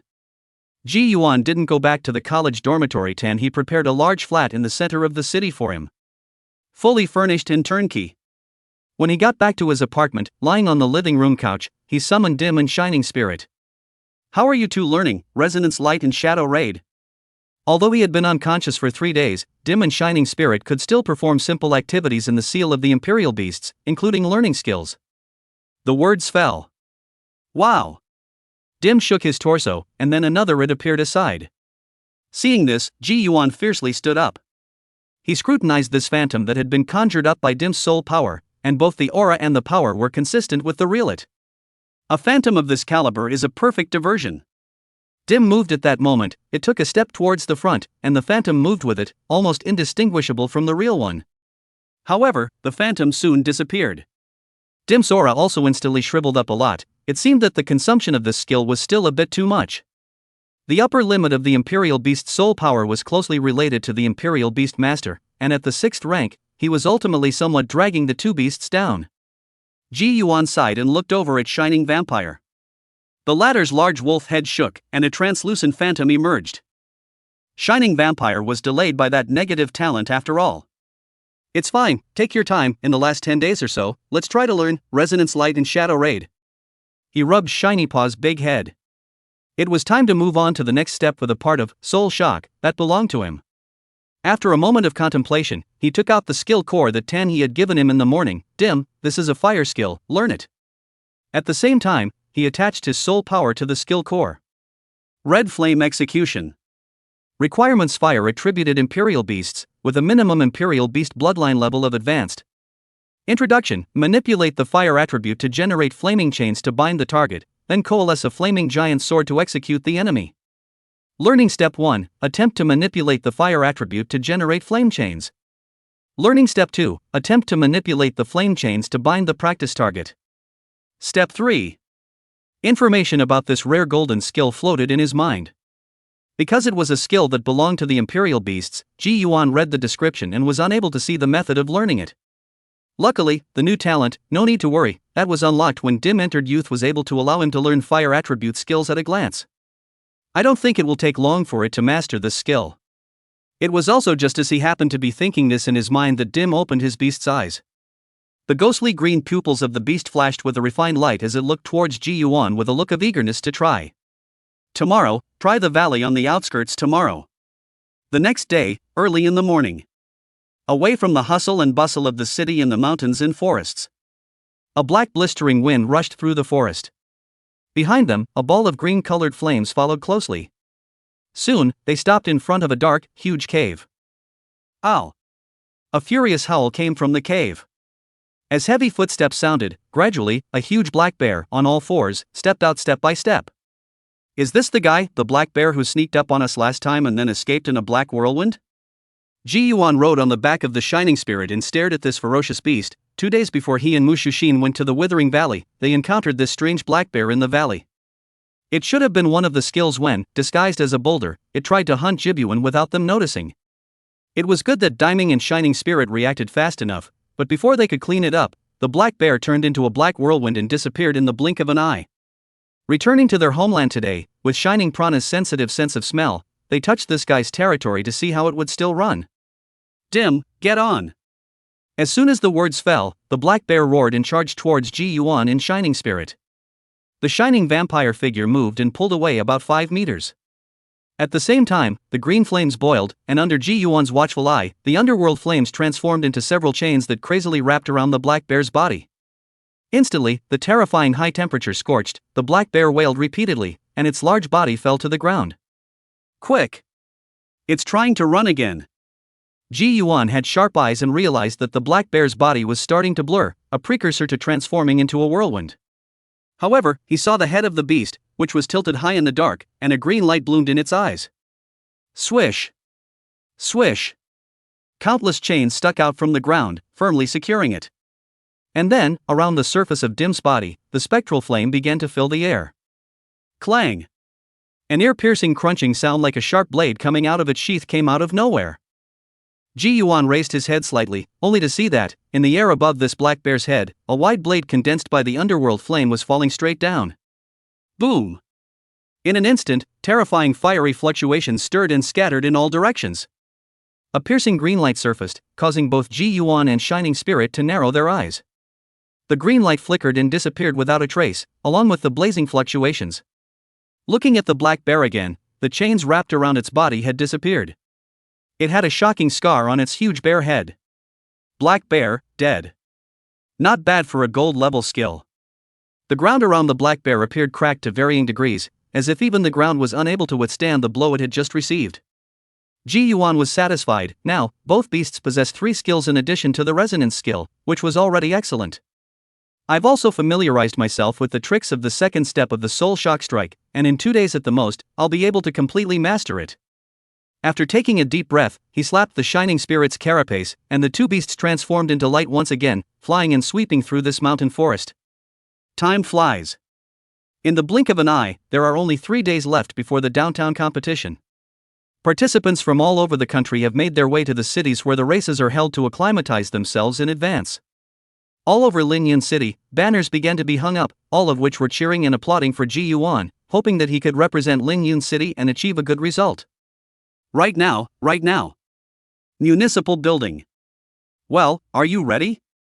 The old handsome mayor with gray sideburns sat in his chair and looked at the handsome young man in front of him with a smile in the corner of his eye. Ji Yuan smiled and nodded in response. Of course, when do we leave? The location of the downtown competition was a city called Maxian, which was extremely far away from Linyun City, and I'm afraid it would take 2 days if I took a plane. Now. After saying that, He got up and gestured for him to follow him.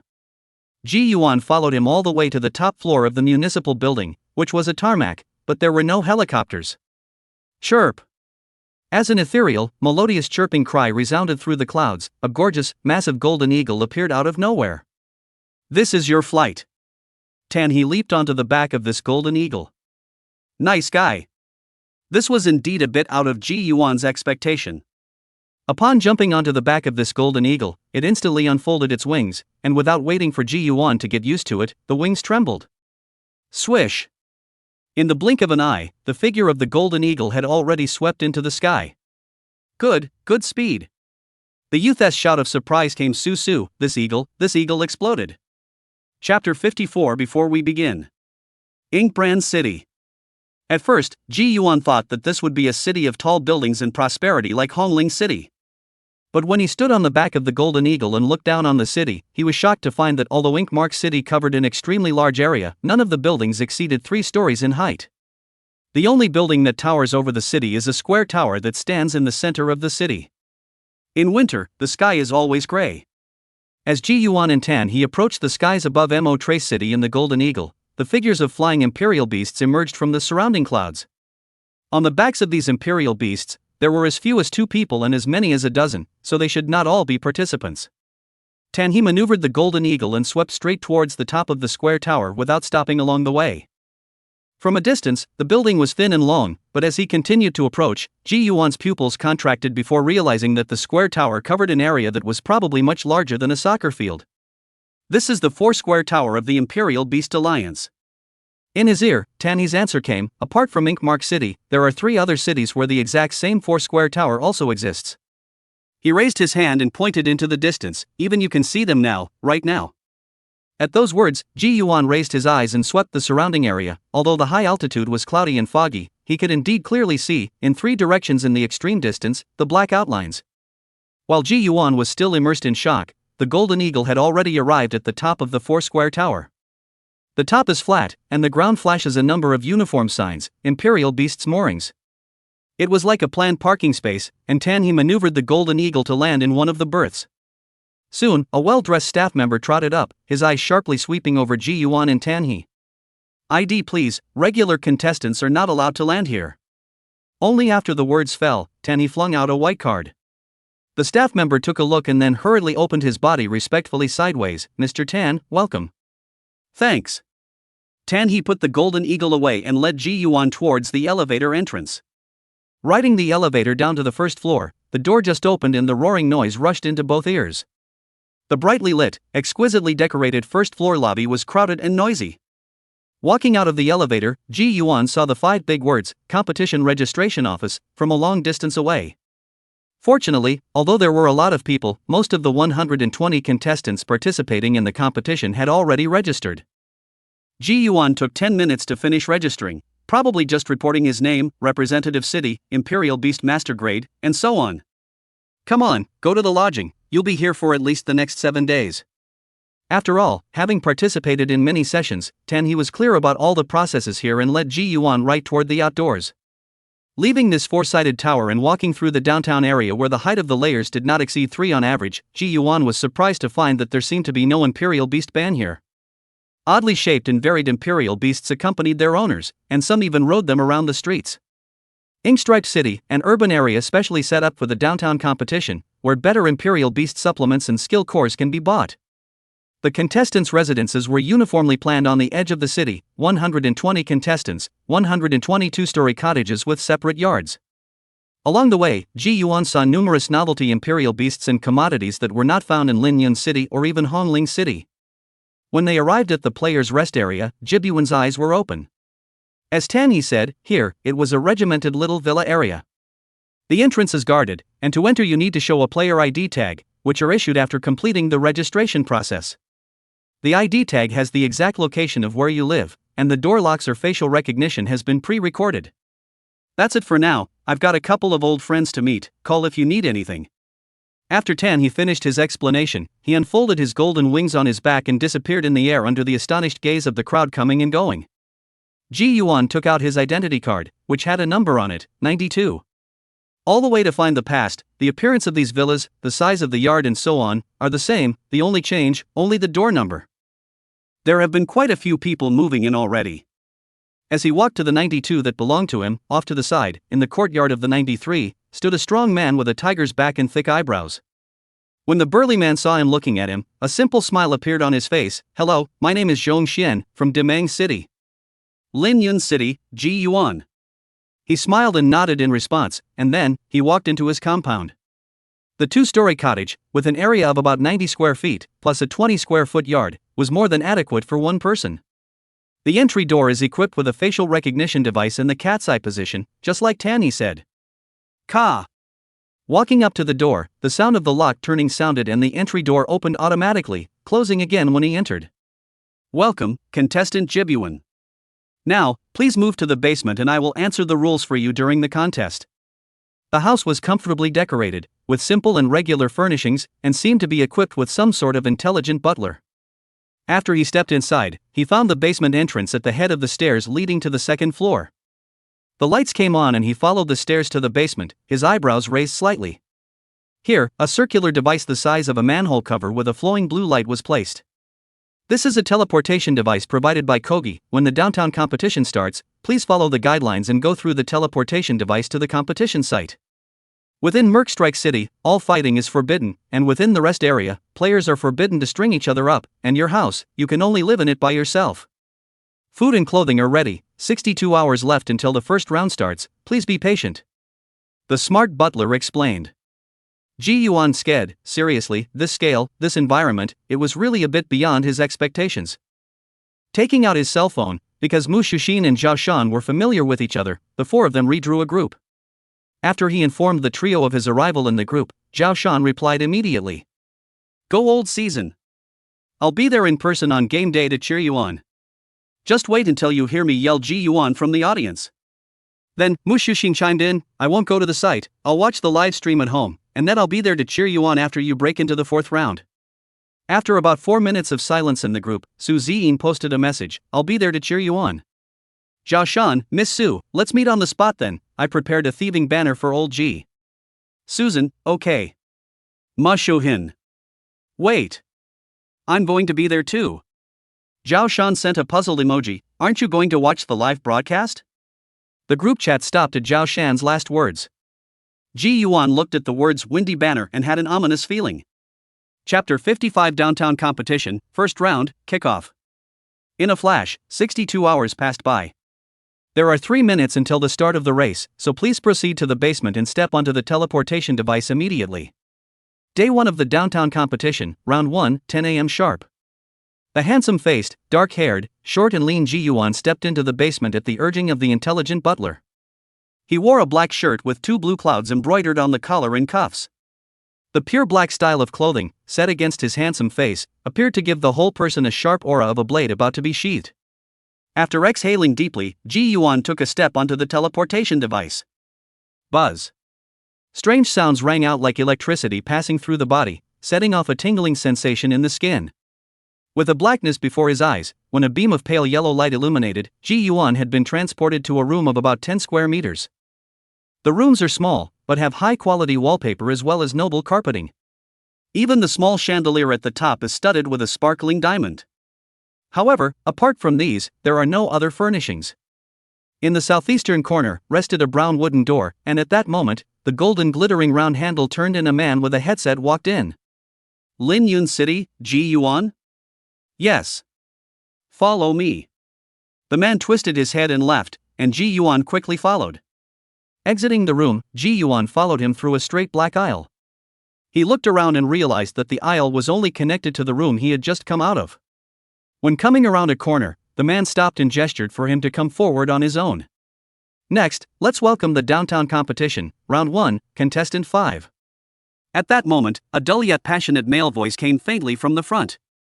Ji-Yuan stepped around the corner, which was an upward staircase, and at the end, there was a black curtain. The moment he lifted the curtain, blinding lights shot head-on, the strong light source making people subconsciously squint and raise their hands to shield themselves. After adapting, Ji-Yuan slowly lowered his palms. To the eye, there was a sea of people in the audience. He, on the other hand, was standing on top of the wide ring. The edges of the ring were shrouded in a thin curtain of light, capable of deflecting any blast fallout from the arena and avoiding accidental injuries to the auditorium. Sweeping over with a glance, the venue for this competition was extremely wide and boundless, actually possessing 4 rings at the same time. In other words, the first round of this downtown tournament had a minimum of 8 people fighting at the same time in each battle. Soon, Ji-Yuan saw a large and long banner in the north audience. Just see, the banner reads, "Tremble, contestants, you're about to face the #1 rising star in Lin Yun City, the #1 fierce man in Lin Yun City, the #1 imperial beast master in Lin Yun City, Ji-Yuan." The banner, stretched from 2 long tubes with bases across 10 empty seats, was the most distinctive sight in the entire auditorium of all. Because, not only did the owner of this banner, a single person, purchase more than a dozen consecutive ticket seats, but he even held a customized banner in both hands and danced wildly under it. Zhao Shan held up the banner with "Fierce Man Ji-Yuan" written on it with both hands, and excitedly chanted in the audience with such enthusiasm that it made countless people look sideways. Fortunately, he still had some conscience and knew to set his seat in the last row, so that the banner could not block other people's view and he himself could dance like crazy. Where's the dumbass from? Lin Yun City is only ranked 92 as far as I can remember, right? What's this Ji-Yuan, is he crazy? It's not even known if he can get past the first round, and he's hiring this kind of trustee to come and yell? That's right, a small city with a broken ranking of 90 or so dares to be so wild? I'd like to see what he's capable of when he makes his first appearance. So arrogant, and quivering, right? And a fierce man? Look at this cheering and shouting buddies, without a few $100,000, cannot act out this kind of passion, right? The surrounding audience whispered because of Chosen's unique way of responding. And on the stage, Ji-Yuan's eyelids twitched and the corners of his mouth twitched, itching to go up and strangle Zhao Shan right now.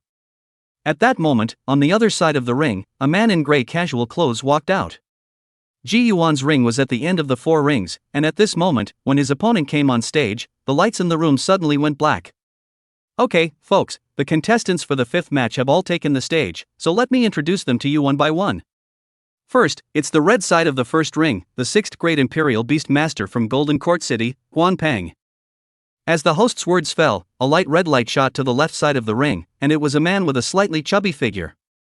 Next, on the blue side of the first ring, a 6th grade Imperial Beast Master from Luqing City, Su Rue. Pale blue light spilled onto the right side of the ring, where a woman with a cold face stood. Among them, Jinting City, represented by Guan Peng, is ranked 42 nationally, and Luqing City, represented by Su Rue, is ranked 30 nationally. As you can see, the gap between the 2 contestants' cities is not that big. Who will finally take the victory in the first ring? Let's stay tuned. The audience erupted into a tsunami of cheers as the hosts were introduced. When he finally came to the 4th ring, Zhao Shan instantly came to life, standing up and waving the flag in his hand frantically. Let's focus our attention on the 2 contestants in the 4th ring. Please look to the red side, the 6th grade Imperial Beast Master from Linyan City, Ji Yuan. The live guide knew what he was doing, and the camera did not give Ji Yuan's name when it came out. Instead, they moved to the North audience, a slugger banner that took up 10 seats. Unsurprisingly, the scene erupted into a chorus of boos, and Ji Yuan covered his face, helpless to the core. Wow, this contestant has quite the fan base. Now, keep your eyes on his opponent. On the blue side, from Woodlanhong City, a 6th grade Imperial Beastmaster, Shanash. Among them, Linyan City is ranked 92 in the nation, and Mulanhong City is ranked 90 in the nation, which is the closest city rankings in this game. The host passionately shouted, now that all 4 rings, and all 8 contestants' introductions have been completed, it's about to begin, the 5th match, the big match. Before that, I need to announce the rules, and all participants please strictly abide by them. 1. No killing of Imperial Beast Masters is allowed during the match. 2. The match lasts a total of 3 minutes, and at the end of the timer, if both sides have not decided on a winner, they will be eliminated at the same time. Simultaneous elimination of. Ji Yuan raised his eyebrows, interesting. 3 seconds to countdown, 3 seconds to finish, the match officially begins. 3, 2, 1. Fight. The atmosphere in the arena was instantly ignited, and in the ring, light and strange Imperial beasts manifested, charging out towards their respective opponents. Across from Ji Yuan, the seal of the Imperial beast appeared on the face of the man named Chin Gray, and immediately after, a giant snake with scales emitting 7 colored hues and an incomparably thick and sturdy body appeared. Huma's coelacanth. He recognized this creature, a bloodline intermediate, skilled at spewing hallucinogenic poisonous mist and devouring its prey while it was caught in the act. The right palm was slightly clenched. Giggle. The green-colored blaze suddenly filled the air. At the same time, Huma's coelacanth snake's bloody mouth sprayed pink mist in Ji Yuan's direction. With only 3 minutes to go, everyone knew that it had to be a quick fight, and when it came out, it was bound to be a kill. Unexpectedly, the green-colored flames that permeated Ji Yuan's body directly vaporized this pink mist. Dim, unleash, red flame execution. Let's end the fight in one blow. Chapter 56 Unexpected Result, Net Survival. Big Slugger Jibuan? With this small body? I thought it was some kind of muscle man. In the audience, some people were paying attention to the battle in the 4th ring because of their resentment towards Zhao Shan. Hey, this Ji Yuan is lucky, his opponent's city ranking is only 2 places higher, and with this kind of gap, it's easy to break through. I'm going to go, this Mulan Hangshire guy's royal beast is actually a Huma Chao snake? I'm not mistaken, what kind of garbage Imperial beast is this? Motherer, I wanted to see this big fierce guy get eliminated in the first round, but this Chenash is too subpar, isn't it, Huma coquettish snake? This kind of Imperial beast can't make it to the stage. He. Look, the guy from Linyan City summoned Imperial beasts too. I'd like to see what kind of creatures he can get out. It's not going to be a wild boar or a bison or something, is it? What's this green stuff? Mist? Or crouch. Why is the air around this Ji Yuan distorted, this green-colored stuff? It can't be a flame. Appeared. Holy, I didn't see it wrong. This Ji Yuan's Imperial beast is actually. Karen beast. Ring 4. The sizzling fluctuations were intense. In the boiling of the underworld flame, Dim slowly appeared. The lights of the arena shine on its white scales, reflecting an elegant, noble coloration. Dim tilted his head high, globs of ethereal green flames floating around him. The huge body of the Huma coelacanth snake stopped, and the intermediate-level bloodline was already shocked by Dim's aura. In the back, Shenash's pupils flickered as he stared at Dim, incredulity welling up under his eyes. He could detect from the seal of the Imperial beast that his Huma Chao snake's soul was trembling tremendously and no longer had the heart to fight. What is this guy's origin? He actually has this level of Imperial beasts. After all, it was a low-ranked city, and he did not recognize the Chilan Rui beast in front of him. The highest-ranked Imperial beast in my bloodline is just barely advanced. The next second, Chenash lowered his head, raised his hand and shouted, Mulanhong City, Chenash, admit defeat. The word spread throughout the room. Everyone, pretty much, froze. Including Ji Yuan, he hurriedly made Dim retract the skill he was about to release and looked at the other party in dismay. What? Before the Imperial beasts even engaged in battle, the blue player in the 4th ring just conceded defeat? I announced the 5th battle, the first to end the matches, the 4th ring.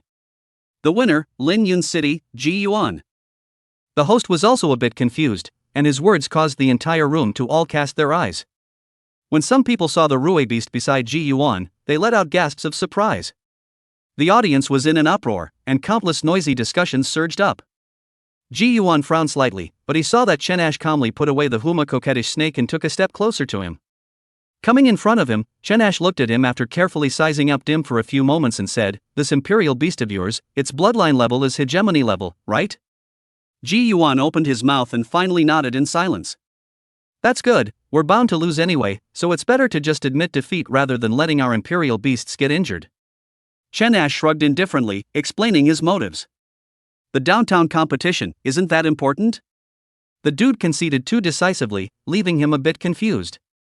"Who knows?" Chen Ash laughed and spread his hands. "Stop it, bro, we are all born in the bottom city, how can we possibly fight those geniuses at the top of the rankings? Haven't you heard, this is the last downtown competition. The downtowns are about to merge, and those of us in the lower-ranked downtowns will soon be able to hug our thighs. Before competing, our mayor specifically told me that placing doesn't matter and that I should admit defeat when it's time to admit defeat." When he finished, he raised an eyebrow, looking unconcerned. Ji Yuan held his forehead. Why were things going completely different from what he had imagined? Where was the hot-blooded battle he wanted? And in the audience, the crowd was calling for a fake match. Where the hell is someone who admits defeat without even fighting? Because of the protection mechanism at the edge of the ring, the breath inside the arena cannot be spread to the outside world, although the unicorn beast is indeed very rare and noble. But that's no reason for the contestants to go down without a fight. I go. What's this rivalry coming from Old Quarter? What's he up to? In the North audience, Zhao Shan was similarly a bit confused, and he also wondered if this could be some kind of program effect. But when you think about it, it's a ING downtown competition, and how dare anyone mess with the program effects on such an occasion? The winner and loser of the fourth ring may leave. Several other rings fought in a frenzy, while Ji Yuan retreated helplessly amidst the roiling shouts of curses. Brothers, although Overlord-class Qilin Rui beasts are rare, but don't forget that we are just representatives of the fringe cities. I know what you're thinking, but, alas, without further ado, take care. Before leaving, Chen Ash spoke in a serious tone, seemingly giving him advice. The curtain leading backstage was lifted and the crew was waiting.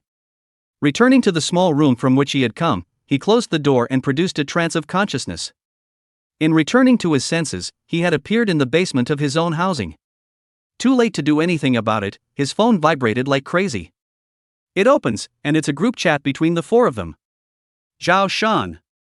What the hell is this Chen Ash doing? Why did he just admit defeat? Now the internet is cursing old G like crazy. He shared a post titled, "The Most Outrageous Match." Lin Yun City was revealed to have spent a lot of money to bribe the draw and opponents before the tournament, or to guarantee the title? The game has only just ended and this thread already has tens of thousands of replies. Ji Yuan clicked on it and looked at it, and it was the same as what he expected, clear, all open curses. But amidst all the name-calling, all of them couldn't get away from 4 words, low-class downtown. Every single one of the reposters was full of malice towards the city of Lingyun, which was ranked outside the 90th percentile. Or maybe it's a habitual bias. Bias? Looking at the tirades in the post, a nameless flame rose in Ji Yuan's heart. No wonder Tan He has said that downtown rankings have serious drawbacks. This unbalanced tilting of resources will lead to serious prejudice on the part of those in high places against the representatives of small cities who are unable to break through the quagmire. Even Chen Ash, a man in the mud, had this ridiculous prejudice. Do they, the representatives from the small cities, really deserve to be the runners-up in the competition, and can only play like Chen Gray? Ji Yuan clenched his fists, and it was at this moment that he deeply realized the words that Tan He had said. The one thing that can never be eliminated between people is prejudice. Once this emotion is created, everyone will put colored glasses on you and your every move will be misinterpreted and magnified. If you ask me, don't rush. Lin Yun City can only bribe the representatives of similarly ranked cities, and in the next round, this Ji Yuan will definitely be revealed. Normal, every downtown competition, there are always some low-level downtown to try crooked ways. This Ji Yuan cannot survive the second round. The 2 most liked comments were topped, and countless people chimed in. Chapter 57, Round 2, 92 vs 15. Day 2. The first round of the downtown competition ended with a total of 60 out of 120 people eliminated. The eliminated were basically the same as expected across the net. For the most part, it's been mid to high-ranked downtowns that have won battles in crushing fashion, eliminating low-ranked downtown representatives. There is, of course, a small portion that is a battle with little difference in urban areas. However, the statistics showed that there were only 5 people ranked below 60 who advanced to the second round in the urban area. Among them, Ji Yuan's downtown ranking was the lowest among the 60 people who had advanced. Right now. Inside a room with an old style and retro furnishings, several figures sat casually. The pale figure sitting in the corner tapped the cane in his hand and laughed. This competition, with this kind of thing being rumored right at the beginning, can you all understand why I advocate for the consolidation of the downtown area? But perhaps, there really is such a possibility as bribery? After all, this Ji Yuan and Chen Ash's downtown rankings are 2 places apart, so it doesn't make sense for Chen Ash to directly admit defeat. And the mayor of Lin Yun was said to have had contact with multiple ranked downtowns before the start of the tournament, which... To the side, the man with his legs crossed spoke with some disdain. Hee Mu family agent, don't invoke a smile, have you forgotten that the drawer of this downtown competition is your Mu family? On the wall of the room, a light screen suddenly appeared, playing an image of a green and white, elegant to the extreme unicorn beast. Is it strange that a unicorn, with a bloodline rank of at least legendary, would allow an opponent contracted to whom a coelacanth to surrender without a fight?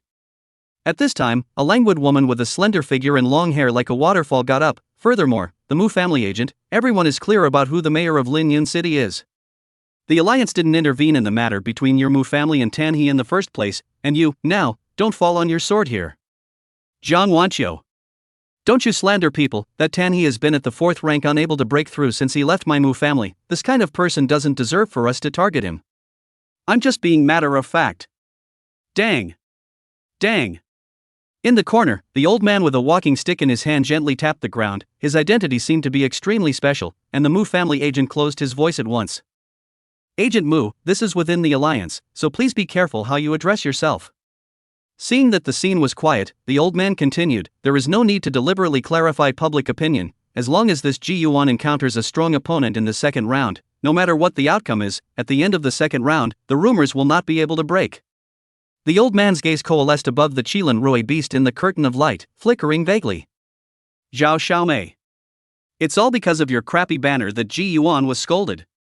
You're really too unreliable.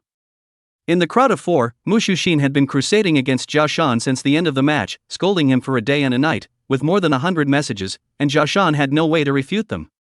When she finally subsided for a while, Zhao Shan carefully sent a crying in pain emoji and said, I copied the format of this crappy banner from the internet, I didn't realize it would cause such serious consequences, Lao Ji, I'm sorry Lao Ji. Sitting in the living room, Ji Yuan's face wore a smile as he shook his head and typed, it's fine, it's not the banner. This kind of overwhelming abuse, during those 2 years in the Ride the Wind and Royal Beast Academy, one had already experienced too much, and was even now numb. Mushu Xin, don't you spoil him. Immediately afterward, Mushu Xin opened another round of verbal crusade. Instantly, dozens more messages filled the group chat. The match is about to begin, please move to the teleportation device and head to the match site. The intelligent butler's voice rang out. Ji Yuan stood up, his angular and handsome face climbing up to a touch of seriousness. Hopefully, in this second match, a normal opponent will come along and allow him to break all the doubts out there. It was the same process as before, with the teleportation device connecting to the gorgeous little room. Of course the curtain is lifted and when he steps into the ring again, his opponent is waiting. As soon as he appeared, the entire arena erupted into a roaring chorus of boos, and this time, he was in the first ring. Welcome back folks. Coming up, the second round of the downtown competition, the first matchup.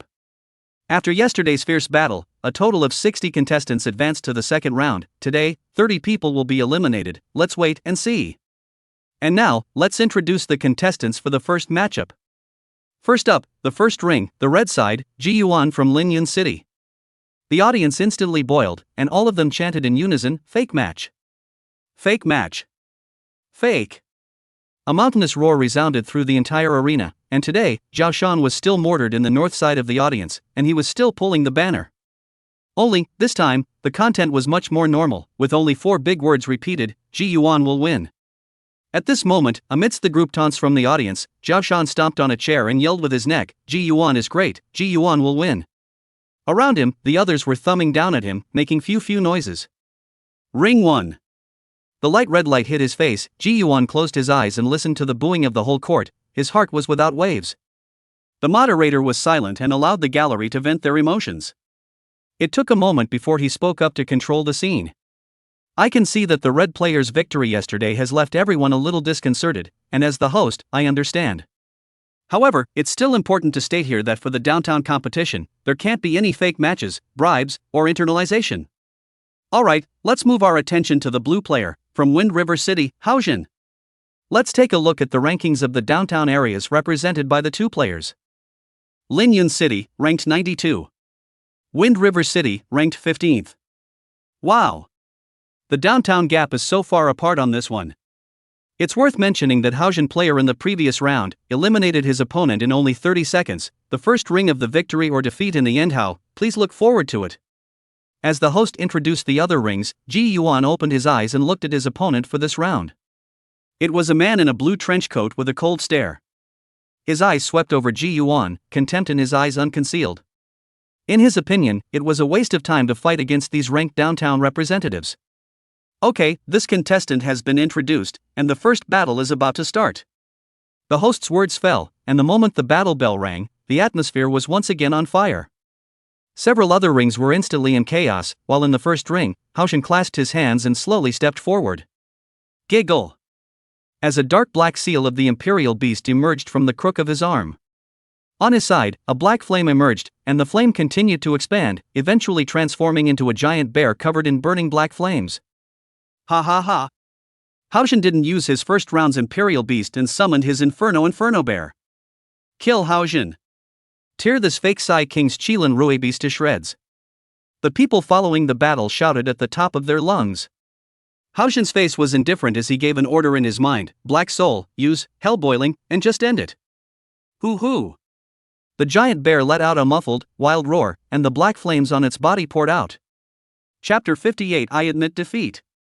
The seal of the green imperial beast emerged, and Dim's body manifested. It took 2 steps forward and gazed at the black flames that came swooping in like a dark cloud, not moving a muscle. Since he couldn't lay a finger on the imperial beast master, the black flames instantly engulfed Dim. Meh. Not far away, Haojin's nostrils spewed out a breath of contempt. His Hell Inferno bear was an overlord-level bloodline. This unique Hell Black Inferno was able to burn everything. This Qilin Rui beast would surely die. A griffin, a rare creature. How did this lowly downtown guy get it? Thinking that, he looked at Ji Yuan, but saw that the other party's expression was as usual, not even frowning. Pretending to be deep. Haojin's face was indifferent, but his heart was laughing coldly. I will see that after this Qilin Rui beast is burned and not even crumbs are left, you. Suddenly, amidst the eerie black flames, a hint of green-colored spectral fire rose. Swish. Next moment, a silent and terrifying ripple erupted, and the black flames instantly dissipated, revealing an intact Qilin Rui beast. What's going on? Haojin frowned. Black Soul, use shocking roar. Howl. The black bear landed on all 4 paws and let out a huge roar at Dim, its overlord-level bloodline fluctuation caught in the sound wave, trying to shock the green and white Qilin. Even imperial beasts of the same level would be shocked under this roar. After all, my Black Soul bloodline is close to legendary level. How genuinely sneered, once this Qilin Rui beast is shocked, let the Black Soul unleash the heart-hollowing ghost claw. But the next second, he froze. Only to see that the Qilin Rui beast did not freeze as he had expected. Instead, he only saw Ji Yuan's lips move slightly, seemingly spitting out 2 words. Immediately after. Boom. Suddenly. A bloodline pressure that is countless times more terrifying than that of the hegemonic level is overflowing wildly from that Qilin Rui beast's body. In just an instant, Haojin saw his Black Soul's entire body tense up and his thick limbs begin to tremble like crazy. Legendary grade. This imperial beast is actually a legendary class bloodline. Haojin's heart roared, but his face remained absolutely indifferent. He doesn't allow himself to lose expression management against lowly downtown opponents. Wow! At the same time, the moment this black bear was stunned, on the ring, countless green chains suddenly appeared out of nowhere. This single chain crazily wrapped around the black bear, and the terrifying flames that burned the flesh and soul caused the black bear to let out a violent scream. Black Soul. Damn it, how come I can't get it back? This scene caused Haojin's face to change for the first time, and he looked at Ji Yuan in shock. but he saw that the other party was also looking at him. That look, calm, unruffled. A bad feeling welled up in Haojin's heart. The black bear was firmly bound by the chains, his huge body lying on the ground and struggling madly but to no avail. Red flame execution. Accompanied by Ji Yuan's bland voice, a greenish light shone in Dim's eyes. Giggle wow. Halfway across the ring, a flaming giant sword emitting terrifying heat emerged out of thin air. Ji Yuan slightly raised his hand and swung it down towards the black bear that kept struggling on the ground. In midair, the flaming giant sword plunged straight down towards the black bear's head as he moved. Boom! The ring erupted into a terrifying tremor. Haojin's face changed drastically. He hurriedly looked at his arm, but he saw that the seal of the imperial beast belonging to the black bear was slowly fading. No! Haojin's forehead veins emerged. This was his carefully cultivated imperial beast. If it died in this second round, he was bound to go crazy. Unfortunately, Ji Yuan was not someone with a soft heart. The other party's attack just now was unrelenting and clearly came down with a deadly hand. Since this was the case, he would likewise not stay his hand. When the scorching flames dissipated, there was only a large hole left in that black bear's head. One hit kills. The many people who were paying attention to this battle were all dumbfounded, and they couldn't even figure out what was going on. Even Haojin didn't understand that all this transformation was only in an instant. In the last second, his black soul was in the upper hand, devouring this Qilin Rui beast with black flames. However, the dissipation of the seal of the imperial beast in his arm, as well as the dimming of the black soul's pupils, were all stimulating him to recognize reality. Ji Yuan. The imperial beast that had consumed countless hours of effort died in front of him like this, causing Haojin to no longer be able to calm down, his face grimacing as he let out a frantic roar. This voice, which ran through the entire arena, caused both the hot spectators and the other rings to stagnate. The crowd had sideways glances, but they froze in shock. 15th ranked downtown versus 92 ranked downtown should have been a no-holds-barred battle. How now? Ah! Haojin's forehead veins emerged. He couldn't accept this result. Now he could only kill. Kill this Qilin Rui beast and avenge his black soul. Carry! The shrill cry came. An ice-colored, half-human tall creature appeared. The creature was shaped like a praying mantis and possessed two scythe-like front claws, but its head resembled a snake's head, which was extremely strange. It's the Cold Shear Beast. A high-level bloodline creature unique to Wind River City. Outside the field, countless people recognized the creature. After this Cold Shear Beast appeared, its figure instantly dissipated. When he reappeared, he had actually instantly moved to the sky above Dim. Sharp front claws lit up with a cold aura, held high as if they wanted to pierce right through Dim's head. Fiery storm. At the back, Ji Yuan said in a deep voice. Giggle. The roiling underworld flames boiled and rose, and Dim utilized his passive skill, fire control, to condense the underworld flames into a large flaming hand, holding this Cold Shear Beast in one hand. The terrifying burning effect of the underworld flame instantly engulfed it. Then, the large green-colored flaming hand slammed down hard. Bang!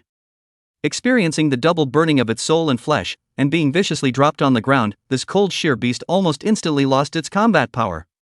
Ah! Seeing this scene, Haojin let out an unbelievable roar and hurriedly retracted it.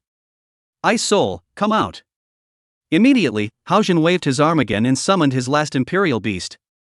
It was a burly ice crystal demon ape with a ferocious face, its fists covered in layers of ice crystals, and it charged out towards Ming with a heavy stride. However, when he saw Daiming slightly open the mouth of the beast, its passive skill, fire control, was extremely special, allowing it to manipulate the underworld flames in various ways.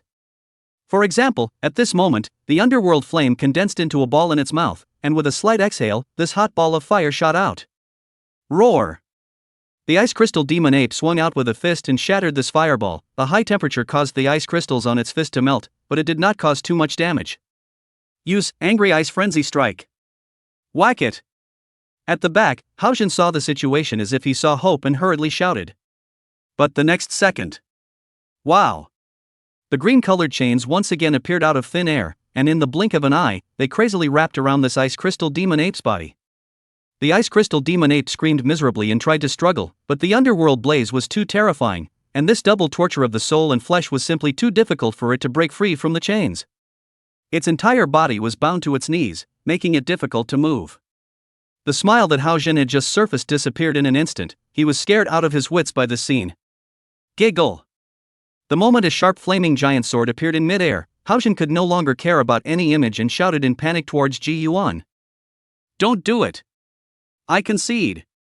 I concede! Chapter 59 First Appearance. Wind River City, Haojin, admit defeat.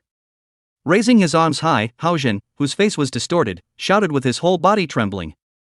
His voice was raspy and choked. The host was on top of the stands, looking incredulously at the first ring, the figure with arms raised in the air. It's not the right script, is it? I declare the first battle, the first to end the match, the first ring. Winner, Lin Yun City, Ji Yuan. The host quickly reacted, his voice spread through the microphone, the audience, a dead silence. The other 3 rings were still battling feverishly, but one question echoed in the minds of all the contestants. What is Haojin up to?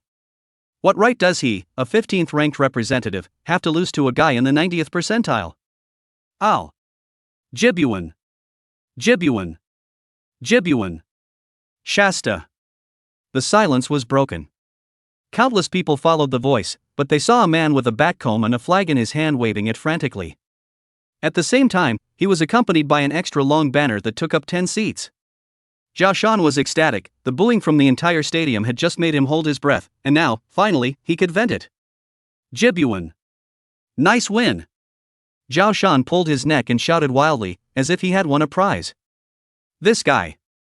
In the ring, Ji Yuan was dumbfounded, and then he made a move with his palm, and Dim Tang immediately withdrew his attack. Losing its chain bondage, the ice crystal demon ape's hideous face was filled with fear, and a pair of brown beast pupils stared at the Qilin Roi beast beside Ji Yuan, covered in fear. Just now, it exactly felt the threat of death. Haojin was even more instantly retrieved the ice crystal demon ape, and he stood in place, his head lowered, his pupils seismic. He lost. Lost to the lowly downtown representative he once despised the most. Originally, pride made him unwilling to admit defeat, but when the life of the imperial beast that had accompanied him for so long was threatened, he finally shouted out those words instinctively. He shuddered to think how the outside world would bash him after the loss. However, looking back on this encounter, all 3 of his imperial beasts were out, one dead and one injured. If he hadn't admitted defeat, I'm afraid that even the ice crystal demon ape would have died. Legendary great imperial beasts, what is the origin of this low-level downtown guy? Haojin took a closer look at Ji Yuan, as well as the elegantly ornate Qilin Roi beast, and was suddenly relieved. After nodding towards Ji Yuan, he turned to leave, his back slightly despondent. In the first round, Haojin used 30 seconds to eliminate his opponent. In the second round, he used all his means, and the 3 imperial beasts took turns, but within a minute, he collapsed at the hands of Ji Yuan. Everything about this game is being broadcast live across the country. Lin Yun City. Hit all the screens on the streets of the city from the opening day and show the whole thing. It's certainly a fight that has the city's public watching. Yesterday, the city's people who know how to surf the internet set up a defense line, in defense of Ji Yuan, to speak up for their city representative under all the posts abusing him.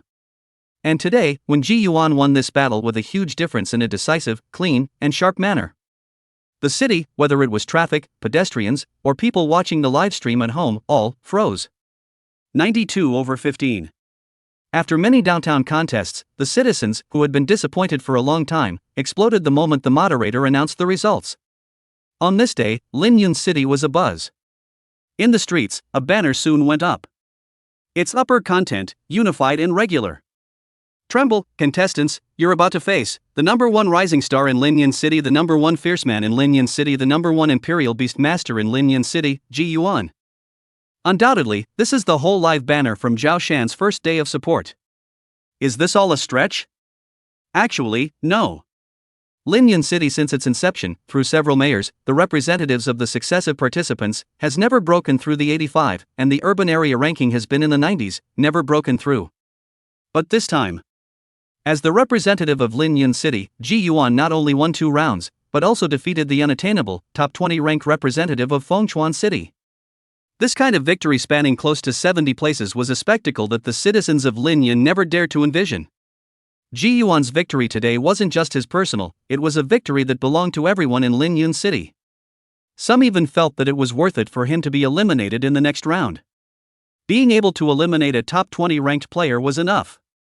Ji Yuan, who exited the ring and returned to the rest area as usual, didn't do anything extra.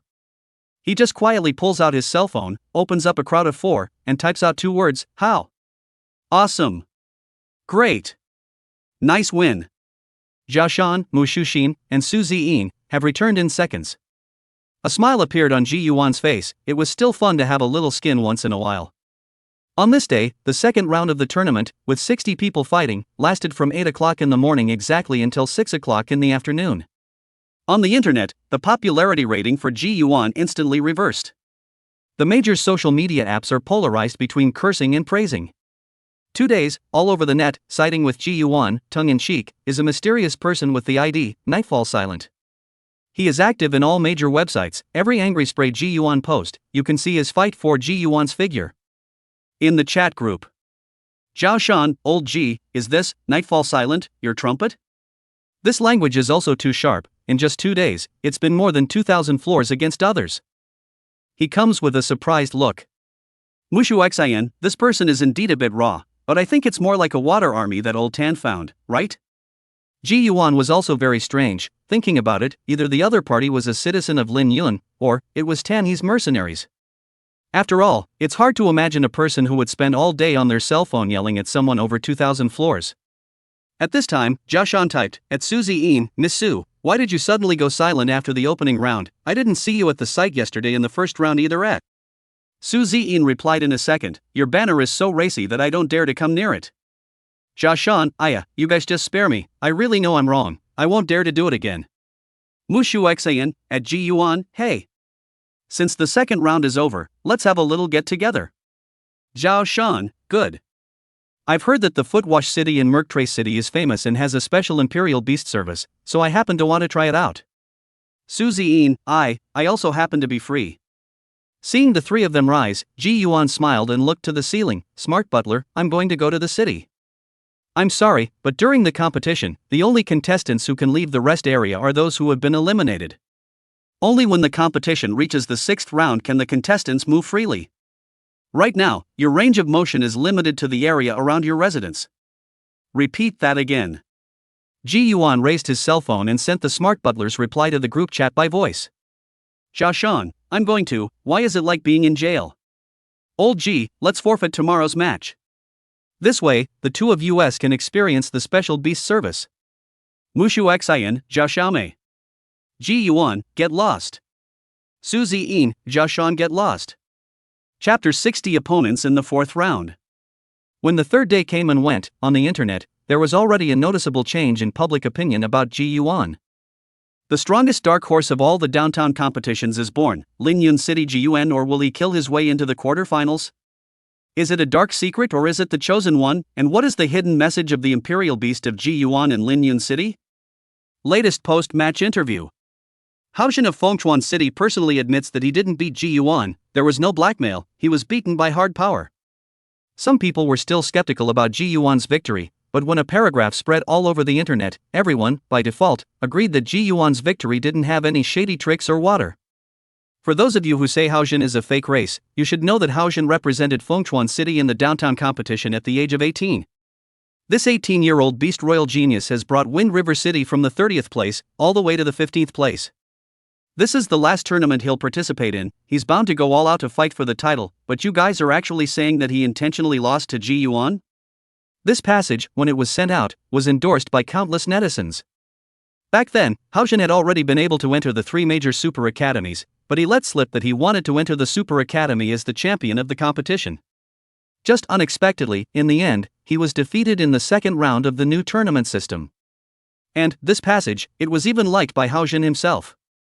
An even more special point was that the person who had sent this out was Ji Yuan's #1 defender, Nightfall Silent. Thus, public opinion instantly reversed, and everyone recognized Ji Yuan's strength. And netizens began to dig up everything about Ji Yuan on all fronts.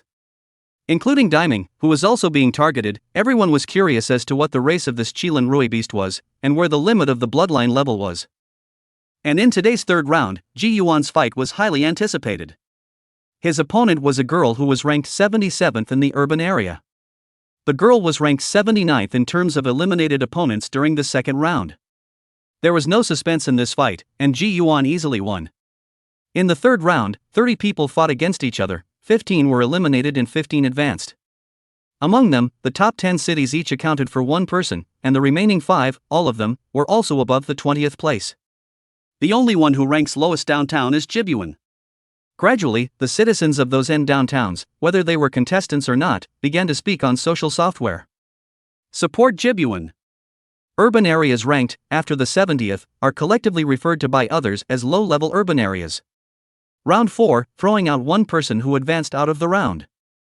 The remaining 14 will compete for a spot in the final 8. As for the representatives of the lower-level urban areas, no one had ever broken into the top 10, and at this moment, Ji Yuan seemed as if he was about to create a miracle. The people in the lower urban areas all converged their gazes on this handsome youth, hoping that he, indeed, would be able to break this tradition. Let the lowly downtown break into the top 10. On the internet, there were suddenly more voices of support for Ji Yuan. At this time, the Mu family, which was hundreds of kilometers away. A courtyard of birds and flowers. Master, someone from the Shao family is visiting. The plainly dressed servant appeared at the entrance to the compound and whispered towards the courtyard.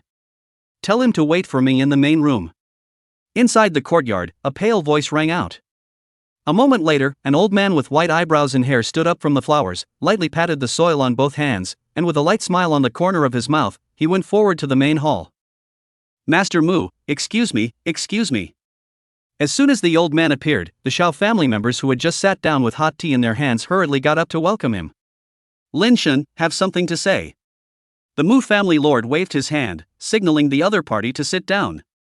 Seeing this, Xiao Linshan nodded with a smile and opened the door. Elder Mu should have heard about the biggest dark horse of this downtown competition, right? You mean the little guy that Tan he cultivated? That kid is not bad, he can get into old man's eyes. The Mu family head took the tea handed by the servant and tasted it lightly. Indeed, this Ji Yuan is so young, not only does he have exceptional soul power qualifications, but he also holds an extremely mysterious Qilin Rui beast. I've tried to access the information, but there are no griffin races that exist in the world today that look exactly like this one.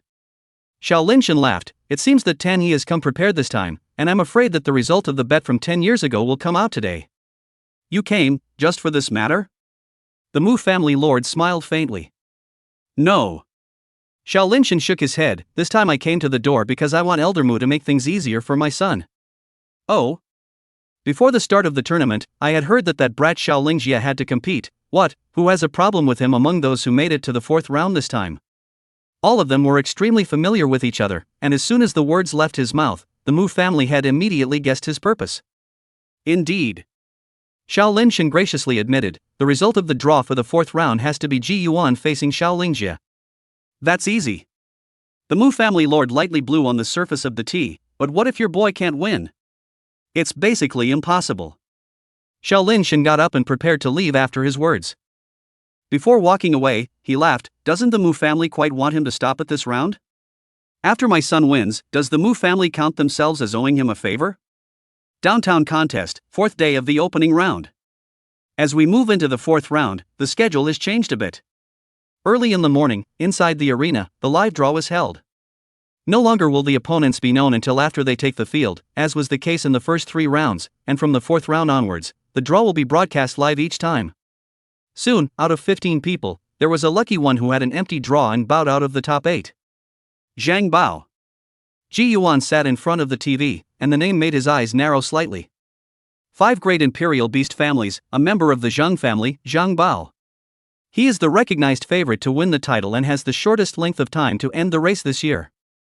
For the first 3 rounds, the average time per fight was under 20 seconds. When he drew a blank, everyone would only breathe a sigh of relief, as if Zhang Bao's empty turn was the most deserving scene. As the draw continued, Ji Yuan never saw his name.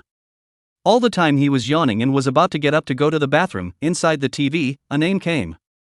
Game 6 matchup, blue side, Xiao Lingjie. Xiao Lingjie? Ji Yuan raised his eyebrows lightly and saw the drawer reach into the box, stirring it for half a day and pulling out a ball. Somehow, he had an inexplicable premonition in his mind. Soon, the ball was opened, and a slip of paper stretched, on which, in 2 black letters, was written, Ji Yuan. Sure enough. That's quite a coincidence. Chilliness flashed under Ji Yuan's eyes. Xiao Lingjie, the debt that you and Zhang Di surrounded and killed me in the depths of the mine vein back then, I will get it back. Once the draw was completed, the host announced the schedule for the fourth round. Number of opponents, 14, divided into 3 matches. The first one, which starts at 10 a.m. 3 rings, 6 men, fighting at the same time. The second, starting at 2 p.m., has the same specifications as the first. Session 3, starting at 8 p.m. 1 ring, 2 men. I don't know if it was for the sake of a gimmick, but Ji Yuan and Xiao Lingjie's fight was scheduled for the third match. For a while, there was a lot of discussion all over the internet. The biggest dark horse meets the young master of the Xiao family, or the most eye-catching matchup in the fourth round? Chapter 61 Ji Yuan, your journey ends here. I've inquired with old dad. Xiao Lingjie's father made a special trip to the Mu family. It looks like this guy really hates you, old Ji. On the fourth day of the opening round, 1 hour before Jibyuan takes the stage. Inside the villa's rest area, Ji Yuan had just finished showering, wiping his hair and talking to Zhao Shan on the phone. This Xiao Ling absolutely died without admitting that he had teamed up with Zhang Di in the depths of the mine vein in the first place. What a despicable villain. However, I've gotten information on his imperial beasts for you. Zhao Shan's voice continued to come out. First is his first imperial beast, the fiery male lion, fire type, high-level bloodline imperial beast. The reason why he needed the spectral ghost seed in the first place was to advance this imperial beast. However, I heard that he later gave up the spectral ghost seed and chose another method of advancement. I checked for you. After its advancement, its name is Amazing Devouring Arcane Lion, and its bloodline level advanced to Overlord level. It's a bit fierce. His second imperial beast is the Molten Plasma Poison Bee, a bar mitzvah from his father. This Molten Plasma Poison Bee is likewise an Overlord Great Imperial Beast, fire type. Moreover, I've heard that the attack method is very special, able to snipe all targets from a super long distance. Super long range sniping? Ji Yuan's mind flashed back to that terrifying era when he was in the depths of the vein. Xiao Lingjie is also the only 2 imperial beasts that you can handle, right? On the other end of the phone, Zhao Shan was a little worried. Xiao Lingjie was after all different from ordinary contestants. The Xiao family had deep roots. It was inevitable that he would not possess any peculiar means. Don't worry, I'm sure. Putting down the towel, Ji Yuan looked at himself in the mirror and the corner of his mouth lifted up in an arc. 2 fire imperial beasts. If it were anyone else, it might be a bit of a headache. But, don't forget one of Dim's characteristics, immunity to all fire damage. Xiao Lingjie, since you want to run into me so badly, let's see who dies in this duel. Evening, 8 o'clock sharp. Inside the tournament arena, the other rings disappeared, leaving only one in the very center. Tonight, a full house. The live audience watching this match can be roughly divided into 3 groups. One set were those who supported Xiao Lingjie and held up fanlight signs. One group, led by Zhao Shan, is the rebound fans, consisting of supporters from low-ranking urban areas, who are rooting for Ji Yuan. As for the last group, they are the neutral spectators who totally enjoy the game and will cheer for every exciting moment. In this one, Zhao Shan didn't mess around or bag another 10 seats, sitting quietly in the audience with a preoccupied look on his face. What's wrong? Su Ziyin, who was dressed in light and simple clothes, sat on the side. Exquisite flawless melon face without powder, but still in the audience to form a beautiful landscape. I'm worried for the old season. Zhao Shan had a deep, melancholy look on his face. Seriously, he was afraid that Ji Yuan would lose. After all, Xiao Lingjie was ultimately different from those top-ranked downtown representatives. At those words, Su Ziyin withdrew her gaze, her starry eyes flickering slightly, similarly hiding a touch of worry. Phew! Almost missed it. At this point, a lively laugh came. Tonight, Mu Xuxin tied her long burgundy hair into a ponytail and wore a pair of tight jeans that showed off her perfect body nicely. With a smile on her fair cheeks, she settled into the empty seat to the left of Zhao Shan. It's been a long time. After sitting down, she leaned forward and beckoned Su Ziyin across Zhao Shan. Well. The silent girl nodded politely, her starry eyes fluttering as she wondered what she was thinking. Mu Xuxin didn't care about this and poked Zhao Shan with her elbow, saying, Zhao Shan, where's your banner? Pull it out. If you want to scold me, just do it directly, don't beat around the bush. Zhao Shan glanced at her. Sheesh. I'm serious, I went through a lot of trouble to get out tonight. Mushu Xian raised her white jaw and said, get the banner ready, once Ji Yuan wins, we'll both take one side and cheer for him. Row, row, row. Zhao Shan nodded his head to cope, the worry in his eyes not diminishing at all. Leaning her back against the seat, Mushu Xian's eyes similarly flashed with a trace of undetectable sorrow. Tonight, for this battle, although they didn't want to admit it, but the three of them were indeed prepared for Ji Yuan's defeat. Knock. When a bell echoed, all of them could not help but sit up straight. The race, it's on. Okay folks, welcome back. As the lights came on, the hosts were the first to come out. First of all, thank you to the first 6 games of the day, the players who gave us great games. And now, after a long wait, coming your way, is the downtown competition, the 4th and final round of matchups. I know the anticipation in your hearts at this moment, so let's skip the intro and just get started. First of all, please welcome our red side player, known as this year's biggest dark horse, from the 92nd ranked urban area, Linyun City's representative, Ji Yuan. The lights hit down. On the right side of the ring, Ji Yuan slowly stepped out. Ow! In the audience, Zhao Shan went straight to his senses for a second, yelling and getting up, shouting frantically, Ji Yuan will win. His sudden howling of this voice made the 2 women beside him both jump and be startled. What are you doing? Just now you looked like you were dying. Su Ziyin's pretty face was slightly angry. Zhao Xiaomei. You're deliberately trying to scare us, aren't you? Mu Shuxian stood up and crossed her arms. Rooting for the old season, how can you keep your voice down? It must be pulled full. Zhao Shan said rightfully. At the same time, those live audience members who were supporting Ji Yuan also joined in due to Zhao Shan's enthusiasm. Hehe, it seems that after 4 days of competition, player Ji Yuan also has quite a few fans. So, the next blue player to take the stage is Xiao family, Xiao Ling Jedi. The host deliberately pronounced his name with extreme solemnity.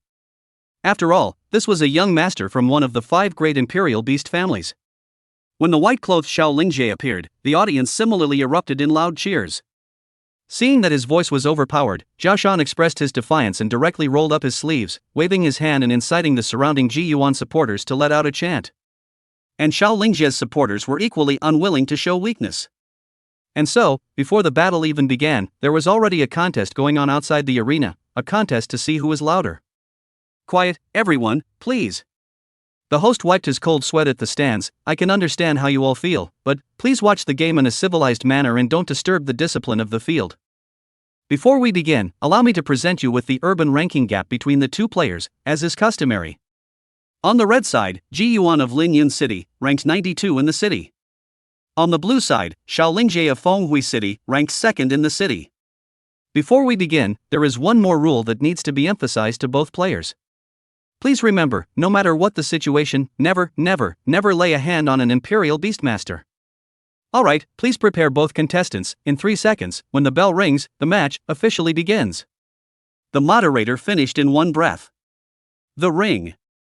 Xiao Lingjie gazed at the handsome youth not far away and said in a cold voice, Ji Yuan, your journey ends here.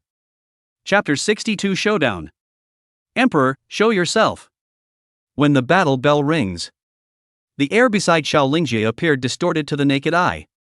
A rolling hot fire emerged, and as it expanded, it transformed into a mighty, huge lion. The male lion's fur was brownish yellow, with a blazing flame burning at its neck, and the moment it appeared, a chilling low roar emanated from its bloody mouth. This amazing devouring Xian lion of hegemonic level bloodline was named Emperor by him, so it could be seen that this Xiao Ling definitely had its ambitions. Dim. Ji Yuan murmured, and the underworld blaze rose up from the void as Dim's figure appeared. The 2 fire imperial beasts appeared on the same stage, and even though the edge of the ring had an isolating light curtain, the audience could still feel the air gradually heating up. At the moment when Diming appeared, the amazing devouring Xian lion's 4 paws were mortared on the ground, and its entire body's flames condensed into a burning arrow that flew. This familiar scene caused Ji Yuan's gaze to condense slightly. Immediately, Dimming manipulated the underworld flame to form a green-colored inflammation shield, and when the 2 collided, the arrow exploded and shattered. Shoo! Immediately after that, the amazing devouring Xian lion sprinted out, its bloody mouth slightly opened, and hot air spewed out from between its noses, seemingly wanting to start a close-range fight with Dim. Battle! Ding! The green and white Kirin Rua beast was not the least bit afraid. Its ghostly green beard slowly fluttered, transforming into a ball of ghostly fire of the underworld, colliding with this male lion. Bang! Violent rattling came from the 2 beasts as they fought short-handedly. This was the first time that Dim had ever fought another imperial beast in close quarters. However, it did not lose the slightest bit of ground, utilizing its unique fire control ability to make the underworld flame change its stance and attack at any time during the physical fight. The amazing devouring Xian lion preferred to use its forepaws in close combat, its sharp claws burning with blazing flames, and every time it slapped on the ding, a dull and loud sound was emitted. However, it seemed that this level of attack was not able to cause much damage to Dim. On the contrary, when Dimming struck it with the underworld blaze, not only did it wail in its throat, even the flames burning all over its body seemed to be extinguished. With this kind of short fighting, the amazing devouring Xian lion was almost instantly at a disadvantage. This amazing devouring Xian lion's fire-based melee tactics are not enough to threaten Dim. In the rear, Ji Yuan watched the two beasts fight and fell into a deep thought. After this period of time, he had gained some unique insight into the way imperial beasts fought with each other. In a sense, in fact, most imperial beasts were already predestined, by nature, for the type of combat they were suited for. For example, Shining Prana. It had a close combat skill like Lightning Dance in its innate skill set. In contrast, Dim's skill set looks as if it's destined to favor long-range combat. But in Jibyuan's opinion, this natural destiny has a great disadvantage. Some Imperial Beast Masters, perhaps as a result, will have their fighting style completely nailed down when it comes to expanding their skills in Imperial Beasts. But according to Ji Yuan's idea, he needed each of his Imperial Beasts to be skilled in both close-range and long-range combat techniques. Therefore, in fact, in the last 15 days before the start of the tournament, Ji Yuan had been training Dim's close combat ability. This one, the battle to test the results. Upon entering youth, Dim's added passive, Fire Control, is a presence with an extremely high ceiling. Not only could it make the power of the spectral flame increase and reduce soul power consumption.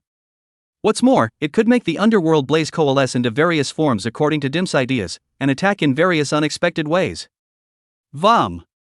At this point, in the middle of the battle between the two beasts, a sudden wail rang out. Ji Yuan fixed his eyes on the amazing devouring Xian lion, which had been suppressed by Dim in close combat and was retreating back and forth. Only to see that there were four arms condensed from the underworld flame on the side of Diming, like a raging wind and rain, beating the amazing devouring Xian lion indiscriminately from all angles. This type of fighting caused the spectators outside the arena to look dumbfounded. After experiencing the first 3 rounds, they had thought that the strongest killing move of this Qilin Rui beast was the sharp blade penetration after that chain binding. I didn't expect that this Qilin Rui beast would actually be able to fight in such a way, it's simply trickery.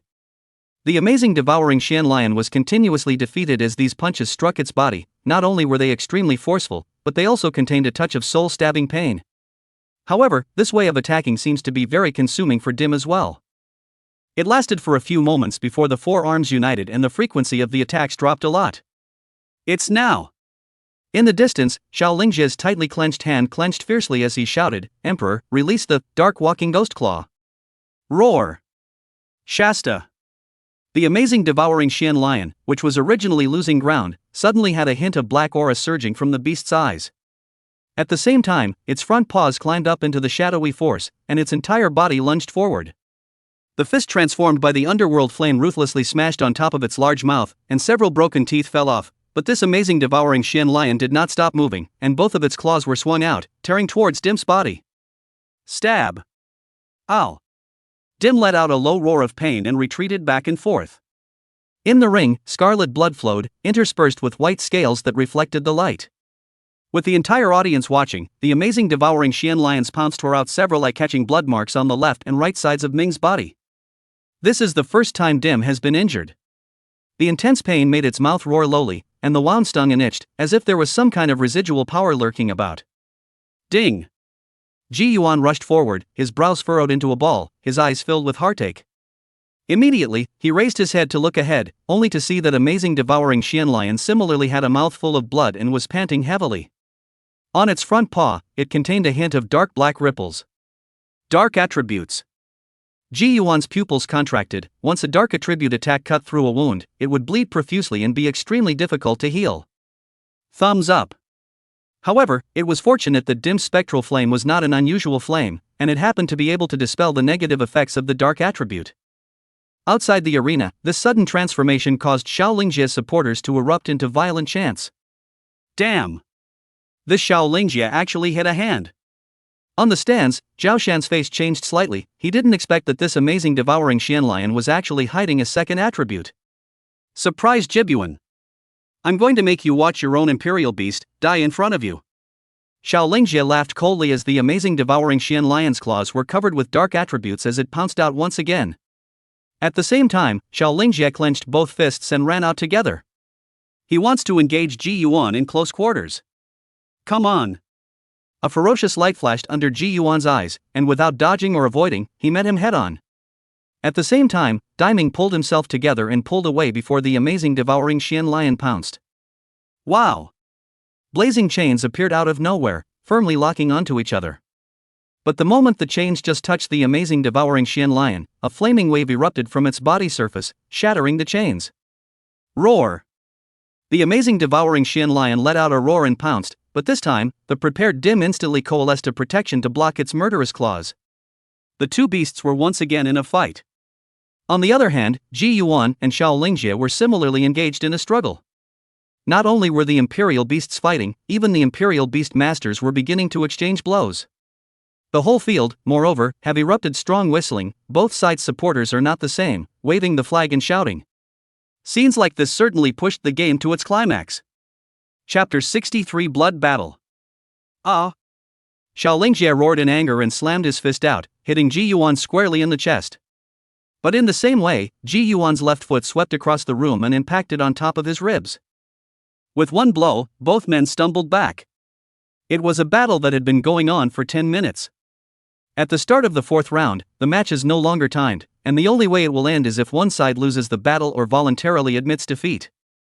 Not far away, the two beasts are still fighting. The ring is covered with blood, the two beasts are covered with wounds. For a time it is impossible to tell who has the upper hand.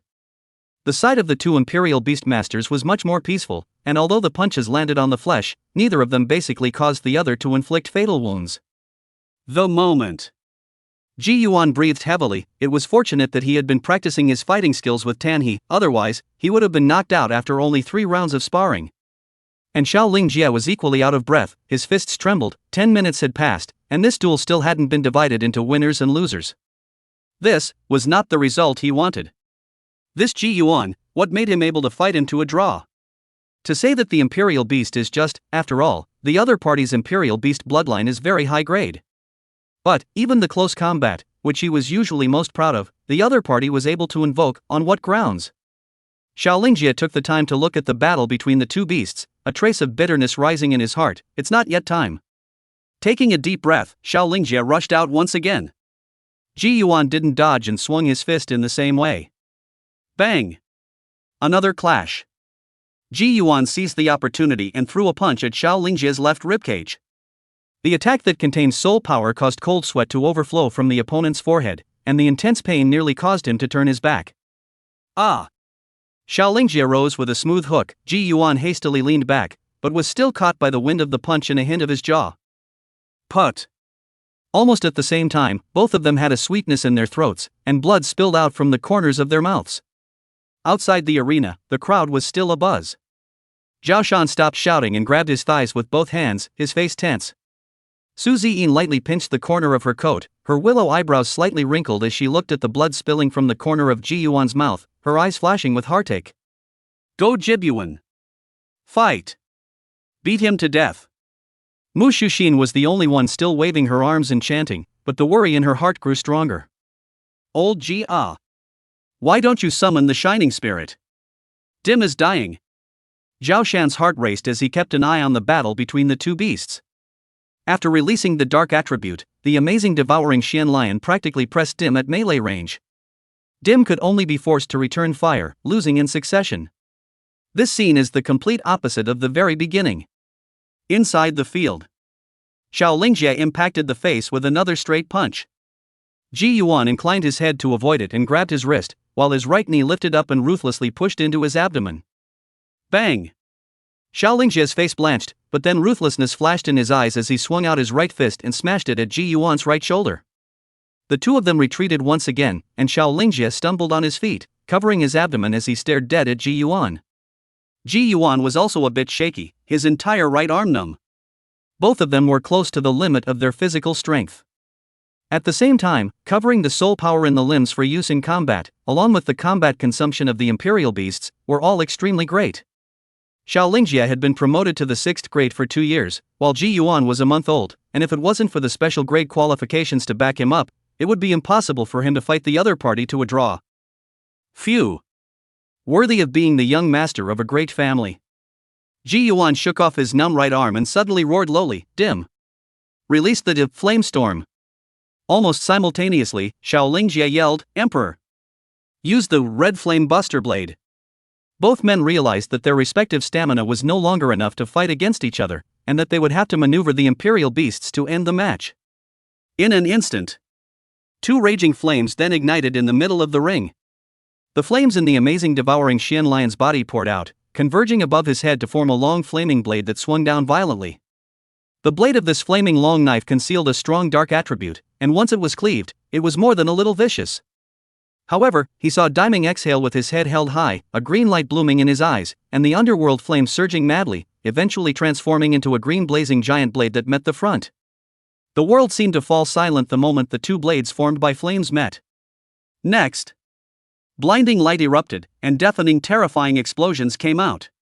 Inside the ring, wildly explosive fluctuations overflowed in all directions, and both Ji Yuan and Xiaolingjie raised their hands to block their eyes, being blown back continuously by the violent gusts of wind. The aftermath of the explosion impacted on the light curtain at the edge of the ring, and after being blocked, it surged back again. In the audience, all of them were holding their breath. They knew that this battle, at last, was going to end. At last, they would be able to tell the winner from the loser. In the meantime, far away in one of the cottages in the contestants' rest area, a total of 4 people were sitting around in front of the TV. The rule that players are not allowed to string together in the rest area doesn't seem to be working for them. I can't imagine that the guy who walked out of this small city would actually be able to fight Xiaolingjie for so long. There's something odd about this Ji Yuan's imperial beast. The bloodline may not be merely legendary grade. It's about to come down to a winner, to a bet? Of the 4, 3 of them looked interested. When the offer of a bet was made, their eyes all went to the only silent man. Zhang Bao, who do you bet on to win? No response. After the 3 of them glanced at each other, they shrugged their shoulders and each said, I'll press Xiaolingjie. I also press Xiaolingjie. All 3 of us are suppressing Xiaolingjie? What's the point? Old Mu. Don't you press Xiaolingjie, go press Ji Yuan. Roll. By what right? You. Just as the 3 were arguing, Zhang Bao, who was always silent, spoke up, Ji Yuan will win. At these words, all 3 of them fell silent. Inside the ring, the wildly overflowing energy gradually dissipated. There were gasps from the audience as they took in the scene. Only to see that after the collision, a shocking and horrifying blood scar was added to Dim's spine. As for the amazing devouring Xian lion, its left front foot was directly chopped off, and between the blood flowing straight, its huge body staggered, no longer having the strength to fight.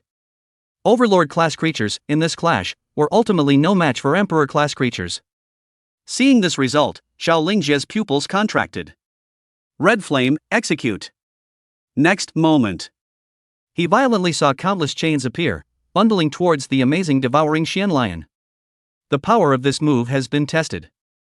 Xiaolingjie immediately attempted to recall the amazing devouring Xian lion, but the chains climbed extremely fast, and in an instant, it was firmly bound. Damn it! Xiaolingjie's eyes surged with madness. Now, could not care so much, he must let go of the fight. Giggle. Shasta. Only a dark red light seal appeared in Xiaolingjie's palm, and immediately afterward, a palm-sized dark red poisonous wasp appeared in front of him. Ji Yuan. Die with your imperial beasts. The moment the poisonous bees appeared, Xiaolingjie growled and actually put his hands together and straightened his arms. Swish. With the moment his soul power crazily overflowed and was injected into this dark red poisonous wasp. Shoo. With the entire crowd watching, this palm-sized poisonous wasp swept out violently. I'll kill your unicorn first. Under Xiaolingjie's control, the poisonous wasp seemed to transform into a blood-red arrow and swept straight towards Dim. This poisonous wasp carried an unspeakable fluctuation, and an ominous premonition rose in Ji Yuan's heart, immediately interrupting Dim's spell casting, and at the same time, instantly retrieving it back into the seal of the imperial beast. You must die. Xiaolingjie was already insane, and after losing the Qilin Rui beast as his target, he actually manipulated the poisonous wasp and rushed towards Ji Yuan. Look out! In the audience, Su Ziyin stood up violently. She was nearly out of her mind, but she could only watch the poisonous wasp approaching Ji Yuan. This poisonous wasp was simply too fast, plus it wasn't a dead thing, Ji Yuan couldn't avoid it at all. Snort! A crunching sound of blood and flesh being pierced through came out from the dead silent arena. The poisonous wasp, with an unstoppable momentum, penetrated Ji Yuan's chest. Old Quarter. Ji Yuan. Chapter 64 Victory. What's it like? Empty. Ji Yuan had 1,000 thoughts, but in the end, he only thought of this one word. He lowered his head and looked to his chest. Roughly off to the right edge, a palm-sized hole emptied out. Indescribable amounts of bleeding soaked through his shirt in an instant. Bang! Not far.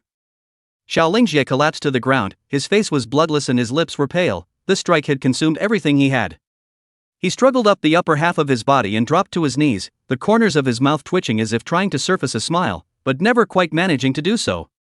Ji Yuan, with a guy of lowly birth like you, how dare you offend me? Die. He mortared the ground, the madness under his eyes collecting, although the death of a royal beast master was not allowed in the competition, but what was his status? The Shao family will set things right for him. Ta! Just then, there was a sudden soft thud from the front. Xiaolingjie looked up in shock, his pupils shrinking. Ahem. Red. Flame. Disposition, decision. See only. Ji Yuan did not die as expected. Instead, his eyes burned with infinite fire, and his left hand was raised, pointing into the distance. Xiaolingjie's heart trembled tremendously as he thought of something and immediately turned back. Just now the situation was urgent, coupled with the special nature of the molten plasma venomous bee, he did not put the amazing devouring Xian lion into the seal of the fire imperial beast. The moment. The green-colored chains climbed up again, and the amazing devouring Xian lion that had long since lost its battle power could only whimper and watch helplessly as the chains bound it. No. Xiaolingjie's pupils vibrated. He had the deepest feelings for this imperial beast. It was a close companion that had accompanied him through 6 years of light. It absolutely could not die. The only way to keep it alive is to admit defeat yourself. However, when he looked at Ji Yuan's state at the moment, his face was hesitant. He doesn't believe it. I don't believe that Ji Yuan still has the remaining strength to be able to support the imperial beasts to release their skills. Clang. Next moment. The flaming blade that had taken the life of a hegemonic imperial beast in the arena reappeared. Xiaolingjie had likewise witnessed the entire match that day, and he was currently kneeling on the ground, looking at the dying amazing devouring Xian lion as his mind flashed back to the black bear that had been executed. His heart clenched suddenly the moment the blade that announced death became visible. Finally. Ji Yuan. I admit defeat. I admit defeat. Ji Yuan. Xiaolingjie lowered his head, his 10 fingers pinched fiercely, his nails embedded in his flesh. He was more hopeful that the amazing devouring Xian lion would survive than admitting defeat. Almost the instant he yelled out his admission of defeat, the bell to end the match rang. Xiaolingjie snapped in relief. But, at that moment, he realized that the fiery blade high in the sky was still there. At the same time, Ji Yuan looked at him with mockery in his eyes. No. I've already admitted defeat, Jibuan, you can't. The words were not finished. The fiery blade fell with a roar. Xiaolingjie froze violently as fiery flames fluctuated and surged, engulfing his amazing devouring Xian lion. The whole room, silent. The winner of this game is, Linyan City, Ji Yuan. It was as if the moderator hadn't expected this outcome either. Win. At least pushing into the top 10. Uncle Tan, I fulfill the agreement, at least. Ji Yuan muttered, and then his eyes rolled over, and he sank to the ground face down. Dim let out a wail, turned into a point of light, and dissipated. Inside the audience, Zhao Shan froze as he watched Ji Yuan fall, and then, an endless rage surged up his throat, causing him to growl, Xiaolingjie, I measure you yards. How dare this son of a blatantly break the rules and take advantage of people? If not for the fact that the audience was too far away from the ring, he would definitely have flown down and given Xiaolingjie 2 mouths. On the side, Su Ziying covered her red lips with both hands, her eyes open wide, countless teardrops rolled down, almost choking, Ji Yuan. Mu Xuxin similarly glared angrily, pointing straight at the stands and cursing, what are you still waiting for? Quickly arrange for rescue. Hurry! Get the paramedics in. At this point, the host was finally coming back to his senses and shouted in panic. Boom! Suddenly, a huge mouth exploded violently above the arena. Debris splattered and dust flew. A golden eagle with a huge body swooped down under the attention of all the people. On the back of this golden eagle stood a middle-aged man with a gloomy face and graying temples. The man leapt to the ring and picked up Ji Yuan's body as he coldly swept his eyes over Xiao Lingjie, who was dumbfounded in place not far away. And then, he leapt back onto the back of the golden eagle and was gone in the blink of an eye. Old Tan. Mu Xuxin's face was delighted when she saw the visitor, and looking toward Zhao Shan and Su Ziyin, she shouted, "It's Old Tan. Don't worry, if Old Tan steps in, Ji Yuan will be fine. Let's go get him now." When she finished speaking, she instantly pulled out her phone. At this time, Zhao Shan also reacted. He was about to say something when his cell phone rang. "Pops? Oh, good. Good." Hanging up the phone, Zhao Shan pulled Mu Xuxin by the hand. "Old Ji is fine. Old Ji is fine." And then, Zhao Shan hurriedly took the two women and flew towards the outside of the field. The scene plunged into dead silence. Before that, maybe someone guessed the end of the win. However, there was no way to expect that the battle would be so tragic. The ring was covered in bloodstains, and the strong odor of blood irritated the nostrils.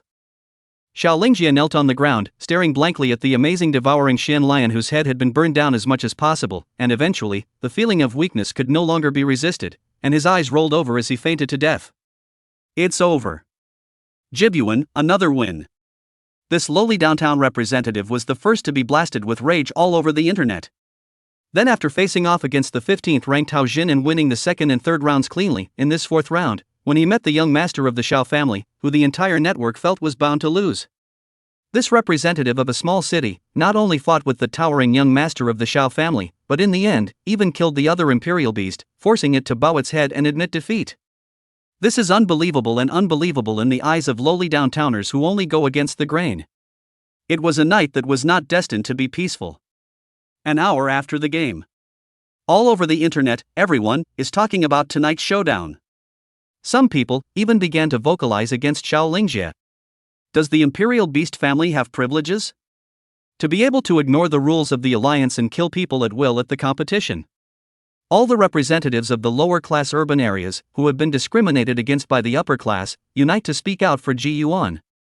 After a post with a title harboring resentment, tonight's showdown created a wave like no other. And at this point, Ji Yuan, who was the main character, was being placed inside a container covered in emerald green liquid. In the chest, the hole had disappeared and the body looked intact. Breathing steadily, but not sure of status. 3 hours after the game. Night, 12 o'clock sharp. Online, a sudden announcement was made. Ji Yuan, no fear for his life. Chapter 65, the whole thing is quite touching. It's that dream again. The world is a bloody color. Ji Yuan was lying on a cold stone slab, surrounded by countless blood-red figures with blurred faces. As if they were performing some sort of ritual, they kept circling around Ji Yuan. In his ears, strange whispers stuffed his hearing, as if hundreds of people were talking at once. He couldn't move, he couldn't cry out, he could only roll his eyes and watch in horror as the figures kept turning. At some point, the figures were suddenly still, the whispering in their ears dissipating in synchronization. The world fell silent. At this point, you escaped again. A weird light laugh rang out abruptly. The blood-red figures pounced on Ji Yuan, tearing and devouring him. Hiss. Like that time in Rinkichi. Ji Yuan sat up violently from the bed. In his ears, the cold ticking of the machine echoed. The room was dark, and the window was open to a sky full of stars. Awake? Corner. A figure sat leaning back. It was a single ward and looked luxurious in size. The figure sat in the middle of a long sofa, and with a pop, the fire flared up, revealing his middle-aged face full of vicissitudes in the darkness. Uncle Tam? This is me. Ji Yuan lowered his head and touched his chest, there, intact. Mopping up Xiao Tianho's connections, he was able to get you admitted to the world's most advanced medical pod. As long as it's not a fatal wound like a human head or a broken heart, it can be saved.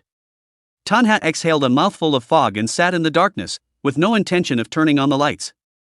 Today, well played. Today? Ji Yuan froze. How long do you think you've been unconscious? It's only been 5 hours since the game ended. Tanha laughed. Uncle Tan, this advancement to the top 8, your thing? Hearing that the first thing he asked when he woke up was actually this matter, in the darkness, Tanny's fingers holding the cigarette seemed to pause.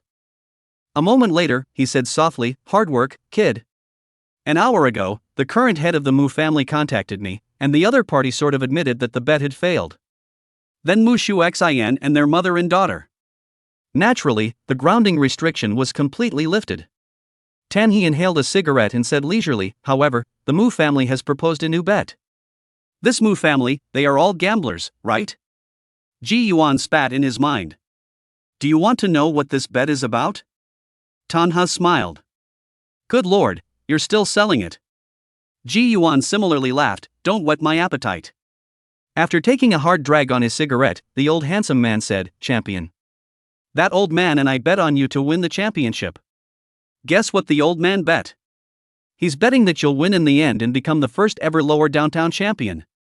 Ji Yuan was a bit puzzled. What did this Mu family's family head want to do? Then you. Hey, he bet on you to win the championship, so naturally I had to do the opposite. He did, however, make an offer I couldn't refuse. He snuffed out the cigarette in his hand and sat up straight. He said that if you can win the championship, the seat of the next Mu family head will be held by Mu Yan. Playing so big? Ji Yuan raised an eyebrow. Conversely, if you don't win the title, I'm going back to the Mu family, back to where I was 10 years ago. What kind of bet is that? The seat of the head of the family, not too important? Ji Yuan asked tentatively. Wrong, of course it matters. Tanha shook his head. The reason why he dared to bet like that is because, well, you can't win. This bet is considered a step for both sides. I have no reason to refuse. Ji Yuan was silent. Tanha smiled. Why, are you unhappy? No. Ji Yuan shook his head.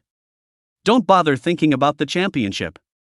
The old handsome man stood up and walked over to the window, a gesture he seemed to like to do whenever the words came to a head. He turned back and said, because Zhang Bao is a 5th grade Imperial Beast Master. 5th grade?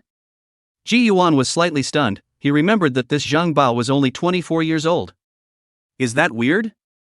Tanyi explained, to advance to the 5th rank, there is no technique or method, the only thing you can do is one word, wait. When your soul power begins to slowly transform to a small stream, then from a small stream to a river, and eventually converges into an ocean, you will sense a certain power. That power will allow you to open up the space of the Imperial Beast. This statement is, to put it mildly, esoteric. As he listened to Tanhi's words, he couldn't help but remember that he had previously read a post on the internet. A certain 6th grade Imperial Beast Master had waited his entire life for the chance to advance to the 5th grade. At that time, he couldn't understand it until now, when it dawned on him. This transformation of soul power cannot be accomplished on its own, it cannot be guided by external forces, it can only wait. Tanny sighed. At first, I was stuck in this bottleneck for 3 long years. So don't feel frustrated. This kind of soul power transformation has nothing to do with individual talent, it's purely based on luck. There was actually this kind of restriction on advancing to the 5th rank. However, Ji Yuan was confident that in 3 years at most, he would be able to advance to the 5th rank as well. His dream of creating a legion of Imperial Beasts hadn't been realized yet. And the first step to accomplishing this dream was to step into the 5th rank. Rest in peace, tomorrow's 5th round, whether you can participate or not, you are in control. Tanha pushed the door away. Here, it's an extremely high-spec medical building, not a hospital in the traditional sense. The room that Ji Yuan was in was the highest point of the building, and on this floor, he was the only one that was a convalescent room. Tanha crossed the corridor to the balcony, where he faced the darkness of the night and lit a cigarette again. This bet with the Mu family might not have any significance in the eyes of the onlookers. But, only the person involved, him, could understand the intentions of this old man of the Mu family. 10 years ago, the person who forced him to quit the Mu family was not this family head, but Mu Yan's 2 brothers. In the beginning, the Mu family's head of the family was old and wise. On the surface, he agrees to the Mu family's request to kick Tanhi out. He was not a short-sighted man, so he set what seemed to be a humiliating bet. In fact, the old man did this so that Tanhi could return to the Mu family in name only after 10 years. After all, he was the head of a large family, and he knew better than anyone else just how exceptional Tanhi's abilities were. Therefore, although so many years had passed and Mu Yan's mother and daughter were locked up in the Mu family, however, both girls were extremely well taken care of. This could be seen from the three notable imperial beasts Mu Shushin possessed. What this old man wanted was to use Mu Yan's mother and daughter as a rope to tie Tan He firmly to the Mu family boat. All of this, Tan He knew by heart, so he still accepted the new bet tonight. Because Mayan's mother and daughter are indeed his soft underbelly. However, what he did not expect, or Ji Yuan. It's amazing that the first thing this kid cares about after crawling back from the brink of death is his own business. Bastard, still quite touched by the whole thing. Leaning over the edge, blowing in the breeze, Tan He exhaled a smoke ring and smiled faintly. Chapter 66, Surrendering Again Without a Fight? Day 2. Consciousness awoke from its haze. Ji Yuan was in a daze and had just opened his eyes when he heard a happy shout from his ears, "Old Ji is awake." Zhao Shan's voice fell. Then two sharp footsteps sounded in the room. Sideways, two uniquely beautiful figures approached. Su Ziyin stopped at the foot of the bed, a pair of clear and moving starry eyes looking at Ji Yuan with flashes of light. Mushu Xan, on the other hand, walked to the front of the bed with a cheerful pace, her fiery eyes sweeping around his body, and then, laughing, "The family lifted the grounding order on me and my old mom, thanks." "Thank me for what?" Ji Yuan smiled and shook his head. "This time, at least, I owe you a favor. In the future, any request you have, just mention it, I will definitely satisfy it." Mushu Xian tossed her long burgundy hair towards her back and revealed a beautifully generous smile. "Good, don't renege when you're asked to pay it back later." Seeing her look of seriousness, Ji Yuan was not in a position to refuse. "Nonsense, how could I possibly renege?" Mushu Xian gave him a playful and lively glance. And then, her tone changed and she asked, "Say, do you still plan to participate in the competition after that?" "Sure." Ji Yuan sat up and clenched his fists, full of power and uninjured. "It's gotten this far to the Elite Eight, there's no reason to give up." Lifting his head, he was a bit puzzled to see the three looking like they were about to say something. "What's wrong?" "Old Ji." Zhao Shan scratched his head, "The results of today's draw have come out." Your opponent forfeited." "Huh?" Ji Yuan froze. Xiao Lingjie blatantly violated the rules and was punished along with the Xiao family. Zhao Shan bristled, "It's just that the punishment is painless, and then today's draw results in your opponent, ranked 10th downtown." An hour past the draw, your opponent publicly announced that he had forfeited the match, which means you have advanced to the quarterfinals. Another surrender without a fight? What is it this time? Ji Yuan was puzzled at first, but when Zhao Shan got up, holding a basket of brightly colored flowers at the end of his bed, and took a card from it, everything was explained.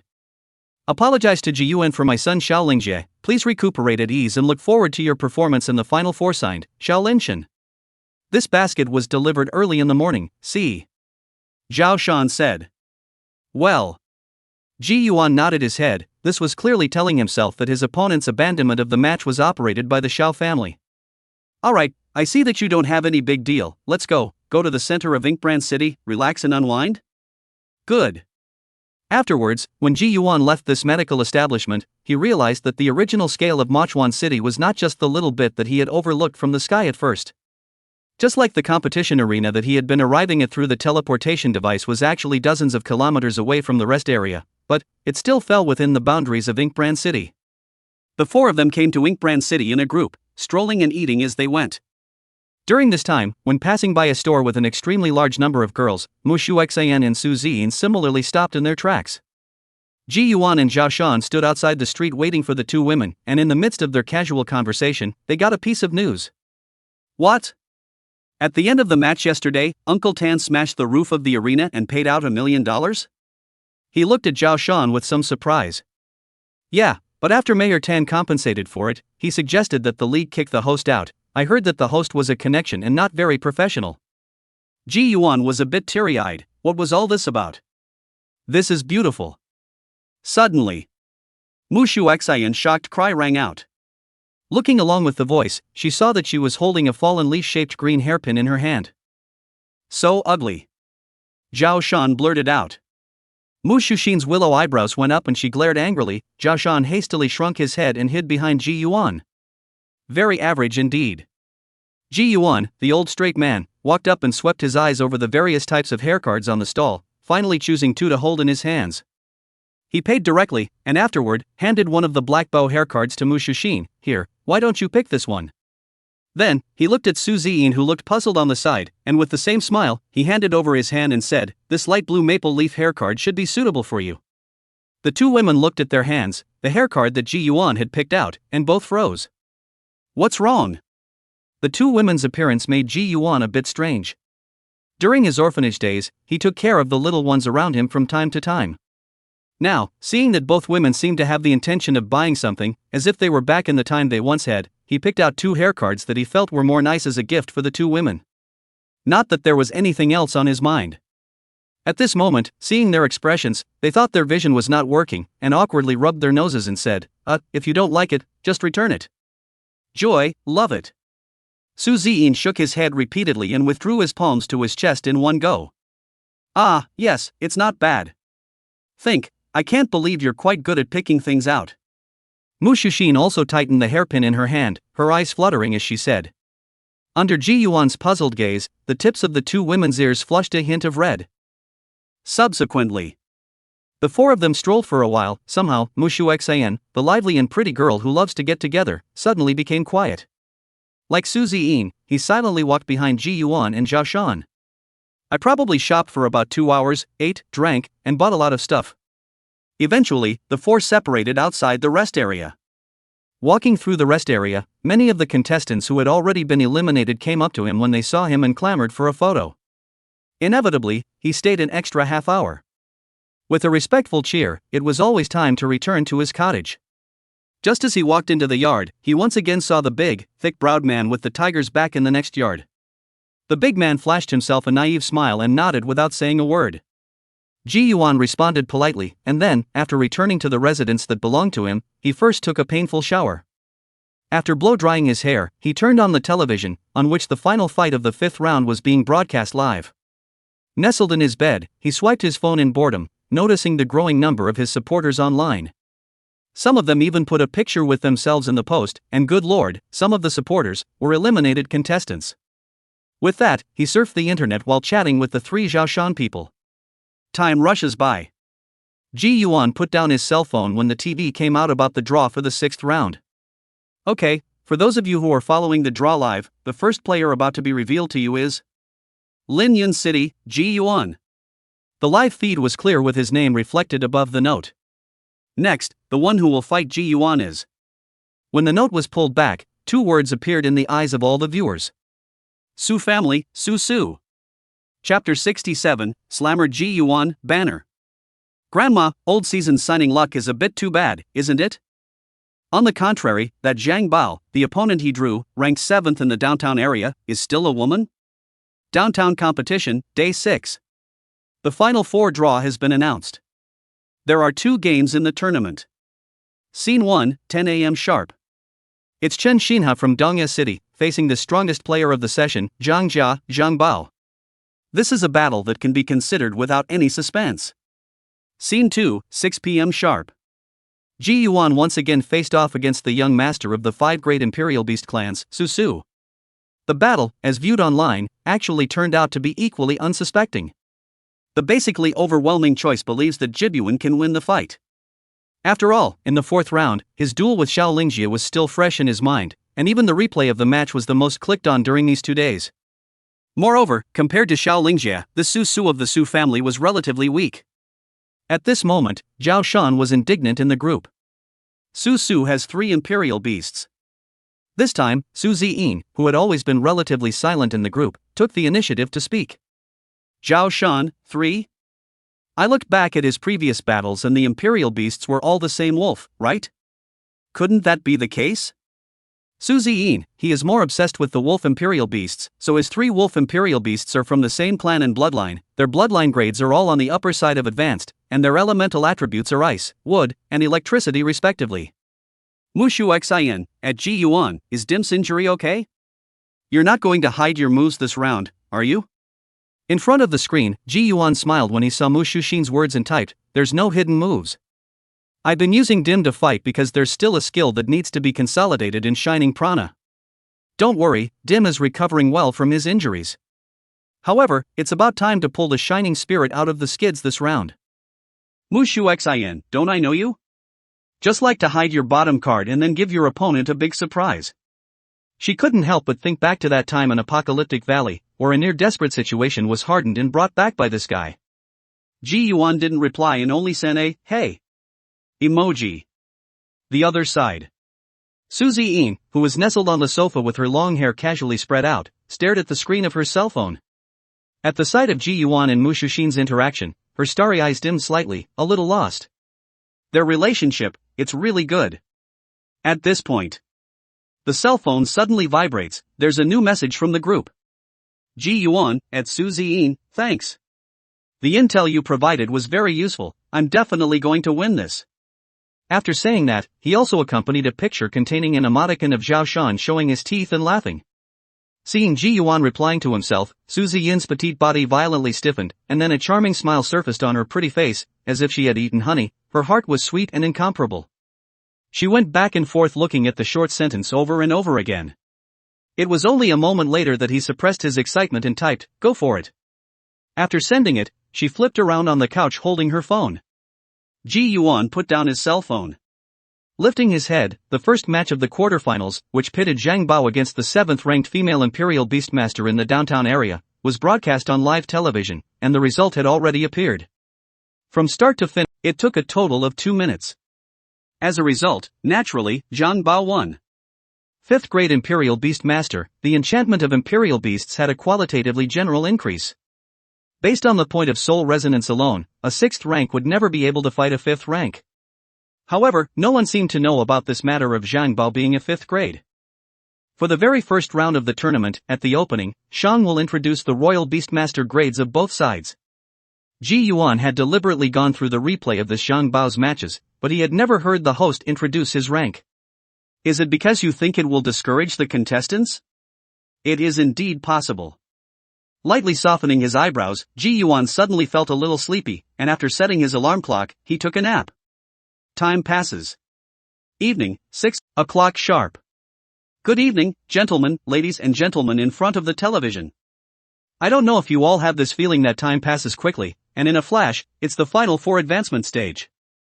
The host has a new woman, and at least from the last few it does seem that the professionalism is much better than before. Earlier in the day, our Zhang Bao player won. What I didn't expect was that the 3 banners this time had nothing to do with Zhao Shan.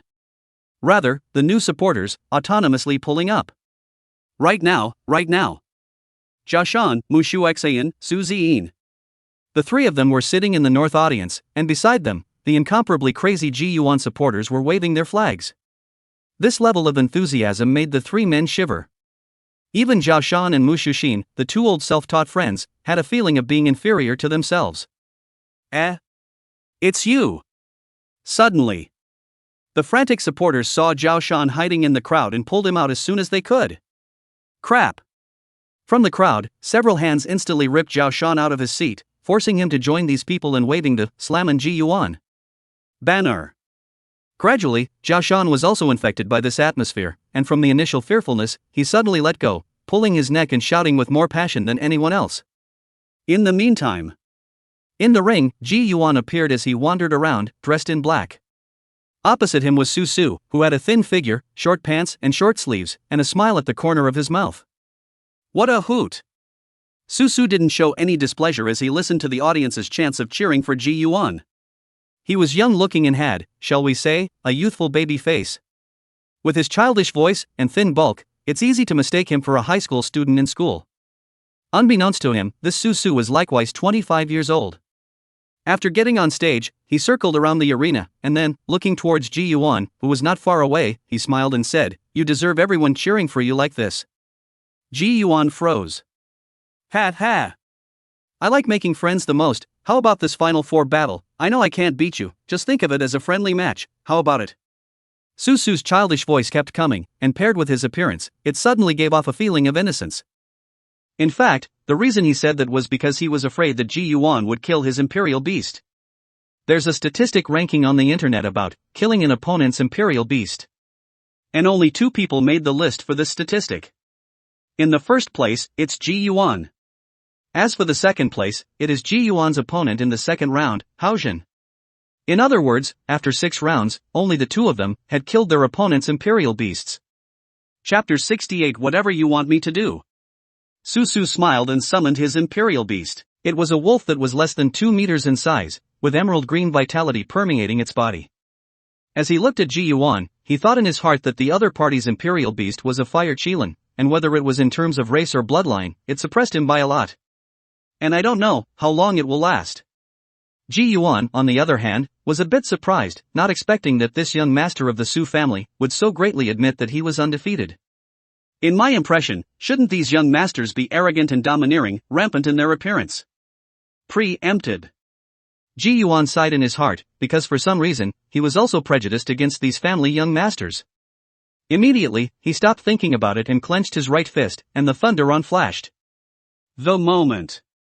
Under the attention of the entire arena, and even the entire country, Ji Yuan's body suddenly surfaced with a raging thunder force. A short while later, when the thunder dissipated, a majestic, mighty, stocky black giant wolf, for the first time, manifested itself in this downtown competition. This giant wolf was huge and had thick limbs. The entire body of pure black fur dotted with dots of deep blue light, permeated with a sense of mystery. After appearing, this giant wolf stood on the side of Ji Yuan, tilting its head, its deep blue beast eyes sweeping across the entire arena, and the countless spectators who looked into its eyes were given the illusion of being entangled in thunderous might. My God! This imperial beast is too handsome. Holy! This giant wolf is practically growing on my aesthetic. How can there be such a handsome wolf-type imperial beast? Simply. When this Su's wolf is compared to Ji Yuan's, it's simply the difference between a father and a son. The first manifestation of the shining vampire caused the entire audience to let out a gasp of surprise, and for a time, countless blazing lines of sight gathered on the shining vampire, unable to move. Even Su, who was his opponent, stared at Ji Yuan's side with wide eyes, not moving a muscle. A moment. Bang!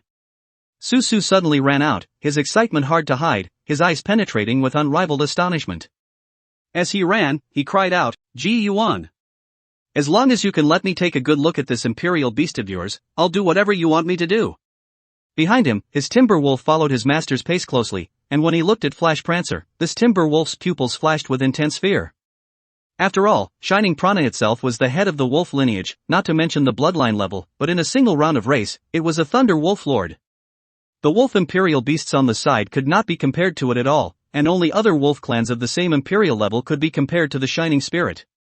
Therefore, even if Su held absolute hostility to fight against Ji Yuan in this fight, with his 3 wolf-type imperial beasts, it would inevitably be impossible to defeat the Shining Spirit. Su's shout was heard throughout the room. Not only Ji Yuan, even the audience froze. In fact, the rankings of the downtown competition were dispensable to the people of the 5 great families. Therefore, Su, who was already fond of the wolf-type imperial beasts, had already defaulted to losing at this moment. Looking at Su, whose excitement was hard to hide and who was running towards him with open arms, Ji Yuan's eyelids trembled, and in the end, he ordered in his mind for the Shining Spirit not to attack. He could feel the excitement and sincerity of his opponent. When Su stood in front of the Shining Spirit, almost his entire body trembled. He was about 5'7", a bit shorter than Ji Yuan. The Shining Spirit stood quietly, the large wolf head was much higher than Su, so that he could only look up. Taking a deep breath, he looked at Ji Yuan and pleaded, Can I touch it? Could be.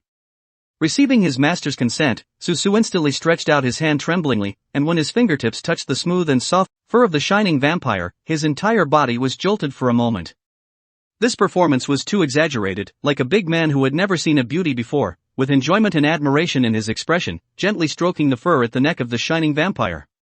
Shining vampire tilted its head lightly, being petted like this, along with the other's emotions, its heart was like. In the audience, the people who had been frantically cheering for Ji Yuan before the start of the match were all looking at each other in disbelief. They had thought that this battle would be like the one with Xiaolingjie. Who would have thought that it took 5 minutes just to watch the Su tasting imperial beasts?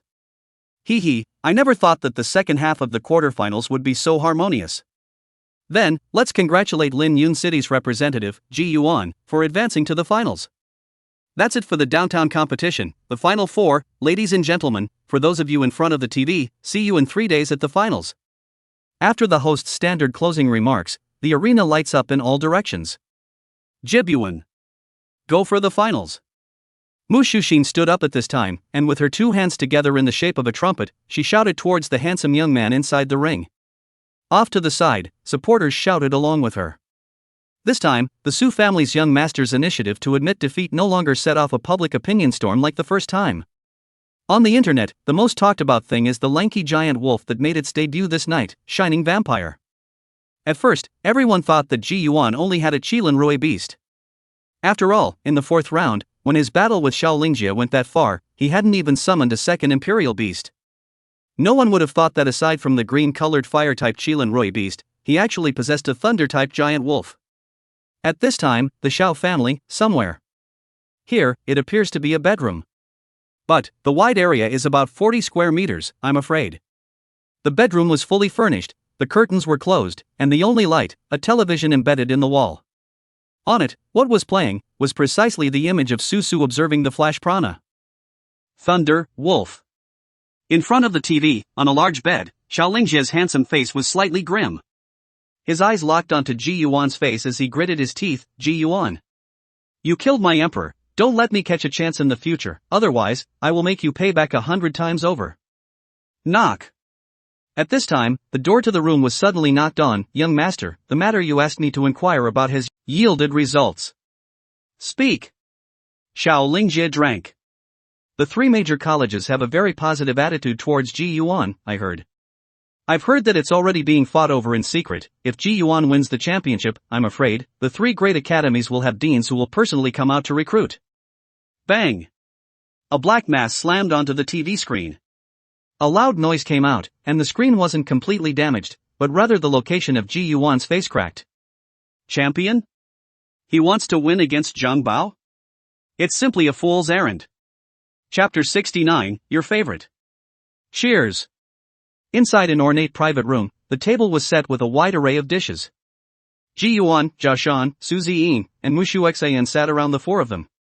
The four of them were each holding a glass of the red brew, happy smiles on their faces. Old quarter, have you thought about which college you want to go to? Zhao Shan was slightly drunk and pestled his chin with his hand. It's too early for that. Ji Yuan smiled and shook his head. So far, he wasn't sure what the differences were between the three main academies, the pros and cons, and so on. There were still 3 days until the final, and he wanted to use this time to get to know the three super academies well. Now that we're in the finals, it's a toss-up as to whether we win or lose, but the matter of choosing an academy should still be able to make its own decision. Hey, I'll reveal a message to you. At this time, Zhao Shan laughed mysteriously. Cut. Su Ziyin skimmed her head disdainfully. The silent girl would. Mu Shuxin raised her head even more violently. What did you say? The two women simultaneously uttered their voices in astonishment.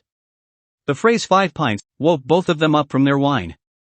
The difference between one word and another is an impassable gulf. Zhang Bao is a 5th grade? Then how can we win this final? Mushu Xayan's pretty face was tense with disbelief. Su Ziyin similarly frowned slightly. This matter, indeed, was somewhat unexpected. So, didn't people formulate the premise that being able to take on a 5th-ranked Imperial Beastmaster for 5 minutes with a 6th-ranked soul power actually counts as a win for old season? Zhao Shan shrugged. His words silenced the two women. In fact, it's all the way to the finals, and they definitely prefer Ji Yuan to win the championship, not for the sake of creating an unprecedented tournament miracle. Rather, it was because it was the only way that Ji Yuan would receive extraordinary attention after entering the academy. The original intention of the three, including Zhao Shan, was definitely good. However, it was indeed a bit of a pipe dream for a 6th rank to defeat a 5th rank from the front. And rightly so. Silence for a few moments. Mu Shuxin's fragrant cheeks were red, her eyes half open, staring at Ji Yuan, saying, if he does, 5 minutes will definitely hold up. If it were anyone else, it would be a different story. Boo! As the wine gradually went to her head, Mu Shuxin suddenly slapped the table and stood up as a whole. Jibyuan. I have something to say to you. Her long burgundy hair hung halfway down, covering her flawless face. Shaking, he held up a hand. This sudden movement caused all three people at the table to be stunned. Looking at her stance, to the side, incredulity flashed through Su Ziyin's starry eyes. She wants to be here. Su Ziyin hurriedly lowered her head, her small white hand violently squeezing the corner of her coat, not knowing what to do for a moment. At this time, Mu Shuxin drunkenly muttered, and after that, there was no movement. What's wrong? Across the street, Ji Yuan was full of doubts. What did she want to say when she made such a big commotion? Zhao Shan sidled his ears and moved slightly closer to Mu Shuxin, only to hear a burst of even breathing. Well, halfway through the sentence, the man fell asleep. Zhao Shan spread his hands breathlessly. This guy just told her not to drink so much in one sitting. With this result, Ji Yuan couldn't help but laugh and shake his head. Because Mu Shuxian was completely drunk, the meal could only end early.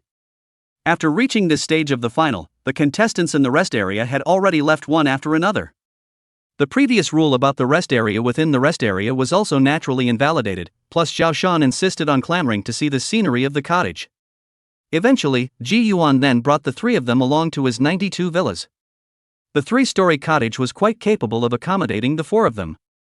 Ji Yuan arranged the two girls, Mu Shuxian and Su Ziyin, to the large bedroom on the third floor. That's a big enough bed for two women to squeeze into for one night. Instead, he and Zhao Shan would spend the night in the living room. Third floor. Mu Shuxian, who smelled of alcohol, was lying flat on the bed in a big shape. Su Ziyin received a basin of hot water from the restroom and carefully wiped her face. Jibyuan. With red cheeks, Mu Shuxin, who was in the midst of sleep, suddenly murmured, and then grabbed Su Ziyin's small hand. Most like you. When she finished, she dropped her hand again and fell into a deep sleep. Su Ziyin froze, her starry eyes flickering, her mind uncertain. Second floor living room. Zhao Shan leaned against the sofa, covered with a bed of thick blankets, boredom watching TV, gradually, but also rushed up to doze off. First floor. Ji Yuan held the phone in his hand and smiled lightly. Boy, you have to remember that making it to the finals has been way better than we expected. On the other end, Tan Crane's voice rang out, so screw the champ. Runner-up in a downtown tournament with an equally bad gimmick. I know, uncle, but on the day of the final, I still want to give it a try. I want to see how big the gap between the 6th and 5th grade is. Raising his head, Ji Yuan looked at the curved moon in the sky through the window with firm eyes. That said, Uncle Tan, the 3 super academies, do you have any insights? Tan He, also a student at one of the super colleges in his youth, must be the most accurate when asked. Knew you boys would ask. Tan Han let out a laugh. Jieling, Lan Tian, and Sacred Sky. Of these 3 academies, Absolute Spirit is the strongest, and Arashikage and Sacred Sky are more balanced. In the past, I would have suggested you go to the Jedi Spirit Academy. However, considering what you said to me yesterday, Sacred Sky Academy is your only option. Yesterday, after the game, Jibyuan talked privately with Tan He. He made up a very logical way to explain the origins of Dim and Shining Spirit, and had his own part of the secret. Of course, what Ji Yuan said was very mysterious and complicated. He told Tan He only the most crucial point. He needed the Emperor class remains badly. And Tan He is someone he can definitely trust. Chapter 70, My Father is Your Father. Sacred Sky Academy? Why? Ji Yuan was a bit curious. First of all, you have to know that the 3 great super academies each have their own area. I'm afraid this area is only comparable to the size of the 3 cities combined. So exaggerated? He raised an eyebrow. The 3 great super academies, as the most central incubation sites for Imperial Beast Masters in Great Xia, no matter the heritage, the cards, the importance, and so on and so forth, they are all unimaginable to ordinary people.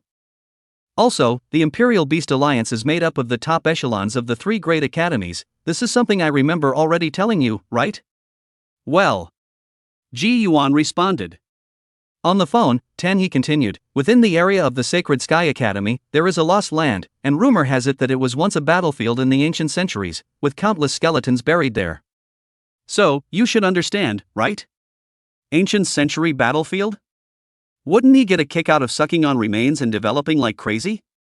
Ji Yuan's eyes lit up. The remains of imperial creatures were too difficult to find, and it was indeed a bit of a struggle to rely solely on the 1-kilometer status function of the Imperial Illustrated Guide. Right now, his top priority was to search for as many remains of the Star Peak Griffin as possible. As long as he could get its remains to reach 70% integrity, he would have his 3rd Imperial Beast. However, it's not that this kind of burial ground only exists in the Sacred Sky Academy. In fact, within the regions of the other 2 major academies, there are similarly lost lands. It's just that Sacred Sky Academies is relatively larger and more expansive. Listening to Tan He's answer, Ji Yuan secretly nodded. In that case, it seemed that Sacred Sky Academy was, indeed, the right choice for him. By the way, the place where the finals will be held is in Gwanmyeon City. Probably tomorrow, someone from the Alliance will contact you and take you there. That's it for now. While I have these 3 days off, I'm going to go back to Linyan City. There are some things I need to take care of. Hanging up the phone, Ji Yuan had a lot of thoughts. There was no talk all night. The next day, as Tanny said, early in the morning, the people from the Imperial Beast Alliance contacted him and had already sent a special car to wait at the entrance of the rest area. At the same time, Mushuxian and Su Ziyin also came down from up. When the Star Peak Griffin was as complete as expected, one would be able to soar around on it, right? After a few moments of enjoyment, collect your thoughts.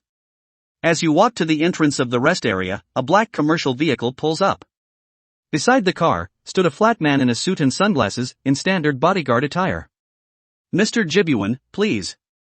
Upon seeing him, the bodyguard guy snapped his fingers and the car door slid open automatically. After getting into this confined interior space of the car, the bodyguard guy got into the passenger seat as well. He turned back and said, "In 10 minutes, we will be transporting you to Guan." Extremely convenient. However, the space crawler was too expensive and the project was huge, so only a few cities in the Great Summer Country possessed it. Most people still travel by airplane or flying Imperial Beasts when they go out of town.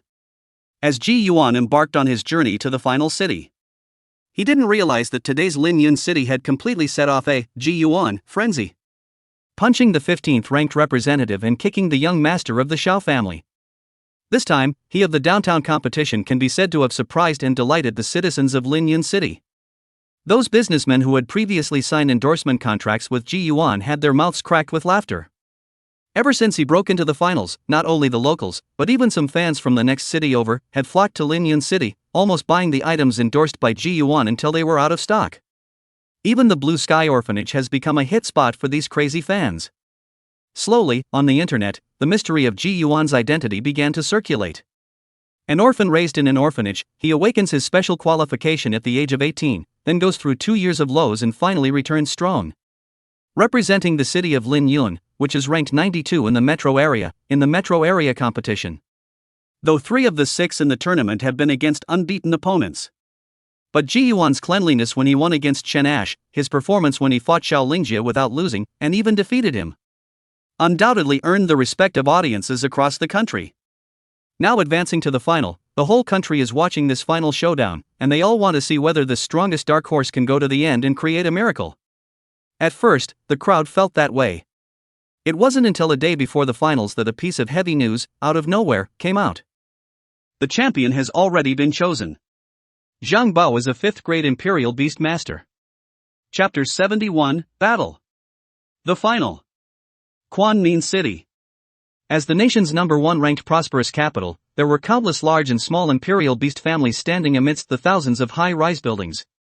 Among them, Zhang, Jiang, Su, Xiao, and the direct main family of the 5 great Mu families had their roots in Gwanmyeon City. The rest of the paraphernalia is spread across the country in various cities. In a flash, 3 days of preparation for the finals passed. Today is the day of the final. And the internet is already abuzz with the news that broke the day before the final. Crazy. A 25-year-old 5th grade Imperial Beast Master. This is definitely the biggest news of the session. No wonder Zhang Bao has crushed every match to win. Good guy, if I were Ji Yuan, I would directly apply for a withdrawal. How can a 6th grade fight a 5th grade? Indeed, if it were me, my mind would explode if I learned that my opponent was a 5th rank the day before the final. Boy, the Jibuan people are numb, but the runner-up is enough, and it's unbelievable that the representative of 92 is close to the championship. Yeah, Ji Yuan has already made history in his own right, it makes no difference to him whether he wins the title or not. Alas, today's final, no fun ah. Words like these are becoming more and more common online. Countless people felt that there was nothing in doubt about this final. 6th grade, impossible to beat 5th grade. It's like a law that no one has ever been able to break throughout the ages. The opening ceremony is coming to an end and the contestants are ready to go on stage. When a voice reaches the ears, Ji Yuan closed his cell phone and stood up. The venue for the finals, located in the center of Gwanmyeon City. The size of the arena was indescribable. Not only was the auditorium able to hold hundreds of thousands of people at once, but even the ring was big enough to park hundreds of giant trucks at once. The arena boasts top-of-the-line broadcasting equipment and giant screens that allow all spectators to see what's going on in the ring in real time. At this moment, Ji Yuan was only one step away from this much anticipated ring. In front of him was a heavy black curtain. "Please, blue player, Ji Yuan debut." With an echoing voice, it was time. Reaching out, he lifted the heavy curtain, and indescribably loud cheers intruded on the senses. A piercing light hit his body. Ji Yuan's face was as usual, his eyes were firm and sharp, and he stepped, step by step, towards the center of the ring. The cries of hundreds of thousands of people, like the low roar of a giant spirit, went straight up into the sky and made this silent night boil. Inside this crowded arena, a huge banner was erected inside the audience. Clearly, all of them are mastodon banners that put Ji Yuan to shame. Zhao Shan did not expect, when his own live banner, actually adopted by so many people. These hypocrites were booing themselves. Next, please welcome the red player, Zhang Bao, to the stage. Woohoo! The room was even more boisterous. This is the youngest 5th grade Imperial Beast Master in this session. In the light, a tall, country-faced, bald man appeared in full view. This bald man's gaze was as flat as water, and his eyebrows were slightly twisted, seemingly harboring a hint of melancholy. Both players are in position. Now, read the rules for the final. First, it is forbidden for a contestant to lay a hand on the Imperial Beastmaster. Secondly, it is forbidden for a contestant to lay a hand on a royal beast. Serious injuries, crippling, etc., do not count. Thirdly, there is no limit to the duration of the match, and the only way the match will end is if one side voluntarily admits defeat or loses the battle. The rules have been read, the match officially begins. As the moderator's shout fell, Zhang Bao looked at Ji Yuan. "You're not abandoning the race? Because you're 5th grade?" Ji Yuan replied with a smile. Seeing his smile, Zhang Bao was puzzled. "I see, do you want to see how big the gap is?" Spin. Zhang Bao stretched out his right hand, only to see ripples in the space in front of him, and immediately after, a strange beast with a slender stance and covered in dark purple spots appeared out of thin air. This strange beast had a peculiar shape, resembling a cheetah, but was born with 4 slender front legs and 2 stout hind legs. The poison-wind panther. Ji Yuan narrowed his eyes, not expecting that the first imperial beast he summoned would actually be this thing. A creature unique to the depths of the mineral veins of Hongling City. The green-colored spectral fire rose, and dimming also manifested. The poison-wind eerie leopard opened its bloody mouth covered with sharp teeth, its throat rolled, and suddenly spat out a cloud of wind circles.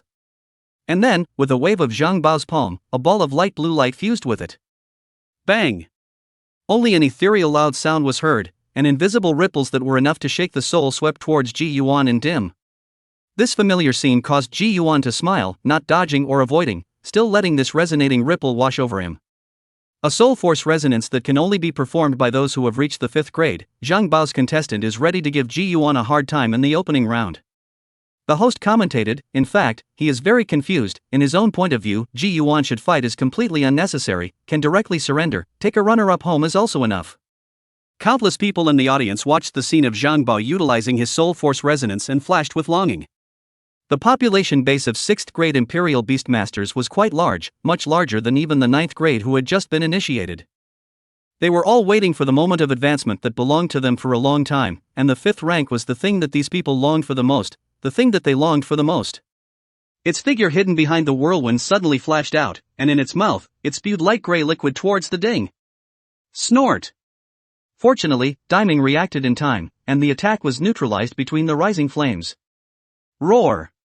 But a wave has not yet subsided. A wave rises again, only to see this wind-tricky leopard shaped like a phantom, close in a flash, full of sharp teeth will be towards the ding-ding's neck to bite down. Such a strong desire to attack caused Ji Yuan's gaze to freeze. Bang! The underworld flame transformed into a thick arm and viciously whacked the poison wind-guile leopard on top of its right ribcage when it was about to approach.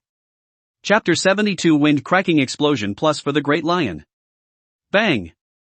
The arm that was illuminated by the underworld flame whacked the poison wind trickster leopard away with a punch.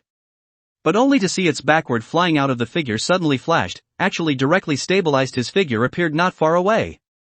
At the same time, a smudge of light green wind element surfaced around its body. Wow! The 4 front paws of the poison wind-guile leopard crossed and swung, and 4 gusts of wind that were strong enough to cut through steel whistled. Dim lunged down and narrowly avoided it. But at this time, the poison wind-guile leopard once again pounced forward, spitting out light gray corrosive liquid from its mouth, and its 4 front paws fluctuated with wind elements once again. After all, They were Imperial Beasts controlled by 5th grade Imperial Beast Masters, and with this kind of intensive attack frequency, it was almost difficult to find a break. The underworld flames surged and overflowed, forming a flame barrier that shielded the entirety of Dim. The terrifyingly high temperature and the burning of the soul caused this poisonous wind-tricky leopard to stop in its tracks. Corrosive poisonous mist. At the back, Zhang Bao said softly. The poison wind eerie leopard instantly spewed out a thin mist, and these grey mists absorbed onto the flame barrier, and immediately after, Ji Yuan saw this Zhang leopard sending out soul power towards the mist. Could it be that this grey poisonous fog is able to corrode Dim's defenses after resonating with soul power? Ji Yuan's heart moved, and with a hidden flick of his fingers, he shot out a ball of his own soul power, rushing into the underworld blaze without anyone noticing. Throttle swish. Snappy. The barrier formed by the underworld flame boiled up with the naked eye, and this extremely obvious increase caused Zhang Bao's brows to tighten. Strange. What's going on? His soul power had already resonated with the corrosive poisonous mist, and the district's flame barrier was just a barrier that was bound to be able to corrode easily. But now, he was able to feel a resisting force, as if the same resonance of soul power existed in this flame? How is this possible? Zhang Bao immediately rejected the conjecture in his heart. Before the start of the tournament, someone within the family had already checked Ji Yuan's information cleanly. He was a 6th grade royal beast master. This, absolutely no problem. Am I being too sensitive? His eyes flickered slightly as he looked towards the handsome young man with a calm expression not far away. After a moment of contemplation, he suddenly retrieved the poison wind eerie leopard. Phew! Suddenly, Ji Yuan's pupils shrunk as he suddenly saw that on the ring, ice crystal snowflakes inexplicably floated up. See only. Zhang Bao stretched out a finger and pointed it remotely at the dimly formed flame barrier. Ice. Crack. Next. Boo. A beam of light blue light erupted from his hand with a blanket of coldness, and when it came into contact with the flame barrier of soul power resonance, it actually penetrated it instantly. Once the airtight barrier is broken, there is no longer any need for it to last. Bzzzzzzz. But the moment the flame barrier dissipated, the piercing thunder suddenly rang out. In Ji Yuan's astonished gaze, he only saw Zhang Bao's fists clenching tightly, his body rushing with lightning elements, and his entire body transforming into a thunderbolt as he rushed towards Dimming. Thunder! Explode! In the blink of an eye, Zhang Bao had appeared in front of Dim while swinging his fist with the element of thunder. Shoo! The moment his fist wind was about to come into contact with Dim, Ji Yuan retracted it with a quick eye. At the same time, deep blue thunder surged, and flash prana moved like running thunder, launching, dance of lightning, in the gap between Zhang Bao's strikes. Bang! The collision of the elements of the thunder system erupted into an explosive roar, and the piercing thunder leapt wildly, causing many people to close their eyes. In the audience, the crowd was discussing the unusual fighting skills that Zhang Bao was displaying at this moment. What is this situation? Zhang Bao didn't summon a royal beast, how can he unleash an elemental skill with his bare hands? Ha ha! At a glance here from a small city, what Zhang Bao is using is the Zhang family's unique royal beastmaster specialized soul technique called wind-cracking explosion. Yes, I heard that this wind-splitting explosion has been passed down from the ancient centuries, and it can be considered an heirloom of the Zhang family. Unfortunately, although this wind-cracking explosion can briefly grant royal beastmasters elemental attacks, the consumption is simply too great, and no one who is not a royal beastmaster of the 5th grade or above is allowed to practice it. Ji Yuan, perhaps, will be crushed in this move. The ring. The unbridled and wildly dominating thunder power pulsed continuously. Ji Yuan stood in the distance, his pupils contracting slightly. He saw that Zhang Bao was using both fists to resist the impact of the shining vampire. It was impossible for even the strongest beastmaster to resist the imperial beasts with their flesh and blood. Could it be that the gap between grades really had such a great impact? Well, Zhang Bao was quickly defeated in this clash. Meanwhile, compared to his surprise, the shock in Zhang Bao's heart was even more intense. Strange, so strange. This Ji Yuan's 2 imperial beasts were definitely not as simple as described in the intelligence. Even if it was a royal beast with a legendary bloodline, when the controller was only a 6th grade, no matter what, it would be impossible to resist the wind-splitting explosion he unleashed. This was the confidence he had when he was a 5th grade imperial beastmaster against a 6th grade. But now, this wolf-type imperial beast not only blocked his attack, but even destroyed it. There are only 2 possibilities. For one, Ji Yuan had hidden his grade, and he, too, was a 5th grade beast master. Secondly, the bloodline grade of this wolf-type imperial beast was definitely above legendary, or at the very least, mythic grade. In Zhang Bao's mind, the seal of the imperial beast that surfaced on the back of his hand when Ji Yuan summoned the imperial beast flashed rapidly. Thus, the first possibility is completely ruled out. Put it this way. The 92-rank Lin Yun city had actually seen a youth with a mythical grade imperial beast. Bang! Just as Zhang Bao flew through his thoughts, the power of the shining spirit finally won out. The huge force came crashing down on his face, like several vehicles crashing head-on, causing him to stifle a grunt and fall back in pain. Unleash the frenzy explosion. Almost at the same time, Ji Yuan's voice came out, only to see that the shining vampire opened his mouth wide, and a ball of blue and silver mingled light instantly coalesced and sprayed out directly towards him. Wind! Break! The ball of light carried a terrifyingly strong wind and shot up. Zhang Bao immediately unleashed the final stance of wind-splitting explosion. The sharp gust of wind whistled as if it was a sharp blade, directly cutting the blue and silver ball of light into 2 halves. Bang! Bang! The berserk force that split in 2 bombarded the ground at the back, sending out a deafening roar. After this short period of contact, Zhang Bao had already detected a hint of something wrong. Ji Yuan could not be compared to an ordinary 6th grade imperial beast master. But, in this nationally watched arena, could it be that he really had to control multiple imperial beasts at the same time to fight against a 6th grade imperial beast master? The loneliness of being a 5th grade imperial beast master in his heart, as well as the imperial beast family, made him unwilling to do so. Eventually, a dark purple glow welled up under his eyes. Under the attention of all the people, the air above Zhang Bao's head suddenly set off a ripple. Immediately afterward, an arm covered in black hair poked out of thin air. A strong sense of oppression filled the entire ring. Ji Yuan tilted his head, opened his panther, and summoned a 4-meter-tall, fierce-faced mad ape. The big guy, again, was no stranger to him. It was none other than, back in the depths of the mining vein, Lu Sheng had met the battle alone, the demon ape. At that time, Lu Sheng, who was a 5th grade royal beast master, had used close to 10 minutes and had used all of his means before he had killed that demon ape. And now, just under 2 minutes have passed since the start of the match. Theoretically, Ji Yuan only had to hold out for 3 more minutes, and in the eyes of some people, it was already considered a victory. But, the next thing he was about to face was the one that could contend with a 5th grade imperial beast master, the demon ape. Chapter 73 Unexpected. Go season, go! Ji Yuan. Come on, hold on. In the audience, Zhao Shan frantically waved the fierce man, flag in his hand, and with his left hand, he even counted the time with his cell phone. Mu Shuxin made a trumpet shape with both hands and shouted the same. Only the silent girl, clutching her small hand, mentally murmured, "Come on, you can do it." Inside the ring, Ji Yuan looked at the demonic ape in front of him that was filled with infinite oppressive force, his heart filled with astonishment. It was unthinkable that apart from the poison windguile leopard, he had actually tamed even the demon ape. However, this demon ape was much smaller than the one that was deep in. It's this wolf-type imperial beast. Soon, he blamed it all on the shining spirit. It was not surprising that a mythic-rank bloodline imperial beast had some special abilities. I can't imagine that it's actually such a coincidence that the devil apes live in the underground world and are most afraid of the fluctuations of the thunder resonance. After pondering for a moment, Zhang Bao was extremely decisive in temporarily withdrawing the demonic ape back into the imperial beast space.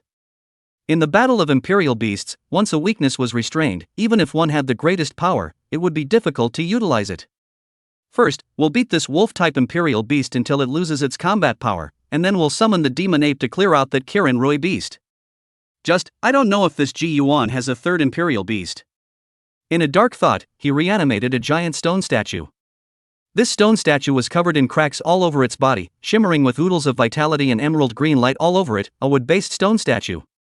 Seeing this thing, Ji Yuan couldn't help but recall the fire stone statue of Mu Shuxin that had been blown up by a punch in the apocalyptic valley. Shoo! The lightning-twisted ball of light jetted out once again, and when it bombarded the stone statue, only a loud gurgling sound came out.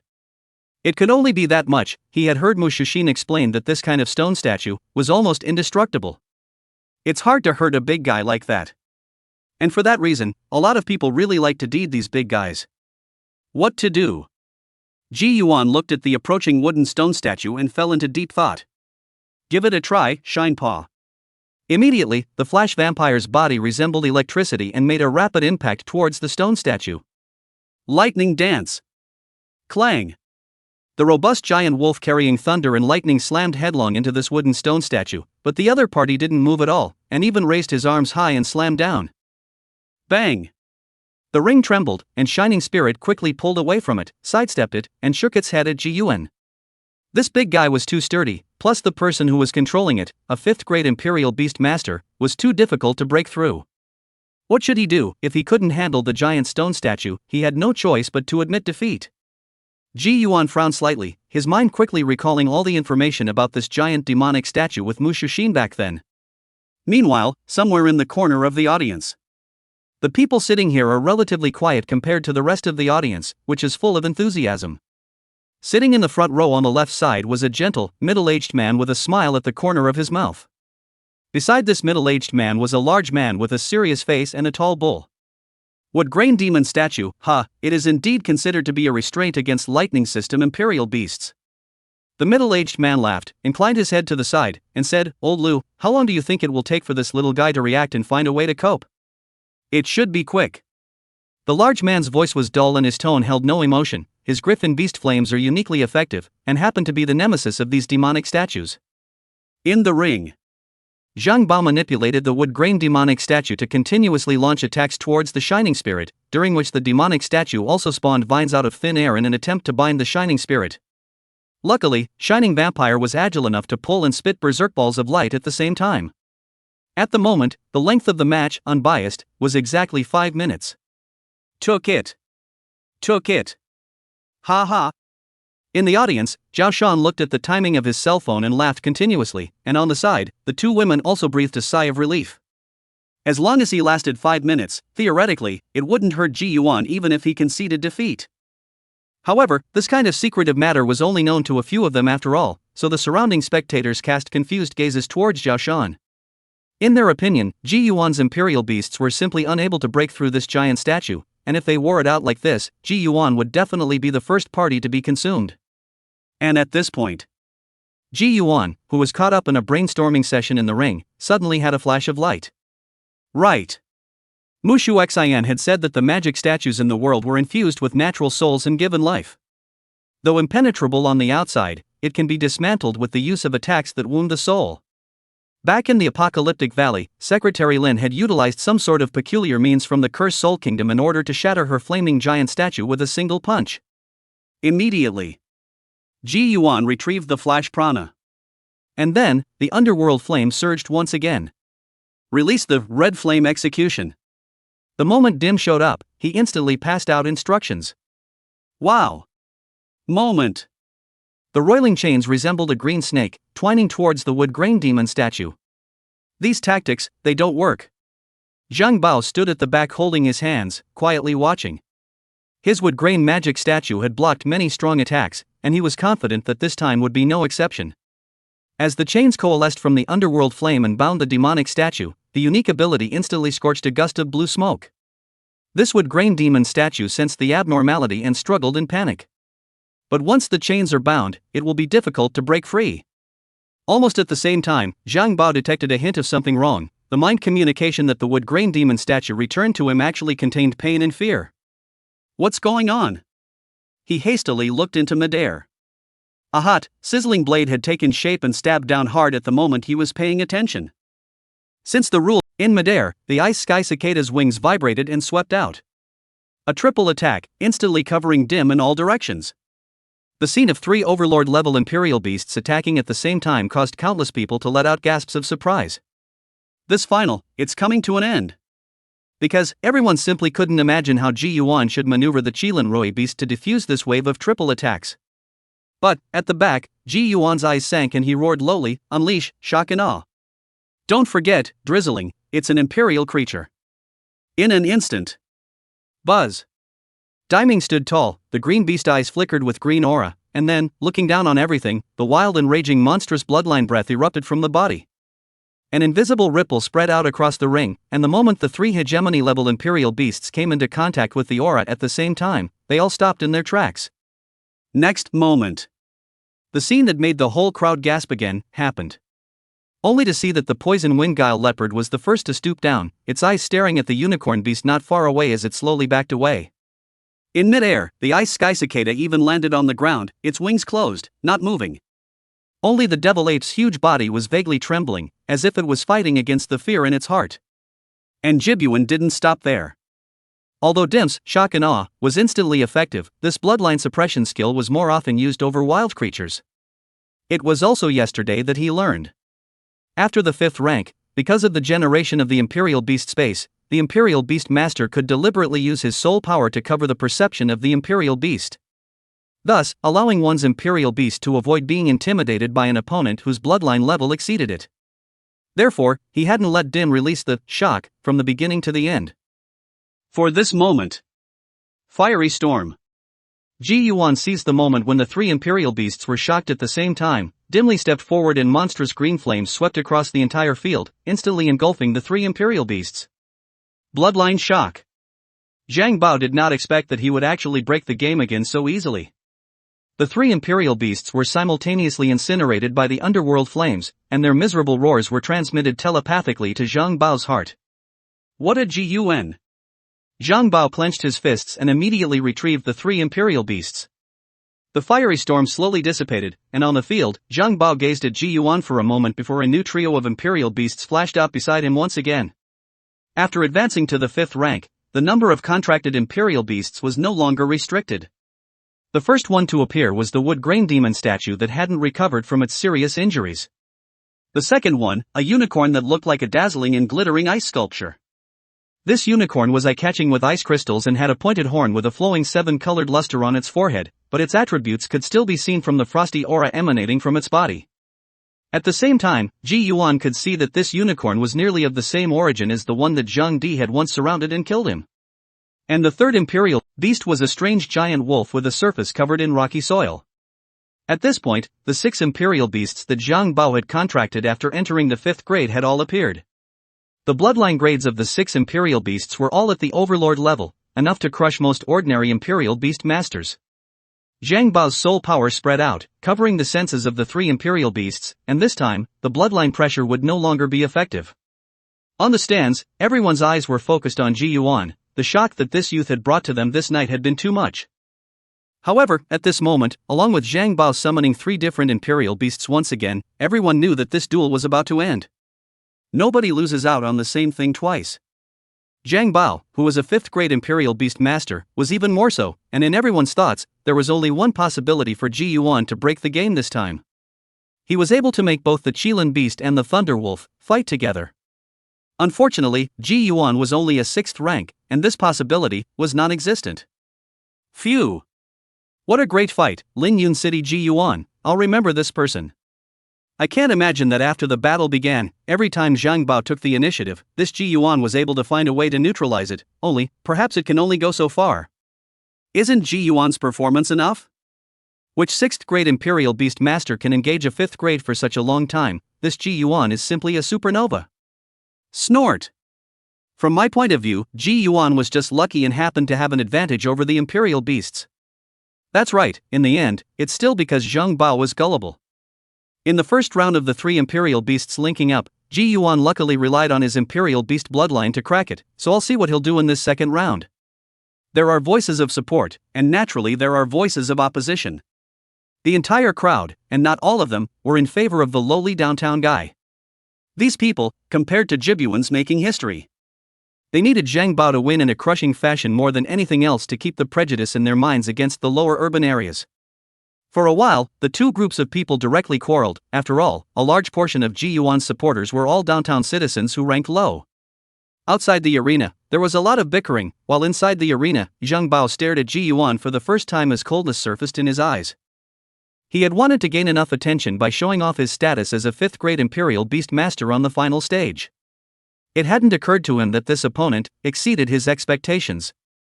At first, he felt that the poison wind trickster leopard was enough to solve Ji Yuan. But after the initial exchange, he had changed his mind, so he used one of his bottom cards, Wind Split Explosion. But it still didn't put an end to the battle. With the demonic ape being repelled, the prejudice in his heart towards Ji Yuan's lowly origin had completely dissipated. Until now, being able to force his 6 imperial beasts to take turns with his 6th. Chapter 75 Who's the Deer? Added for rainfall. Bang! A shocking roar spread across the ring. The moment Dim was close to the wood grain demon statue, he condensed the underworld flame into a huge palm and ruthlessly pressed this demon statue to the ground.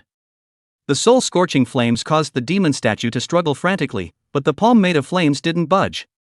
Looking at the other side, Flash Prancer's body that contained infinite lightning crashed into the ice crystal unicorn, causing the unicorn to retreat back and forth. Then, it turned its head, and a ball of wildly exploding light coalesced in its mouth, spewing towards the stone wolf. Clang! The violent power of the explosion shattered the rocks on the exterior of the earth rock wolf, and its body flew backward for several meters. When Ji Yuan was able to manipulate 2 imperial beasts, the only advantage of the 5th grade was the abundance of soul power. So, within this minute, Ji Yuan had to settle the fight. Otherwise, he would fail with his soul power depleted. The situation has changed again. Not far away, Zhang Bao's pupils quaked. He looked at the Qilin beast and thunder wolf that existed in the ring at the same time, and for a moment, he was completely lost for words. On the stands, all the boiling shouts were coincidentally quieted down. The whole place, dead silent. Everyone, as if they had seen a ghost, stared blankly, mouths open, not saying a word. Silly. It's all silly. Including Zhao Shan and Su Ziyin, they were also dumbfounded. In the entire room, excluding Mushu Xayan, no one knew that Ji Yuan could control 2 imperial beasts at the same time. In the corner of the stands, Zhao Tianhou, who had a smile on his lips, was also slightly stunned, and Lu Qian, who was on the side, was even more tense, even involuntarily leaning forward, as if he couldn't believe the scene in front of him. What a surprising little guy. Zhao Tianhou suddenly laughed, good. This godson, recognizing is too earned. Inside the field. Zhang Bao's eyelids twitched and his lips went dry. He rubbed his eyes hard, as if he simply couldn't believe that the scene in front of him was real. You hid the grade? A moment later, he questioned in a tone of utter disbelief. Unexpectedly, Ji Yuan shook his head and let out a shallow smile, 6th grade Imperial Beast Master, as in fake, guaranteed. As the words fell, his eyes were filled with thunderous light. Ow! Shining Prancer raised his wolf head high and let out a howl that penetrated the entire arena. Rumble! Suddenly, under the shocked gaze of countless people, a dark cloud as black as ink appeared high in the sky, and within it, thunder rolled. Thunder Judgment! Along with Ji Yuan's words, a sky full of lightning poured down from the dark clouds. Giant rock barrier. Wall of ice. The terrifying thunder might was vast, and in the ring, Zhang Bao's face changed drastically as he hurriedly gave orders. The tip of the ice crystal unicorn's horn immediately erupted with a 7-colored luster, condensing a floating ice wall in midair. Radiant light flowed on the ice wall, permeating an impenetrable power. The earthen rock wolf also let out a howl immediately, and the earth elements surged out crazily all over its body, a semicircular rocky barrier shading Zhang Bao and it together. Boom, bang. In an instant, a thunderbolt blasted on top of the ice wall and rocky barriers. The stirred-up thunder debris scattered on the ground, leaving behind a tiny crater. In the barrier, Zhang Bao gasped sharply as each blast of thunder caused the barrier to tremble. Although he had only advanced to the 5th grade for a short 2 months, but he was a 5th grade Imperial Beast Master after all. Zhang Bao looked at his palm as madness flashed in his eyes. Since the Imperial Beasts couldn't win, there was only one last method. His last card. Boom! At the same time, the fortress finally could no longer support itself and was split apart by the thunder. Ah! Zhang Bao roared angrily, his fists clenched tightly, veins surfacing on his arms.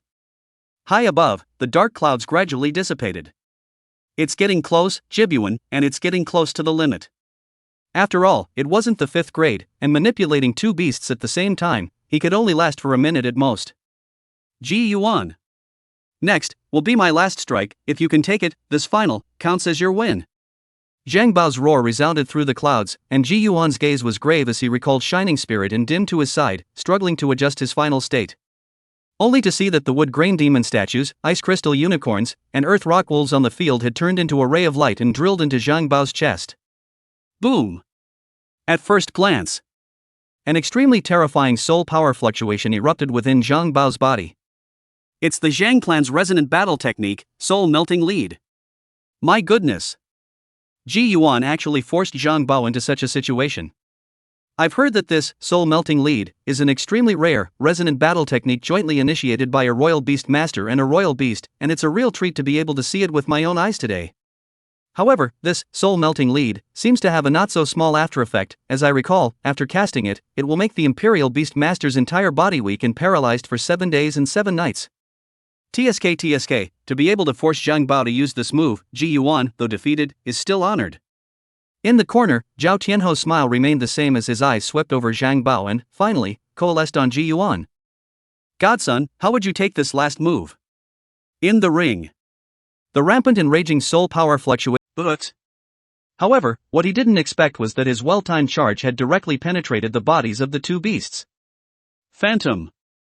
His heart was appalled, but before he could react, a terrifying fluctuation had already crept in.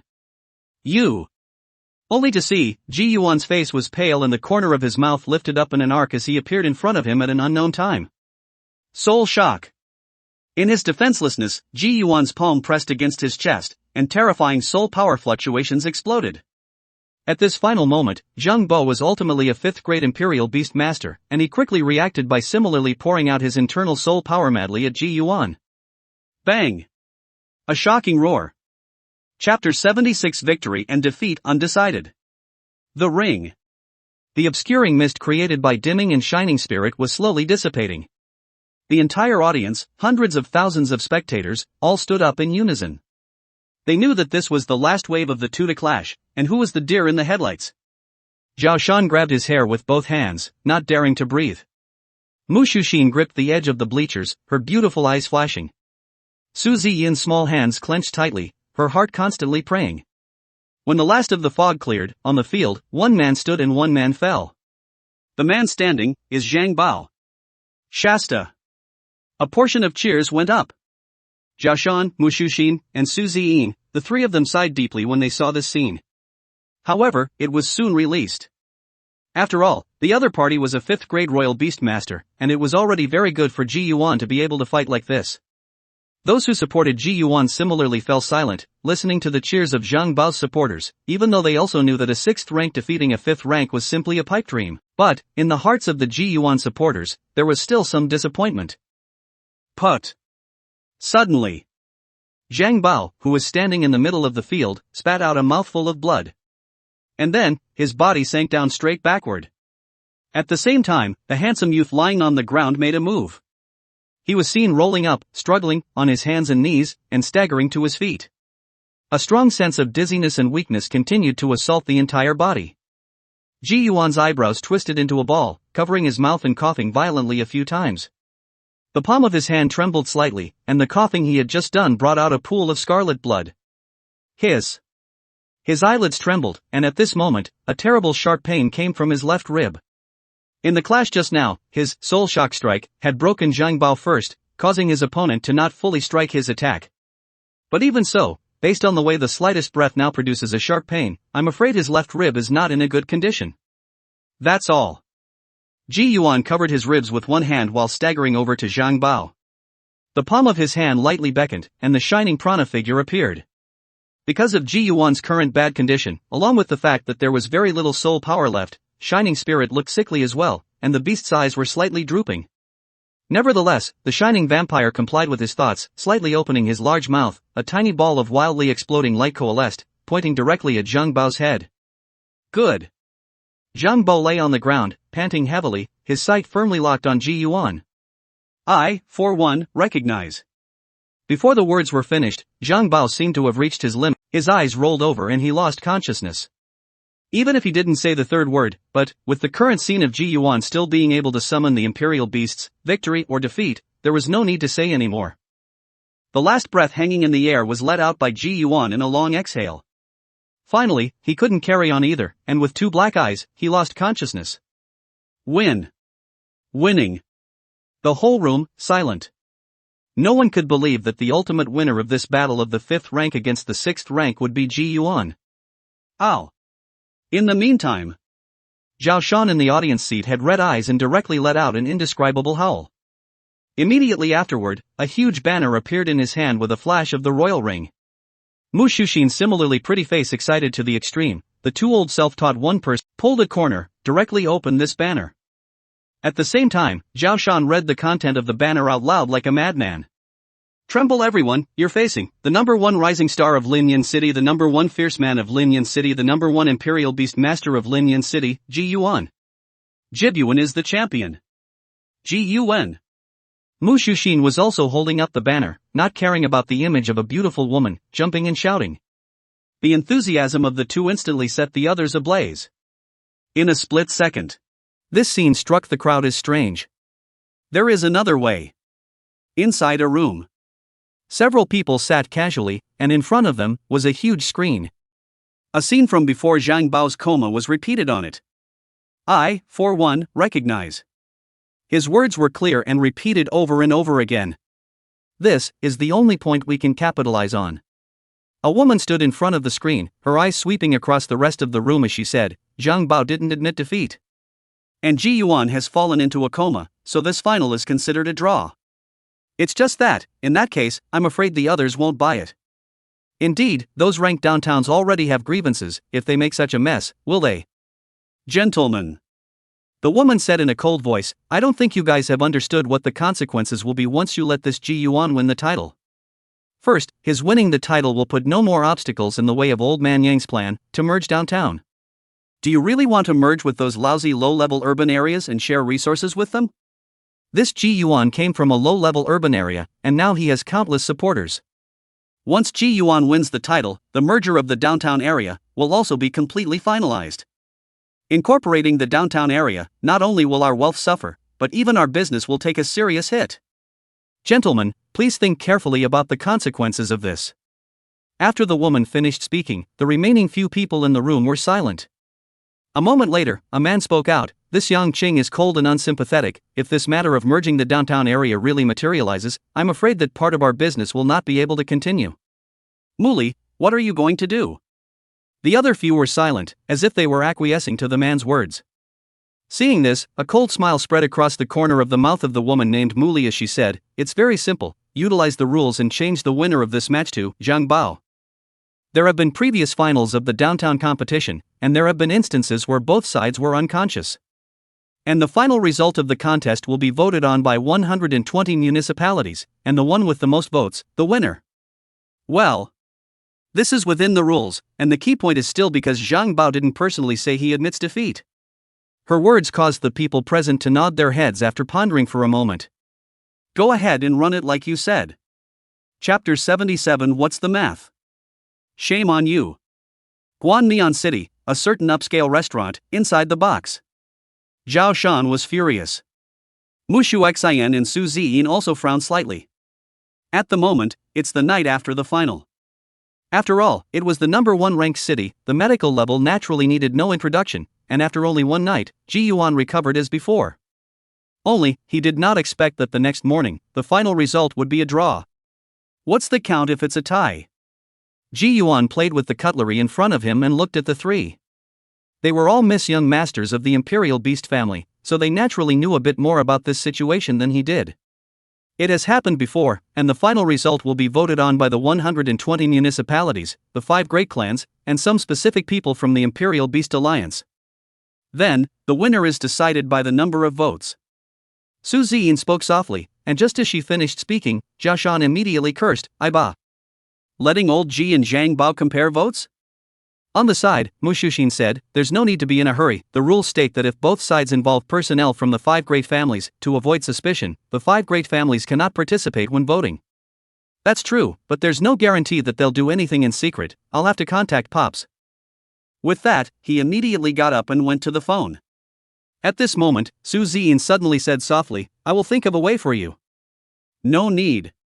Don't have to embarrass yourself. Ji Yuan shook his head repeatedly. He understood Su Ziyin's situation in the Su family. Even if she could really do it, she would definitely pay a big price. He didn't want to see his dear friend suffer in any way for himself. Except for Zhao Shan, because he has thick skin. Seeing Ji Yuan's resolute attitude, Su Ziyin pursed her red lips and stopped speaking. Ugh, it's just one thing after another. Mushu Xian sighed softly. She could not help anymore in this matter, she could only be anxious. And today, the internet is polarizing opinion. There are those who are angry, those who support the vote, and those who analyze it rationally. Overall, the most crucial point in the matter of the draw was because Zhang Bao did not utter the word admit defeat. Under the deliberate guidance of some people have clung to this point, brainlessly washing their hands and calling for a national consent vote. This last downtown competition is pulling out all the stops, both in terms of conversation and heat. Inside the box, the atmosphere was silent. Not long after, Zhao Shan pushed the door and folded back. Pops reassures us that beyond that, there's nothing. Zhao Shan shrugged. Meanwhile, 10,000 meters up in the air, a golden eagle of enormous size flew under the moonlight. On its back stood a middle-aged man with graying temples and a grim face.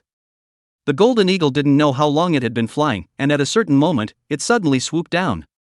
Passing through the layers of clouds, he eventually settled down in a courtyard.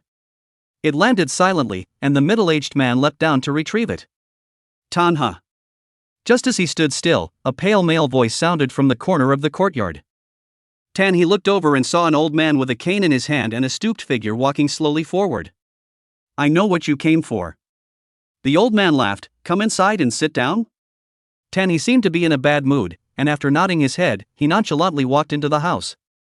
It's a courtyard with vintage furnishings and decor in the rooms. Incorporating the downtown area was something I brought up 20 years ago.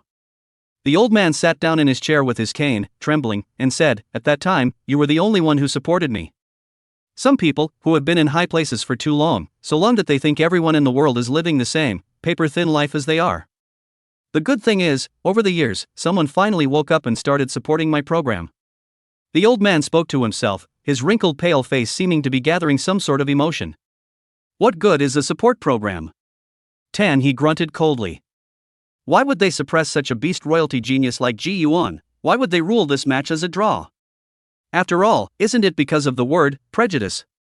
Could it be that imperial beast masters of low birth and lower rankings in the downtown area really don't deserve better resources?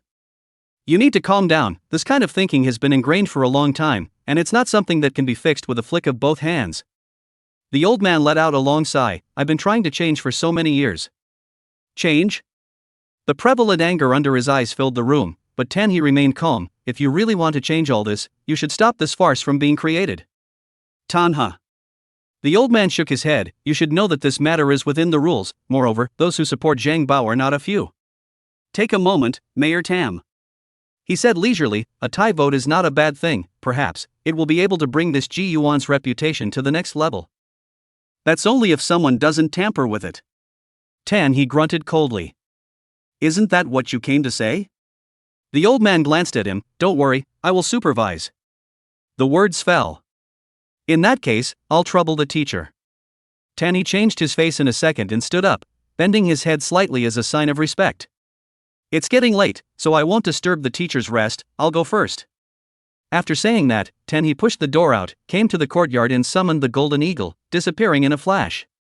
The old man sitting in the room seemed to have anticipated this scene and did not move a muscle. Only a smirk appeared at the corner of his mouth. High above. Marquis of Heaven? Well, it's what you and I expected. I know, I'll be in touch. Above the golden eagle, Tan. He's gaze flickered. The morning after the final, the third day. Ji Yuan, who had departed from his hotel room and was riding in a special car, had an indifferent expression on his face. The voting process will be live-streamed in its entirety. The camp that voted consisted of 120 mayors, the 5 imperial beast families, and the 15 top brass of the alliance. The total number of valid votes is 140. You are a member of the Zhang family. As a 5th-grade imperial beast master, yet you lost to a nobody coming out of a small city. Don't you feel ashamed and admit defeat? Do you want the Zhang family to be reduced to a national laughingstock from now on?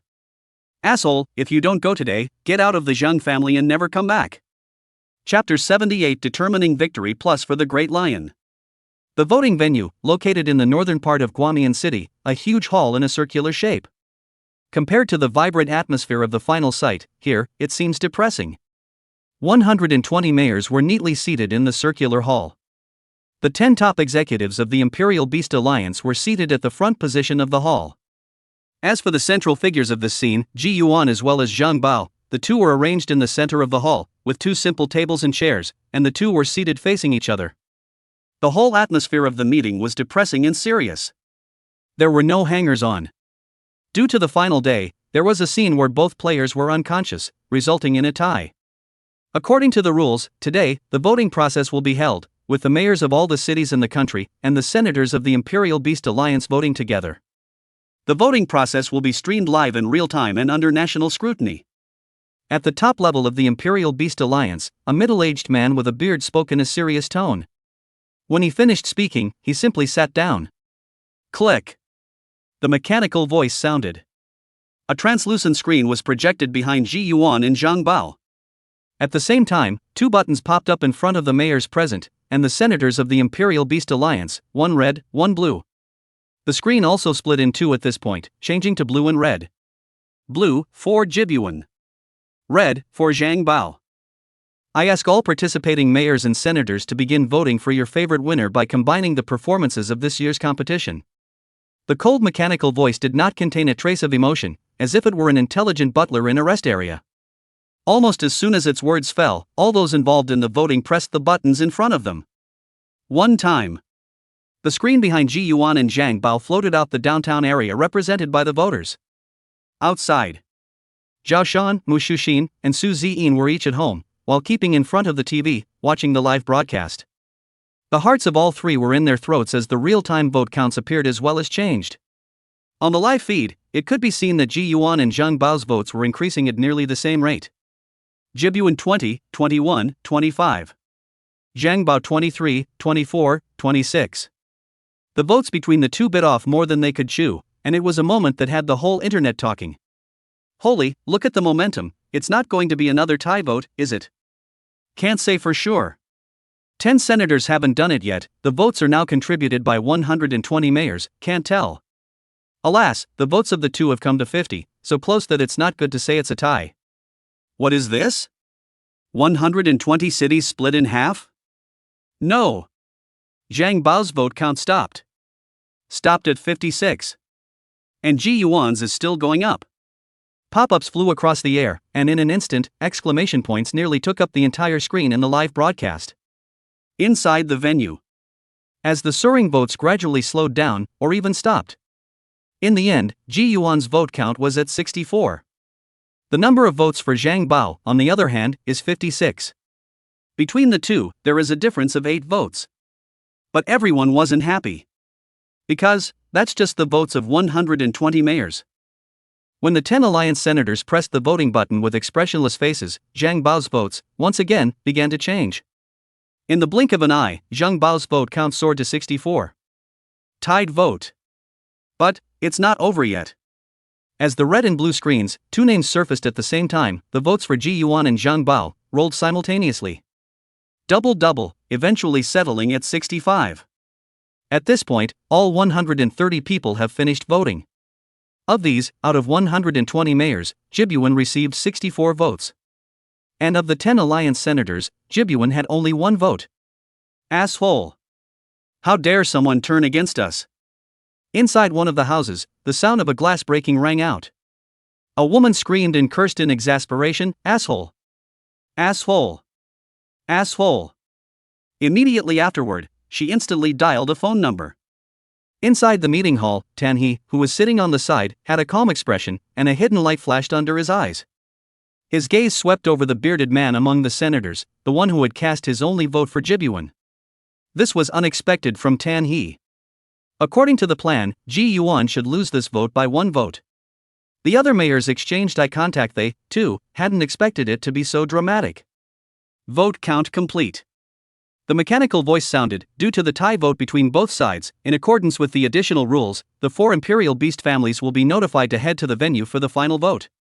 Due to Zhang Bao's player's special status, according to the rules, the Zhang family needs to avoid suspicion. The venue, once again, returned to dead silence. And the entire internet, as a result of this result, exploded. Damn, if you ask me, we should just award Zhang Bao a loss. At the time, he was the first one to pass out and Ji Yuan was after him. Can't this be considered a win for Ji Yuan? A bunch of dogs chasing after Ji Yuan and biting him every day. You're the water army hired by the Zhang family, right? Ugh. Only you lowly downtown guys can empathize with Jibyuan, right? That's just it. Isn't it good to stay honest in your little place? Why must you come up to the mouth? This war of the keyboards, centered around the high rankings of the downtown area, begins. While waiting for the Imperial Beast family to make their way to the venue, both sides cursed until they flew off the handle. At that moment, a post came out of nowhere, instantly putting an end to the mindless scolding between the two sides. Should Jibby lose? Take a look at the potential of this small-town player. The poster of this post, ID, Nightfall Silent. On the internet, the #1 big fan who embraces Ji Yuan. In the first round, when Ji Yuan was deeply involved in the public opinion storm, this, Nightfall Silent, fought with his tongue and cursed against others for more than 2,000 floors. At that time, countless people were speculating that this, Nightfall Silent, was Ji. Then there's Ji Yuan, who awakened his extraordinarily powerful soul qualification at the age of 18, and after a 2-year window period, he contracted his first Imperial Beast just before the downtown competition kicked off. Until today, Ji Yuan has only become a Royal Beast Master for more than 3 months. 3 months of advancing from the 9th rank to the 6th rank, exceptional soul power qualifications, and the 6th rank yet being able to control 2 Imperial Beasts at the same time. Based on those 3 keywords alone, any one of them wouldn't necessarily be mediocre when placed on someone else, would it? But why, when it comes to Ji Yuan, is it so overwhelming? Could it be, just because he represents the lower urban areas? In the post, Nightfall Silent gagged the crowd with a plain and simple statement. 4 people in a chat group. Zhao Shan, boy, you guys take a look at this post. Who the hell is this, Nightfall Silent? I must find him and treat him to dinner. With that, he shared the link to the post.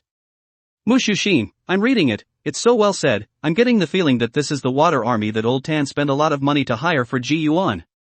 After all, between the lines, he knows Ji Yuan too well. Su Ziyin digressed and said, watch the live stream, it's time to decide the winner. Chapter 79 Return of the Champion. Outside the venue. In front of a heavy brown wooden door. 2 men and 2 women of extraordinary temperament and dignified dress stood. 3 of you, how about getting through to each other? The suited male representative of the Shao family laughed, I'm voting for Zhang Bao. I vote for Zhang Bao too. The male representative of the Mu family spoke faintly. Zhang Bao. The female representative of the Su family also nodded. The female representative of the Zhang family was the only one left silent. Gentlemen, please enter. At that moment, the wooden door slowly opened. Each of the 4 received an ancient copper round coin. A ruling coin placed on a player's table is considered a vote for the opponent. Mechanical sounds start up and lights hit an aisle inside the serious venue. The representative of the Shao family was in front, and was the first to step out, placing the ruling coins on Zhang Bao's table under the attention of the entire room, as well as the live broadcasting equipment. Zhang family, Zhang Bao 1 vote.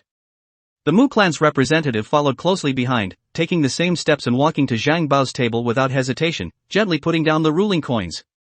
Zhang family, Zhang Bao 2 votes. It was the Zhang family's turn to be represented. With light steps, she walked to Ji Yuan's table with round coins in her fingertips and gently clasped them on his table. Lin Yun City, 1 vote for Ji Yuan. The moment. Everyone's gazes were directed towards the last one, the representative of the Su family. Her crucial vote will determine the winner of this downtown competition. Immediately, the representative of the Su family stepped forward. She walked to the center of the venue and passed Ji Yuan under the gaze of countless people. The winner is already decided. Shoo. Only, she eventually stopped in front of Zhang Bao's table and tossed the round coin in her hand. The bronze-colored round coin arced in the air, and under the watchful eyes of countless people, it landed accurately on Ji Yuan's table.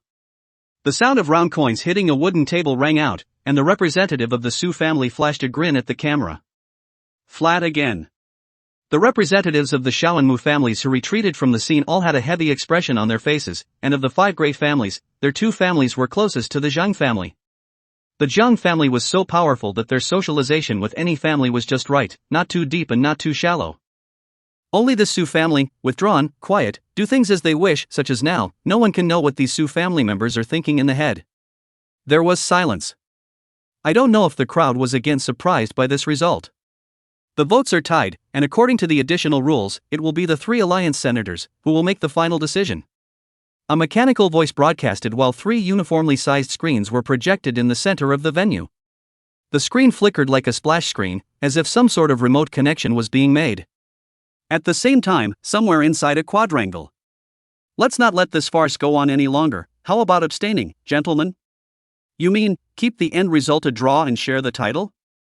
What's not to like? By doing so, it will save face for the Zhang family and also give an explanation to the boy from Linyun City. This kind of small matter shouldn't have been a concern for us old things, so that's it, I agree. Old man Yang, what about you? The indistinct and slightly clear words echoed in his ears. Sitting in the retro-furnished house, the old man stroked the cane in his hand without saying a word. The old fool, pretending to be deaf again. Never mind, let's see him take a stand later. Inside the venue. The flickering screen suddenly had a picture at one point. 3 screens, each corresponding to 3 old men. They, then, were the senior figures of the Imperial Beast Alliance. The first old man, eyebrows and hair are white, with a stroke of snow-white beard, traces of time are obvious on his face, and he is dressed in white, appearing immortal. He was Li Chongqi, one of the 3 great beast masters of today. It is he who proposes to abstain from voting. The second old man, with his crane hair and smile, it was hard to deduce his true age from his appearance alone. Likewise, he was one of the 3 great beast masters, named Yin Punpui. The third old man was the Alliance patriarch who had talked to Tan He and advocated for the merger of the urban areas, Yang Qing. The moment the images of the 3 old men of different shapes and colors appeared, all of the people in the room stood up, bent their heads and bowed their backs, and performed a salute before sitting down. Please, Alliance fathers, adjudicate. Mechanical sound cue. Li Chongqi and Yen Punpaku were silent. Yang Qing got up at this time, and he mortared his walking stick, making a crisp tapping sound. Historically, when it has been necessary for us to adjudicate, we have looked back at the performance of the 2 players during the competition. His aged face was frank, his cloudy eyes swept over the 2 contestants in the arena, and finally, they were fixed on Ji Yuan. Combining tournament performance and final play, I, for one, choose Jibyuan. After Yang Qing finished speaking, he tapped his cane, and his screen once again returned to the splash screen. His words caused the various mayors present who supported Ji Yuan to secretly breathe a sigh of relief. This patriarch opened his mouth and pretty much sealed the end. After the 2 patriarchs, Li Chongqi and Yen Punpui, received Yang Qing's answer, they both flashed in thought, and immediately, they chose to abstain from voting. To this point, after the ruling of the Alliance patriarchs, the winner of this year's downtown competition is Ji Yuan. The serious venue lights up with a mechanical sound. Ji Yuan stood up and swept his gaze across the room, and then, with his heart in his mouth, he bent down slightly. Snap. In the meantime, a crisp clap came out. Tan He leaned his back against the seat and gazed at the handsome youth in the arena, smiling out of the corner of his eye as he gently applauded. As he did so, an applause filled the room, echoing in this venue. Congratulations. Zhang Bao got up and said with an expressionless face. And then he was the first to leave the stage. Outside. Ow, roar. Old Quarter took it. Old Quarter is the champion. It's cool to go around in such a big circle and these mother heirs still didn't get their way. Zhao Shan was dancing around at home, excited. The 2 women who were also in front of the TV showed varying degrees of joy. Guanmian City, somewhere. Asshole. Outrageous. It's outrageous. Inside the house, there was a constant loud noise of falling and smashing. Also in Guanmian City, the ancestral land of the Jiang family. So you were the one who changed the senator's vote? By a clear pool. Zhang Tianho sat cross-legged, and in front of him was a fishing rod. He smiled as he listened to the inquiry on the other end of the line. Suddenly changed my mind, I think, my godson still needs this title to hold up. On the contrary, it's you who took advantage of my godson and made up a second non-existent bet. Aren't you afraid that he'll flip out if he finds out? On the other side of the phone, the same laughter came from a voice. Ji Yuan will understand, and now that the plan is complete, I prepared a big gift in order to thank him. Oh? What gift? Reveal it to me for my information? Screw you, this is a secret between Ji Yuan and I, it can't be revealed to anyone. Tanhe, you really have to thank this godson of mine. Since he appeared, you, the Iron Rooster who doesn't have a penny to his name, has become more generous. Thinking back to the days when we went to school together, I still like you better now. Hey, you and I have been close friends for so many years, and now that your son and Ji Yuan are equally inseparable, isn't this just fate? Ha ha. I really don't know if this little guy Ji Yuan will still do anything earth-shattering when he goes to the academy. Chapter 80, Coming for You. Linyun City. Since the night the polls closed, the city has set off fireworks for 3 days and nights. These fireworks are made of a unique material made by Kojo that bursts with brilliant colors and produces no smoke. It was lit for 3 days and 3 nights, costing a total of $100 million. Moreover, in a single night, a statue covering an area of 300 square meters and 15 stories high appeared in the center of Linyun City. The statue was made of white and smooth stone, and thousands of laborers, along with hundreds of Earth-type imperial beasts, were used to build it. The carving, a handsome young man with his head held high, spirited look. Beside him, there were 2 5-story tall imperial beast statues. A griffin, and a giant wolf, respectively. The statue was lifelike and restored, the moment when Ji Yuan was in the final ring, manipulating the 2 beasts at the same time. Below this statue, a monument stood, and on it, several large golden characters were engraved. This statue honors the Linyun City representative, Ji Yuan, for winning the national downtown competition. Jibyuan made history. In the downtown competition, First Chop Downtown ranked 15th Haojin. Re-beheading the second-ranked downtown area, the young master of the Xiao family, Xiao Lingjie. Eventually, breaking into the final ring where previously the lower downtowns could only watch. In the ring, he went head-to-head against a 5th-grade Imperial Beast Master without losing, and eventually, in the voting, he was recognized by the patriarchal figures and took the title. This downtown competition champion of Ji Yuan can be said to be justified, on the internet or in reality, no one dares to say anything anymore. Linyun City, too, had become famous because of him. The city's citizens know that in the coming year, Linyun City will no longer be a low-grade urban area, and the lives of the city's citizens, after the huge influx of resources, will be greatly improved. Right now. A tall, white-skinned woman stood under the statue of Ji Yuan, silently looking on, her eyes filled with trance and endless remorse. Rai Nika. The old woman's voice came from the back, and the woman sniffled and turned her head, looking at the old woman and murmuring, "Auntie Chin, do you think that he will still forgive me?" The old director of the Blue Sky Orphanage shook his head and handed out an ornate envelope. By Little Abyss's light, our city, there are 100 Imperial Beast Master spots to the Sacred Sky Super Academy. Chen Qin held the envelope out to Lin Yunjia and said, "You're not willing to leave it at that, are you? If you really want to make up for the mistakes you made, try to catch up with him and really help him." The 5th day after the polls closed. According to the process, today would be the day that the 3 super academies would select the new students. The moment. On the fringe of Guanmian City, an extremely wide flat field was swarming with people. Today, 120 participants of the urban competition, as well as the Imperial Beast Masters from the cities that had bailed out of the Super Academy, were gathered on the Hirano. Among them, 100 Imperial Beast Masters from Linyun City were the first to find Ji Yuan's big brother, and then they followed him one after another. At the same time, there was a steady stream of participants from the lower-level urban areas who came to greet Ji Yuan. "Hello, my name is Chun Feng. Hello, my name is Lu Tonghe. Hello." One by one, as if by agreement, introductions are made, hands are shaken, and then they leave to make way for the next person. Ji Yuan could only be patient and respond one by one. During that time, there were a number of people of the opposite sex who wanted to leave a contact. But, all of them were politely refused by the long burgundy-haired Mu Shushin. She stood right beside Ji Yuan, her flawless face paired with her long burgundy hair, her entire person exuding an unrivaled temperament. It made quite a few girls feel ashamed of themselves. Holy, what an exaggeration, in the 20 minutes we've been here, the people who said hello to old season haven't stopped. In the back, Zhao Shan muttered in a small voice. On the side, Su Ziyin stood quietly in the crowd, her starry eyes gazing at Ji Yuan's back, flickering vaguely. Among the 100 royal beast masters from Linyun City, Lin Yunjia hid in the crowd, staring blankly at Ji Yuan's side, the beautiful and lively girl. Oi oi! At this point, a thin figure suddenly sprang out of the crowd to come to Ji Yuan. Su Wook? Seeing the visitor, Ji Yuan froze. This guy was none other than the young master of the Su family who was obsessed with shining prana and couldn't help himself during the final 4. Hey, so what? I just wanted to ask you, what college are you planning on going to? Su had a smile on his face and kept rubbing his hands together, completely lacking a young master look. What do you want? Ji Yuan glanced at him.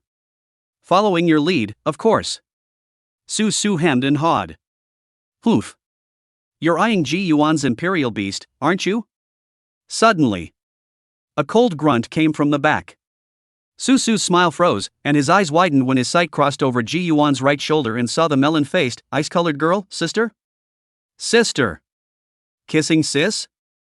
In the meantime, Zhao Shan also looked at Su Ziyin in surprise. Ahead, Ji Yuan and Mu Shuxin were also a bit surprised. Nonsense, what is it if it's not your own sister? You're stupid, you. When Susu heard Zhao Shan's words, he immediately changed his face and became domineering. You. Zhao Shan was furious at being inexplicably sprayed with a sentence and was about to dislike it. How do you talk to my friends? But at this time, only to see Su Ziyin 2 steps forward, white small hand stretched out, fiercely grabbed Susu's left ear and twisted it fiercely. This kind of strength made both Zhao Shan and Ji Yuan tremble. Ow. Ouch ouch ouch. Wrong. Sis, I was wrong. As expected, Susu screamed miserably and acid tears came out. I drop a good boy, I said this woman twisting the ear how so skillful, get half a day, the original has long been a victim ah. Zhao Shan swallowed hard, and Su Ziyin sniffed and glared at him angrily. Seeing this, Zhao Shan hurriedly hid behind Ji Yuan, shivering. The commotion here attracted a lot of attention at once. Seeing a single gaze cast, Su Ziyin, who was not accustomed to the hustle and bustle, instantly loosened her grip, took 2 steps back, and lowered her head. Ji Yuan looked at Susu, who was grimacing and constantly inhaling and rubbing his ears, and laughed dumbly. Shoo! Suddenly, 3 figures descended from the sky and fiercely landed in front of everyone. These 3 landed without splashing any dust or movement. Only the vast soul power fluctuations emanating from their bodies foreshadowed their identity. Of the 3, 2 women and 1 man. The woman standing in the center, wearing a long blue dress, swept through the crowd and opened her mouth. Champion, step forward. As the words fell, the crowd of thousands of people immediately made way. Ji Yuan walked slowly to the very front as everyone watched. The 3 men's gazes were cast. A wordless oppressive force pounced on his face with a strong intimidation, trying to break the calmness of Ji Yuan's face. However, Ji Yuan was not humble and his face was as heavy as water as he said softly, Lingyun City Ji Yuan, meet the 3 seniors. Seeing that this handsome youth's face did not change, the blue-skirted woman was extremely satisfied in her eyes. Don't be too polite, we are here for you. Chapter 81 My Schoolmate Plus for the Big Lion. Holy, these 3, are they all deans? The deans of the 3 great super academies actually came to greet us personally? How big of a ing face do you have? People looking for a champion and you're the champion? The crowd was in an uproar. I didn't expect that the godly dean would actually show up in person today. Especially when the crowd heard one of the deans say that it was for Ji Yuan, the gazes of the crowd towards Ji Yuan were filled with envy. Gentlemen, how about starting the offer? I'll go first. At this time, the voluptuous, blue long-dress gorgeous woman bloomed into a smile, blinking a pair of big watery eyes at Ji Yuan and said, I'm the dean of the Lantian Academy, Lu Qingshi. As long as you can join, I'll give you the green light for everything in the academy, yo. It's not just Imperial Beast resources, soul power resources, and skill resources, etc., it's everything, yo. Also, we have a lot of female students in Aratian Academy, so if a handsome guy like you comes, he'll be very popular. This Lu Qingxi is like a natural charm, soft and gentle voice makes many brats present stupid. He was even already brainstorming about the wonderful life after entering the Arashikage Academy. In the back, Mu Shuxin's eyes were filled with hostility as she looked at this beautiful dean. Su Ziyin stood in the crowd and similarly pouted her small mouth and snorted coldly. Okay, I'm done, you guys. After winking at Ji Yuan and revealing a smile that made many boys swoon, Lu Qingshi slowly retreated back to her original position. Right behind him was the only man of the 3. The man wore a set of black and gold clothes, and his angular face was characterized by steadiness and a touch of arrogance. He had been cold and unsmiling since he had appeared. I am the vice president of the Jieling Academy, Zhang He. Jedi Spirit Academy is perennially number 1 among the 3 major academies, and you only need to know that is enough.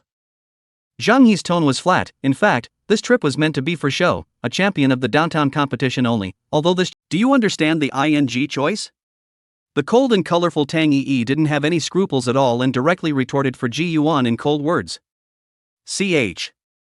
Zhang Yi's face was as usual, and after glancing at her lightly, he didn't seem to intend to take it personally. Tang Yi continued on as well, stepping forward and waving at Ji Yuan. Hokage. Ji Yuan stepped forward. Please stand over there and I will take you back to the academy after I have identified the other schoolmates. Tang Yi raised her right hand and pointed to an open space to her left. Good. He obediently walked over. This Tang Yi alone deserved a share of respect for relieving himself and disliking Zhang He after their first meeting. After he stood still, Tang Yi swept her cold eyes across the room and said, "Next, the schoolmates whose names I read, please come out and line up from behind him, with schoolmate Ji Yuan as the leader. Zhao Shan, Hethan, Su Ziyin, Mu Shuxian, Zhong Xian, Su Su." This list, the three major academies had long since been finalized. All those who were qualified to be selected into the academy this time, from the smallest of origins to the number of imperial beasts and so on, were all at a glance. Therefore, a situation may arise. Apart from people like the imperial beast family who could choose their own academy, other outstanding people might be picked by all three academies at the same time. In this way, the college with the first option has a head start. The other two colleges will have to pick the leftovers. And the winner of the contest chooses who gets to choose first. The scramble was on from the start. Chapter 82 Going to Sacred Sky Super Academy. Tang Yi's list was long, and after reading it for about 5 minutes, in the end, there were about 400 people who had been chosen by the Sacred Sky Academy. Of these, of the 100 in the city of Lin Yun, 50 were men and 50 were women. The males, along with Ji Yuan, joined the Sacred Sky Academy, while the females, all of them, were absorbed by the Arisher Wind Academy. Lin Yunjiao was also included, only Ji Yuan didn't know about it, and even if he did, he wouldn't care. For the girl who grew up in the same orphanage, the other had died in his mind during the late fall test. With Tang Yi having finished her selection, and without waiting, she politely said goodbye towards Lu Qingshi before waving her hand and summoning an ice-dawn griffin with a figure that covered the sky with a frigid aura. This was the second time Ji Yuan had seen other griffins. Zhao Tianho's griffin contained a divine light, as if it was a holy beast that saved the world. And this ice-cold griffin of Tang Yi's was filled with endless coldness and solemnity, as if it was like its master, only to be viewed and not to be desecrated. In terms of size alone, Tang Yi's griffin was superior, with a back as wide as the flat earth capable of holding more than 400 people. An imperial beast of this size could be said to be the first time Ji Yuan had ever seen one in his life. Even not only him, even Zhao Shan sked. Just like that, the 400 new students rode Tang Yi's ice-cold griffin and rushed into the clouds. This big guy looked stronger than Pops. At this moment, the four of them, Ji Yuan, were sitting cross-legged at the very front, separated from Tang Yi by only about 5 meters. Zhao Shan stroked the back of the ice-cold griffin with his hand and marveled a little. "No."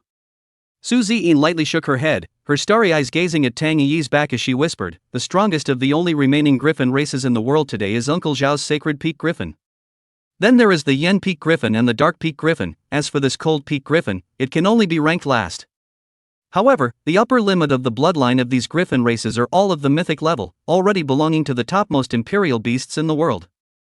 When it came to information about these imperial beasts, Su Ziyin was clearly more knowledgeable than Zhao Shan and Mu Shuxian. Listening to her words, Ji Yuan's gaze flickered as he pretended to ask carelessly, "What about the Star Peak Griffin?" "It's that big guy we encountered in the Beast King's secret realm." "I'm not too sure." Su Ziyin smiled apologetically. "The Star Peak Griffin is an emperor-level species from the ancient century, and there is too little information left. However, there is one thing that can be determined: the Star Peak Griffin is an existence that defies all of its kind. That I know." Mu Shuxian suddenly took over and raised her hand. "Because the Star Peak Griffin's elemental attributes are extremely special, I heard that it's able to utilize the power of the universe." "Yes." Su Ziyin nodded. "Using the power of the universe?" Ji Yuan was slightly surprised in his heart and then fell into deep thought. In the chip Tang Yi handed him during the invitation to enrollment just now was a message and a picture that only he could see. The content of the picture, a skeleton covered in silt. With the caption, "Sacred Sky Academy has everything you want." Initially, his heart first shook when he saw it. It was unlikely that Tan He would divulge his secret. There was only one possibility: that Dimming and Shining Spirit had been seen by this dean, to see the end of the story. In fact, the matter was inevitable. Although the Emperor creatures have long been extinct for many years, it is unlikely that no information has been preserved. As long as these people in high positions had the intention to keep an eye on the bottom line of Dimming and Shining Spirit, they would soon find out the truth. So, what he needed most from the beginning was shelter. In this downtown competition, he had already been considered to have indirectly offended the Zhang and Xiao families of the 5 great families. Once it is known that his imperial beast is an extinct emperor-level creature, I'm afraid that these guys will go out of their way to invite themselves to give a clear explanation. Therefore, it is especially crucial to have one, or even more, big people who can protect him. Judging from the chip given by this sacred sky dean, the other party should be conveying a friendly message. All conjectures would be answered when they arrived at the Sacred Sky Academy. Because of the step into winter, the haze was heavy above the heights. The four of them, Ji Yuan, had a chat, and after an unknown amount of time, the group felt the cold peak griffin's flying altitude dropping. Is it coming? A flash of anticipation rose in Ji Yuan's heart. Looking back over the past 3 months, he hadn't really experienced academy life fully. Super Academy, what will it be like? I'm really looking forward to it. As the dive of the cold peak griffin became more pronounced and rapid, everyone's vision instantly opened up when it passed through a thick gray cloud once again. Wah! Unexpected exclamations of surprise rang out across the griffin's back. Ji Yuan looked out, the light in his eyes leaping. At the moment, below them, there was a vast and infinite bloom. Looking down from high above, this land was like a giant chessboard, with countless buildings resembling a chess piece, stuffing the board to the brim. As you continue to descend, the tiny buildings begin to zoom in and the details of the city unfold. Only to see that there was a crisscrossing road that was wide enough to accommodate 5 cars traveling side by side in these buildings. What was new was that it wasn't vehicles that flowed along these roads, but a lighted imperial beast. Not only that, even above the low altitude, there was also a flying imperial beast with wings spreading. Here, there is no imperial beast ban, everyone can show their imperial beasts. At a glance, it was as if he had arrived in the city of imperial beasts. I'm a little excited, what should I do? Zhao Shan was already fond of bustling, and looking at the scenery on the street, he was somewhat unable to hold back the joy in his heart. At this time, Ji Yuan remembered something. By the way, how is your Snow Crag Ice Scarlet advancement going? Before the downtown competition, Zhao Shan's Snow Crag Ice Scarlet had fallen into advanced slumber. But after 2 months, there was no progress, and at that time, I was afraid that something would happen. Hey, wait and see. Upon hearing this, Zhao Shan smiled mysteriously and sold the story again. Seeing this, Ji Yuan skimmed his lips and no longer looked deeper. At this moment, Tang Yi, who was at the forefront, suddenly opened her mouth. Schoolmates, welcome to the Sacred Sky Super Academy. Raising his eyes to the front, Ji Yuan's pupils could not help but shrink. Ahead, several majestic white buildings stood. At the forefront of these buildings were 2 huge doors made of pure gold. Above this giant door, the 4 big golden letters of Sacred Sky Academy glittered even in the gloomy weather. The cold peak griffin kept descending, seemingly ready to dock in the open space in front of this courtyard gate. Ji Yuan's last glance at the academy was magnificent and indescribable. He couldn't help but compare Lin Yun City's Ride the Wind and Royal Beast Academy to this place. Not one in a million. The thought rose in his mind. After the cold peak griffin's terrifying body that covered the sky settled above the ground, its ice crystal wings slowly lowered, forming a ladder that allowed the new students to safely descend to the ground. Everyone, with a look of awe, looked around, as well as these 2 extravagantly grand courtyard doors. After all of them had come to the ground, Tang Yi made a move with her palm and put away the cold peak griffin. Your admission information has been registered, please report to the dormitory area immediately. Tomorrow, an entrance test will be held in Endless Square, and the results of the test will be related to everyone's class assignments. Chapter 83 The Bedroom of 4, Who's the Boss? Schoolmates, welcome to the Sacred Sky Academy. Tang Yi's tone was icy cold, and after she finished speaking, she took the lead and stepped into the middle of the academy, minding her own business. At the entrance to the college, there are 2 signs. 2 arrows are drawn on it, pointing in both left and right directions. The boys' dormitory area is straight ahead on the left, and the girls' dormitory area is straight ahead on the right. It's quite simple and straightforward. Ji Yuan looked at Mu Shushin and Su Ziyin and smiled. Go and report first, I'll see you later. Good. The 2 women nodded their heads at the same time, and then they left in pairs towards the right. Let's go too. Ji Yuan turned back to look for Zhao Shan, only to find that the latter had already run to the front. At the same time, he didn't forget to turn around and wave at himself. Old Ji. Hurry up, what are you waiting for? Just like that, the 400 freshmen split into 2 groups, one on the left and one on the right, approaching the 2 very different buildings. What are you so excited about? Walking down the road, Ji Yuan groggily watched Zhao Shan jumping up and down like a monkey released from the zoo, attracting the attention of many students. Hey, I've asked Pops to take care of it, we'll share a dorm. Zhao Shan laughed excitedly. In fact, like Ji Yuan, he hadn't experienced academy life since awakening his soul power. So, excitement is inevitable, especially when it's still collegiate life with your best buddy.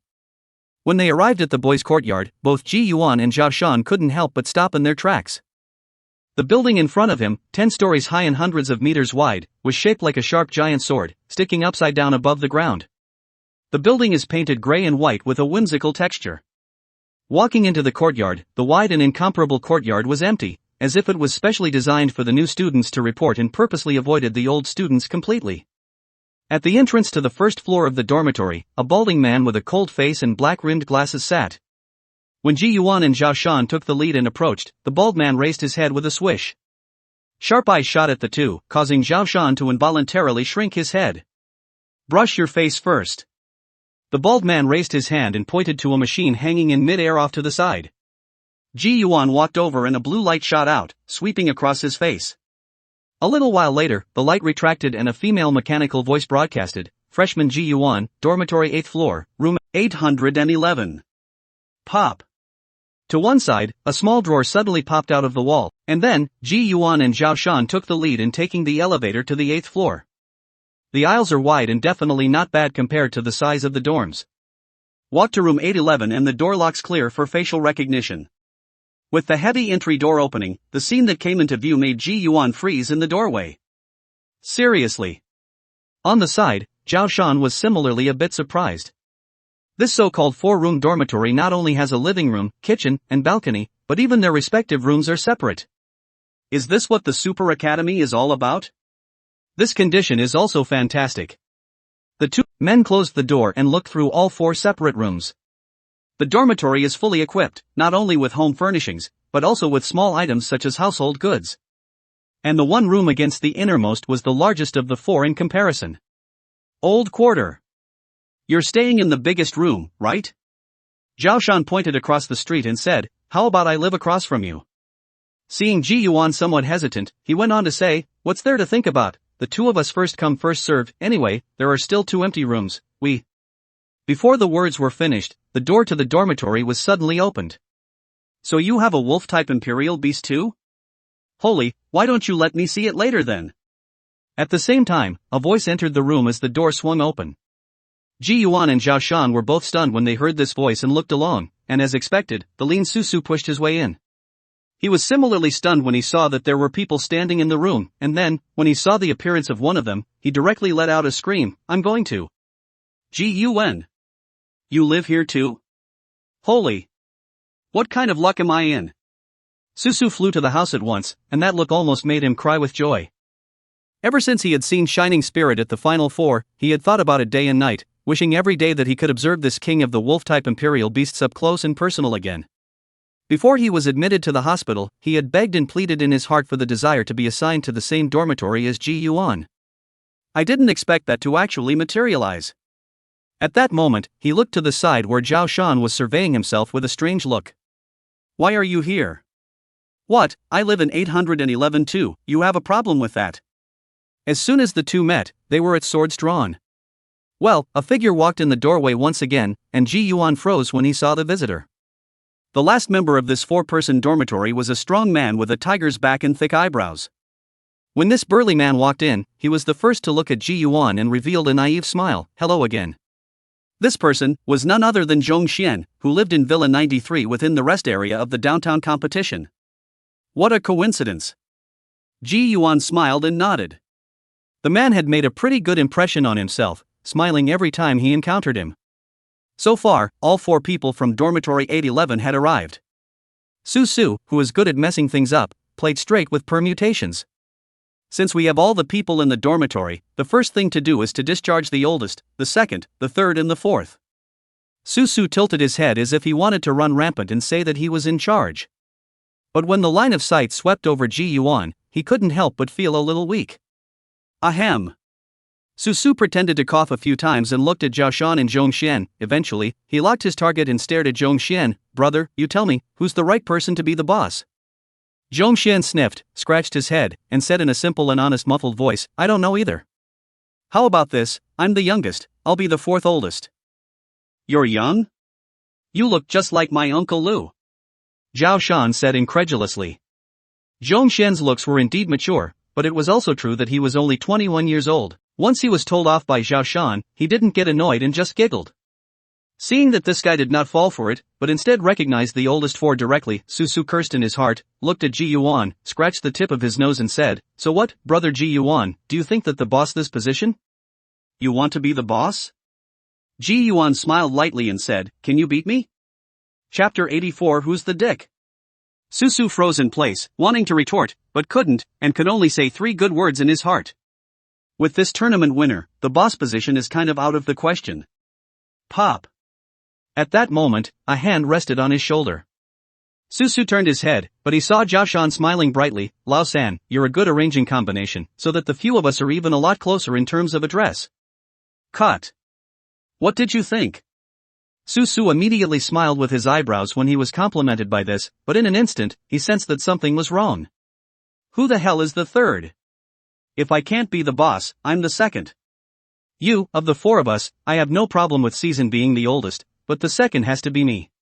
Off, what makes you, a nameless, faceless guy, sit in the second seat? No name, no surname? Zhao Shan froze, then rolled up his sleeves, bound to have a good argument with him. Come on, you tell me, where is your cow? Su tilted his head and chest out, proudly saying, I am a member of the 5 great imperial beast families, the Su family. My grandfather is even the current Su family head. And then? Zhao Shan's face was expressionless. That's not enough? Su glanced at him. Enough is enough. Zhao Shan pretended to applaud, then, he took a deep breath and said softly, Su kid, you can listen to me. Immediately, without waiting for Su to speak, he violently raised his decibel and shouted. Standing in front of you is, Zhao Shan, son of Zhao Tianhou, mayor of Hongling City, Zhao Shan, son of Jiang Wanqiu, daughter of the Jiang family, blood brother of the current downtown competition champion, and a good friend of your sister, Su Ziyin. Well. Is this me being longer and stronger than you again? After saying that, Zhao Shan revealed a contemptuous and arrogant look for the first time. Ji Yuan shook his head and laughed shallowly from the side. This guy learned too much.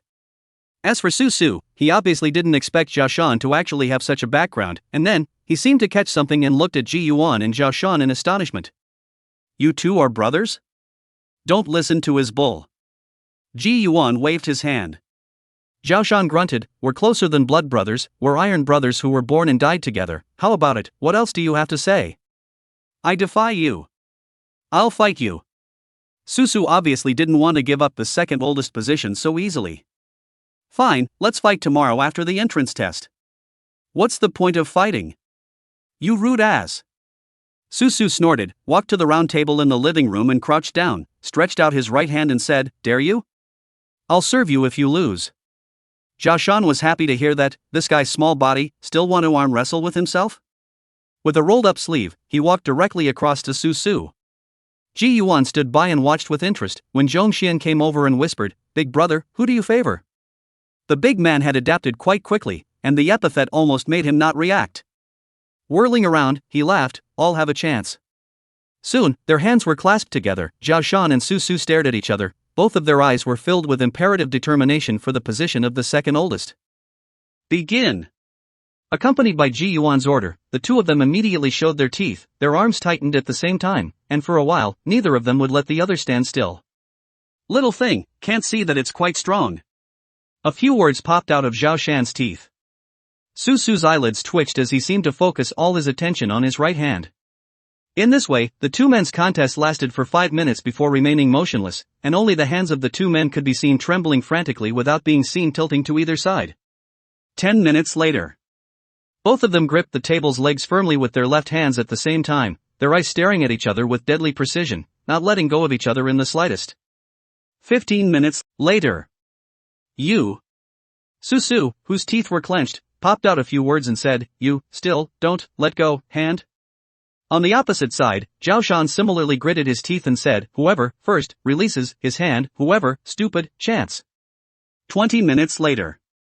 Big brother, the two of them are so persistent. Zhong Xian stood beside Ji Yuan, looking at the two sweating profusely. Admiration could not help but appear in his eyes. It's a stalemate for 20 minutes in an arm wrestle. It's a talent. At the same time, it also reflects the determination of these two guys for the position of the second. Ji Yuan rubbed between his eyebrows and finally interrupted with a voice. Mu Shushin and Su Ziyin have settled down on their side and want to ask us to stroll around the academy together, so you two stop fooling around. Here, no, your own sister is coming too. Pull your ears, now. Asshole, Zhao Shan, I just am defying you. That. Then. Following. Continue. Seeing that these two goods were endless, Ji Yuan sighed. How about this, you're both the second, that's always fine, right? At these words, both of them let go at the same time and looked at him, nodding their heads and saying, yes. Looking at the two men's right hands that were shaking like Parkinson's, Ji Yuan was completely speechless, feeling that these two tenacious seeds had been waiting for others to give them a step down. Come on, let's go and touch them in front of the college. After saying that, Ji Yuan took the lead and walked out the door, with the oldest Zhongxian following closely behind him. Zhao Shan and Su Su glanced at each other, and immediately, the two of them said in unison, Hello Lao San, I'm Lao Er. I'm a dick. I'm the dick. The two of them spoke to each other and just bickered with each other as they followed behind Ji Yuan and Zhongxian. This college life, it's kind of not going to be quiet. With these two living treasures, every day will be lively. At the entrance of the academy, along with all of the 400 or so new students who had been admitted to the academy having been processed, an old student began to appear in the academy one after another. Mushu Xan and Su Ziyin stood in the crowd, the two beauties with very different temperaments causing many people to glance back. After settling in, both women seemed to have changed their outfits. Mu Shushin tied her long burgundy hair up in a ponytail with a black bow hairpin, revealing her flawless face, and paired it with a casual outfit that was lively and dynamic. Su Ziyin, on the other hand, used a light blue maple leaf hairpin to tie her black hair into a pillhead, wearing a long gray dress. Her fair melon face contained a hint of uninviting indifference. One is hot, the other is cold. Standing in the crowd, it was extremely striking. At that moment, when a handsome young man came from the distance, both women had different reactions. Mu Shushin smiled and waved to Ji Yuan with a bounce. Su Ziyin's starry eyes, on the other hand, were lit up the moment she saw the handsome young man, and she stood quietly, her eyes glittering with luster. Sorry, it got a little crowded along the way and was delayed for a few minutes. Walking up to the front, the handsome young man smiled lightly. Well, was it good? Mushu Xan turned her head sideways and revealed the black butterfly hairpin that held her ponytail to him, smiling inquiringly. This haircard was exactly the gift given by Ji Yuan when they were shopping together after the fourth round of the competition. Not bad. Ji Yuan laughed, and then looked at Su Ziyin, and when he realized that she was also wearing a pill head with a hairpin, he gave a thumbs up towards both women at the same time. Very pretty. Receiving the compliment, Su Ziyin's ears flushed red, and as she was about to say something, it came all the way to the heel and it didn't stop. What are you doing? Mushu Xan asked suspiciously. We're fighting over who's the dick. The two replied in unison. What dick? Being a dick to who? The two men didn't even think about it, they just said. Be a dick to the old season. Being Ji Yuan's dick. On the side, Ji Yuan's face suddenly blackened down. Both of you get the hell out of here. Chapter 85 Entrance Test. 6 people, who wandered around from the afternoon until the evening before splitting up. Zhao Shan and Su Su are still bickering and fighting at every turn. Su Ziyin turned back into a silent girl, answering passively the entire time. Mushu Xan pulled Ji Yuan to look at this and that for a while Zhongxian kept following behind Ji Yuan, and whenever he looked at him, the admiration in Zhongxian's eyes was extremely intense. On the way back to the dormitory, the two who had been arguing all day finally stopped moving. Ji Yuan had a rare moment of peace and quiet, and everything in this super academy exceeded his expectations, putting him in a good mood. Thank you. Suddenly, Su Su, who had been yelling all day about being the second, said in a small and sincere voice, Thank you for being friends with my sister. My sister and I have always been on the fringes of the Su family. Both of our parents have been missing since we were young, and it was our grandfather alone who brought us up as siblings. My sister has a cold personality and is repulsed by strangers, which has led to the fact that since she was a child, she has had no friends in the Su family. I've tried to enlighten her over the years. Until a while ago, when she suddenly ran away from home, leaving only a note telling me that she was going out for a break. I later learned that she went to the Valley of the Withering and met 2 friends. It was also after that I noticed she sometimes giggled at her cell phone screen. Susu sincerely looked at Ji Yuan and Zhao Shan and said, "Since I was a child, what I hope most is that my sister can make friends and be happy, really thank you." When he finished speaking, watery mist appeared in his eyes. This appearance made Ji Yuan somewhat unsure of what to say. On the side, Zhao Shan was silent for a moment, patted his shoulder, and said, "Although Miss Su usually loves to twist her ears, she is still a good person." "Thank you." Su wiped his eyes and choked back a sob. "So, can you give me the second position?" "Uing." Zhao Shan's face fell and he made a move to punch him. Su pulled his leg and ran. Zhao Shan chased after him and cursed. Ji Yuan looked at the backs of the two chasing and fighting and sighed, "Old four, you must not be infected by the two of them." "Good." Zhongxian smiled nervously and answered. Back to the dorms. Each of the four people also has a separate bathroom in their respective rooms, a layout that can no longer be described by the word convenience. After taking a hot shower, Ji Yuan fell into a deep sleep. In a daze, it was as if he was back on the cold stone floor, unable to move, letting those people with distorted faces gnaw and tear at him. It wasn't until a gentle knock sounded on the door that his eyes snapped open. "Old Ji. Wake up, you're going to be late." Zhao Shan's voice came in through the doorway. Ji Yuan was sleepy and opened his cell phone to see that it was 8:20, 20 minutes before the test. After washing up, he pushed out the door wearing a set of black slim-fit clothes. Zhao Shan and Su sat leaning against the living room couch playing with their cell phones while Zhongxian waited against the wall in front of his room's door. Seeing him come out, Zhongxian had a naive smile on his face. "Big brother. Go." Ji Yuan smiled and nodded. Walking out of the dormitory, the four of them surged with the crowd to the center of an expansive field in front of the school building. The endless square, paved by stone bricks, was smooth and flat, and on each stone brick, the face of a strange creature was carved. The creature was the species on the Holy Sky Academy school emblem, named Holy Air Rage Pterodactyl. It was said that this was an emperor-level creature that had survived for tens of thousands of years and was one of the guardian beasts of the Sacred Sky Academy. At this point, on the endless square, there stood 3 pillars of technological light filled with green light. This pillar of light is the most advanced, test pillar of light, of today. It was able to simultaneously measure the Imperial Beast Master's soul power qualification, grade, potential, and the bloodline level of the Imperial Beast he possessed within 2 seconds. Moreover, this test light column is impossible to deviate from, making it an extremely efficient inspection tool.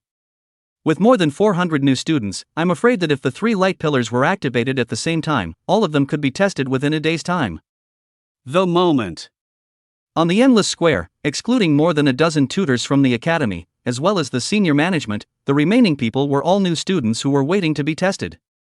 The order of testing had long been sorted out according to the list, and as the champion of the competition, Ji Yuan was naturally placed in the first position. Also testing with him were 2 faceless men. Step forward. Next to the test light pillar stood a woman with a serious face. When Ji Yuan walked up to the front and back, she said softly, "Please touch the test pillar." He reached out and pressed his hand against the pillar of light. The cold touch transformed from the palm of his hand all over his body, and immediately afterward, the test light pillar began to vibrate. At the same time, the other 2 pillars of light had also moved. Shoo! At this point, the test light pillar where Ji Yuan was suddenly shot out a heavenly golden beam of light that shot straight up into the clouds. The other 2 pillars of light merely flickered for a moment before stopping, and an icy mechanical voice sounded. Li Han, Soul Power Qualification, Intermediate, Soul Power Grade, 7th Grade, Imperial Beasts, 2, Bloodline Grade, Intermediate, Intermediate. Lu Yunxian, Soul Power Qualification, Lower Level, Soul Power Grade, 8th Grade, Imperial Beast, 1. Bloodline Grade, Intermediate. The information of the other 2 new students was broadcasted out. Both of them were from Lingyun City and had been taken care of by Ji Yuan in order to obtain the qualification to enter the Super Academy. Li Han, Lu Yunxian. Combined rating, low. Labeled, 5th grade student. The students of the Sacred Sky Academy were not divided into grades, only grades, with grade 5 being the worst and grade 1 being the strongest. While the 2 people's test ended, Ji Yuan's golden pillar of light was still expanding, and at the same time, a fierce wind rose up in the sky and the earth changed color. This kind of fluctuation caused the faces of those leading the test to be slightly stagnant. The tutors waiting not far away were even more colorful, and everyone's eyes were filled with fire when they looked at Ji Yuan again. That gaze is like finding a piece of gold in the gravel, which every mentor wants to take into his or her name. A shocking aura swept through the academy, and those students who were watching from elsewhere more or less revealed a look of surprise. Teaching building, in one of the separate classrooms on the highest floor. Tang Yi, a cold goddess with long, dark blue hair, sat in front of the window, looking at the through the sky beams of light from the endless square, pondering. This person is the winner of this year's competition? There were others in the classroom who were equally concerned about the entrance test. The man who spoke had silver hair and faced the window, vast soul power fluctuations surging within his upright stance. I guess so, this freshman class, excluding the geniuses of the great clans, this is the only one who is somewhat watchable. Golden Light Pillar it seems to have a good base, it's normal to be able to take the championship. However, there's still a bit of a gap between it and Senior Ku's Red Golden Pillar of Light back then. As soon as the silver-haired man opened his mouth, there were several people around him who agreed, and among them, there was even someone who said curtly. Indeed, the Golden Pillar of Light is barely something to look at, but it's a first-grade student at best, and it's no match for Senior Ku. Yeah. Indeed. Just as a crowd was blowing up. Buzz. Suddenly, the pillar of light through the sky in the endless square changed drastically. From a golden color, it instantly switches to a pure black color. At the same time, there was a hint of eye-catching gold and yellow mingling in this black color. Ji Yuan's test light pillar shifted in color from gold to black gold. Chapter 86 The Emperor is Born. Hiss. It's actually the pillar of black gold. Throughout history, those who have been able to trigger the pillar of black gold have eventually become renowned super beast royalists. I remember the last time the pillar of black gold appeared was more than 20 years ago, right? Great, this year's Academy Gold ranking, there's something lively to see. The appearance of the black and gold pillar of light caused many concerned students to explode. As for the tutors waiting in the endless square, those waiting tutors directly had glints in their eyes, and their eyes were filled with hostility as they looked at each other. Ji Yuan's test went on for about 3 minutes or so. He clearly felt a hidden power skimming through his body over and over again, as if it wanted to probe him for all his hidden secrets. Eventually, the golden pillar of light only transformed to black and gold when this power flowed to his imperial beast seal. As the power completely withdrew from his body, the pillar of light slowly dissipated. Immediately afterward, the results of the test, which made the several tutors look forward to it, were finally broadcasted. Freshman Ji Yuan, Soul Power Qualification, Exceptional, Soul Power Grade, 6th Grade, Imperial Beasts, 2, Bloodline Grade, Mythic. When the results came out, not only were the mentors' hearts shaken, but even among the 400 freshmen, there was no shortage of people who exclaimed in shock. Most of them only knew that Ji Yuan's Imperial Beasts were not bad, but they didn't expect at all that the Bloodline level was actually at the Mythic level. This could already be considered the top Bloodline. Moreover, his soul power qualification was even extraordinarily high. Even in the top 10 ranked urban areas, special qualification is a rare existence. This guy, old season, always causes a commotion wherever he goes. In the crowd, Zhao Shan smiled happily. Ji Yuan was his good brother, and he naturally felt proud and honored when his good brother was in the limelight. Senior, he and I are lifelong friends, how about it? I'll be the second in the dormitory, no problem, right? Zhao Shan patted Zhong Xian's thick arm and laughed. Zhong Xian tilted his head in thought and was just about to agree when Su Su suddenly interjected, "You're immoral, actually engaging in unfair competition." What do you mean by unfair competition? At once, the two of them once again quarreled, and Zhong Xian stood by the side at a loss for words, not knowing who to stop or how to persuade. In the end, he remembered the method taught by his boss, and with both hands outstretched, he fiercely jammed the two men's necks with the bend of his arms while Zhao Shan and Su Su were quarreling. Zhong Xian's body was already as strong as an ox, and this time, it was like grabbing a chicken, and stuck the two in his arms without moving. Big brother taught us a good way. During this time, as he passed the three Zhao Shan, he said, "I'll go back to the dormitory and wait for you guys." Originally, he was quite eager to see the test results of the Zhao Shan trio. Mu Shuxin and Tang Yi stood still, and when Ji Yuan saw this, he hurriedly pushed the door open lightly and walked in. The dean's office, it's a lot different than expected. There were no complicated ornate furnishings, just a simple arrangement of a few bookshelves, a coffee table, and a desk. On the wall behind the desk hangs a dragon and phoenix, powerful calligraphy. The content, in 4 words, the best of all possible worlds. How's it going? Still getting used to it? Behind him, a light laugh rang out. Ji Yuan turned around, only to see a man standing in white short sleeves, shorts, and slippers. The man was ordinary looking, but his eyes were so deep that staring at him would produce inexplicable avoidance emotions. It was hard to connect him to the word dean just by looking at his outfit. Student Ji Yuan, meet the dean. Ji Yuan bent his head slightly in a gesture. No need to be formal. The man smiled and said, I don't like to beat around the bush, so I'll get right to it. He walked toward the tea table, and as he did so, he said, Are you, by any chance, able to resurrect extinct imperial creatures? Bottom line. But it was like a thunderbolt that exploded in Ji Yuan's mind. Chapter 87-2 Complete Skeletons. Moment. Ji Yuan organized his emotions without showing any cracks. But, the heart was still appalled. It was his biggest secret that no one else knew. How does Dean? At this point. Dean inclined his head and smiled, Don't be so nervous. If I really want to do something to you, no one should be able to stop me within Dasha. He said it casually, but Ji Yuan didn't dare to take it as a joke. Sit. The dean pointed to the sofa next to the tea table and said, while then he himself took the first step to sit down, crossing his legs and sizing up Ji Yuan with interest.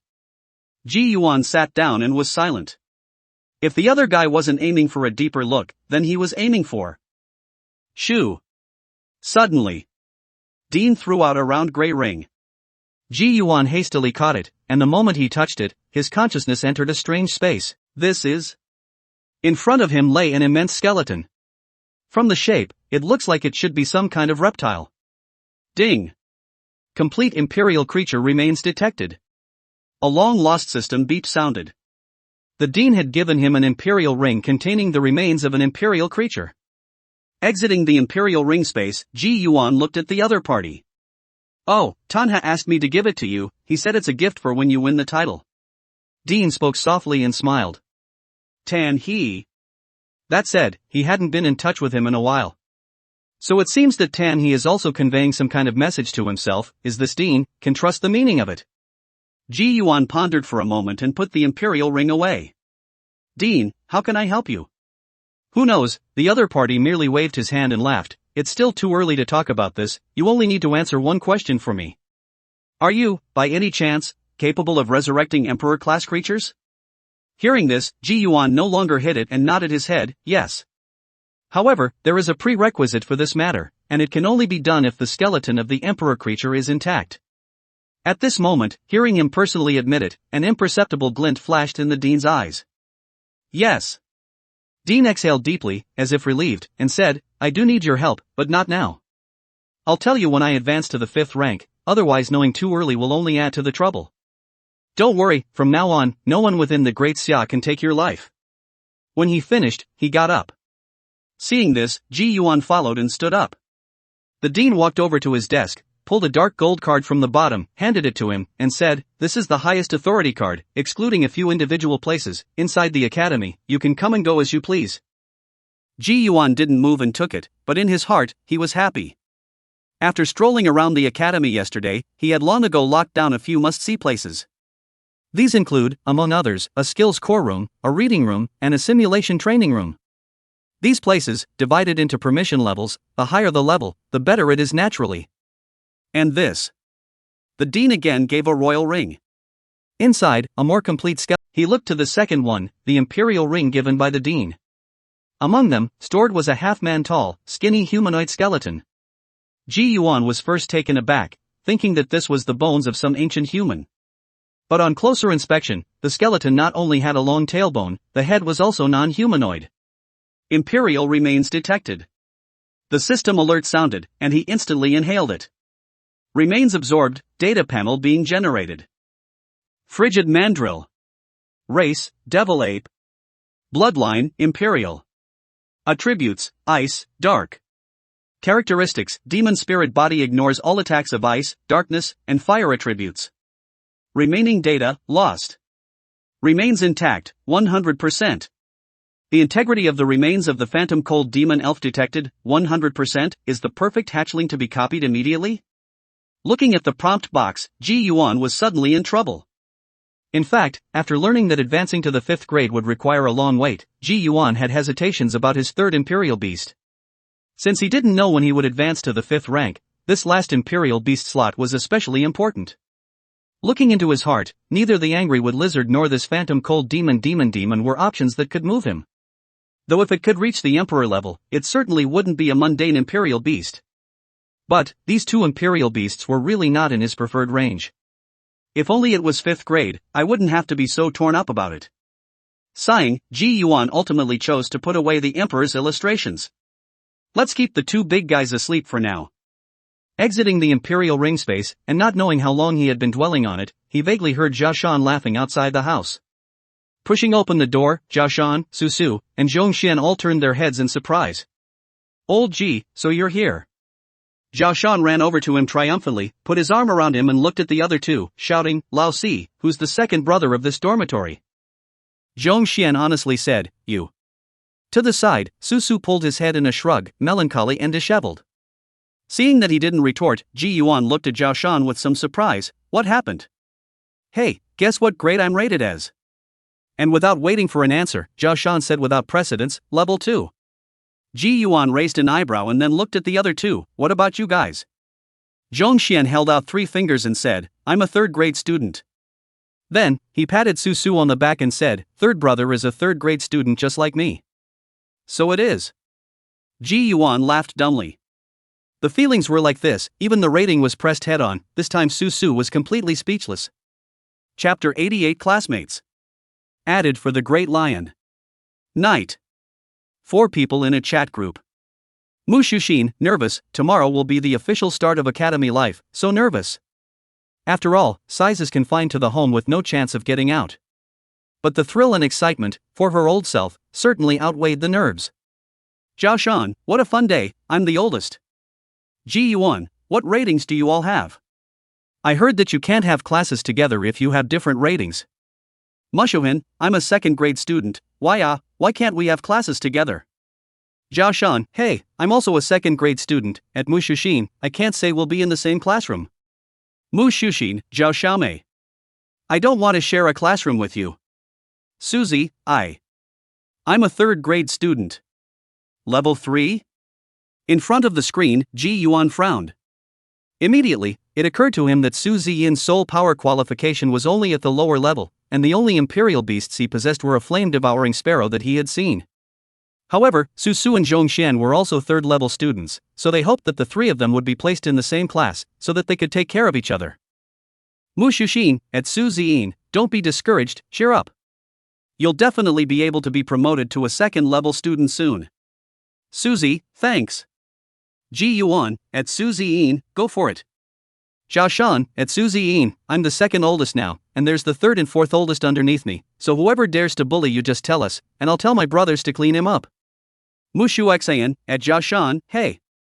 What kind of inexplicable words are you talking about? Ji Yuan covered his face, the sky, just like an overgrown child. After a few more conversations, the 4 of them bid each other goodnight and drifted off to sleep. Early the next morning, Ji Yuan was woken up by his cell phone ringing.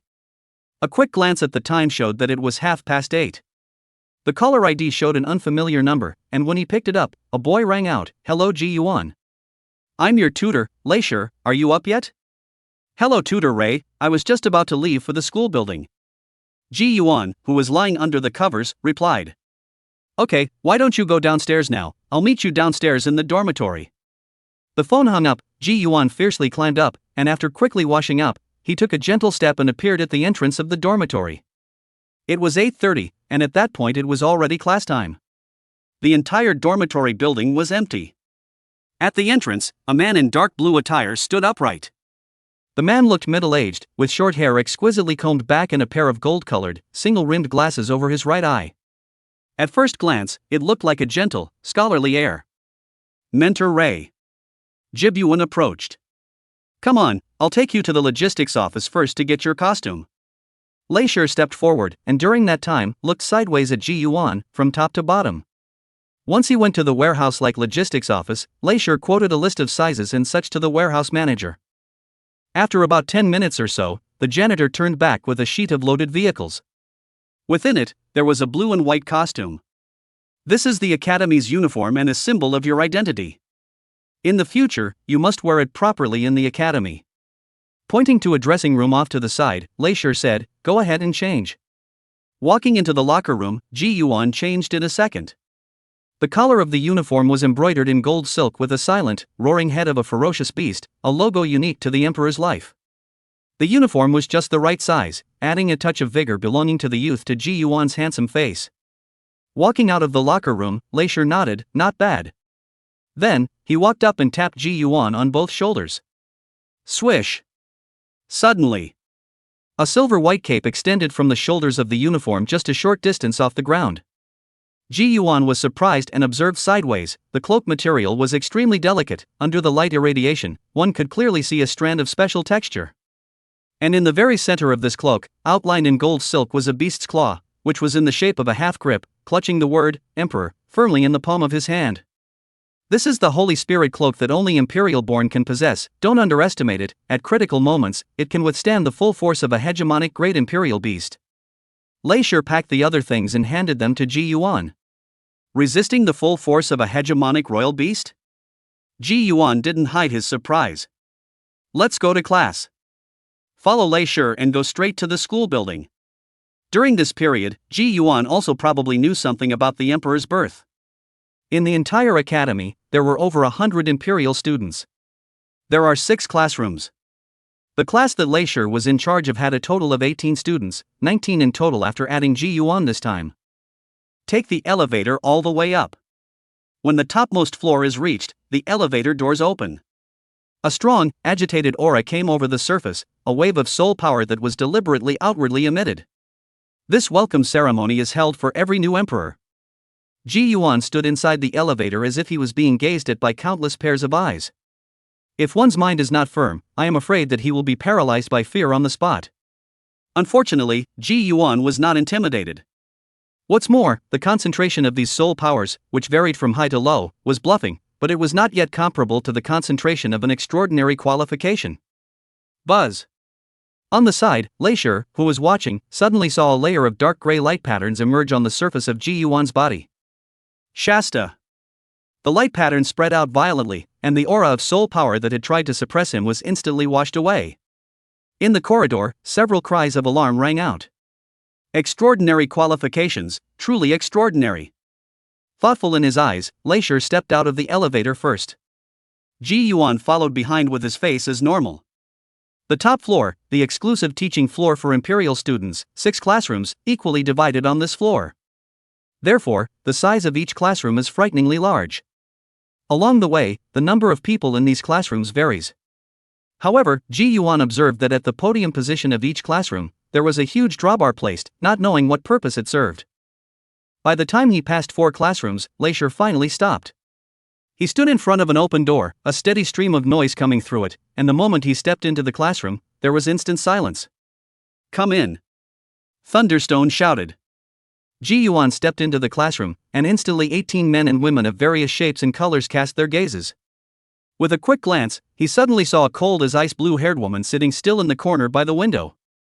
The woman nodded slightly in greeting as he looked on. Tang? What a coincidence! On the podium, Lair laughed. "Ji Yuan, summon your imperial beast." Shasta. On the left side, a green and white fire-bathing unicorn emerged, and the temperature in the classroom instantly rose. On the right side, the black giant wolf that was quiet and contained a hint of berserk power appeared, and bursts of thunder echoed around it. Ji Yuan stood in the middle of the 2 beasts and swept across the room. His tone was slightly kind as he said, "Freshman Ji Yuan, please teach me more." Super Academy, speaking in terms of power. Not to mention the black and gold pillar of light during the entrance test, the terrifying fluctuation of the 2 imperial beasts he summoned at this moment alone was enough to make everyone not dare to underestimate this new student. The worst of the Emperor's students are all 5th grade. And Ji Yuan's arrival kind of broke that routine. But, combined with his performance in the downtown competition, no one would be foolish enough to treat him as an ordinary 6th grade Imperial Beast Master. Chapter 89, the first lesson.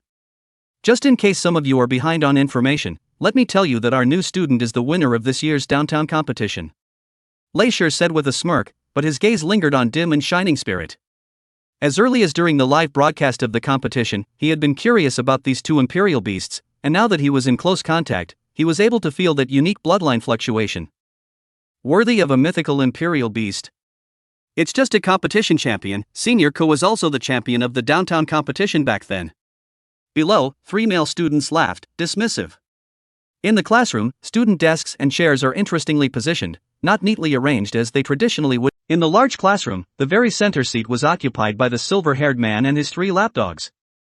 The wall on the right side, in the direction of the corridor, was similarly occupied by a number of people. Sweeping down the room, the only seats by the window were only 3 tables and stools. The owners of 2 of them were the cold goddess Tang Yi and the bald man who seemed to be speaking for him just now. And the remaining one, empty. The distance separating this empty table from Tang Yi was generous. "Sister, can I sit in front of you?" Jibyuan walked off the podium, and because of the wide space, Dim followed behind with his chair in his mouth and Shining Spirit with his head on the table. "No." Unexpectedly, he was answered with a cold voice that concealed anger. Turning his head, he saw the silver-haired man, who hadn't said a word, staring at him coldly. Tang's admirer? Unlike. What's that about? Because he and I are both tournament champions? His mind skimmed over the conversation between Dogleg and the bald man, now, and Ji Yuan had an answer in his heart. At that moment, Tang Yi chilled, yes. At those words, gloom flashed in the silver-haired man's eyes, and after coldly glaring at Tang Yi, he said nothing more. Ji Yuan sneered in his heart and signaled the 2 beasts to put down the table and chairs. Where is all the hostility coming from, these guys? After he had put the 2 beasts away and sat down. On the podium, Lair, who had taken everything in, looked as normal and said after snapping his fingers. Today's lesson is about the maintenance and cultivation of the Imperial Beast space. But because of the new students, we're going to put the knowledge classes on hold for now. Jibyuan, come up here. Lair beckoned. When he stepped up to the podium, Lair pointed to a drawbar and said, push it forward. Ji Yuan gripped the lever, and a cold temperature covered the palm of his hand.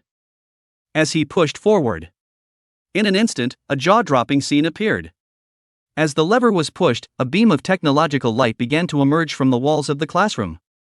At the same time, after the beams of light swept through, the walls transformed into a lush green forest, the ceiling turned into a clear sky of 10,000 miles, and underneath his feet, he transformed from the hard ground into a forested muddy ground. You can understand that pushing the lever will transform our classroom into a simulated realistic green space. The scale of this space is countless, and everything in it is controlled by. Seeing Ji Yuan's surprised expression, Lair smiled and answered. When he finished, he clapped his hands, I'm going to start handing out mission objectives. Yui Tang. 2. The cold goddess responded. Today, you are responsible for hunting 5 legendary great imperial beasts, with a time limit of 8 minutes. Good. Tang Yi nodded, and then the cold peak griffin appeared, and she leapt onto it, 1 person and 1 beast, disappearing in an instant. Koshwanji. In. The silver-haired man replied absently. You are responsible for hunting 30 Overlord-class Imperial beasts, with a time limit of 10 minutes. 5 minutes tops. After Koshwanji finished speaking, his figure flashed and he ran towards the depths of the forest. Then, Lair named all the remaining students one by one. Only after Ji Yuan was the only one left at the scene did he slowly speak, this is your first lesson.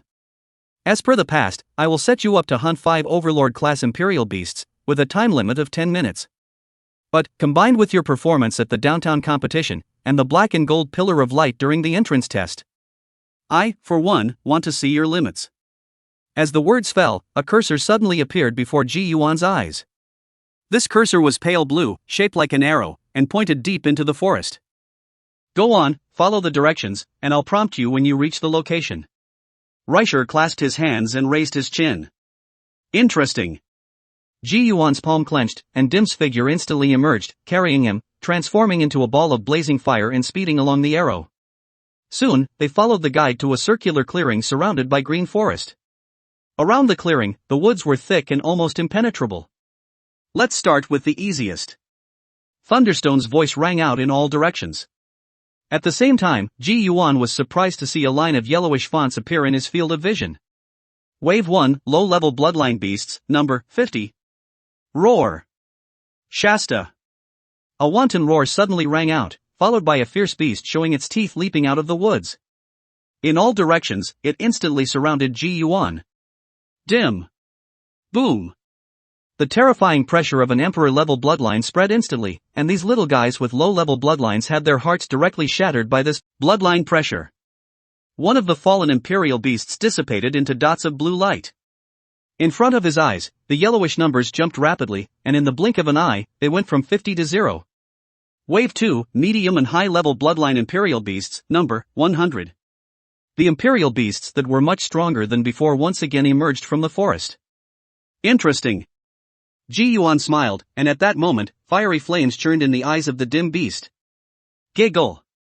The boiling underworld flame swept across the entire open space in a flash, the terrifying heat scorching out countless miserable screams. The number of imperial beasts in the second wave was likewise decreasing rapidly. In a few breaths, it was down to 0. Chapter 90 Outside Missions. Well. At the very beginning. Thunderstone stood with his hands clasped. In front of him, more than a dozen screens floated, projections of the real-time situation of all the students. Beside him, the cold woman with blue hair stood quietly, likewise observing. His griffin is very good at wide-range attacks and can take care of multiple directions at once. Lair looked at a screen in the very center, a projection of Ji Yuan, and muttered to himself from time to time. Interesting, can bloodline pressure directly crush a low-level bloodline imperial beast? Here's one for you, this guy, let's see what you're going to do with it. Lair waved his hand. Inside the clearing. Before his eyes, the yellowish font changed again. Round 3, dominant imperial beasts, number 1. Ho! An odd gasp sounded from the forest. Ji Yuan raised his eyebrows and looked, only to see a pair of large hands with brown hair poking through the woods, poking out a huge human face. Afterward, the man leapt out. Boom! Between the tremors of the ground, Ji Yuan raised his head and gazed. This big guy, he was no stranger. A man-faced mad ape? The species that was instantly seconded by Mu Shushin in the apocalyptic valley in the first place. He remembered that this human-faced mad ape was immune to fire attribute damage and was the natural nemesis of the fire element. Whoopee! This human-faced berserk ape was 4 meters tall, looking down at Ji Yuan and letting out a howl with its mouth open. Shining prana! In an instant, Dim's figure disappeared and the black giant wolf was revealed. Wow! At the same time, the human-faced berserk ape waved his hand and slapped it, his terrifyingly large hand mixed with a strong powerful wind. Ji Yuan rolled backward to avoid it, while Shining Spirit made an instantaneous appearance on the backside of the Sphinx crazy ape. Standing up, he instantly shouted, "Unleash, frenzy explosion!" Roar! The flash vampire landed on all 4 claws and tensed his body, electricity overflowing from his mouth and thunder surging out.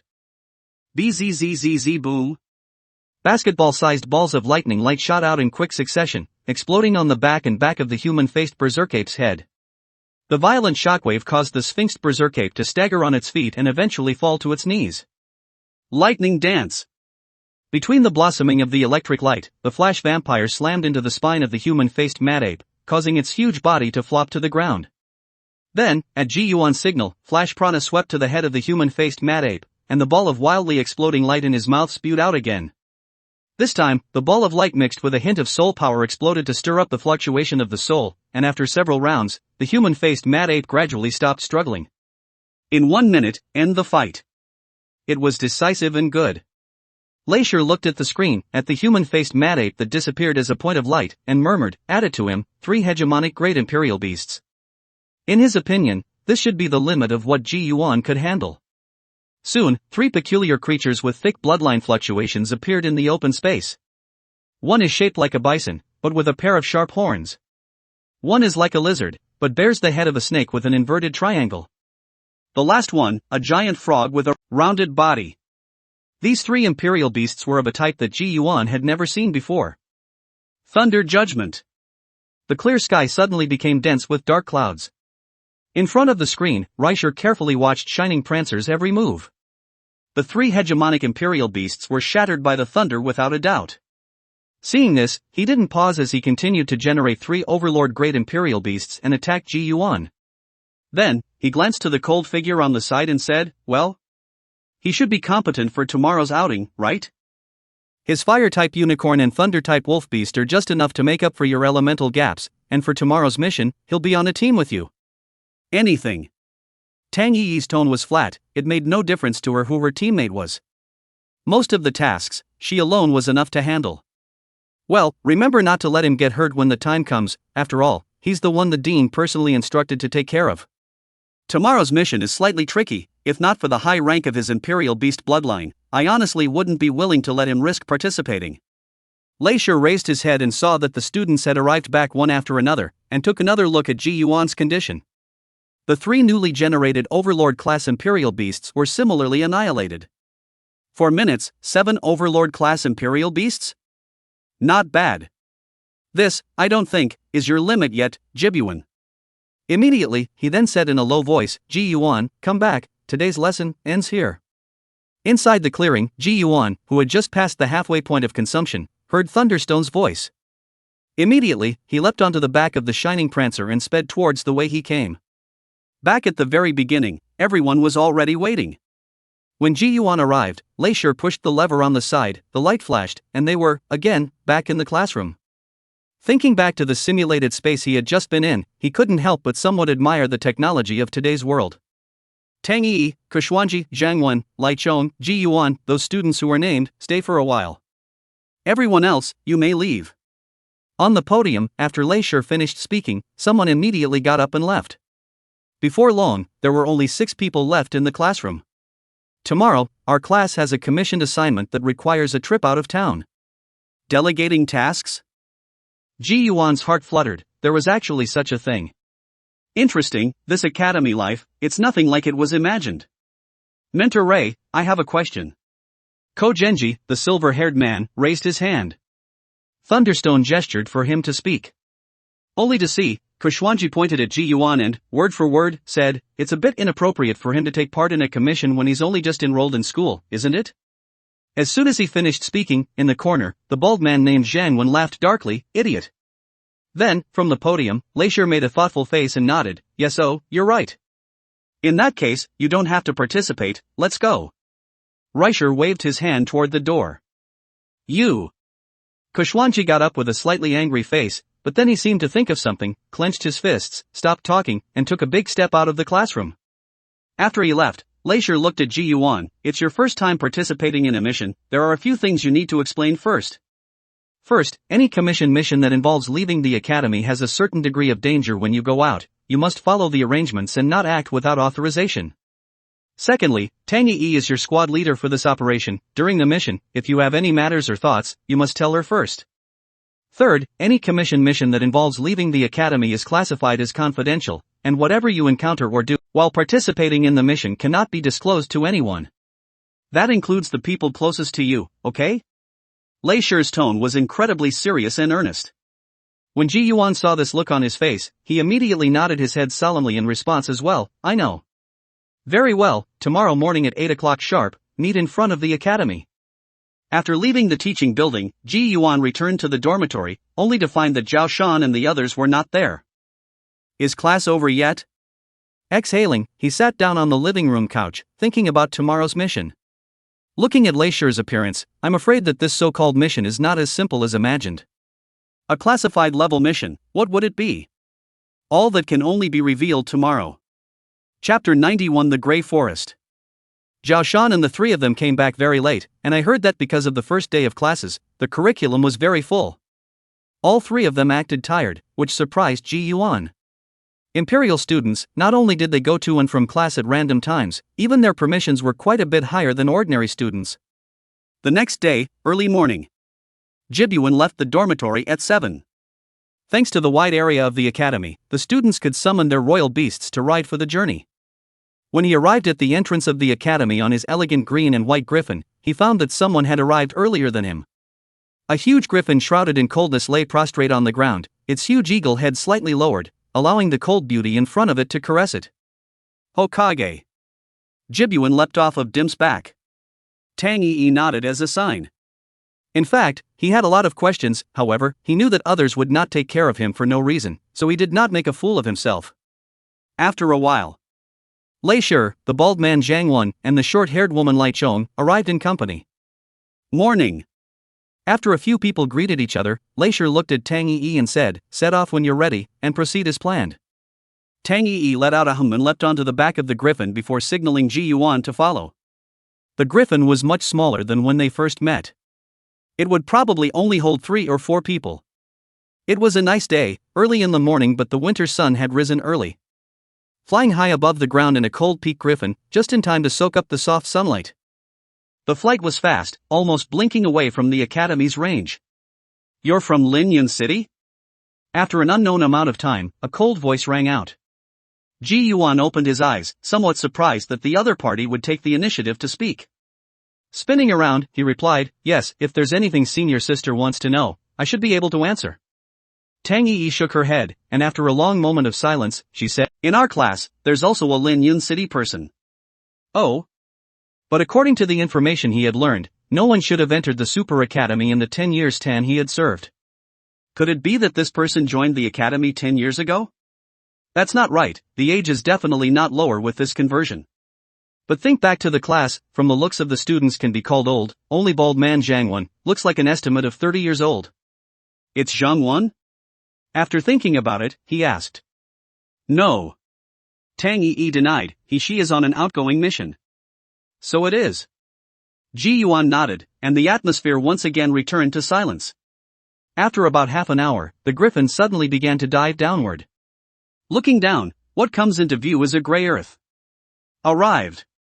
Yui Tang said, "Hold on tight." Chirp. With a crisp eagle cry, the griffin accelerated violently, and a terrible sense of weightlessness spread. At this moment, Ji Yuan thought of a saying, "People fly in front, souls chase behind." If it wasn't for the cold air emitted by the griffin that could shield the gale, with this terrifying speed, the two people on their backs would have to be thrown out. It wasn't until this cold peak griffin crashed into the ground like a cannonball, triggering an ear-splitting roar, that Ji Yuan looked around. Where they landed was an eerie gray woodland. It was as if a sprawling forest had been drained of its vitality, and all the lush green vegetation had turned gray. The leaves of the immensely gray tree shook slowly in the breeze, and a smell of old corruption pierced his nostrils. Ji Yuan frowned, but he saw Tang Yi jump off the ground first. "Sister, this is..." He jumped down with them, leaning down to pinch up a clump of black dirt from his feet and rubbing it in his fingers. The loose black soil was like the embers of burning wood and smelled burnt. "This is the eastern border." Due to the influence of the terrain, the griffin's size once again shrunk by a circle visible to the naked eye, and was already almost the same as dim. Tang Yi's icy cold eyes were filled with vigilance as she scanned the surroundings. Seeing her in this state, Ji Yuan was also secretly on guard, dimming around his body, following Tang Yi's backside, slowly advancing. After about 5 minutes of walking, Tang Yi suddenly raised her right hand. A bird of prey with dark blue feathers manifested, waving its wings in the air. Seemingly with its guidance, Tang Yi's pace accelerated a lot, leading Ji Yuan around in this gray and endless forest. The two had been walking for roughly 10 minutes before her steps finally slowed to a halt. In front of him was a huge cave that looked like the mouth of an abyss. It just grew on the ground, surrounded by dark red cracks, and its interior was dark, with strange echoes ringing out from time to time. Ji Yuan stood at the entrance of the cave and peered inside, and could only see some sort of dark red light constantly flickering. Shoo!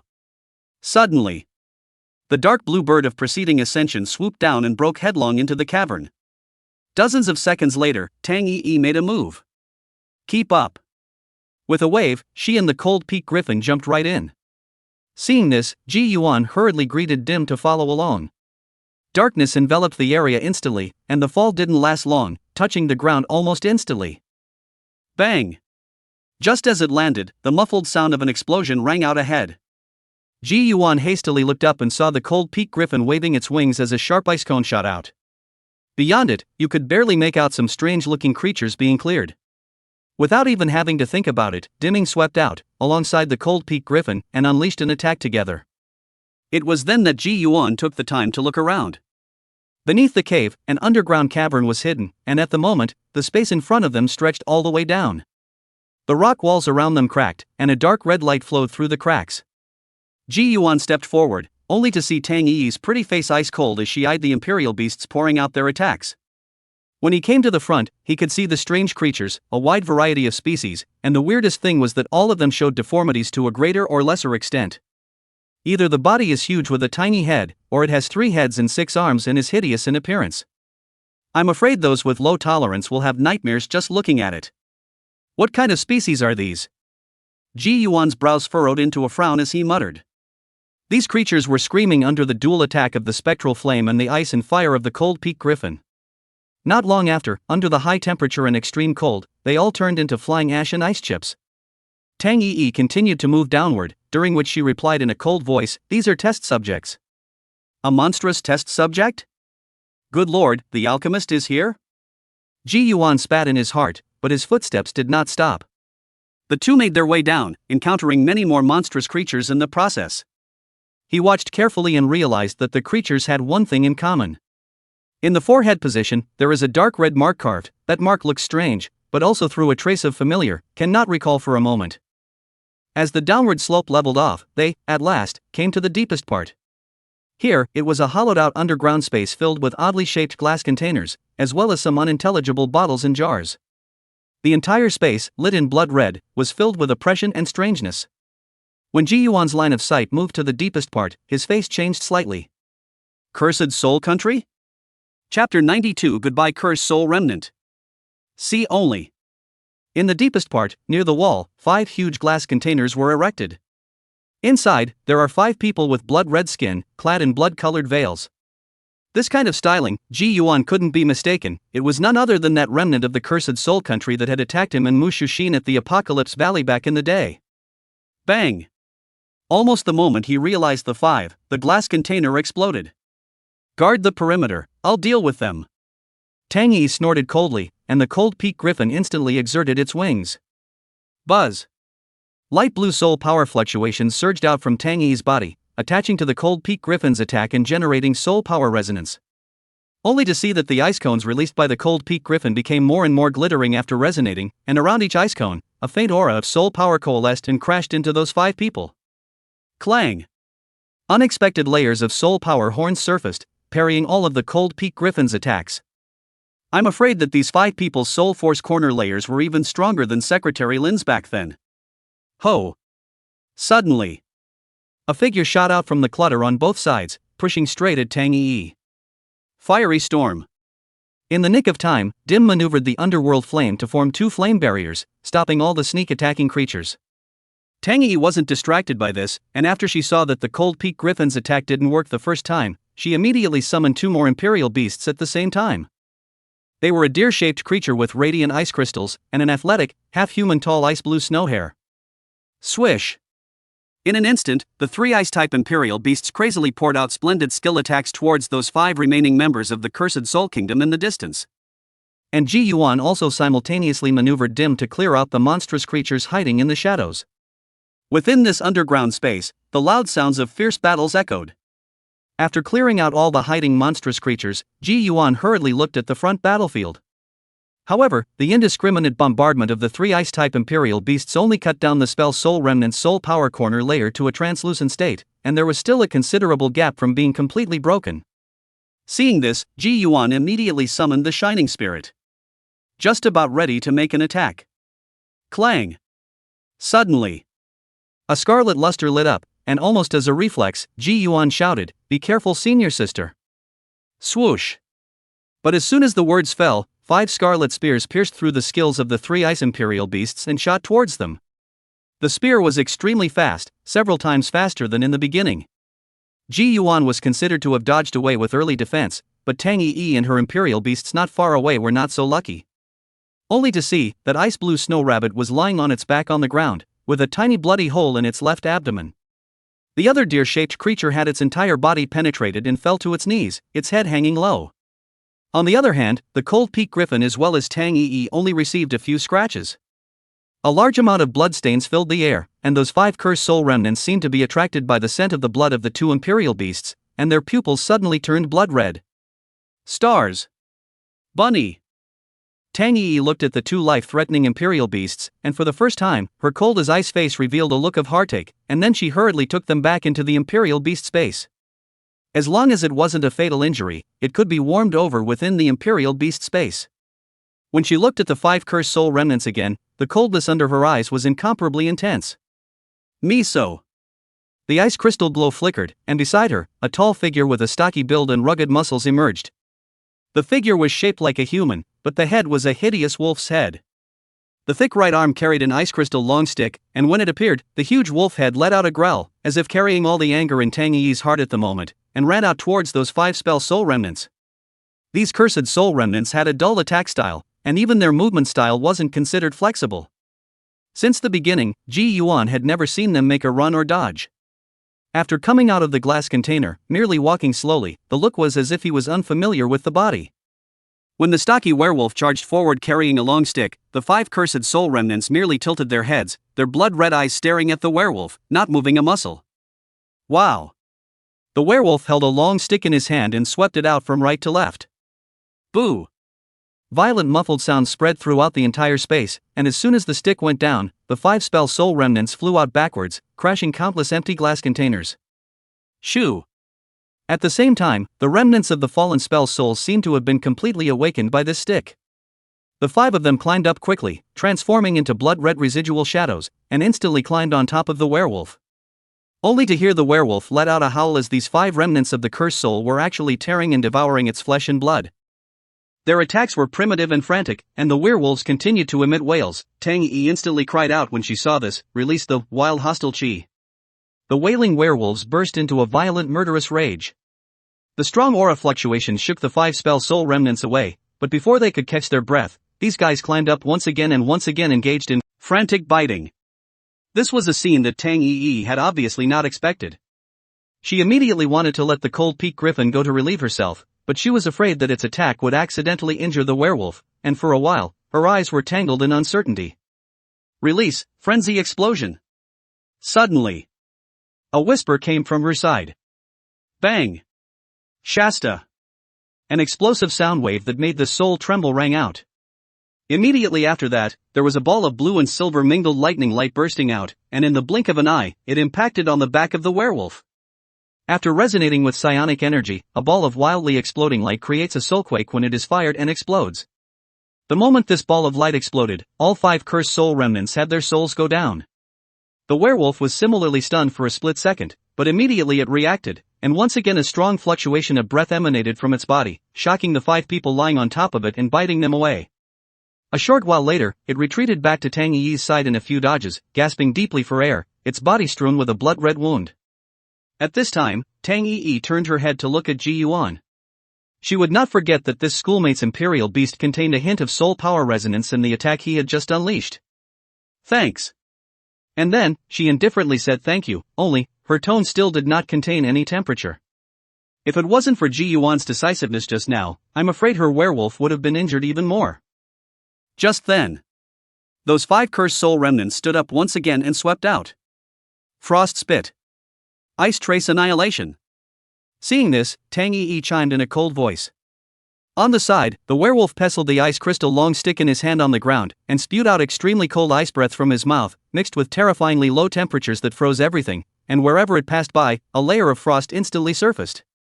The 5 cursed soul remnants' soul power corner layers were hidden, already on the verge of collapsing, and now that they were infested by this spitting breath, their movements slowed down.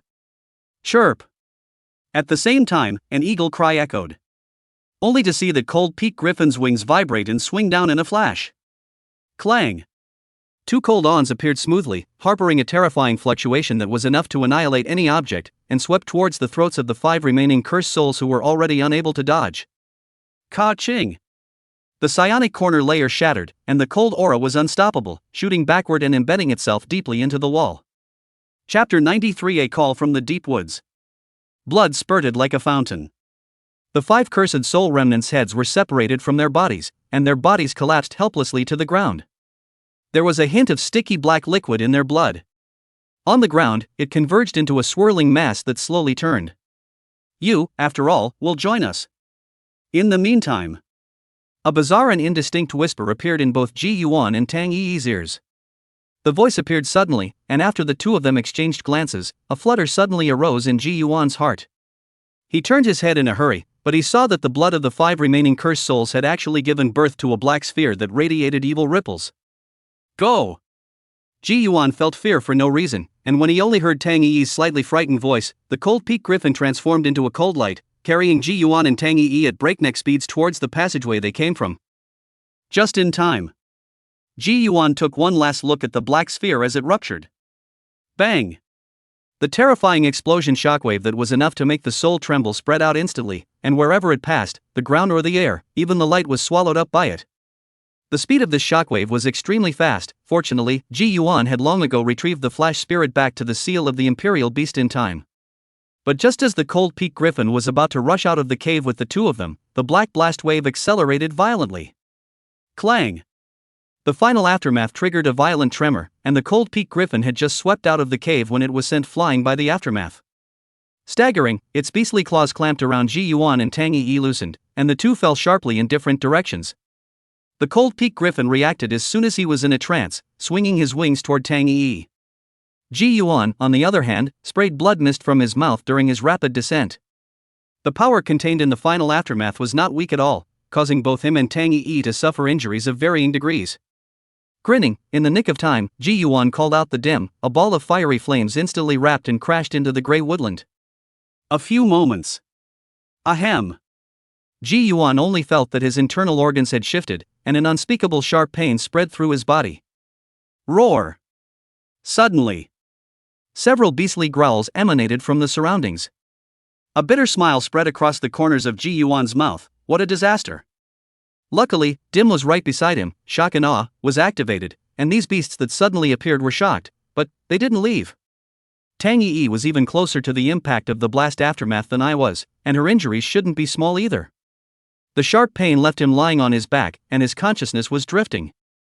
The injury, it was worse than he thought. Now, he could only pray that Tang Yi's injuries weren't too serious and that he could still search for himself for a bit. However, in this vast grey forest, the two of them landed at different points, and the branches of the trees were extremely thick, so I'm afraid it wouldn't be that simple to find him. It's better to sit on your hands than to rely on yourself. Ji Yuan exhaled, his mind made up its mind. Although, it's a no-brainer. But given the current situation, not only was he seriously injured and could pass out at any time, there was even a pack of beasts eyeing him all around. It was all he could do. Imperial illustrations. In his mind, ancient illustrations appeared, and Ji Yuan's gaze rested on a creature that was emerald green all over, harboring oodles of vitality, as he murmured in his heart. Duplicate, angry wood lizard hatchling. Reproducing, angstroms wood lizard hatchling, please wait. Along with a green light manifesting around him, a palm-sized lizard that contained infinite vitality appeared. The deed. The moment the seal of the covenant is concluded. Boom! The sky suddenly changed color, and endless ounces of vitality spread crazily in all directions with Ji Yuan as the center. For a time, the grey forest floor actually abruptly revealed a blinding green color. Immediately after, it was the grey tree trunks began to transform, as if the dead forest floor was given life, began to emerge a touch of emerald green color. Meanwhile, far away on the other side of the room, Tang Yi was as Ji Yuan thought, her cold as ice face covered in blood because she was closer to the aftermath of the explosion. The eyes were tightly closed and the whole person had fallen into a coma. Fortunately, she was a 5th-grade Imperial Beast Master, and even if she was unconscious, the Cold Peak Griffin that hadn't been included in the Imperial Beast space could still be active. The place where she fell was similarly ushered in by countless strange beasts, and to deter them, the Cold Peak Griffin doubled in size, shielding the unconscious Tang Yi underneath her. The heaven and earth anomaly triggered by Ji Yuan's contract could be detected even from 10 kilometers away. However, the other squad led by Lair was deep in another underground cave, oblivious to everything in the outside world. The deed didn't last too long, and the shift in the grey woodland didn't spread too far, probably only about 500 meters.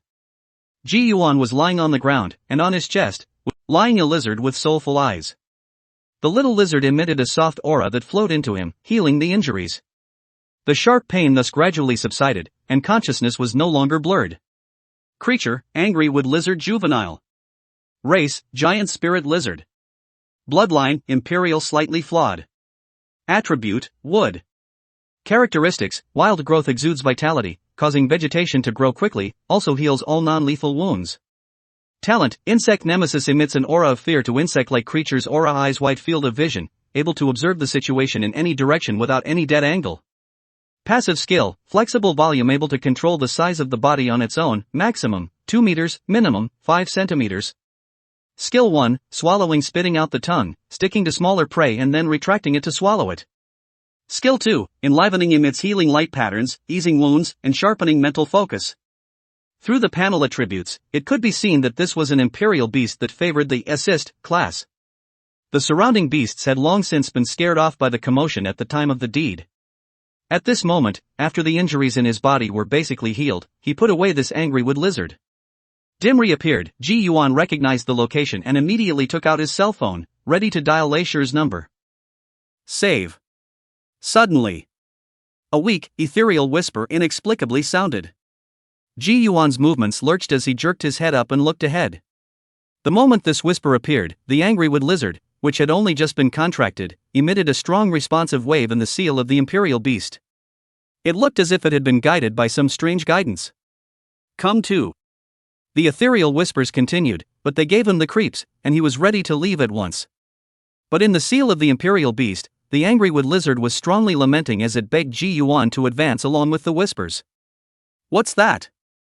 After the contract, the imperial beast and the imperial beast master were unable to do anything too complicated to communicate with each other, although their minds were connected. The only thing Ji Yuan could feel right now was the pleading and urgency of the angry wood lizard. The bizarre scene made him stop with a frown. After a moment of contemplation, he tentatively stepped forward a distance of 10 paces. My child. To this, come. The moment the whisper rang out, a beeping sound appeared at the same time. Ding. Imperial creature remains detected, tagged. Ding. Imperial creature remains detected, tagged. Shasta. A beeping sound, as well as a point of dark blue light, suddenly appeared from the direction where the whisper came from ahead. Chapter 94 Breathing Elf. 1, 2, 6, 8. Ji Yuan froze in place, incredulously counting the marked points of light in front of him. Surprisingly, there were actually a whole 18 of them. In other words, not far ahead, there were the remains of 18 Emperor-level creatures. In this instant, his mind was in a state of shock. And so on. That whisper just said, my child? Could it be a reference to the angry wood lizard?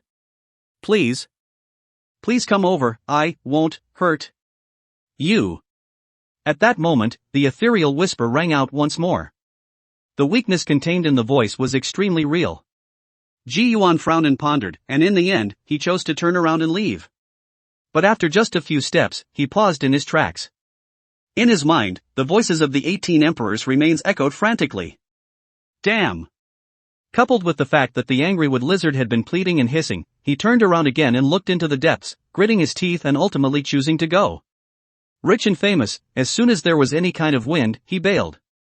Leaping onto Dim's back, the one man and one beast, with extreme caution, went deeper towards the front.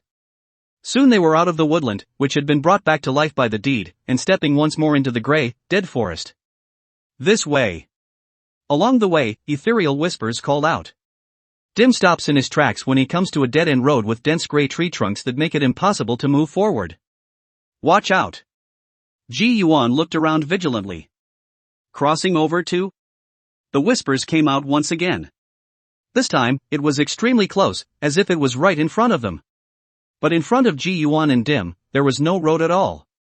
Holding on to his suspicions, Ji Yuan reached out and flicked a sliver of soul power towards the dense cluster of tree trunks in front of him. However, he saw that soul power directly passed through this dense tree trunk, sending up ripples. Seeing this scene, Ji Yuan's eyes narrowed slightly, and after thinking for a moment, he no longer hesitated. The command was given, and the dim pack crashed headlong into him. As expected, the dense cluster of tree trunks seemed to be some sort of illusion. They passed through without any obstruction, and the scene after this illusion caused Ji Yuan's pupils to suddenly shrink. Behind the illusion was a pool of water that had long since dried up. Unlike the gray and dead silence of the outside world, the ground here, though cracked by drought. But, in these crevices, bright green weeds grow. What shocked Ji Yuan was that there were a total of 18 skeletons in this dried-up pool of water, forming a circle as if they were kneeling. The skeletons, incomplete, some missing limbs, some missing heads, some missing spines. And in the very center of these skeletons was a wooden statue. The second sentence was addressed to Ji Yuan. The angry wood lizard can provide a lot of vitality, can it save you? Ji Yuan was unmoved, still just asking questions. Not enough. Needed more. More life? Ji Yuan's eyes flashed with wariness. Humans, raw energy, does not work on me. Need, my child. No. Ji Yuan shook his head and said frankly, this is my imperial beast, I won't let it die. Unexpectedly, just after he finished speaking, the angry wood lizard in his palm was tilting its hair back to let out a crisp cry. It was willing to give its life for this birthright elf. Strange, this angry wood lizard has only just been duplicated, so it's reasonable to say that it couldn't possibly have extra memories. Unless. Ji Yuan frowned, unless this breath elf was in existence engraved into the genes of the angry wood lizard. You misunderstood. At this point, the wooden statue weakly said, "It will not die." Immediately afterward, the wooden sculpture said the most crucial words, "You can save me. I, willingly. Contract." At those words, Ji Yuan's face was as normal, but his heart was stirred. "Just waiting for you to say that." Raising his eyes, looking to the wooden sculpture, he said, "I'd like to save you, but since there's not enough life in the angry wood lizard, what am I supposed to do?" "Who knows," this wooden sculpture said directly, "absorb the remains. Duplicate, create hatchlings." Ji Yuan's heart shook. Coincidence? No, it couldn't be. Now I can read minds. Wouldn't it be like he's been running around naked since he came in? Since you read my heart, you are still willing to make a contract with me? For a moment, he forced himself to stop ruminating and voice his doubts. I, for one, have no choice. Receiving an answer, he was silent for a few moments before he began to step forward. When he was about 10 paces from the wooden statue, he stopped. In his hand, the angry wood lizard leapt out and came to the wooden sculpture, his eyes filled with longing. Wow! Accompanied by a flash of green light, Ji Yuan clearly felt the seal of the imperial beast belonging to the angry wood lizard dissipate. At the same time, the wooden sculpture seemed to take a long breath, and under his gaze, it actually began to move its body. From a curled-up position, it slowly turns into a kneeling position. The molding was unchanged, remaining brown and wood-carved. Thanks. After stretching its torso, it nodded to Ji Yuan.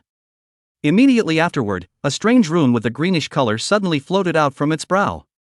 Seeing this, Ji Yuan didn't have any hesitation, and his soul power instantly condensed into a contract seal, merging with this rune. Giggle! In an instant, a thumb-sized green mark appeared at the center of Ji Yuan's eyebrows. This is the seal of the Sentinel of the Born Elves. The wood carving was decisive, but it had no choice. As Ji Yuan had said, the world today was too far away from the ancient century, and the imperial creatures had long since become extinct. If there are no emperor-level children to integrate into its body, its ultimate end is to become a lifeless wooden sculpture. Stay in this space forever and ever. If Ji Yuan didn't happen to possess the ability to create imperial creatures, I'm afraid, no one else in this world would be able to save it. Chapter 95 Mugu. As long as I can replicate all the hatchlings of these remains, you'll be back at your peak? After the deed, Ji Yuan stood beside the wooden sculpture and looked around at the skeletons and asked. No, but at least it will allow me to recover my true elven form. The wood carving shook his head. So? Immediately, Ji Yuan began to absorb it. He started with a skeleton on the far left. But just after inhaling it, it made the corner of his mouth twitch. Remains absorbed. Creature name, Angry Wood Lizard, remains intact, 55%. When a creature in the Emperor's iconography is duplicated, the integrity of the accumulated remains is zeroed out, leaving only the corresponding iconography behind. If you want to replicate the hatchling again, you must continue to search for the remains. I can't imagine that this first skeleton, again, is the Angry Wood Lizard. He couldn't help but sigh that this guy was really close to him. The remains are 55% intact, and the hatchling that detected that the number of Emperor creatures duplicated by the host has reached 20, the Emperor icon will be upgraded soon to unlock more functions. The upgrade is expected to take 36 hours, so stay tuned. Finally upgraded? Ji Yuan raised his eyebrows. Good fellow, this threshold for upgrading, isn't it a bit high?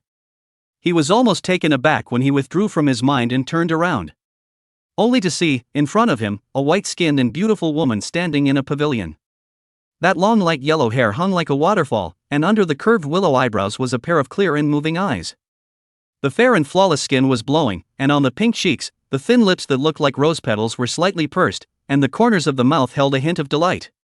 Just in time to restore the elf's true form. She wore a green-colored sarong, and under the hem, a pair of small, delicate, and smooth feet bounced on the ground. Like a sparrow breaking free from its cage, it was light and joyful.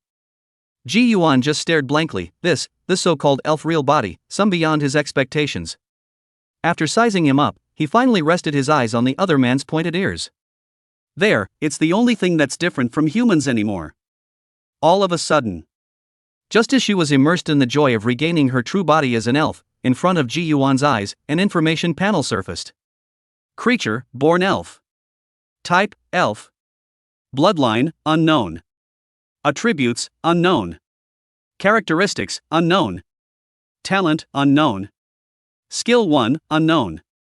Skill 2, unknown. Path of progress, unknown. This puzzling attribute panel made Ji Yuan think for a moment that he hadn't made a mistake. At this point, the breathless elf, who had been excited for a while, seemed to come back to his senses and looked to the side at Ji Yuan. Seeing him frowning, a cute smile appeared on his face and said, "Don't worry, I can't read minds anymore." Her words brought Ji Yuan back to his senses. Looking at the other man's smile, he suddenly felt a bit dizzy, and after rubbing between his eyebrows, he snapped, Wait. How old are you?" At the moment, this girlish look of the other party left him with no way to adapt. Hearing his words, the breathing elf froze.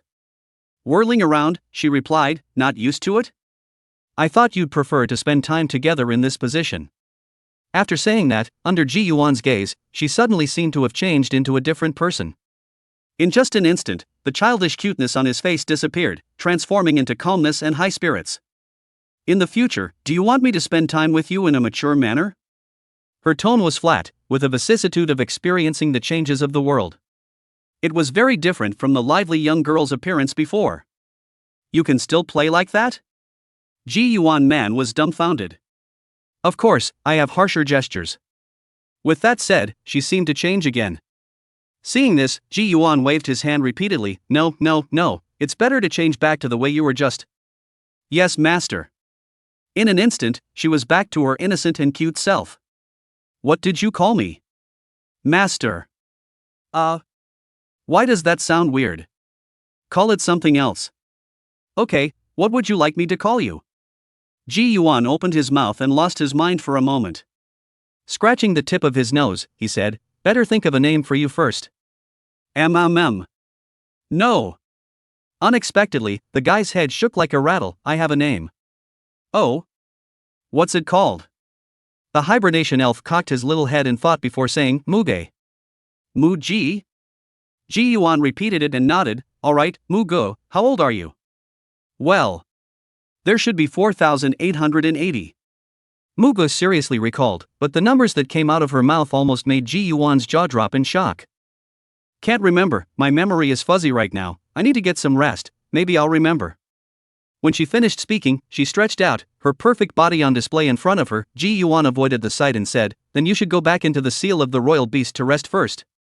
"Well, I've remained a wooden sculpture for more than 4,000 years, I do need to rest badly." Immediately, her body transformed into specks of light that surged into the seal of the imperial beast at Ji Yuan's brow. "Oh, forget it." Suddenly, Mu Ji's voice came out. "Shoo." Immediately afterward, a ball of emerald green energy swept out and crashed into the incoming illusion. At once, the illusion dissipated, revealing the gray woodland. Almost simultaneously, his cell phone rang. Pulling it out, it was Reisher calling. What made him sweat were the 6 dozen missed calls. At a glance, it wasn't just Leisure, but also several people from Zhaoshan. "Hey, Mentor Ray. Ji Yuan. You finally answered the phone, where are you now, are you hurt?" Chapter 96 Gold, Silver, Copper. When a giant insect landed from the sky and stopped in front of Ji Yuan, he realized that during the time he had been helping Mugo recover, Leisure had gone crazy looking for himself. On the insect's back, Leisure looked at the intact Ji Yuan and breathed a deep sigh of relief. "If anything happens on this trip, go back and the dean can skin him. Grandma, never let this guy go on a mission again." Eventually, Ji Yuan took the shuttle bus for the return trip. This giant insect had a dark and hard unicorn horn, and by the looks of it, it should be an enlarged version of the unicorn fairy. At this moment, on the back of this large unicorn fairy, Leisure criticized Tang Yi, who had just awakened from her coma, with a serious face. Beside him, the bald man, Zhang Wen, and the short-haired woman, Lai Chong, watched with interest. It was the first time they had seen Tang Yi being criticized. Ji Yuan was ashamed and apologized on behalf of his cold senior sister. He didn't expect that the place where Mugo was hiding would block all signals and perceptions from the outside world. This also led to the fact that they searched for close to an hour in vain. "Be smart on future missions, okay?" Leisure sternly reprimanded. If something really happened on this trip, How should he explain? Got it. Tang Yi and Ji Yuan nodded at the same time, one indifferent as usual, the other slightly formal. Then again, are you guys saying that the blood of the remnants of that cursed soul converged into a bomb? Thunderstone asked. Tang Yi didn't have the intention to open her mouth, so when Ji Yuan saw this, he replied, indeed, I saw the moment it exploded with my own eyes. These rats, a new tactic. Tutor Ray frowned and stopped talking. The ride was silent. Returning to the academy, the unicorn immortal landed in Endless Square, attracting the attention of countless students. However, they averted their eyes when they realized the uniforms that Ji Yuan's few people were wearing. The emperor was born, and was able to perform unique, outgoing missions, something that everyone knew by heart. This mission is also considered a successful completion. Each person will be rewarded with 10,000 point coupons. Go to the Holy Dragon Tower to collect them when you have time. Lair put away the unicorn fairy and looked at Ji Yuan and the others and said, tomorrow is a day of rest, there is no need for classes. After the separation. On the way back to the dormitory, suddenly a person with an ID called, Untitled, added him as a friend. Note, Tang Yi. Just after agreeing to the application, the cold and colorful schoolmate sent 3 messages in a row. Sorry about today. If you have questions later, you can ask me. The Holy Dragon Tower, on the east side of the school building. Looking at these 3 concise messages, he suddenly remembered that when he first met Tang Yi, she had said that she was obligated to protect every schoolmate. Though she didn't show much when she was on the unicorn's back. Still, through these 3 messages, one could feel the guilt that she had failed to protect herself. Thank you, sister. Without saying too much, Ji Yuan simply replied. Returning to the dormitory, just as he pushed open the door, he heard a shout, Zhao Shan. When I charge into the silver ranking, you'll immediately hand over the second place. Hey, little old man, it's not too late to say that when you actually rush into the silver ranking. Only to see that Su Su was angrily confronting Zhao Shan. Ji Yuan's arrival caused both of them to be stunned. And then, Zhao Shan bounced up from the sofa in one go and ran over. Old Ji, where did you run off to early in the morning, and you're only back now? Counting down the time, Ji Yuan and his group left the academy at 8 o'clock, and now, it was around 12 in the morning. Nothing, out on course. He smiled. Then, puzzled, he asked, what were you guys just talking about? The silver list, that is? At this statement, the 2 men looked at him like he was an idiot. Old G, it's been 4 days at least, and you don't even know what the silver list is? Yeah, you're getting a little out of line here. Being told by the 2, Ji Yuan smiled sarcastically. He really hadn't heard of this stuff. Immediately. The 2 men pulled him to the couch and sat down, and one of them said, in the academy, there are gold, silver, and bronze, 3 lists. Weren't we graded as students during the entrance test? Students from level 5 to level 2 are encompassed in the bronze list. The first class and imperial students, on the other hand, are listed separately in the gold and silver lists. Give me an example. Zhao Shan grabbed the conversation and pointed at Su Su. He's currently a 3rd level student on the bronze ranking, and now that he wants to be promoted to a 2nd level student, he needs to challenge a student on the silver ranking. Once the challenge is successful, then he will be promoted to the 2nd level. And the rookies that he defeats will fall to become level 3. Zhao Shan's explanation was simple and easy to understand, but the example he gave made Su Su unhappy. How is being defeated by me a rookie? What's a rookie if he can be defeated by you? These 2 guys are like bombs, 1 point, bursting into flames at the same time. Ji Yuan got up with a bit of a headache. The oldest 4 Zhong Xian was not in the dormitory, he should have a class. He went back to his room and locked the door behind him, isolating the 2 from the noise. In his mind, pondering the information he had just learned. So it is. By that logic, wouldn't it then follow that the Imperial hang up the phone? The dormitory Mushushin looked at herself in the mirror, her eyes were firm, clenched her fists, seemed to be refueling, and then she pushed the door to leave, a jump. The layout of all the dormitories is the same. In the room next to Mushushin, the melon-faced silent girl has her back to the door of the room, her small hands clenched, not knowing what she is thinking. When Ji Yuan appeared in the endless square wearing a uniform that belonged solely to the emperor's student, that handsome and dashing image caused many female students to look sideways. Likewise, the long-awaited girl with the long burgundy hair was the center of attention for many people's male classmates. Mushu Xian stood still, watching the handsome young man keep walking towards her, his eyes flashing with light. You look good in that, it's nice.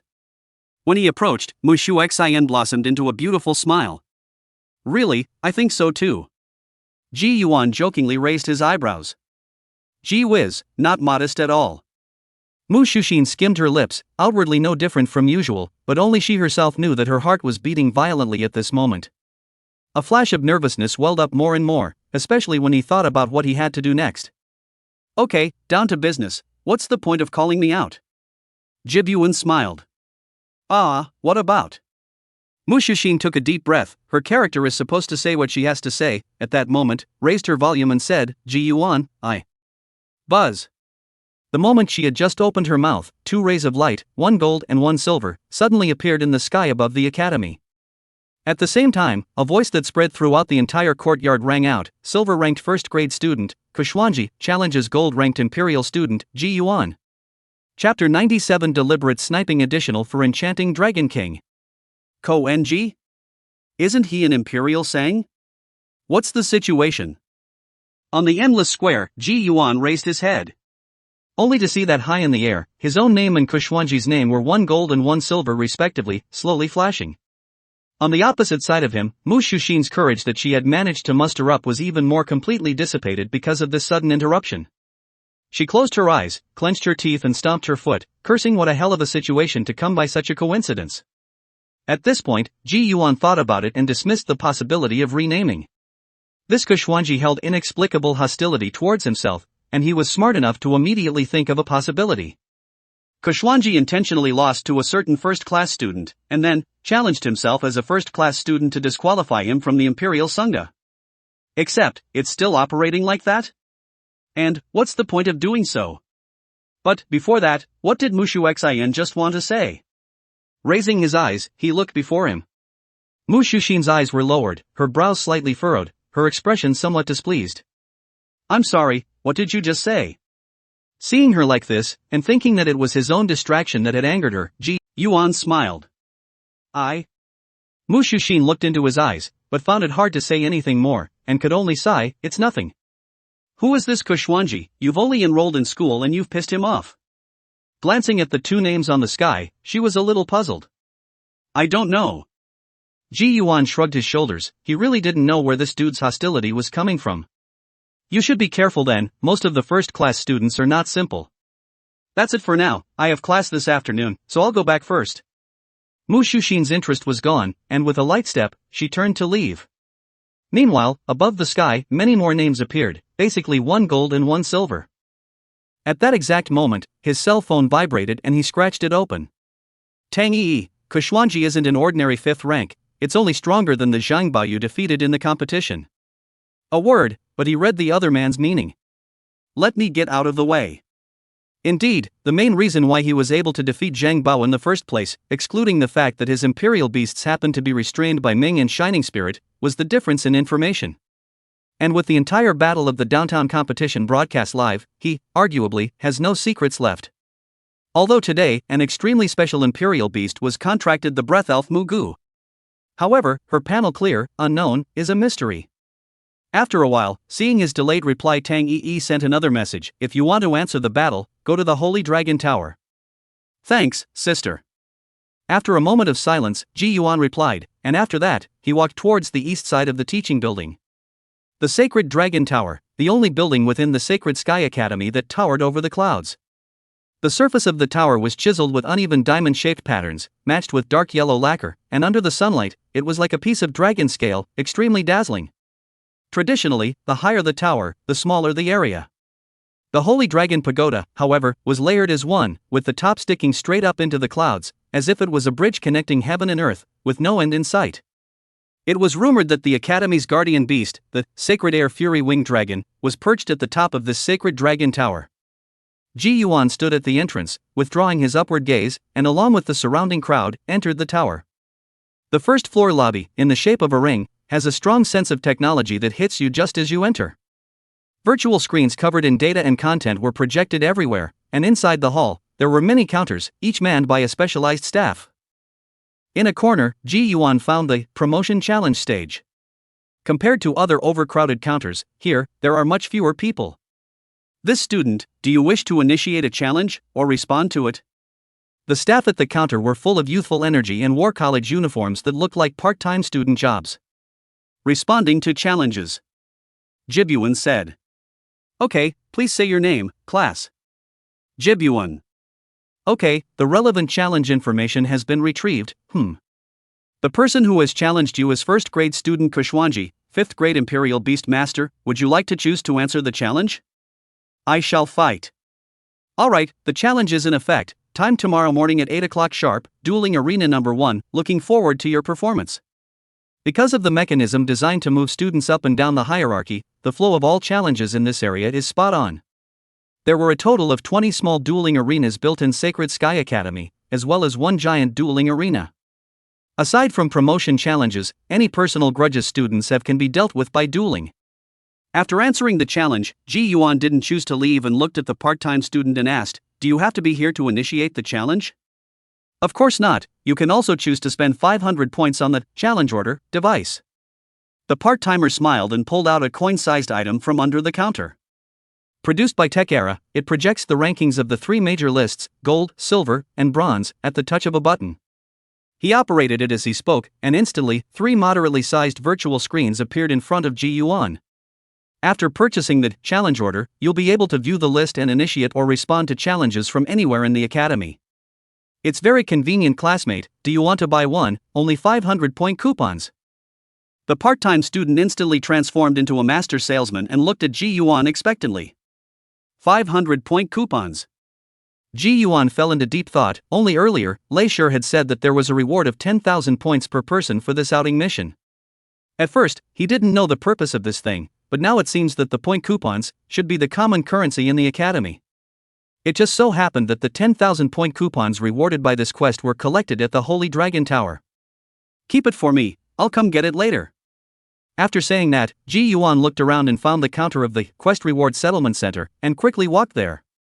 Okay, class. The part-timer smiled as he watched his back as he left, secretly laughing. Another one sold. At this rate, I'll soon be able to buy the coveted skill core.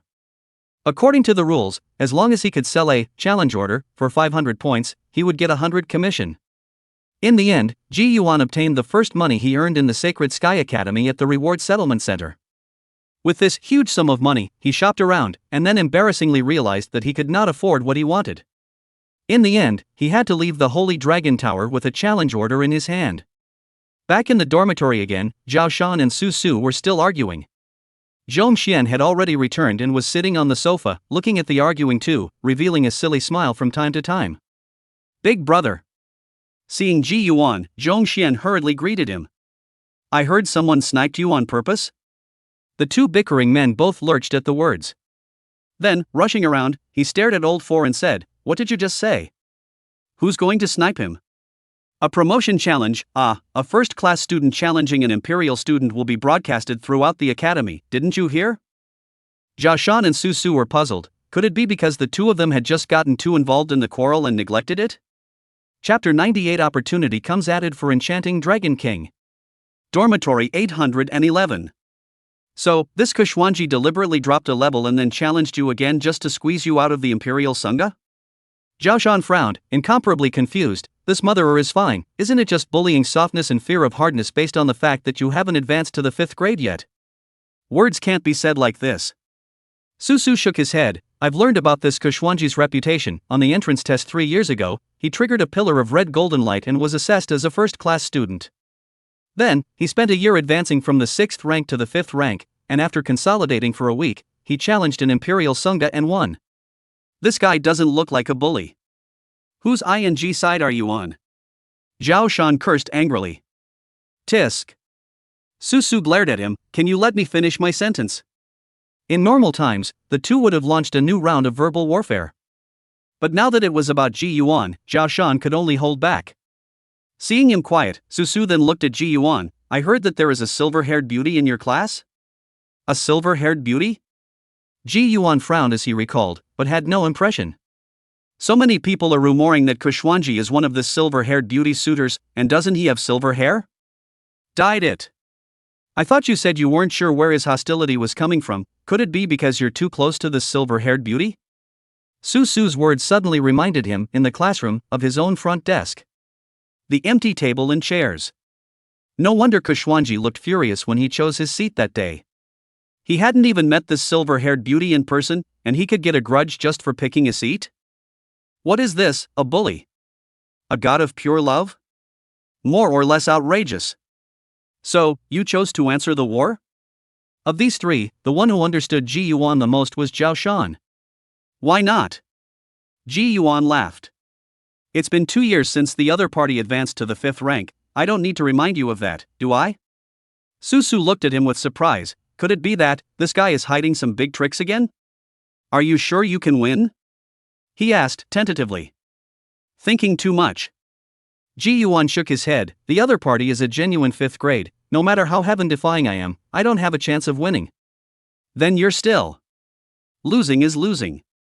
Not waiting for Susu to speak, Ji Yuan suddenly laughed softly. What's more, winning or losing this battle doesn't mean anything. If I lose, I'll just lose the title of Emperor Sang.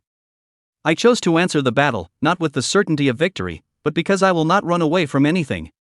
A battle of promotion and demotion is just a battle, Imperial Sang or First Class Sang. It's just a title to me. Just in time, take this opportunity to let me feel the true strength of a 5th grade Imperial Beast Master. There were no waves in Ji Yuan's heart. Saying these words, he wasn't defying his heart, but really didn't care. First of all, he was holding a permission card given by the dean himself. With this permission card in place, where Emperor Shang could enter, he could enter, and where Emperor Shang couldn't enter, he could still enter.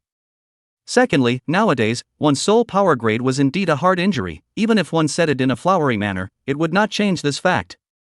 Susu and Zhongxian stared at him blankly, obviously somewhat unable to understand. Only Zhao Shan silently gave him a thumbs up. Early the next morning, Ji Yuan appeared at the first dueling arena on time. The silver-haired, brown-pupilled Kushwanji's face was calm, and when he looked at Ji Yuan, teasing lurked in the bottom of his eyes. The dueling arena was medium-sized, able to accommodate thousands of people at once. Today's scene was surrounded by maybe a couple hundred students, mostly those who didn't have classes and loved to be there. Zhao Shan, the three of them, and Mu Shuxin didn't come because they had classes.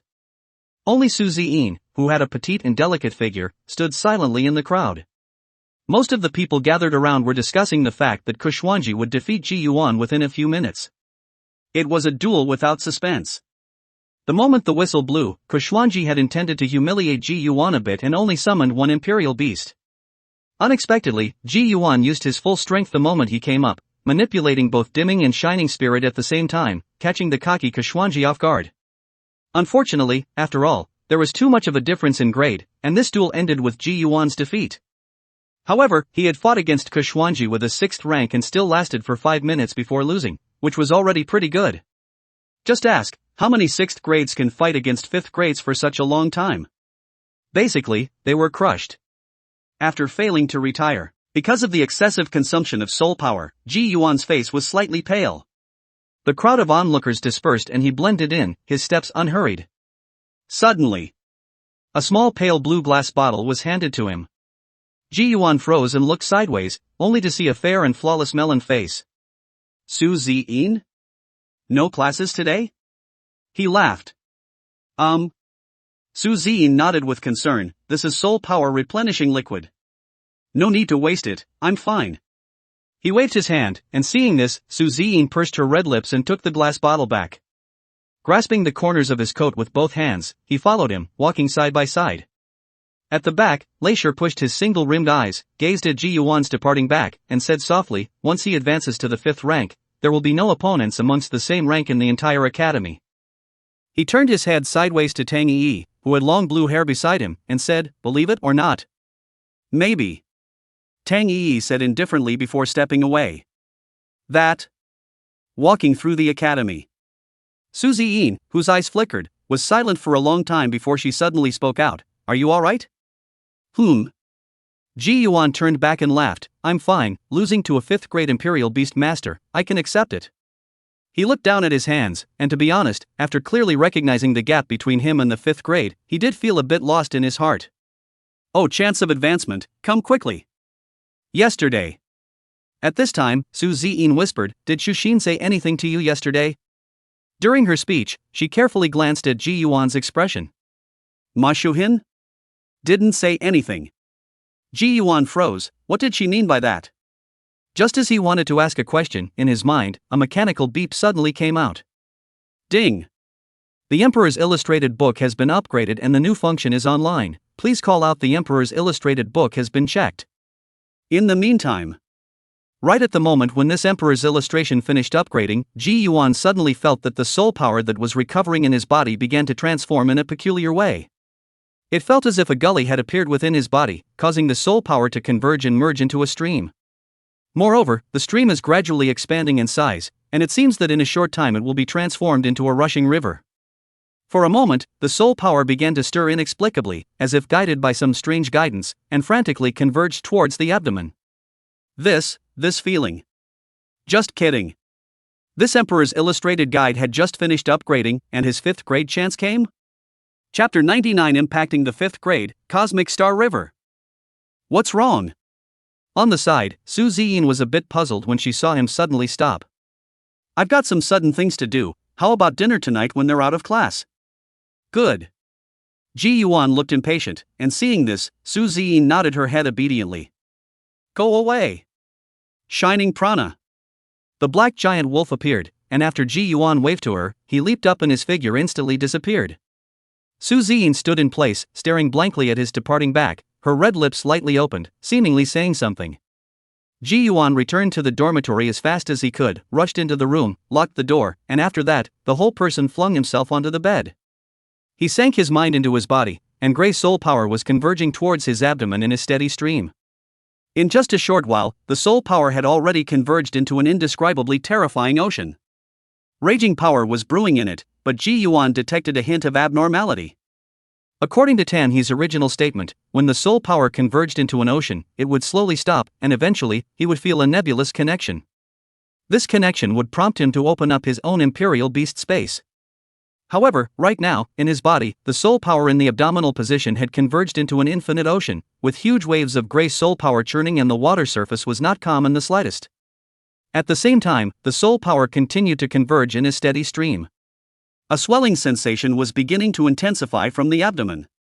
He had a premonition that if he couldn't suppress the expansion of his soul power, he was afraid that he would explode and die. Damn! But there was nothing he could do to stop it now.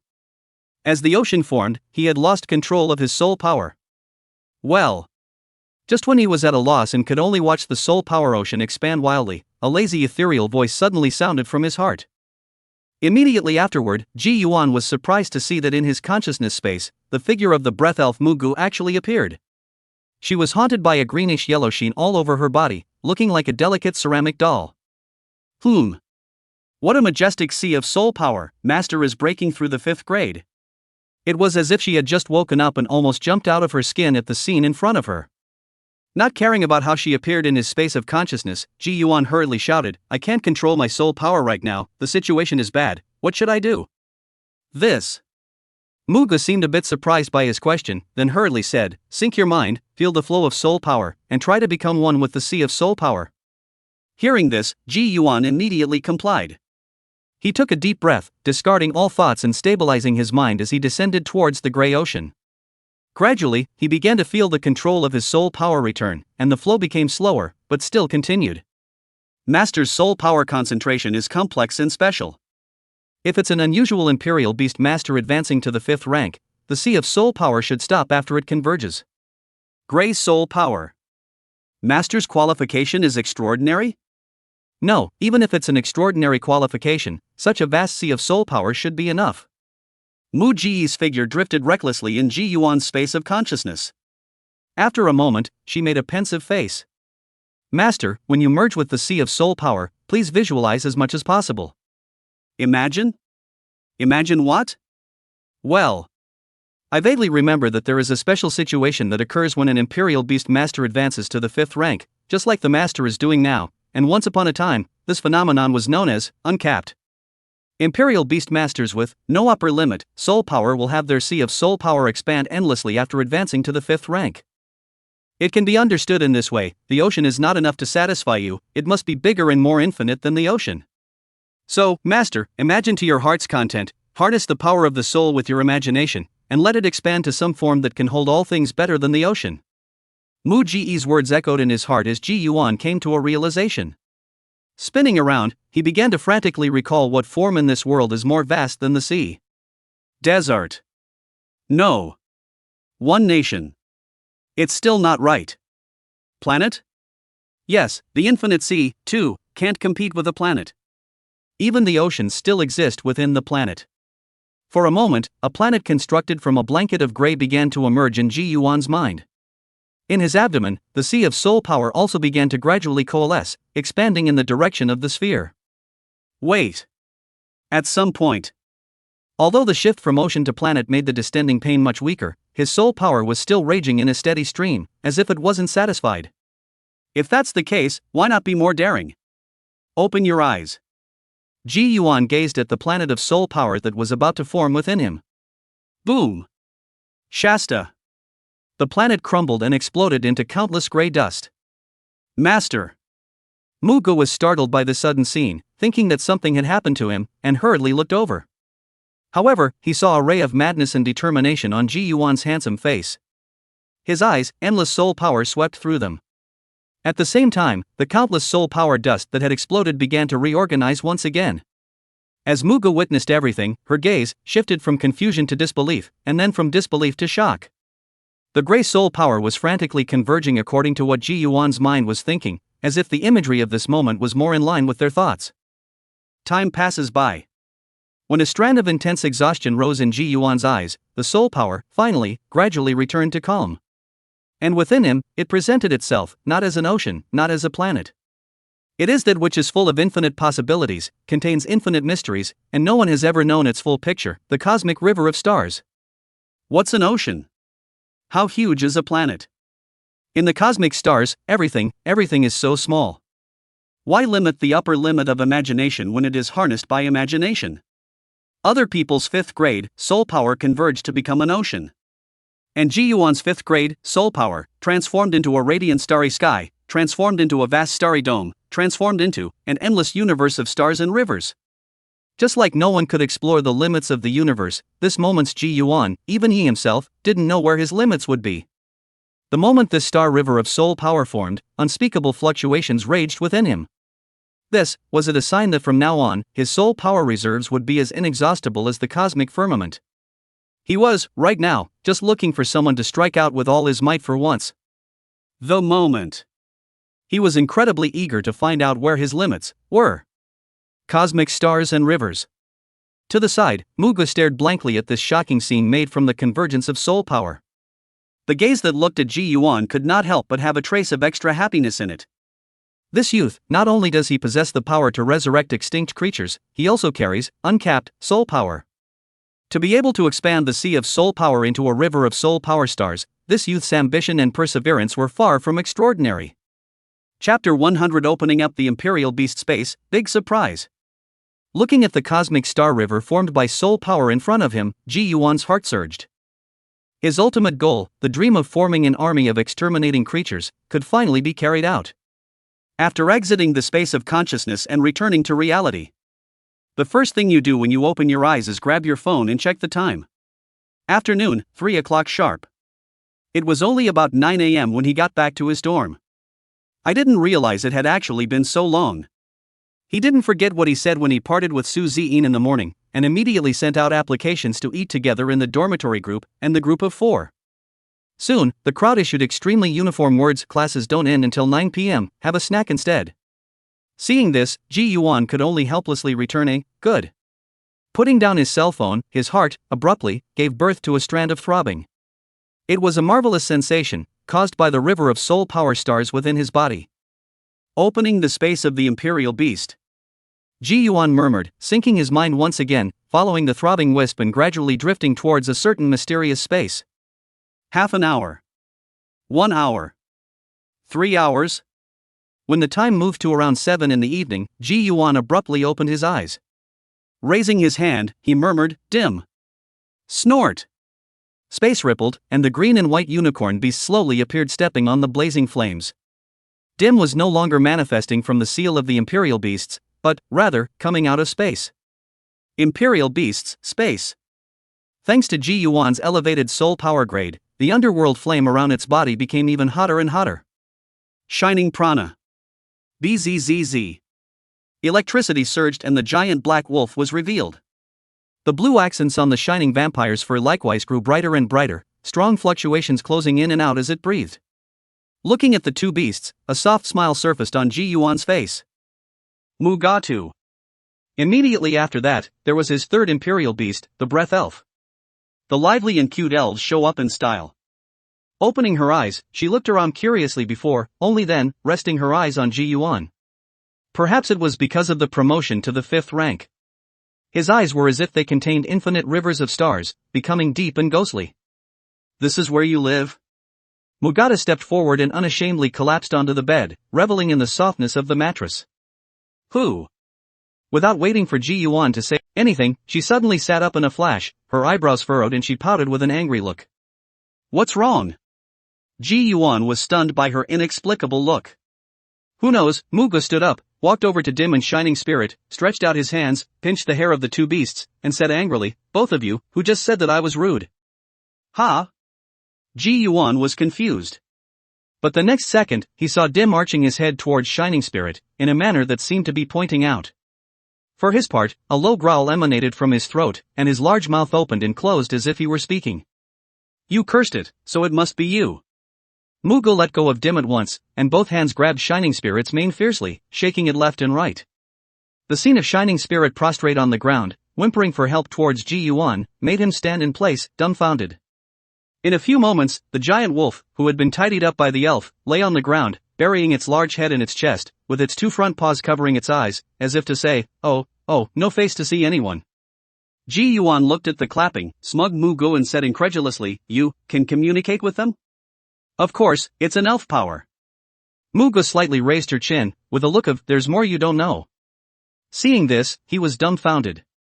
Ding! That's when the cell phone rang.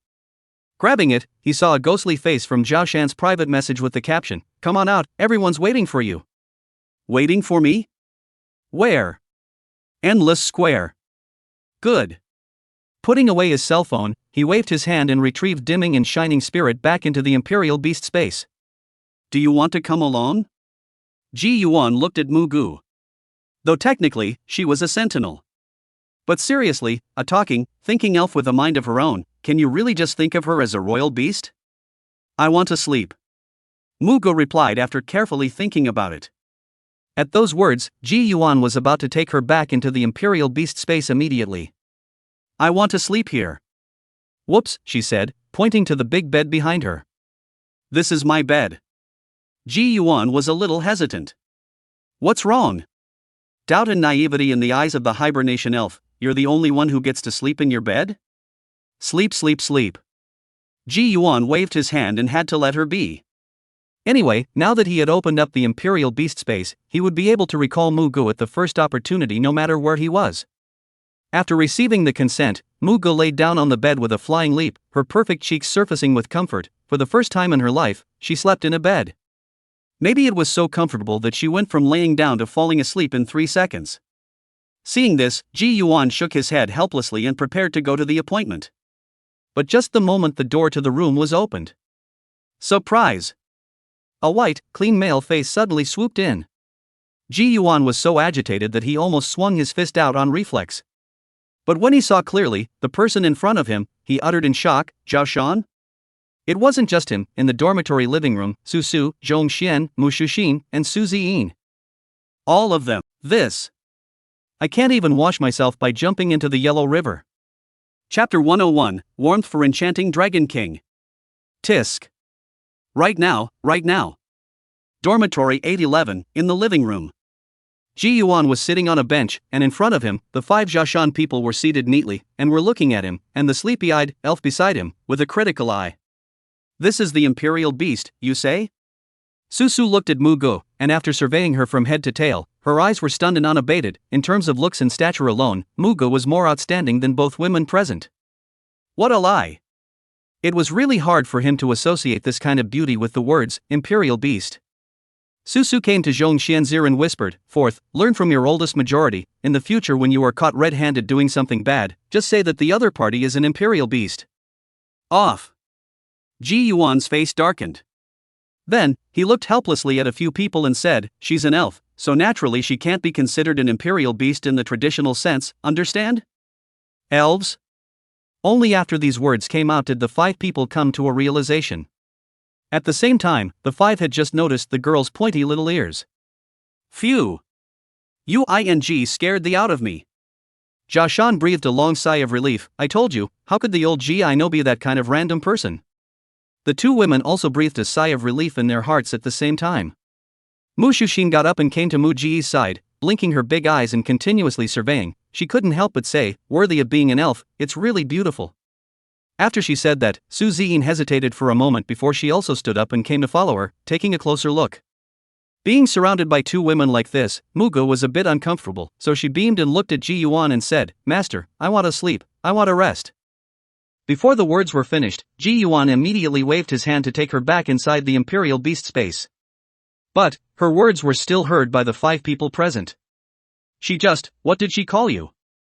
Instantly, Ji Yuan covered his face in tears, wanting to die.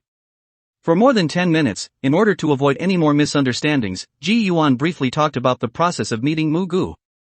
A modified version, of course. So, she's been trapped in the Grey Forest?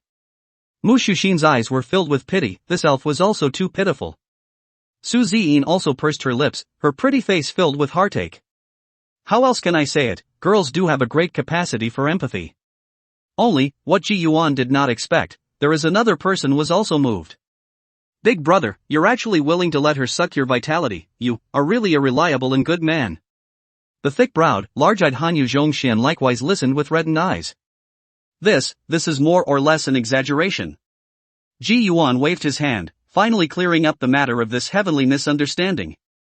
After taking a breath, he then asked, so, didn't we say we'd meet at Endless Square, why are all of you here?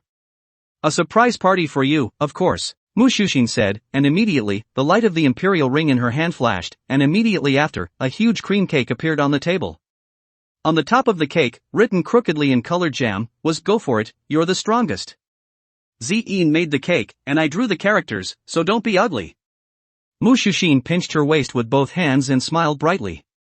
And at the same time, Zhao Shan also took out a coin from his imperial ring and placed it on the table, saying, this is what the three of us saved up a few days worth of point coupons and went to the Holy Dragon Tower specifically to buy it for you. What's this thing called? Zhao Shan couldn't think of anything for a moment and looked at Su Su and Zhongxian. Challenge order. Staying like this, you still have the face to be a dick? Damn you. If it weren't for old G's face, I'd have to clean you up today. Zhao Shan waved his fist and looked at Ji Yuan amidst Su Su's blank stares. It's alright old G, we're not ashamed of losing to the 5th rank. We believe that you will be able to win back, and when the time comes, you can just use this challenge order directly, and Kushwanji. His words caused the remaining 4 to all nod their heads at the same time. The results of today's duel were trumpeted by Kushwanji and his lapdogs. They even came up with the slogan, champions, but there's a difference. After all, he was a veteran student who had been enrolled for 3 years, and with his status as an imperial student, Kushwanji still had some calling power. After the duel ended, the few people at recess heard about the incident in question, as well as the comments mocking Ji Yuan. In Zhaoshan they thought, Ji Yuan all the way out of Linyan City, during the downtown competition, although there are ups and downs, but he has not lost. Even on the final stage, he defeated Zhang Bao. So, this time it failed, and to take care of his emotions, a few people pulled together a group to discuss the day. After thinking a lot, he realized that Ji Yuan didn't seem to need anything in particular. In the end, Su Ziyin and Mu Shuxian suggested making a cake, while Zhao Shan and the 3 of them thought of buying a challenge order. It was up to Zhao Shan to step on the spot and make sure Ji Yuan was in the dormitory all day, then wait for the moment he opened the door and give him a big surprise. It turns out that Ji Yuan could see the most sincere concern in the eyes of the 5. For no reason at all, he felt a pang of nostalgia, his heart fluctuating and rising with warmth. Thanks. Ji Yuan forced back his emotions, his voice slightly hoarse. Chosen put his hand on his shoulder and smiled. A few people also smiled at the same time. Is it ready to eat? This warm scene was broken by the sound of Su Su gulping.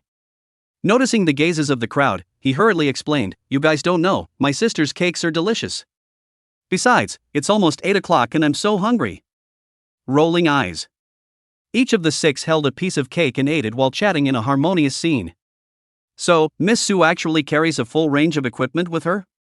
After digging a mouthful of cake into his mouth, Zhao Shan looked across at Su Ziyin in surprise. Hey, my sister's equipment is expensive, it's all bought from Kogi. Su Su was smug as if the cake was made by him. Then why didn't you show it live in the Beast King's secret realm in the first place? Zhao Shan flirted. The circumstances were such that you had time to eat cake? Ji Yuan raised his eyebrows lightly. This guy really said whatever came to his mind. He still remembered the scene in the Beast King's secret realm when Zhao Shan was scared by the big spider and cried out. It is! You were so scared you peed your pants, you couldn't eat it even if I did. Su Ziyin followed Ji Yuan's words and said in a delicate voice. This silent girl will always come alive when she dislikes Chosen. Cut. Zhao Shan inclined his head and put on a lazy look. Wet your pants? There's more to this? Sis, tell me properly. Su Su wouldn't let go of any opportunity to mock Zhao Shan, and instantly his eyes glistened. Get lost. Su Ziyin, if you dare to say that, we're through. Zhao Shan was instantly anxious. Don't be afraid of him, Ziggy, and tell me, I want to hear it too. Mu Shuxin was also up in arms and laughing. Zhongxian sat in the corner with a naive smile on his face, quietly watching. At this point, Ji Yuan suddenly spoke out, I have something to tell you all. He opened his mouth and the scene froze. Just now, I advanced to the 5th rank. I am, right now, a 5th grade Imperial Beast Master. Chapter 102, you have 3 seconds. Everyone's eyes were focused on Ji Yuan. A few moments. Zhao Shan swallowed the cake in his mouth, really? Ji Yuan smiled, vaguely revealing a hint of soul power aura. Boom! In an instant, the 5 people present all felt a terrifying pressure that was like a flooding beast. This hint of soul power aura he revealed was like a large hand that violently strangled the 5 people's throats, causing their breaths to stutter in unison. For just a moment, the psionic power was withdrawn. Are you still human? How can anyone cross directly into the 5th rank from the Imperial Beast initiation in 3 months' time? Mu Shu Xian's beautiful eyes were filled with shock, and she couldn't help but speak the true thoughts in her heart. These words were deeply shared by Zhao Shan and Su Ziyin. And Su Su and Zhongxian, who were not yet fully aware of Ji Yuan's bottom line, nearly dropped their jaws in shock after hearing these words. The two of them stared at Ji Yuan as if they had seen a ghost, their eyes glaring out. Ha ha! Old man's brother is awesome. Zhao Shan even directly wrapped his arms around Ji Yuan, tears coming out of his eyes in excitement. Su Ziyin sat on the side, gazing at his handsome face, her starry eyes shining with luster. Old Ji. Was it because you lost to that son of a Kushwanji that you were suddenly possessed by the god of imperial beasts, opening up the 2 chakras and advancing to the 5th grade? Zhao Shan was just too happy. 5th grade, this was the same grade as his uncle Lu. It's not as mysterious as you make it out to be. Jibyuan smiled. Is it because you lost to Ko Genji? He rather thought it was because of the upgrade of the Emperor's illustrations. After all, the Emperor's illustrated guide had just finished upgrading, and the opportunity to advance to the 5th grade had arrived.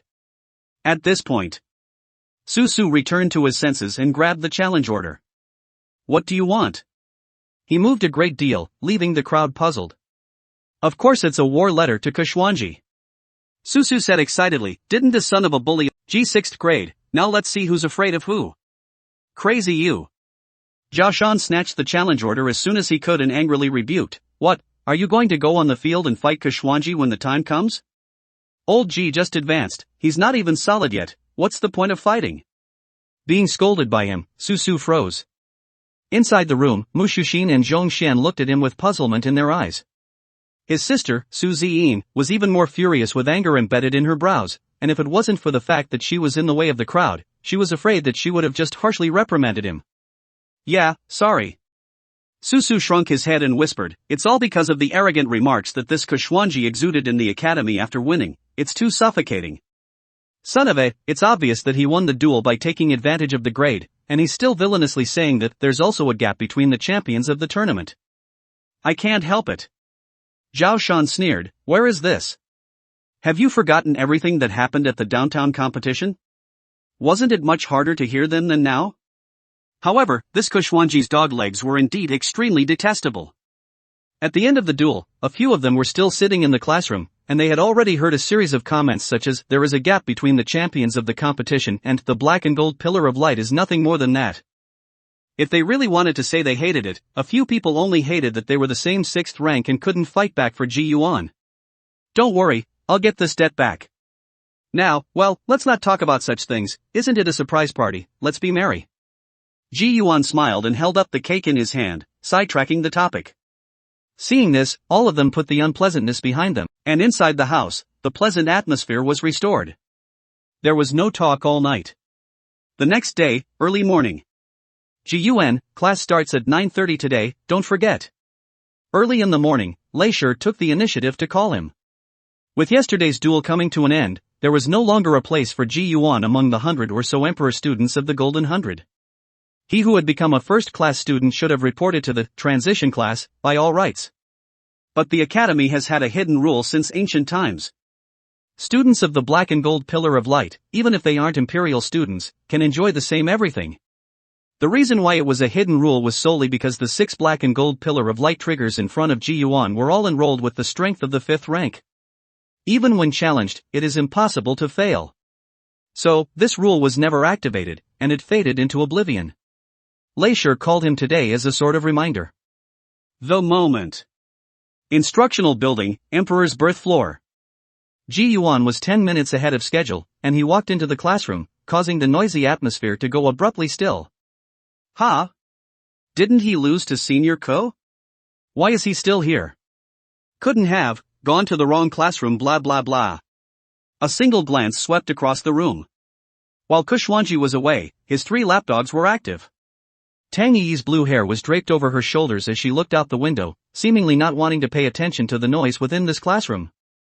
Ji Yuan realized that his table and chairs had left their original location and were moved to tie up with Kushwanji's 3 lapdogs, by a new guy. So it is. This Kushwanji is really playing a good game. Have a first-class raw dogleg challenge himself and then lose on purpose. Then he would take the opportunity to challenge Ji Yuan, who was a 6th grade, and restore his identity as an emperor born. In this way, not only did he bring his new dog into the class, but he also killed a thorn in his side, which is 2 birds with 1 stone. At this moment, the 4 dog legs made a lot of mockery, repeating the words "the champion of the competition, there is also a gap" over and over again. The rest of the students were all looking at Ji Yuan with interest, wondering if he would forcefully hold back his anger and leave in a stifled manner, or if he would strike out in annoyance. However, in their opinion, holding back and leaving was his only option. After all, he was only a 6th rank. Just as a pair of eyes stared at him, Ji Yuan finally moved. His face was calm as he walked slowly towards the 4 dog legs. Yoo-hoo! What, you're not convinced? Want to go for another fight? The 4 dog legs were amused by his actions. A mere 6th rank, what can he turn over? In 3 seconds, move my table and chairs back into place. Ji Yuan stopped in front of the 4 and said blandly without joy or anger. When these words came out, the crowd was all a bit stunned. This Ji Yuan is crazy. The opposite side is 5th grade, he is a 6th grade with the courage to talk like this?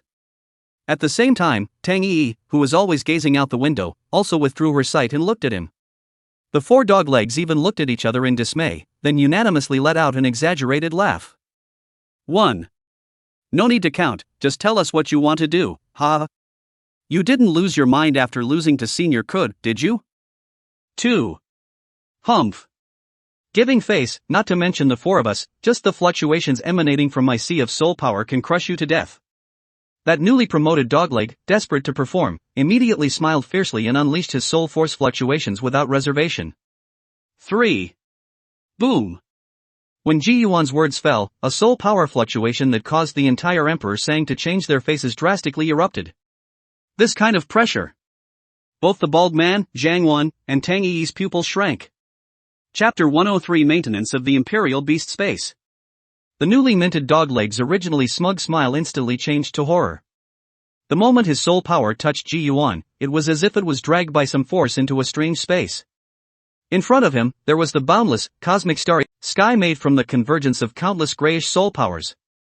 This is... His voice was hoarse, and a tidal wave of loneliness and frustration washed over him. In this vast universe, he felt an endless amount of terrifying soul power churning. Didn't you say that you could crush me to death with just soul power fluctuations? Suddenly, a handsome face emerged from the universe and took over his entire field of vision. A mere ocean, and you presume to compete with the river of stars? Get out! Shasta. The newly promoted dogleg violently opened his eyes, his legs went limp, and he sat on the ground, staring at the handsome youth in front of him, trembling continuously. Ji Yuan continued to release his soul force pressure, which was one of the characteristics after advancing to the 5th grade. The remaining 3 doglegs were equally fearful. This level of pressure had never been felt even on their senior coup. What's going on with this Ji Yuan? He was a 6th grade yesterday. What, how come he's a 5th grade today? Take my table and chairs and put them back, he said again, faintly. In this moment, the 4 bullying doglegs immediately restored his table and chairs to their original positions with their hands and feet, without even the slightest deviation. Then, the 4 of them were no longer as arrogant as they were just now, and stood coyly in place, looking at Ji Yuan. His soul force pressure was too terrifying, making them unable to muster up any resistance at all, and this feeling was just like facing tutor Lei. Ji Yuan took a step forward, crossed over the 4 people, and pulled out a stool to sit down. You advanced to the 5th rank? The classroom was silent, only Tang Yi's icy voice rang out. By chance. Ji Yuan turned back and laughed lightly. But while he was making light of the situation, the others sucked in a breath of cold air in their minds. You know, since ancient times, the 5th grade students who triggered the black and gold light pillars were basically invincible existences at the same level. Will this Jibuan be the exception? Thinking back to that terrifying soul power pressure he had just exuded, somehow, the thought that Ji Yuan would be stronger than those people arose in the back of some people's minds.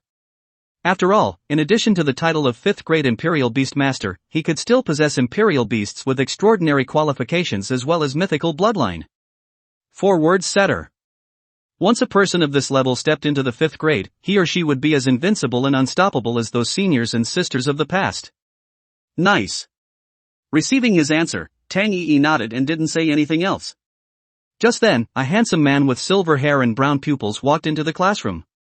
The 4 doglegs saw him as if they had seen a savior and rushed to welcome him. Kushwanji froze when he saw the 4 of them looking like they were bursting with aggression, but then, he frowned. Just as he was about to open his mouth, one of the doglegs who was closest to him grabbed it and shook his head. He advanced to the 5th grade. The dog-legged whisper reached Kushwanji's ears, causing his pupils to involuntarily shrink. For a moment, he didn't move and walked back to his seat with the 4 of them. The newly promoted dogleg moved a new set of tables and chairs, and the eyes that looked at Ji Yuan already had a touch of fear in them. He would never forget the scene he saw when his soul power collided with Ji Yuan. That boundless universe of stars would be etched in his memory forever and ever. Ji Yuan hadn't glanced at Kushwanji since the beginning, asking Tang Yi for some advice. Senpai, what are the total ways of spending point coupons in the academy? He's still holding 9,500 point coupons, so that should be considered a huge amount of money, right? Points are the only currency in the Sacred Sky City. Try to save them and don't spend them on things that aren't necessary. Tang Yi replied. Sacred Sky City, the same bustling urban area that he had seen when he was riding the Cold Peak Griffin. Unnecessary things? Can you give me a little spending advice, schoolmarm? You've just advanced to the 5th rank now, and the point coupons, you should use them to purchase space stones and Imperial Beast skill cores. Space rocks? Tang Yi's words made him freeze. What was this? Damn, I'm like an illiterate, how come I've never heard of any of them? No, I can't just think about getting stronger all day anymore, I still need to learn more information. Of course, there are better ways to learn information than reading books and asking a professional, which should be better. For example, Tan Crane. He hadn't been in touch with Tanha for a long time. And the dean of the Sacred Sky Academy. The promise of advancing to the 5th rank at the time of enrollment was likewise not forgotten by him. And there was also the upgrade function of the Emperor's Illustrated Guide, which he hadn't had time to check out yet either. Doing all this math, it suddenly dawned on him that there seemed to be a lot of things he hadn't done. Classmates. At that moment, Thunderstone finally appeared. He stepped into the classroom and first swept the entire room, and then, his eyes fiercely fixed on Ji Yuan. 5th grade. A brilliant light flashed in Lei Shi's eyes, and he immediately began today's lesson. Perhaps it was because Ji Yuan had also advanced to the 5th rank. In this class, he explained, maintenance of the Imperial Beast Space. After one lesson, Ji Yuan had a comprehensive knowledge of the Imperial Beast Space. It's not just about storing the beasts, it can also be used as a training ground for the beasts. The so-called Imperial Beast Space maintenance was utilizing the Space Stone that Tang Yi had mentioned. Space Stones, a product of the technological meta. There are three main categories: healing, skills, and nurturing. Healing class Space Stone, as the name suggests, after installing it, the healing efficiency of the Royal Beast Space will be significantly improved, and even possess unexpected effects. Skill type Space Stones, on the other hand, allow Imperial Beasts to better understand the core of the skill and speed up the progress of learning the skill.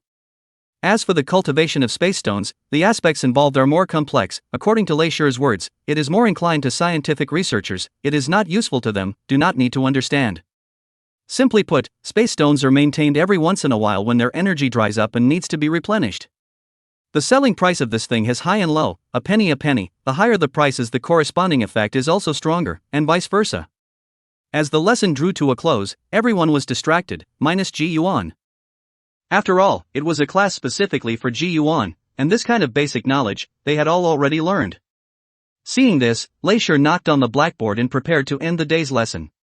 Go out for practical training tomorrow, go down and get ready for each of them, and meet at the entrance of the academy at 8 o'clock sharp tomorrow morning. Ji Yuan, Tang Yi, you two stay for a bit, everyone else, out of class. After the words were said, the others got up and left. Before leaving, Kushwanji glanced at Ji Yuan with a touch of provocation. But then, he saw a challenge order suddenly appear in Ji Yuan's hand. A few moments later. Buzz. Silver-ranked first-grade student, Ji Yuan, challenges gold-ranked Imperial student, Kushwanji. Chapter 10 for the 5 pins duel extra for the Great Lion. Inside the classroom. The students who hadn't left yet, in their tracks and looked at Ji Yuan in surprise, while some of those who had already left were even more excited to go and come back, holding on to their melon-eating mentality. Humph. Kushwanji sneered continuously as he took out his challenge order and directly chose to answer the battle in front of everyone. At the same time, information about the duel is sent in real time to the two people's challenge orders. Afternoon, 2 p.m., Arena 4. Everyone's heart secretly said, there's a good show to watch. Kushwanji didn't stay, and after scraping Ji Yuan fiercely, he left with his 4 dog legs. After the students had almost left, leaving only Ji Yuan and Tang Yi, Leishur stepped down from the podium. With a grudge? Tutor Ray smiled at him. Ji Yuan smiled similarly and did not reply. I was planning on having you and Yui go out, but since your duel is in the afternoon, you don't have to go. Leishur said to Tang Yi, the outgoing squad needs support, you're ready to go on a trip, you'll probably be gone for a week. Aha! The cold goddess nodded. Time flies, and in the blink of an eye, it's 2 in the afternoon. Today, the entire dormitory 811 skipped class and came to the 4th dueling arena early in the morning to occupy the front row. Mushu Xian and Su Ziyin also took leave from their respective tutors to come and cheer for Ji Yuan. The number of onlookers was equally large for this duel. Didn't these two just fight yesterday? Why are they here again today? Moreover, isn't this Ji Yuan a 6th rank? He actually dares to challenge, is he stupid? I don't think it's easy to say, no one will rush to lose face, Ji Yuan definitely has something to rely on. The crowd of onlookers had a wide range of opinions, most of which were in the mindset of watching the action, and wouldn't really go out of their way to support anyone. Of course, Ji Yuan and Kushwanji's family and friends were a different story. Especially Kushwanji, his appearance was already outstanding, coupled with his high cool and infatuated persona. After 3 years of enrollment, he still attracted a lot of admirers. After yesterday's battle, the words that humiliated Ji Yuan were able to spread so quickly, and it was also due to the help of these admirers.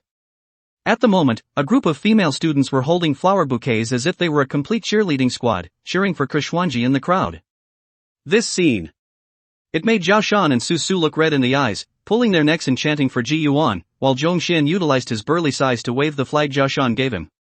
Meanwhile, Mu Shuxin, wearing a burgundy ponytail, pushed up her sleeves and jumped up and down to cheer for Ji Yuan. She was already incredibly beautiful, and with her unashamed and energetic appearance at the moment, she attracted the attention of many people. The duel hadn't even started yet, and there was already a lot of bickering under the arena. A duel of this caliber was hard to see on a regular day. The ring. Kushwanji laughed coldly as he listened to the cries from the stage. Today, I'll let you understand that even if you advance to the 5th rank, you're not qualified to clamor in front of me. You're overthinking it. Ji Yuan shook his head. I still have a bunch of things to take care of, compared to coming down, cleaning you up is just a matter of passing by. In the calmest of tones, he uttered the most defiant words. Kushwanji showed no joy or anger, and a fierce light flashed in his eyes. After the referee saw that both of them were ready, he briefly repeated the rules and then announced the start of the battle. Rumble. In an instant, a black panther haunted by thunder appeared beside Kushwanji. Immediately after that, there was a tall giant ape with flames flowing. These two imperial beasts just appeared and darted out.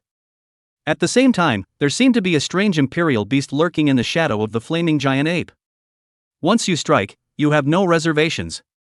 Although he mocked with his mouth, Kushwanji knew deep down that Ji Yuan was not an idiot. Yesterday's battle, while he was still at the 6th rank, had caught himself off guard. So today, in the face of Ji Yuan, who had advanced to the 5th rank, he would definitely not be careless. One move, over. The other side. Starlight surged in Ji Yuan's eyes, and dimming and shining spirit appeared instantly. Unleash, resonance light and shadow raid.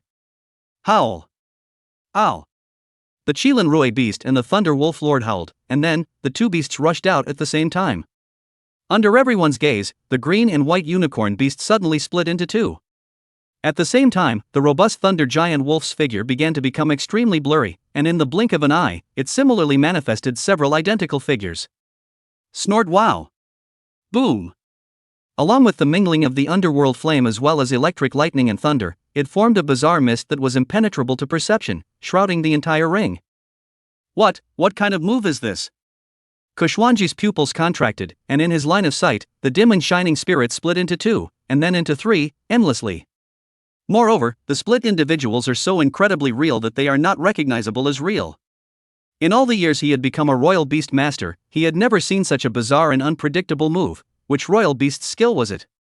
However, he was not an unusual imperial beast master after all. His heart immediately had a countermeasure, and he directly retrieved the three imperial beasts that were playing the lead role. Black Wind. Dear Cloud. Aurora. Kushwanji chanted in a low voice, and the three imperial beasts beside him appeared in response. The first, a male lion with black and gold fur. The second, a brown elk with gorgeous long horns. The third one was an armed thick light attribute white snake. Dimming and shining spirit were getting closer and closer, and the phantoms created by the two beasts were so real that it was hard to tell them apart. Black Wind, use Wind Fury's roar. Dear Cloud, release the penetrating holy light. Aurora, cast Sky Spin. Kushwanji shouted. The three imperial beasts executed immediately. First, it was the black and gold male lion, tensing its body, its soul power surging for a split second, sending out a deafening and violent roar towards the front. The power of the gale was visible to the naked eye spreading out from the same time it roared, tearing apart all the phantoms it came into contact with. Then look at the brown elk, with his head down and his magnificent long horns pointed to the right. Swish! A beam of light containing terrifying fluctuations then shot out, and any phantom that was hit by the beam instantly dissipated. Finally, the white snake named Aurora climbed onto Kushwanji's arm and spat out its snake letters, and along with some sort of guidance, a blinding whirlwind began to roll across the field. The triple attack of the three imperial beasts was so vast that Kushwanji was confident that Ji Yuan would definitely not be able to crack it in a short period of time. The corner of his mouth gradually lifted in an arc as he looked at the phantom that was constantly being torn apart and destroyed. Pretending to be a god, this kind of phantom, how many there are, how many he destroys. Shoo! At first glance, Kushwanji suddenly felt his heart tighten. At that moment, he was alarmed and shouted fiercely, Black Wind, launch, bloodthirsty pounce, towards the rear. At the same time, he took a step forward and turned around in a hurry. Right behind him, at some point, a giant black wolf appeared and was pouncing towards him. Luckily, at the critical moment, his Black Wind leaped out and smashed this giant wolf with one hand. Phantom again.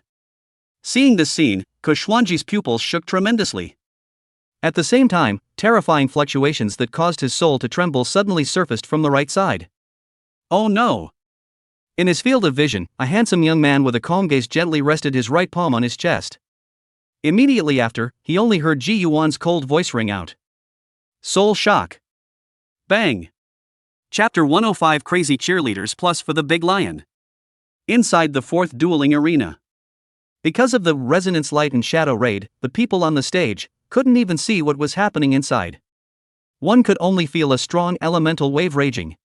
But when an extremely terrifying soul shock occurred along with it, the mist that obscured the line of sight finally gradually dissipated. On the ring, Ji Yuan stood upright, and beside him, the Qilin Rui beast and the Thunder Wolf Lord were on the left and the right, exuding infinite aura. Hiss!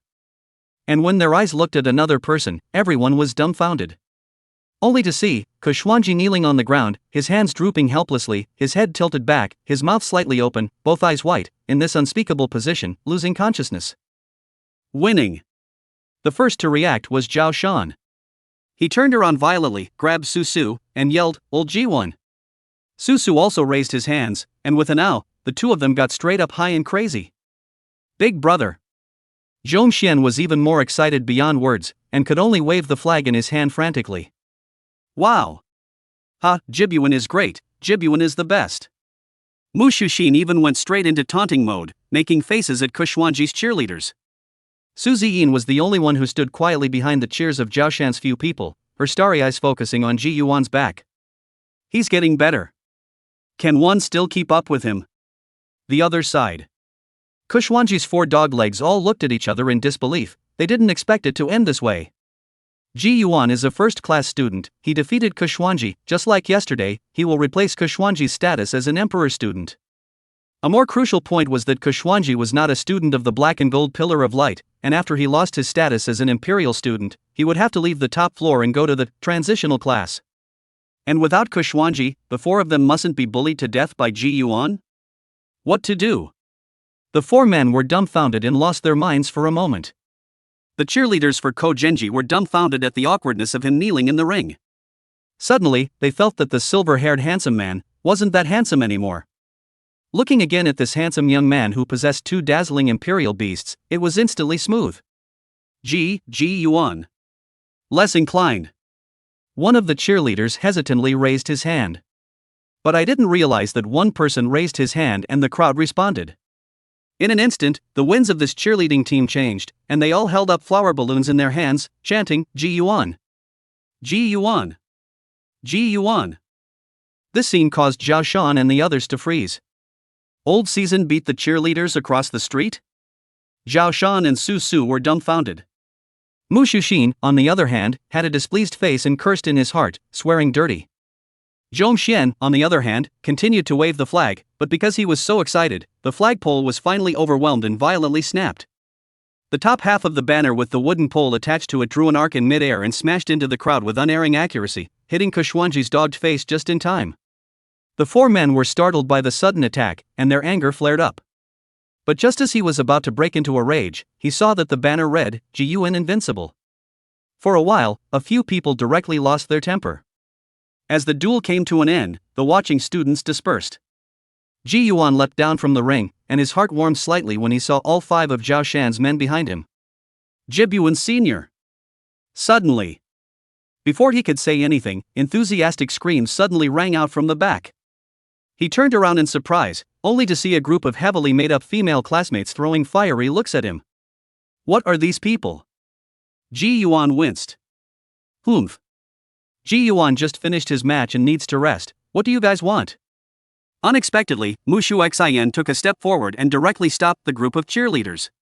Mu Shushin spread her ponytail out and lightly ruffled her long burgundy hair with the palm of her hand, exuding undisguised contempt.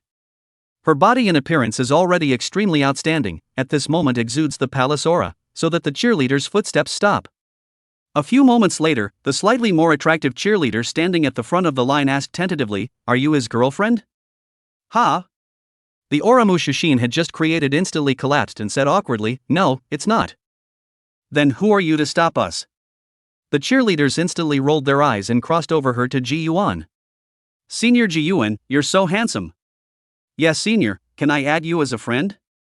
How about dinner together, senpai? For a while, it was like many sparrows chattering in their ears and making a lot of noise. You guys, no. Suddenly. Su Ziyin didn't know where the courage came from. Her petite body stopped in front of Ji Yuan, separating these frenzied female classmates for him. You're his girlfriend? Ha? Not. Then what makes you stop us? With that said, the silent girl was about to be pulled away from them. All right. At this time, Ji Yuan could no longer hold back and frowned coldly. Go find the others to play your house games, leave me alone. After saying that, he pulled Su Ziyin behind him with one hand and waved towards Mu Shushin at the back. Then, he left the place with 5 people. The cheerleaders he yelled at twice looked at me and I looked at you. Then. So handsome. So cold. We, like this.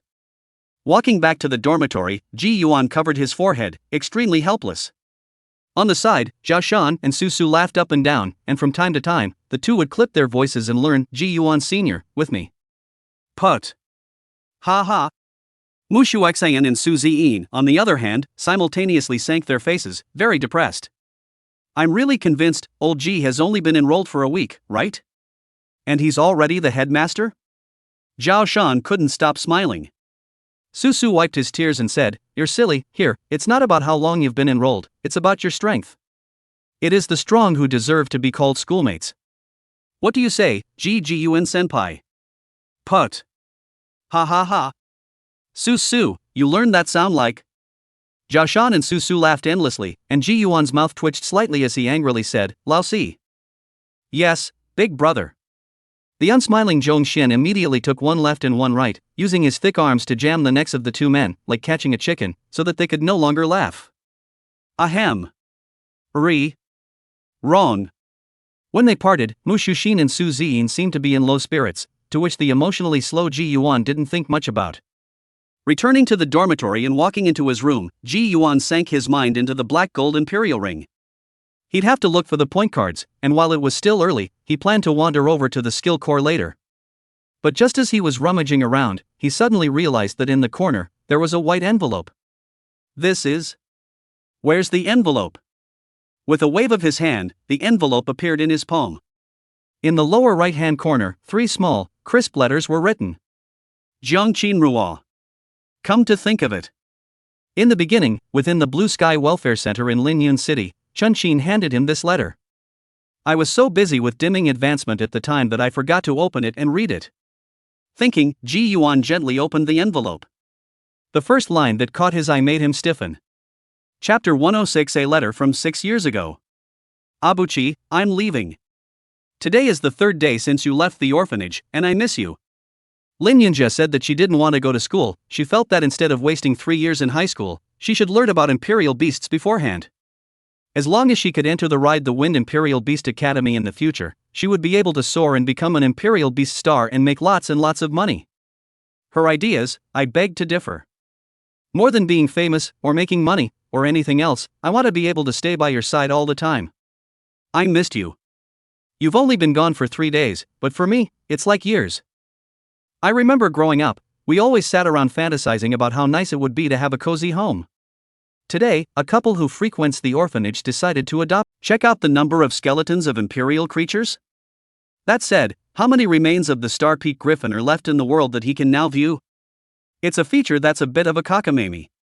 Even if he found out about skeletons that still existed, how was he going to find them without locating them? Forget it.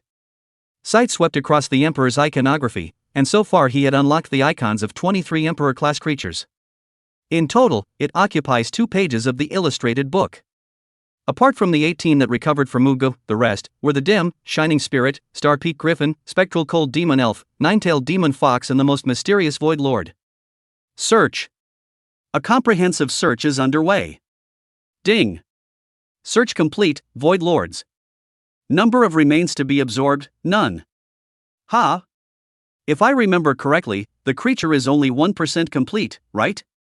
There are actually no other remains in the world? Now that's a truly extinct creature. Raising an eyebrow slightly, he looked at the nine-tailed demon fox again. This was considered a more classic type of imperial beast, and he kinda wanted to copy one if he could. Now that he had advanced to the 5th grade, the number of contracted imperial beasts was finally no longer limited, and all he had to do was expand his imperial beast space. A comprehensive search is underway for the nine-tailed demon fox. Ding. Search complete. Nine-tailed demon fox. Number of remains to be absorbed, 6. It is expected that when fully absorbed, the degree of completeness will be 70%. Seeing the results, Ji Yuan nodded slightly. Right now, the integrity of the nine-tailed demon fox's remains was 10%. If there was a chance to collect the remaining 6 skeletons later, it would be perfect. Thinking about it, and somewhat regretting that there was no locator, even if he knew he had no way to look for it. We'll just have to take our chances. Eventually, the sight looked to the Star Peak Griffin. Putting aside the spectral cold demon elf gifted by the Dean, the Star Peak Griffin was a relatively complete Emperor-class creature that he had acquired. The integrity of the Star Peak Griffin's remains is 55%. Now, find out how many remains of it are still waiting to be found on their own. A full search is underway for the Star Peak Griffin. Ding! Search complete. Star Peak Griffin. Number of remains to be absorbed, none. None. Ji Yuan froze. The Star Peak Griffin had always been an imperial beast that he was eager to contract. It was only the integrity of the remains that got in the way and kept him from making a copy of it. His mental expectations, always at 70%, but now. Alas! Putting the Emperor's illustrations away, this matter was something that he had to think about carefully.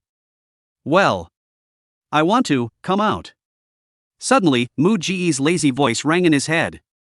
With a wave of his hand, the playful and cute elf appeared out of nowhere and sat on the edge of the bed. Her small white and tender feet wiggled slightly as she inclined her head to look at Ji Yuan and said, "What's wrong with Master? It looks like he's distressed?" "Nothing." Ji Yuan shook his head, but when his own eyes moved to her, a message panel was popping up. Creature, born elf. Race, elf. Bloodline, youth. Attribute, wood. Characteristics, son of everything, able to listen to the sounds of nature and communicate with the creatures of the imperial beast. Talent, blow and grow. When fatally wounded, it will turn into living essence and find a place of vitality on its own to grow back. Skill 1, healing. Unknown. Skill 2, healing. Unknown. Skill 3, extracting vitality, resurrection. Unknown. Skill 4, unknown. Skill V, unknown.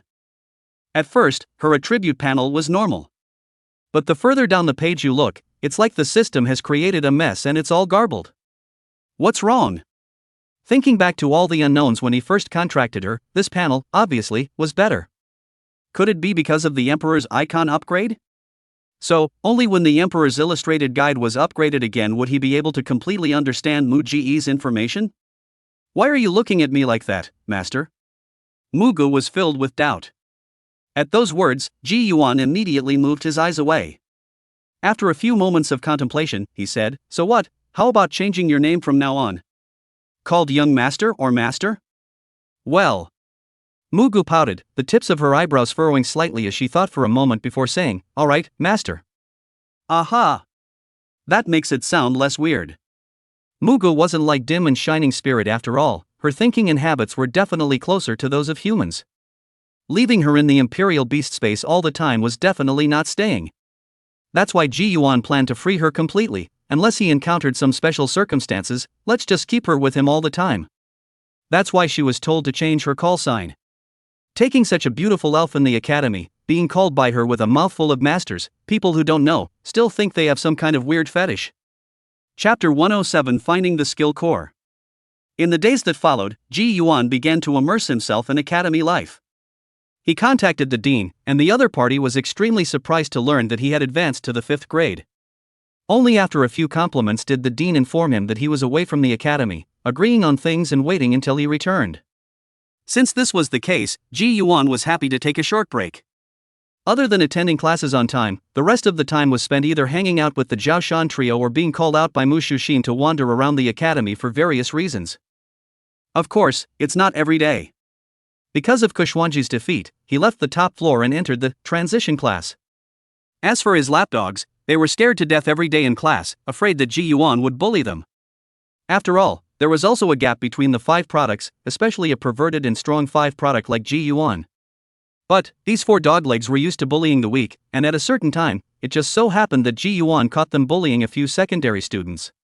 Dogs can't change their ways. Then there was no place for them in the classroom. Jibuan made them squat for the lesson. Facing this pillar of black and gold light, the champion of the tournament, holding 2 mythical imperial beasts of the 5th grade. The 4 dared to speak. The days just went by. Soon, a month had passed since his victory over Kushwanji. After a month of enrollment, life at the academy is becoming familiar. This day. After leaving class early, Ji Yuan left the building and went straight to the reading room.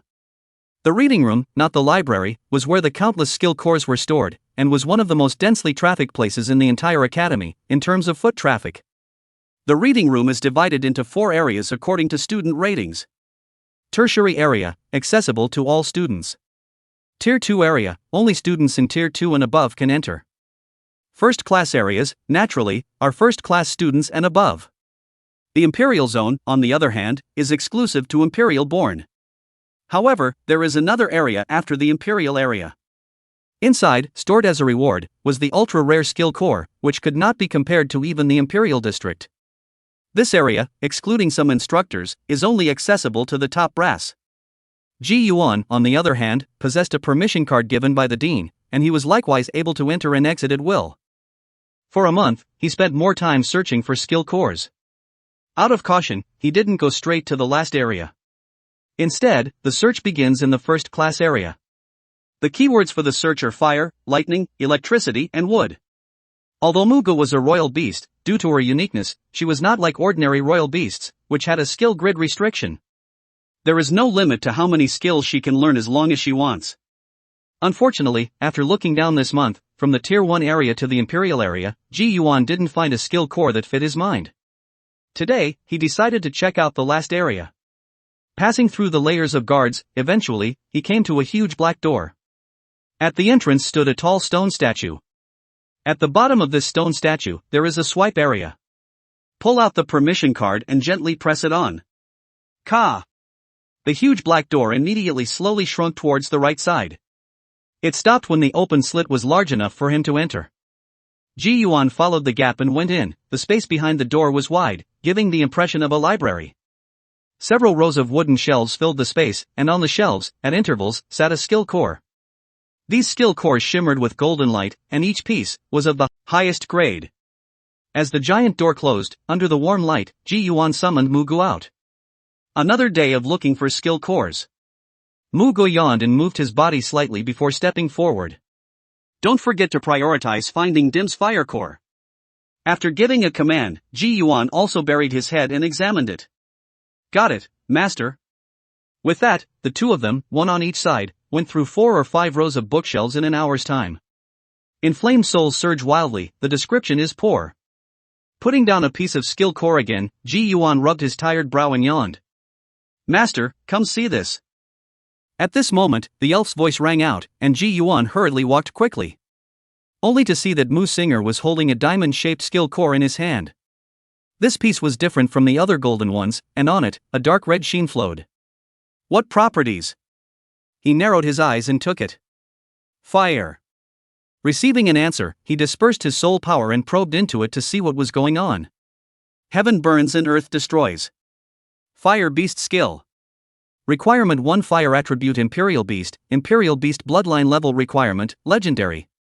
Requirement 2 The Beast Master's rank must be at least 5th grade. Synopsis. Created by the ancient Imperial Beast Master Burning Yen, it uses flames to create a space into which enemies are pulled to meet the end times. Just by checking the basic information, one could feel an intense sizzling aura enveloping them. The core of this skill is by no means as simple as the blurb describes. Heaven burns and earth destroys. What a crazy name. His heart jumped slightly when he saw the founder mentioned in the profile. In the ancient century, the Beast King was known as the strongest beast royalist. But in fact, at that time, there were several other people who were enough to stand shoulder to shoulder with him, and among them, there was this Burning Yen figure. Worthy of being a super academy, it actually retained a skill core of this level. Dim's last skill grid, that's it. Ji Yuan was harboring excitement, and after a month of panning for treasures, he finally found what he wanted within this final area. It's impossible to take the skill core out. The only way to make a copy of the core is to pay with points. But when he looked at the price of this piece of heaven burning earth, he was almost scared to death. $500,000. Ji Yuan rubbed his eyes. This is not a ing joke? Points can only be earned by engaging in part-time jobs in the academy, in addition to outgoing missions like last time. But the part-time salary is only about 1,000 points at most. $500,000. How long does he have to save? Even at 10,000 a time for an outgoing mission, he'd have to go out 50 times. The most expensive skill core in the Imperial District is also 60,000. It's numb, it's hard to find what you want, but you can't afford it. How was it? Wasn't it pretty good?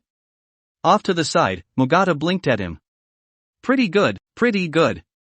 Ji Yuan nodded silently and put the skill core back in its place. Then, under Mu Ji's puzzled gaze, he walked towards the exit. Not taking it away? Can't afford it, so we'll just have to figure out if there's anything else we can do. Walking up to the giant black door, he was just about to swipe his card when his cell phone suddenly rang. Seeing the sender of the message, he almost thought he'd misread it. Tang Yi, are you still used to living in the academy? Is there anything you're not used to? What's the situation? Did she send it to the wrong person? For a while, Ji Yuan didn't know how to reply. Meanwhile, the cell phone vibrated again. Zhao Shan called. Old Ji, Su Ziyin has failed today's promotion challenge. 10,000 meters above the ground. A griffin that exuded coldness was soaring on its wings. On the back of the griffin, a figure stood against the wind. Jiang Qingru. At this point, Tang Yi, who had always been known for her coldness, slightly reddened her pretty face, looked at the message in her cell phone that could no longer be withdrawn, and gritted her teeth. Is this what you call a look at the time? Foremost.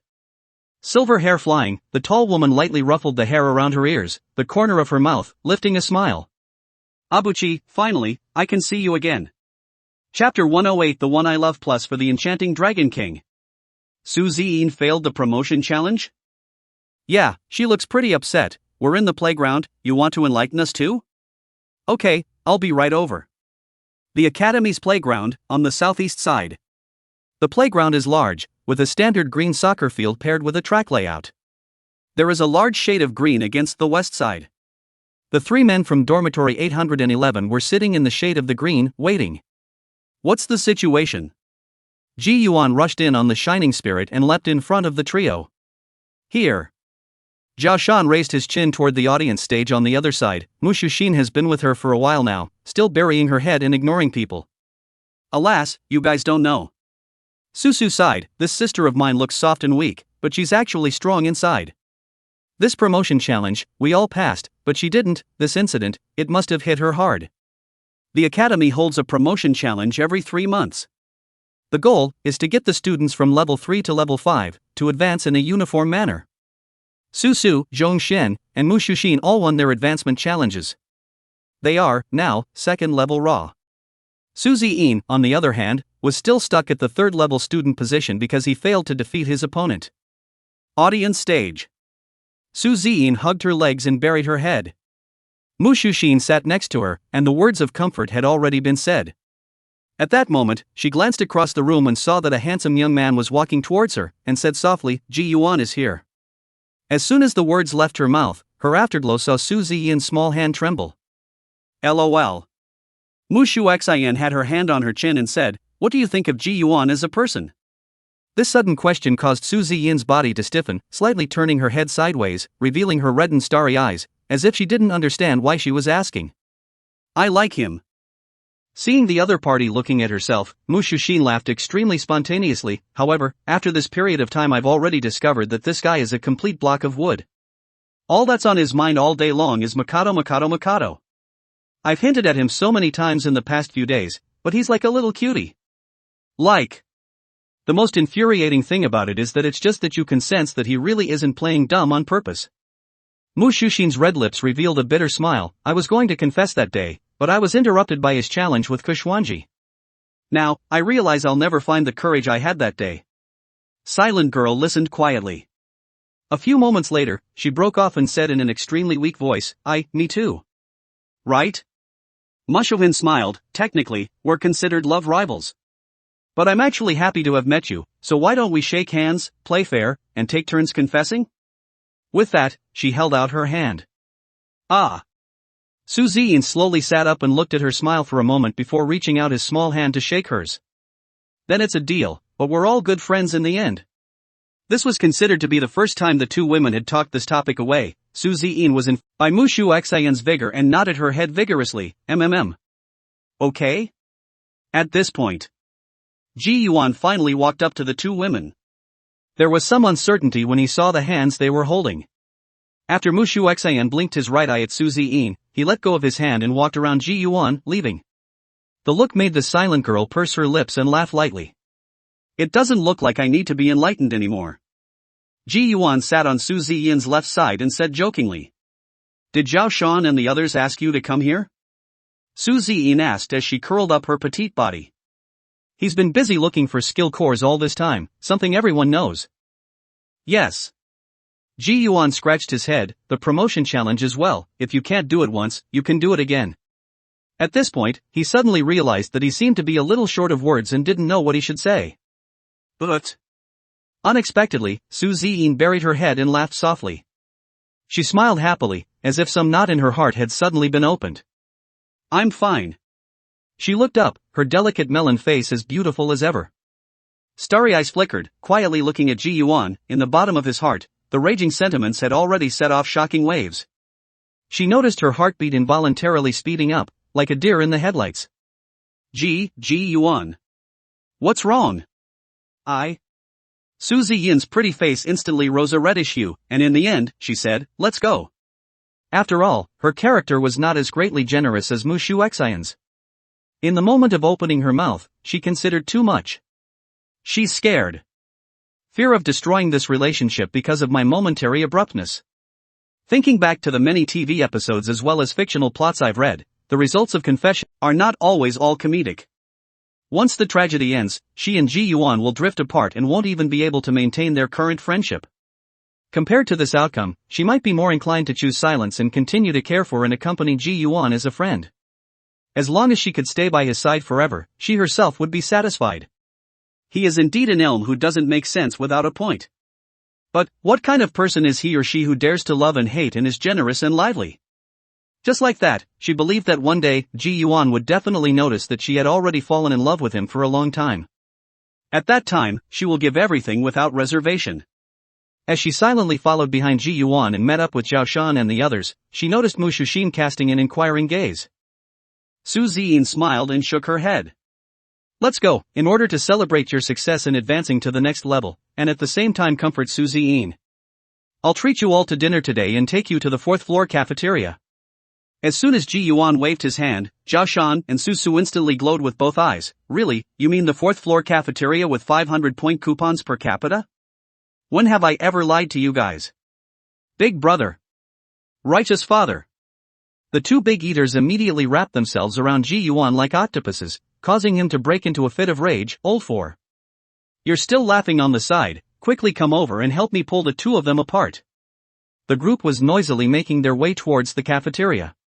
But just as they were passing through Endless Square, Karakoho, the massive cold peak griffin swooped down from high altitude, stopping steadily in the middle of the square, attracting the attention of countless passing students.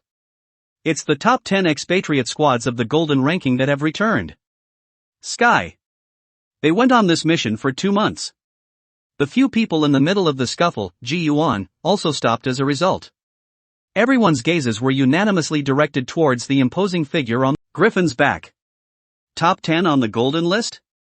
Ji Yuan first saw Tang Yi with blue hair. So is she going to pick these people up? After a cursory sweep, his gaze fixed on the tall figure at the very front. The first thing that attracted him to this woman was the long silver hair. Looking at his face again, even with his calm nature, he couldn't help but flash a flash of amazement. A silver-haired beauty? The woman that Su Su once mentioned that fascinated Kushwanji? It was also at the moment when he was sizing up the other man that the silver-haired beauty likewise saw him in the crowd. Next moment. In the square, it all exploded. Chapter 109 Silver hair added for the road is far away. Under the gaze of countless pairs of eyes.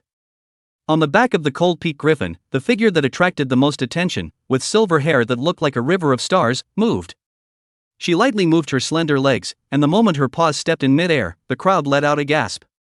Only to see that the air beneath her feet sent out ripples that seemed to form an invisible step for her to step on. This silver-haired woman took one step, stepping through the air, towards the crowd, towards a handsome young man. The entirety of Dormitory 811 stared blankly at the figure's actions. Even the usually unobtrusive Zhong Xian murmured, "So beautiful." Zhao Shan and Su Su nodded in agreement. Indeed. This silver-haired beauty had willow eyebrows like a painting, skin like snow, eyes as clear as autumn water, a high nose as well as peach-pink thin lips that brought together a nearly perfect cheek. Coupled with the extremely dazzling silver hair of the River of Stars, this woman, like a fairy that had escaped from a painting, was colorful and gorgeous. Just like that, with all eyes on her, she slowly walked up to Ji Yuan and his group. Those pairs of clear eyes had been looking at only one person since the beginning. Upon walking up to him, the silver-haired woman first sized him up. "Old quarter, you know her?" Zhao Shan asked with some hesitation. Ji Yuan frowned slightly. Did he recognize it? The woman's appearance did have a hint of familiarity, but he could never recall it. Just as he was about to inquire, a faint fragrance suddenly greeted him. Immediately afterward, Ji Yuan only felt a touch of softness intruding into his arms, and the back of his neck had been firmly held by a pair of arms. Crap! At this moment, on the endless square, everyone was dumbfounded. In particular, the three people from dormitory 811 who were closest, as well as Mu Shuxin and Su Ziyin beside them, were all stunned in place. You! Ji Yuan, who was suddenly hugged, was even more at a loss as he tried to break free. But then, a hot breath suddenly spewed out in the air, and resounded, a slightly trembling, choked whisper, "Abuchi." In an instant, Ji Yuan froze. And then, he took a violent step back. The other party sensibly let go of his hand, and his stunningly beautiful face revealed an incomparably happy smile. In front of her eyes, this unblemished face gradually overlapped with the childish smile deep in her memory.